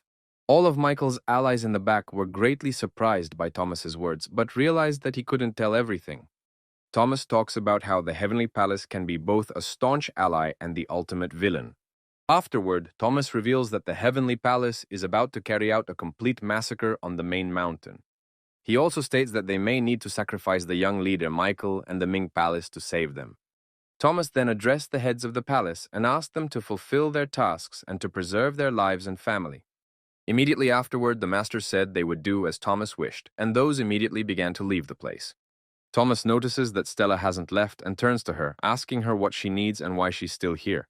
Stella began to use her powers and aura to attack the past owner of the demon cult, Thomas. Stella struck sharply with her fan, covering everything around her with ice. However, Thomas easily stopped her attack in an instant. Thomas began to turn to Stella and ask her about the fact that did she really want to die right there? Stella talks about how she's sick of it all and won't stand for it all now. Stella began to raise the energy stronger and said that all the masters had the same ones and she wanted to know where they came from. Thomas began to turn to Stella and talk about how he had already warned her that he would take her life in such a case. Stella began to stand her ground further and talk about how she was going to go ahead anyway. Thomas talks about how the Heavenly Palace has now contacted the dark sides because of what started it all. He stated afterward that he was the only one who had not made such a deal with darkness, and the scar on his arm was proof of that now, and began to remember his battle with a very important man, and their battle was quite impressive. Immediately after this battle, Thomas set out to learn new powers to become even better and more powerful in this life. As time went on, Thomas grew stronger, and he became friends with the very man with whom he had previously had conflicts. In the moment, Thomas uses the example of the cup to tell us that after a while their friendship broke down and he couldn't rely on that person any further. Stella was very much surprised by the whole story. She started asking about the man and who he was. Thomas began to describe Mark and talk about how he had changed 100 identities in order to get on with his life. Thomas also tells how Mark came to him one day and asked him to teach him a new art to get stronger. He also spent a long time, according to Thomas, researching his body to find the best fit. That body was a dragon form, but Thomas hid it from Mark and as a bargain said he would return it when he came again. Thomas also revealed and that the second part of the deal was a stipulation to turn the mountain of heaven a maroon color. Stella starts yelling at Thomas and talking about how he can't do this because he is the cult leader. Thomas recalls that he asked for no questions and said he only wanted to preserve the lives of the followers. After that, he began to build up energy and channel it into Stella, saying that she was becoming too aware. Stella responded by using her abilities to the max to fend off Thomas's power, but it was working out horribly. In literally a couple seconds, Thomas's energy broke her shell and began to flow throughout Stella's body. Immediately afterward, Thomas grabbed Stella by the neck and began choking her, just as he had when Michael had done it. Vitality and energy began to leave Stella's body. She could feel it well and realized that the end was coming soon. Stella felt as if she were ready to give up on life completely, but only hope in Michael saved her once again. Meanwhile, the events of the story take us to the gates of the small palace, near which stands a crowd of people in robes. All of these people stand in identical outfits and masks, looking directly at the gate as their sinister target. In the moment, the silhouette of some guy started opening those gates and yelling that finally someone had come and welcomed. This person surprisingly turned out to be Billy. He turned to all the people and asked about whether they had eaten today. The chief among this unknown squad reports that the Heavenly Palace has ordered the total destruction of the small palace now. Immediately afterward, the head of the Celestial Squad ordered Billy to be killed, and they all scrambled to get ready to attack.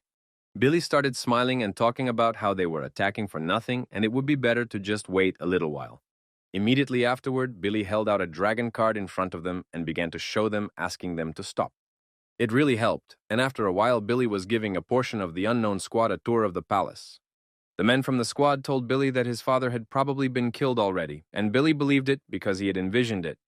However, Billy's biggest concern right now is that he is in a role that doesn't suit him as much as possible, and he's not happy about it. The events of our story show what happened 2 hours before the invasion of the small palace. Billy was awakened in the middle of the night. A message was brought to him, directly stating that the new target for the Heavenly Palace was the small palace. Billy hasn't come up with anything in all this time, and all he's doing now is driving this squad around in circles and realizing that he needs to come up with something. In the moment, Billy leads the squad members to some doors and tells them that they lead to a secret place and they need to prepare to escape. And the head of this squad was also smart. He decided to split the squad into several parts, which Billy didn't like. The squad leader turned to Billy and stated that he had just remembered something and asked him to show them his plate. He started talking about how Billy's name should be on that plate, but Billy himself realized that his name wasn't there. Immediately afterward, Billy pressed a button in the wall and the floor beneath the squad disappeared, thus dropping them down.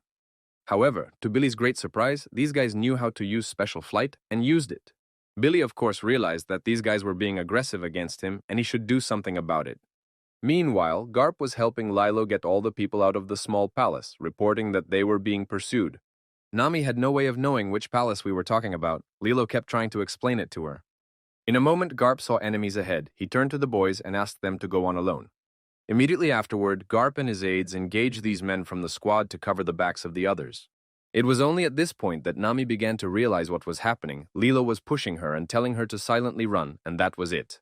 However, right in front of them in the tree were more members of the Heavenly Palace squad, and there was no place to run anymore. She starts to cry but realizes she doesn't have much of a way out. She asks Lilo not to come out from behind her. Meanwhile, the men from the Heavenly Palace squad in the small palace clamp down on Billy, saying he's a fool.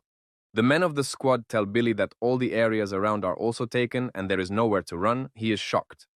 However, their stories don't have much effect on Billy. He flees the scene and runs straight towards the exit of this building. The head squad member yells to his aide and points at Billy, saying that he needs to be taken urgently.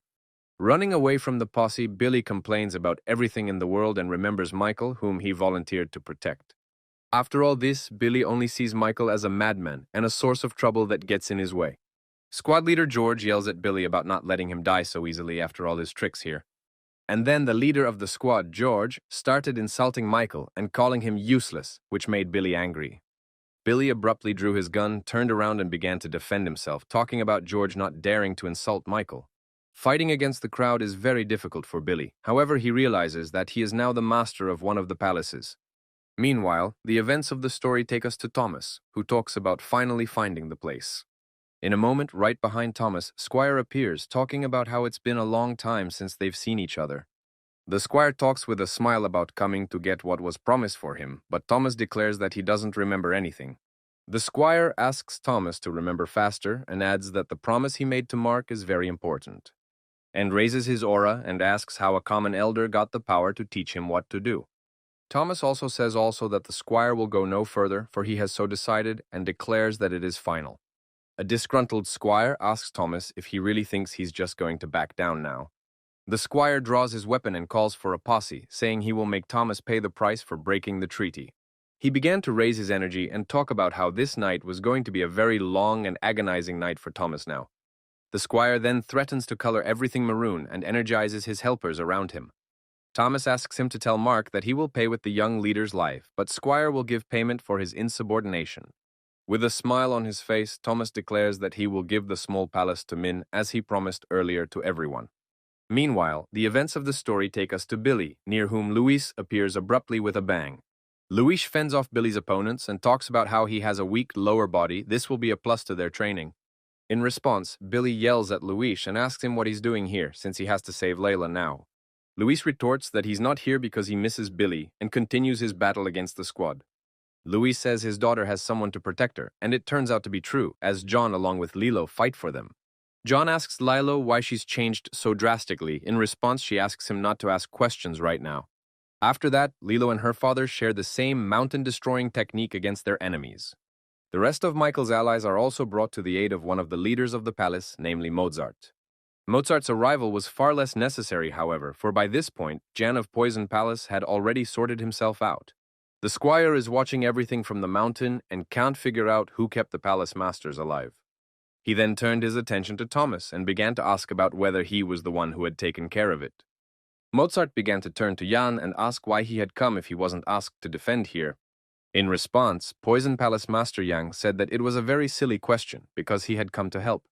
Elder Jan stood in front of Lilo and John and began to say that they only obeyed Michael, not Thomas. Meanwhile, the events of the story take us to Michael, who is still under the influence of Stussy. His eyes are even more filled with energy, and he himself talks about how he feels like his veins are burning just. Stussy asks Michael not to resist this power, but Michael can't understand why he should trust her. And then talks about how she's giving Michael the power from the eternal demon that's left, and it's very valuable. And adds that it's a very valuable tool, and Michael begins to understand why he feels such great power. She again asks Michael to stop resisting and talks about how he needs to embrace this power and work things out. Michael declares that so-and-so will believe her and absorb the power she has given him. After that, Michael tries to take this power very well. It turns out to be difficult, but it comes out. Michael's body at this point seems to be evolving and his energy sources are reaching the top. In a moment, the entire aura around him disappears, and Michael begins to feel a brightening and a new influx of strength into his body. In turn, Stussy fell to the floor and began apologizing to Michael, saying she shouldn't have done that. Michael gets up and talks about how now is not the time at all and they are moving out to the small palace right away. Stussy tells Michael that he will meet the heavenly palace before the small one, so she would like to give him some advice. Our hero, meanwhile, doesn't pay much attention to all this and abruptly opens the building's gate to go outside. However, he abruptly notices something in the sky, a huge radiant power and aura covering everything around with its beauty. It turns out to be Mark, who talks about what a great job Michael did and the right thing to do to get here. Michael says he's surprised to see Mark alone after he tried to kill his loved ones. Apparently, he's fearless. Mark approaches Michael, stating that those people are not interesting to him, and if Michael proves his worth, Mark will give him better people. And then turns to Michael afterwards, saying again that the small palace will soon be a bloody place as Michael's payment for everything. Asks what Mark wants, and he asks for one time to color the heavenly mountain scarlet for him. Michael turns to him and asks about his demand for a second massacre in the cult. Immediately afterward, Michael puts on the black sunsuit and talks about telling Mark to go far away with such suggestions. Michael then pulls out his weapon, points it forward, and uses the Scarlet Burst technique right on Mark. The one in turn feels Michael's strength, but he has enough of his own to resist the attacks. Michael doesn't decide to stop at a couple attacks and immediately finds himself on the other side preparing to attack. He energizes his foot and delivers a direct kick to the back of his opponent using the technique, and starts dodging all the attacks and asking Michael where he learned them, because Mark knows the techniques. Michael tries to kick at Mark again, but the latter only throws him aside with tremendous force in response. This surprises Michael greatly, as he was knocked back by the recoil even before he used lethality, and realizes that he didn't feel a slight movement from his opponent, but he was already right in front of him. Starts to get up and energize and talk about N hasn't started anything in earnest yet. Michael then uses the 10 Imperial Strikes technique directly on his opponent, Mark. Mark fends her off and talks about how he thought Michael was smart, but apparently he was very wrong about that. He abruptly begins to rise up and use his 10 Imperial Strikes technique again. Michael then augments it with a world-destroying technique and channels all that energy into Mark. But in response, Michael hears Mark say that once again he expected more but only got disappointments. Michael decides to change his stance. He heads back and uses the lethality technique right in demon mode. Mark says that Michael shouldn't have pointed his weapon against him and immediately gets behind Michael's back. He strikes straight at Michael's back. The latter is badly surprised, his weapon falling out of his hands after the blow, and flies off to the side, but he turns to Mark and says he has a complete feeling that they've met before. Mark turns to Michael, saying that he's heard he's lost his memory, but he didn't think it was that bad. He tells Michael that he came to the Heavenly Palace a long time ago and then tried to escape from there. Mark then extends his hand to Michael and asks him if he is ready to join the Heavenly Palace. Michael lowers his head and asks about whether Mark would keep his friends and family alive if he said yes, and suggests that if Michael so desires, he will spare the small palace from a bloody fate. But Michael turns to him and states that he is the leader of the cult and his family is the entire demon cult, not just the small palace. Michael began to raise his energy again and talk about how he wouldn't put a single soul in Mark's hands. And he recalls that before leaving the palace, Stussy said there was only a 10% chance of him winning. That's when Michael asked Stussy about why she was helping him if the percentage on him winning was so low. Stussy responded by turning to Michael, stating that she had enhanced his abilities with her darkness energy. Michael began to approach Mark and tell him that if he hadn't already chosen a spot in the cemetery, he would help him. Afterward, Michael declared that the price for his help would be to take Mark's life right here and now. Immediately afterward, Michael began to accumulate more strength, summoning the power of the almighty demon in darkness. In the moment, Michael notices that William has returned and accomplished part of their plan, which has greatly reassured him now. However, while Michael was distracted by his friend, Mark abruptly launched a beam attack that surprised Michael greatly. Looking at the hole in the palace that Mark made in 1 second, Michael realizes that he's on a whole other level. Michael decides from now on to use only his most powerful techniques against him now to definitely win the fight. Combining the Supreme Strike and Moonburst techniques, Michael directed a direct attack at Mark very quickly, and began to tell himself that Michael was the Demon Lord's successor after all, despite his inferiority. Afterward, he started coming at Mark with direct attacks and talking about how it pisses him off that he looks down on him. Michael managed to land a blow. He was surprised by it, but decided to keep going and use his strongest technique, and began to head down and use the lethality abilities along with the Demon Lord's Legion strike. After which, he added the Lightning Dragon technique, thus creating a blast of energy of enormous size. All that power, all 3 techniques, were directly directed at Mark in order to defeat him at once. For a while, Michael just stood there watching his attack, but afterward he noticed something very sharply. Beholding how Mark used the 10-strike overlord technique against him, thus repelling the attack, it was very difficult for him at this moment. Michael started to look at the attack and ponder what was wrong with it, but at that moment William appeared and shoved Michael. Right at the point where Michael was standing, William put his body under the blow, thus taking all of Marku's attack. Realizing what was happening, Michael was wildly horrified, both ashamed and terrified that his friend was fighting in his place. Mark, in response to such action, only began to pace and talk about how even William's appearance wouldn't change anything. In a moment, Mark began to feel the aura of demons from the sorcery. It meant the spell had worked and Thomas had broken his promise. Long ago, when their deal was made, Mark had placed a curse that summoned an army of spies if the deal was broken. That's what was starting to happen now. A lot of people were starting to become blind minions of Mark. Stussy was the first to notice. Mark also immediately realized what was happening and why. He began to look up and say that Thomas would answer for this, standing up and bursting with anger. Mark then headed straight towards Michael and started talking about how something pathetic had happened. That one abruptly enveloped himself in aura and power. He began to turn to Michael and say that he had just lost. Afterward, Mark stated that the price of losing was the position of cult leader, and now Mark would just kill him.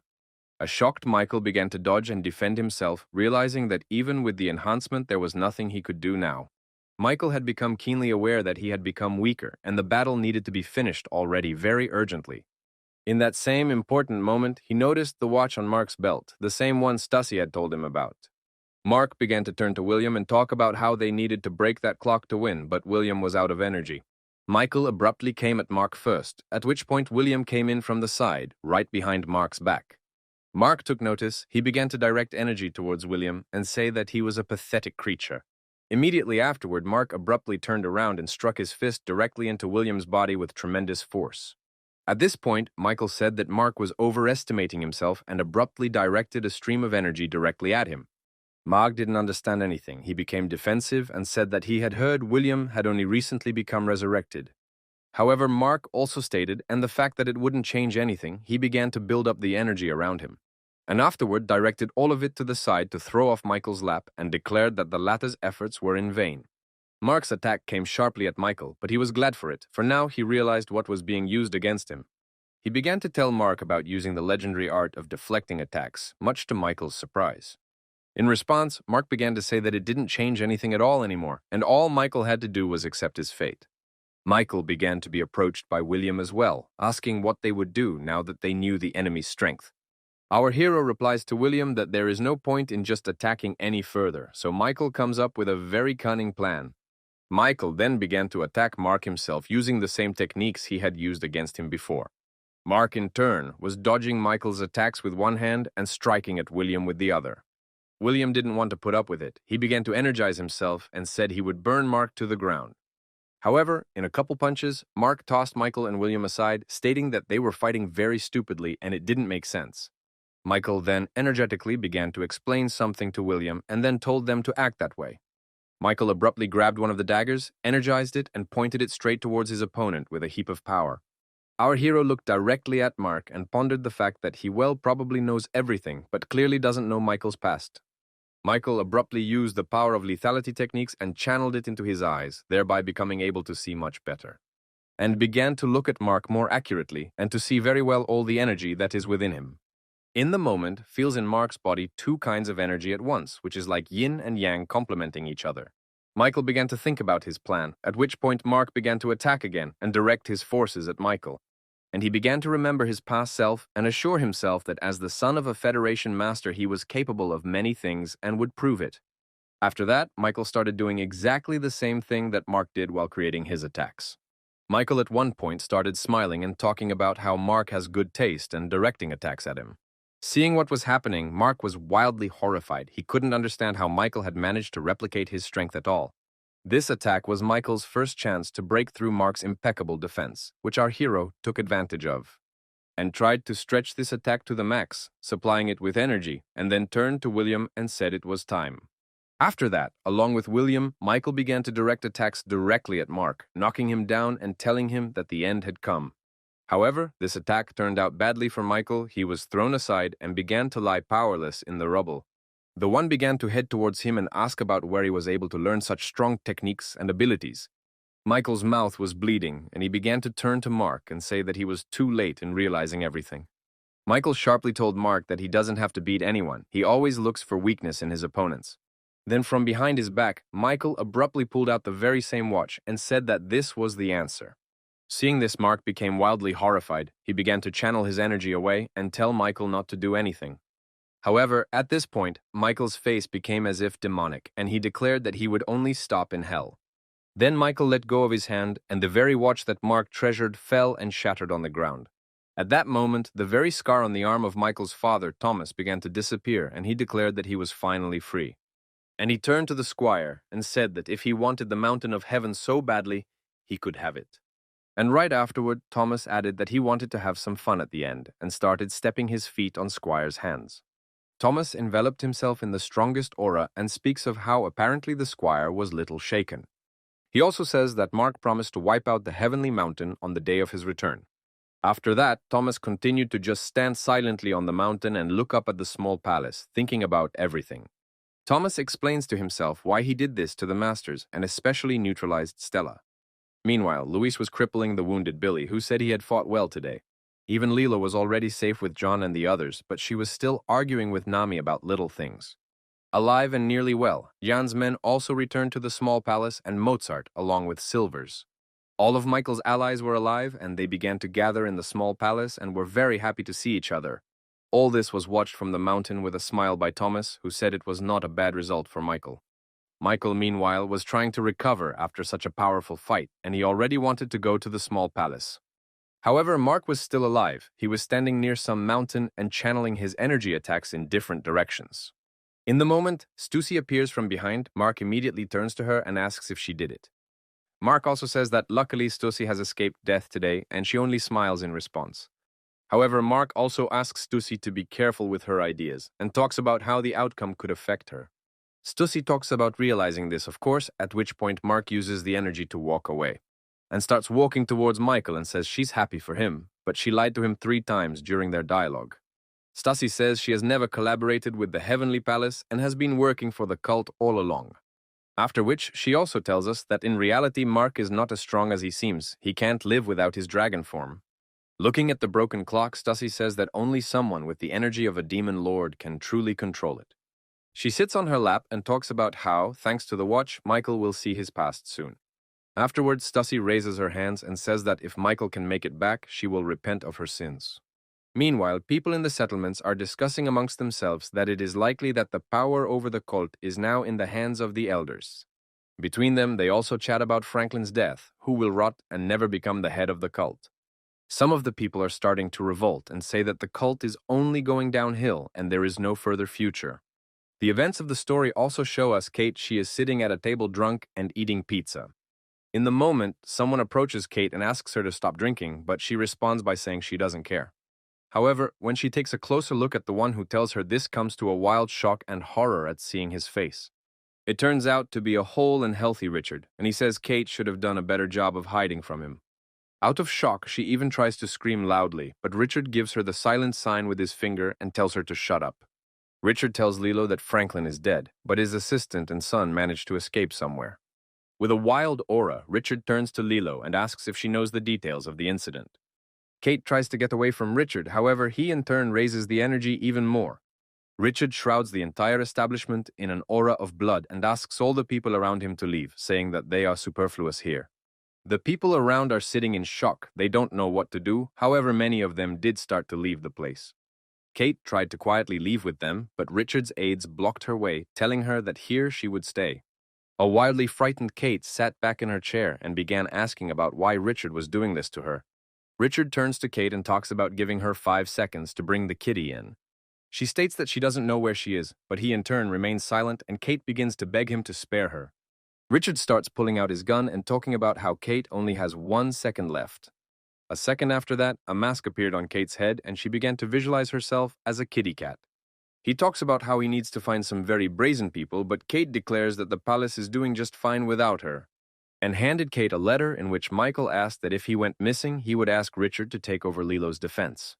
Richard sharpens his knives and talks about Michael handing him that letter, after which brazenly ran off somewhere, and states that everyone around them is discussing Michael's death, but Richard responds by saying that he feels his life is still in this world. Afterward, he says that Lilo has left these mountains and will have to go a long way to get her, but this even pleases Richard.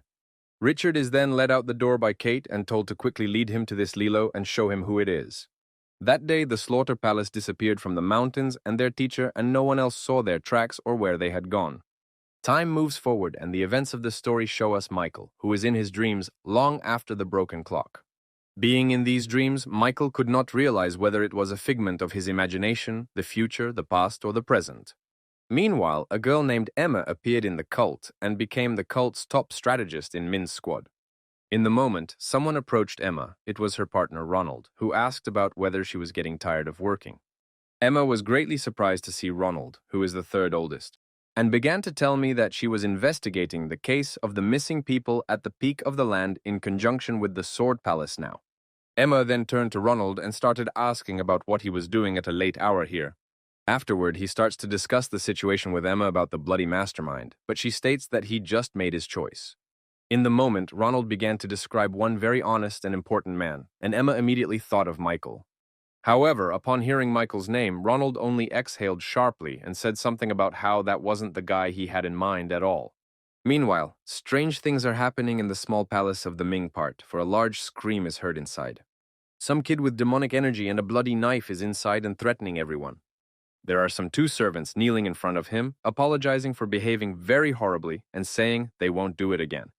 In response, this boy, Edison, holds a knife up to the old man and says that if you break these flowers, they will never grow back. Edison stabs his knife through the body of a servant and asks him if it hurts and if he wants more pain. The servants practically die on the spot, but the second maid, Edison, lets go on her own business. The new small palace guards report that they have finished changing the authority system and new people have been recruited. The new leader of the small palace squad immediately approaches the servant who dies and starts checking something in his body. The new head guard, Eugene, then turns to Edison and tells him that if he uses such a blade, he will hurt himself.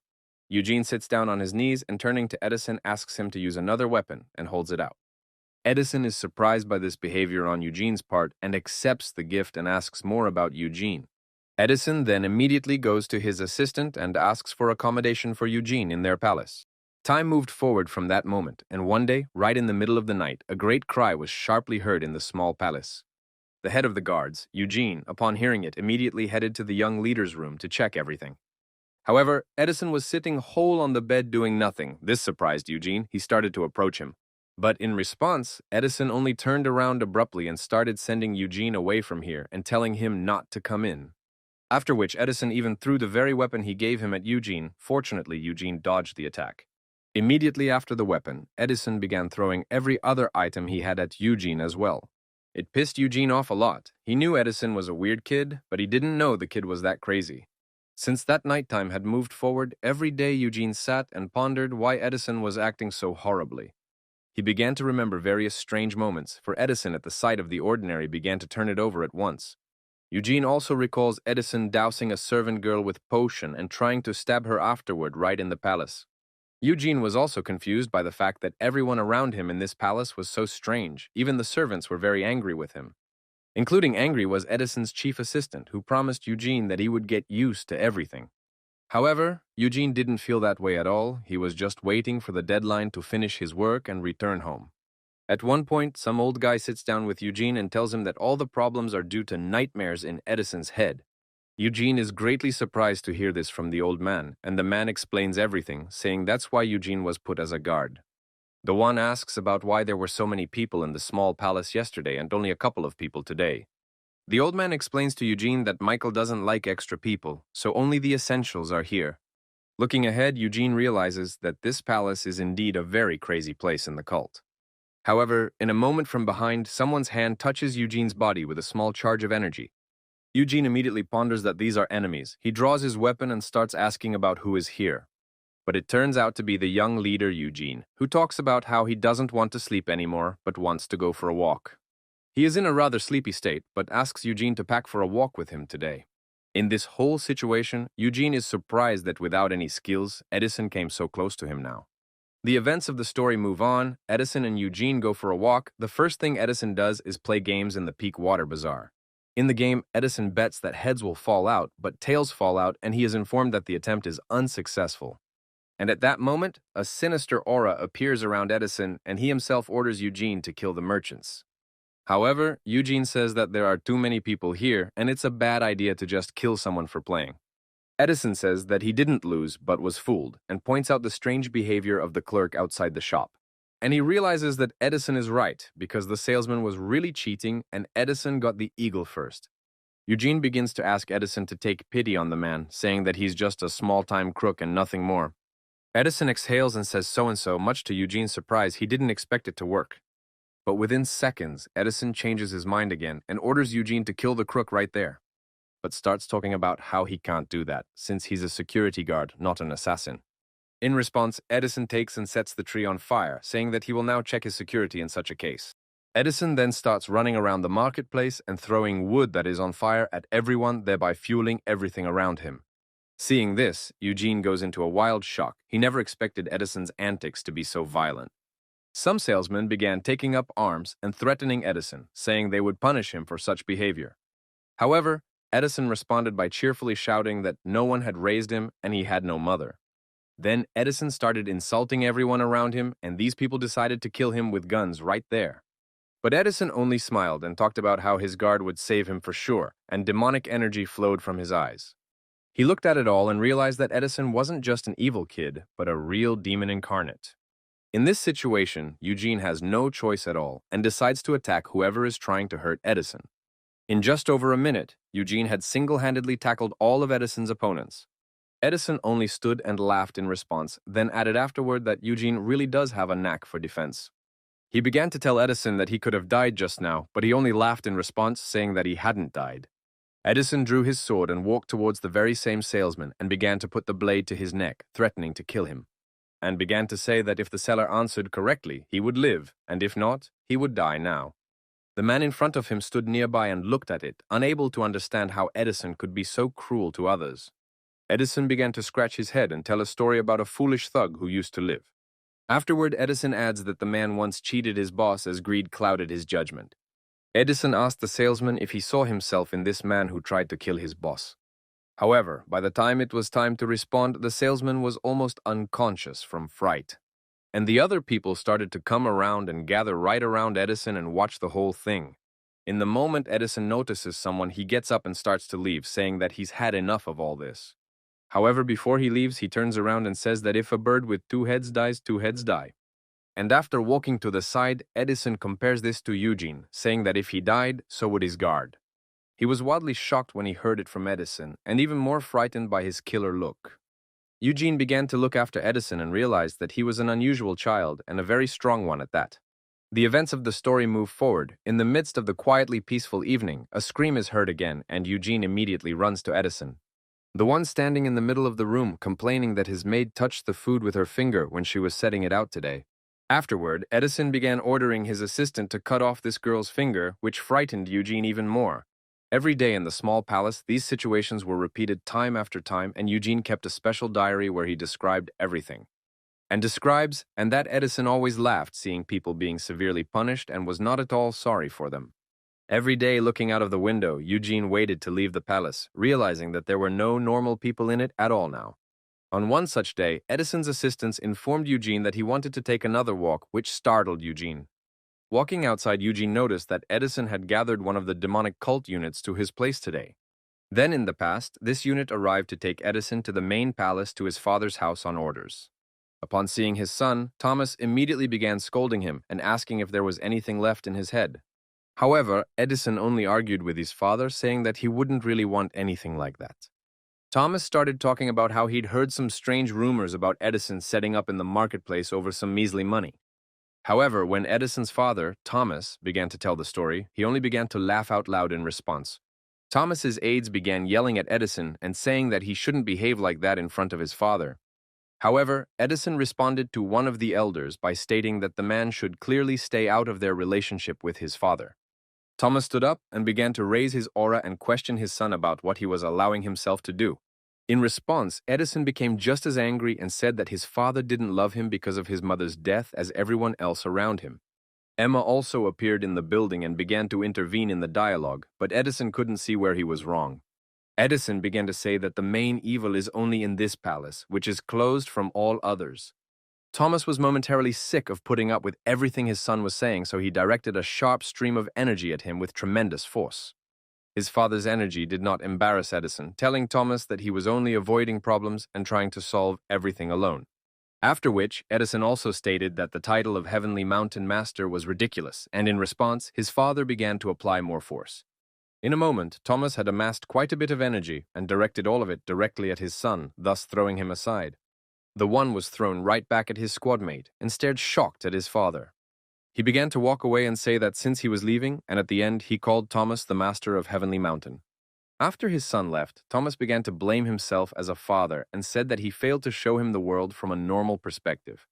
But in response, Thomas's aide claimed that he was not to blame and was already born with a bloodlust inside him. Thomas's aide also began suggesting that Edison be stripped of all rights, which only infuriated Thomas.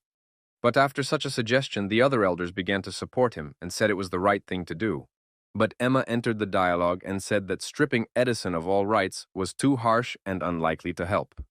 She began to say that in time they could teach him manners and that the fact that he was strong was even a good thing. Edison's father began to say that his son was only harming the cult, and Emma offered to kill him, much to Thomas's surprise. Emma stated that she knew Thomas wouldn't do that, so he just needed to find another way to talk, and began suggesting that Thomas keep his son close to him and spend more time with him. Also suggests that Thomas introduce his son to the children of the other palaces, as those are very gifted kids. She wants Thomas to call them to the main palace and ask them to keep an eye on Edison. Thomas begins to think about it, but analyzes everything in terms of the benefit to the cult in such a case. Thomas recalls his strained relationship with Franklin and thinks that this way he can mend it through the children. Edison's father realizes that this idea sounds very good, but whether it will be to Edison's liking is another question. Emma says it's a very interesting idea and she's even willing to take it up, to which Thomas gives the okay. Thomas also asks him to give Edison the condition that if he harms any of these guys, he will face death along with the small palace. And goes off on his own, and the old people start berating Emma and talking about how her idea is just complete nonsense. Emma replies that the idea of disenfranchisement is far more foolish, since old people don't know Thomas's character at all. She explains that if Thomas leaves his son behind, that means he can leave the cult unattended as well. One of the elders criticizes Emma, saying that she herself knows that Edison is sick and suffering from a disorder. The second old man agrees and adds that Edison is incapable of learning martial arts, for it is his curse. The old men also say that only the art of the sea can help Edison, but he should not be allowed such power. He tries to get the message to Emmy that this way they are only bullying Thomas, and it's terrible for him as a leader. Emma just listens to the old men in silence for a while longer, but then asks them to leave, adding that they piss her off a lot. The old man starts to leave, but tells Emma that he will decide everything on his own and not to try to stop him. Tai in turn just exhales and doesn't want to take the elder's words seriously at all. A few days pass since then, and the small palace has become quite quiet compared to what it was before.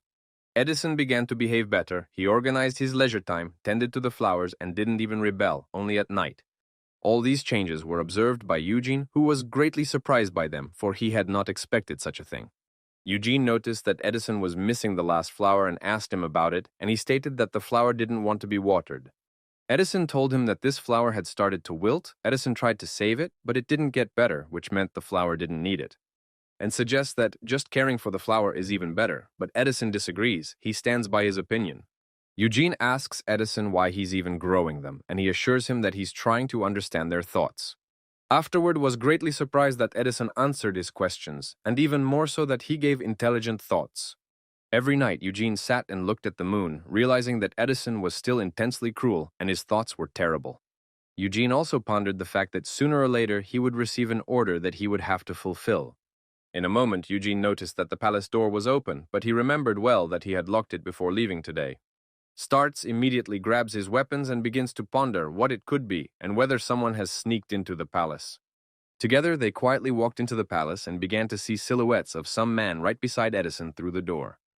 Eugene, as a guard, immediately saw the great danger in this and rushed to Edison's rescue with gun in hand. Walking into the room, he saw one of the maids. With a blade in her hands, she was standing directly over Edison, who was lying on the floor. Eugene didn't understand at all why the one began to threaten Edison, but in a moment she began to attack the young leader. Luckily, Eugene had enough strength and speed to stop her attack and prevent Edison from being crippled. However, the maid didn't stop but continued to attack. Eugene in a moment saw a very familiar look on her face. And seeing that, he immediately realized that she had a killer look and attacked first and later started asking if Edison was okay. In response to the question, Edison asked Eugene for a sword. He gave it to him and Edison walked up to the servant and began stabbing her body. Eugene stood watching little Edison's every blow and was greatly surprised at his ferocity. Edison began to walk away and Eugene asked him why he had killed her when he could have saved her. And afterward he asked the question again and again in surprise, and Edison only remained silent or answered that he knew time and again. Later, he turned around and asked Eugene to shut up, saying that it wasn't important to him at all right now. Edison started to walk away. Eugene tried to stop him and tell him that there might be poison on the blade, but the man asked him to let him go. Eugene disobeyed Edison and reminded him of his own phrase with the bird and the two heads, making it clear that it was important for Eugene to check the wound. And he grabbed Edison and started forcibly taking him to the doctor, but he didn't want to and promised to kill Eugene. In the moment, Edison jumped sharply and threw a punch at Eugene, surprising him greatly with his strength and sharpness. Son Thomas began to stand up and say he wants to know the reasons why Eugene is here, adding that he won't play any jokes. And pretends he doesn't understand anything, and Edison declares that Eugene is just waiting for the order to kill him. He doesn't understand anything, and Edison goes on to say that everything in this cult is steeped in lies and hypocrisy. Afterward, Edison says that Eugene was sent here by Emma, the cult's chief strategist, which scared Eugene a lot. The events of the story take us to Emma standing on a mountain asking someone how it went. A certain person reports to her that an assassin's maid was killed by Edison's security detail while on a mission. Emma sits down and talks about how it's no big deal. They can say she couldn't handle Edison's pressure. Closing her eyes in a whisper, she scolds the elders and talks about how they have behaved very recklessly. Afterward, with a horrible demon aura, Emma talks about how she would definitely be able to kill Edison. Meanwhile, Eugene was telling Michael that he didn't understand that at all, but Edison asked Eugene not to play the idiot. Edison holds out the very same dagger to Eugene and talks about the sun symbol on it and explains that it makes sense here. Eugene says it's a regular blacksmith seal, but in his head he realizes that this dagger was given to him by Emma. Edison screams, saying that Emma ordered Eugene to give him that dagger, and it also turns out to be true. Thomas's son looks at Eugene in wild shock and can't understand how he could understand all this since he's just a kid. Edison picks up the energy and asks Eugene not to try to understand it, for the man is a mere pawn according to him. Edison says he wasn't scared of the killer today because he saw right away that she didn't even have any internal energy, and starts going after Edison and talks about how if they wanted to kill him, they would have sent someone strong. Edison only went ahead and said it wasn't that simple, and the people around him have been trying to kill him for a long time. Together tries to find out about Edison why things are the way they are, but the latter declares that it's too long to explain. Raising a sinister energy, Edison is saying that these people will not be surprised to get what they want from him. Edison looks at Eugene's face and talks about how he's too stupid as an assassin. Eugene wants to answer, but Edison interrupts and says that they need to go to Venom's palace and asks him to get the wagon ready. Eugene contemplates what he should do in such a situation. He even allows for the possibility of a brazen run. Clenching his teeth, Eugene tries to figure out what to do since he knows that the Slaughter Palace is also after Edison. The events of the story, meanwhile, show us the mountains at the peak of metal. They are very dangerous and have claimed more than a dozen lives. However, in spite of all of this, it is where the important place for the cult is located, namely the Hall of the First Elders. There is also a very dangerous but super lucrative mining job there that pays big money. It is also in these mountains that the Poison Palace is located, to which Edison traveled with Eugene. It is not easy to get there. Eugene is forever following Edison, for it is intensely cold and difficult in the mountains. Seeing Edison climbing the mountains, Eugene is convinced of his strength and perseverance, for he is wounded. And many times he offered to help Edison with the transportation and take him on his back, but he refused. Until the very end, Edison refused to get on Eugene's back, so he made the decision to walk behind him to watch. The events of the story take us to young John. He came to old Ron's palace poison also himself. Franklin inquires for the goods he wanted, but old man Ron explains that they are not so easy to obtain. However, Ron had gotten most of the stuff for John and gave it to him, much to the latter's delight. With John, old Ron discusses the news of the clan and Emma's recent meddling in affairs. John is about to leave as the old man states that he's picked up some guests for his daughter Lilo, and the man says she's waiting outside. John says Ron's place smells too much like medicine and Lilo doesn't want to come in here. Meanwhile, our guys have arrived at the palace as well. Eugene is greatly surprised to see everyone around him bowing to Edison. Turning to Edison, Eugene tries to find out why the man is forever walking away and not asking any questions of anyone. Eugene reminds him about Edison's wound, saying that something needs to be done about it, but there are no wounds on Edison's arm at all anymore. Thomas's son asks to be released. Eugene does so, continuing to stand there in shock and not understanding where the wound went. Edison angrily steps forward and talks about how if Eugene continues to be this stupid, he better leave now. Eugene is still pissed off by the various insults from Edison, but he's already acclimated to it and is glad to see Edison is in one piece. But afterward, he waves his head and says that an assassin shouldn't think about such feelings, because he's a mercenary. Eugene asks Edison why it took them so long to get here, but Edison replies that it's none of Eugene's business. Meanwhile, in the crowd of local kids, there is a small at the time, Lilo, who is being abused and oppressed by everyone. Eugene says that kids are evil nowadays, but Edison adds that adults are no better than those kids. Immediately after saying that, Edison headed straight towards those children, much to Eugene's surprise. Remembering Edison's character, Eugene knew exactly what it meant to him and what it could be. As it happens, Edison walks up and immediately starts throwing the local guys aside with leg kicks. The girl he kicked started yelling at him and talking about how Edison just doesn't know who she is, and pulls out a weapon, up the energy, and talks about how he doesn't need to know that at all. After scaring everyone around him, Edison made sure Lilo wasn't hurt again, but called her a fool for not defending herself. Lilo pulled out a wooden sword and started waving it around and talking about how her father would teach her how to use it and she would be very strong.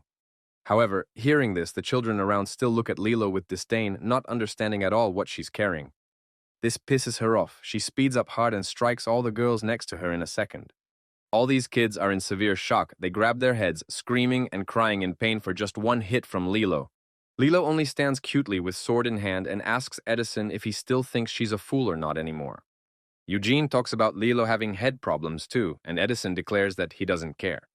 In a moment, she stops abruptly. She is overjoyed and yells about wanting to marry Edison. At this point, Edison pairs up with Eugene and just stands there looking at Lilo like she's crazy and very surprised. Edison says she's completely out of her head, and Eugene tells Lilo not to throw around words like that. Edison pushes Lilo away and talks about how Eugene is stupid and useless, and the man doesn't even have anything to say for himself. She falls quietly to the ground at this point, lies there with her eyes open and only says just ouch.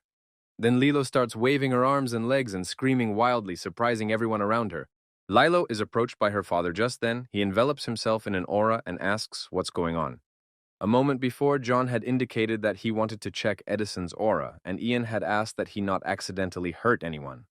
Thomas's son doesn't understand much at this point, but Eugene immediately senses the power of the Palace Master at a minimum coming from John. With a rather ominous aura, John asks Edison about whether he's the one doing this now. In response, Edison asks John why he cares and who he even is, much to Eugene's surprise nearby. John talks about being Lilo's father. This pisses Edison off because he's created useless problems for himself now. So he gives Edison a sword and tells him that this is the only way he can apologize for his rudeness. He draws a circle around him and says that if Edison makes him go beyond, he will forgive him. But John follows up by adding that if Edison doesn't do it, he'll kill him right there in plain sight. After wants to get into the conflict and resolve it with words, but Edison declares to stand his ground. Edison then snaps out of his seat and is behind John's back in a second and says it's funny, and says that Edison has great attacks, but here his punches don't do any damage at all. However, here Edison doesn't care about these words at all. He continues to attack in vain and waste his energy getting a penetration. Abruptly, John began to ask Edison why he had picked up a sword if he himself relied only on childish techniques, and says he expected too much from Edison, and such words hurt young Edison badly. He's creating a charge of energy and talking about putting an end to it all. However, this option clearly did not suit Edison, and he jumped up sharply and began to approach with a powerful attack, and began to attack upward, at which point Edison came down sharply, thus deceiving John. John noticed that Edison had gotten angrier and faster and began to wonder if the young leader was hiding his abilities from him. At the point their swords clashed, John realizes that Edison couldn't attack simply because his arms are short for it. But what surprised John more was not Edison's skills, but the fact that he threw his blade to the floor at the end. And after Edison, it's not just that. This way, he natively got John out of the circle. Old Man Yang announced himself from behind, and he swept up what he was embarrassed to see a child defeated in a battle by a master. John began to approach Edison and inquire about having a master and who was teaching him the arts. And he says that if Edison learns martial arts, he'll have a great chance to become a master swordsman. Afterward, John offers Edison to learn from him, but the latter only laughs in response and says that he would never go for it. He understood nothing, and Edison turned to him and asked him to take his hand now and quickly. John doesn't understand why this is and starts to just feel Edison's pulse with the movements of his hand. At this point, John senses and realizes everything. He notices that Edison's channels are blocked and holding back energy. Edison began to walk away and ask John to take care of his daughter's education because there was nothing more to be done about it. And through energy tells John that he should leave quickly because this kid is the son of a cult leader. Apparently, Edison senses what they are talking about. He raises the energy in his eyes and looks at John sweetly. Time moved forward. Edison lay on Jan's desk and said horrible dreams were still with him, his killers coming into his head at night. Ian uses some drugs, and Edison says that this time he realized through a dream who was going to kill him. He circles Edison's body parts and says that maybe soon he'll be able to get some decent sleep. Edison says he understands and hands Jan the paper and asks him to sort it all out quickly. Old Man Jan began to turn to Edison and ask about why the young leader should take the path of death. He says it's the best thing he can do right now, but Ian argues with him, calling the idea complete nonsense. Tomas's son replies that it's just a sixth sense, a response that infuriates John. Ian realizes that there is no point in arguing with Edison now, so he simply accepts his answer. Edison is lying on the table, taking his medicine in his hands and talking about how he is already very tired and will go to bed after the road. Old man Ian leaves Edison to sleep and goes ahead and tells someone what he thought about how he had already escaped. The man turns out to be Edison's security guard, Eugene, who asks Jan what his goals are. He asks Ian more specifically, saying that he doesn't understand why he was given the opportunity to overhear this conversation. Ian turns to Eugene and tells him that he may not worry as the order to kill Edison will never be given. The old man explains to him that if this happens, Thomas will surely find the man. And if that happens and Thomas starts killing, the cult will end because the palace masters will start the battle. Eugene asks about why Emma keeps sending assassins then. Ian asks Eugene in response how he himself sees it. And the one tells us that there were people who did try to kill Edison, but they were all punished by the first mate. To summarize, Jan says that Emma's job isn't to kill Edison at all, but Eugene still can't figure out what the truth is. The Poison Master says that the problem is now much deeper than they realize because all events are leading up to this. Eugene begins to realize that there is in fact a huge battle of intellects going on among the cult leaders. As Ian starts to leave, Eugene turns to him and asks about why he decided to tell him all this. The Poison Master says he just wants Eugene to perform his duties well and nothing more than that. He leaves and tells Eugene to watch Edison when he wakes up in 4 hours. This pisses Eugene off. After the dialogue with Jan, he stopped understanding what was going on at all. He sat down and started thinking about everything. Meanwhile, in his dreams, Edison is inside his mind shrouded in energy and asks to just kill him. It's like he's communicating with someone, yelling at someone every time and asking for what they all need. At this moment in Edison's mind, he is facing the aura of a demon that is looking directly at him. The demon turned to Edison and asked him to find something for him, but Edison couldn't understand what it was about at all. In response, the demon only repeated the same thing over and over, asking Edison to find something for him and promising help in return. Thomas's son could not understand anything. In life, he was not afraid of anything, but in his dreams, he was scared to death of the sight of the demon. After a while, Edison woke up. He was wildly exhausted, as if he hadn't slept at all, and sitting up in a cold sweat, he was shivering and afraid. It was the first day Edison remembered his dream, and he remembered well that he had been asked to find something, not just chased away.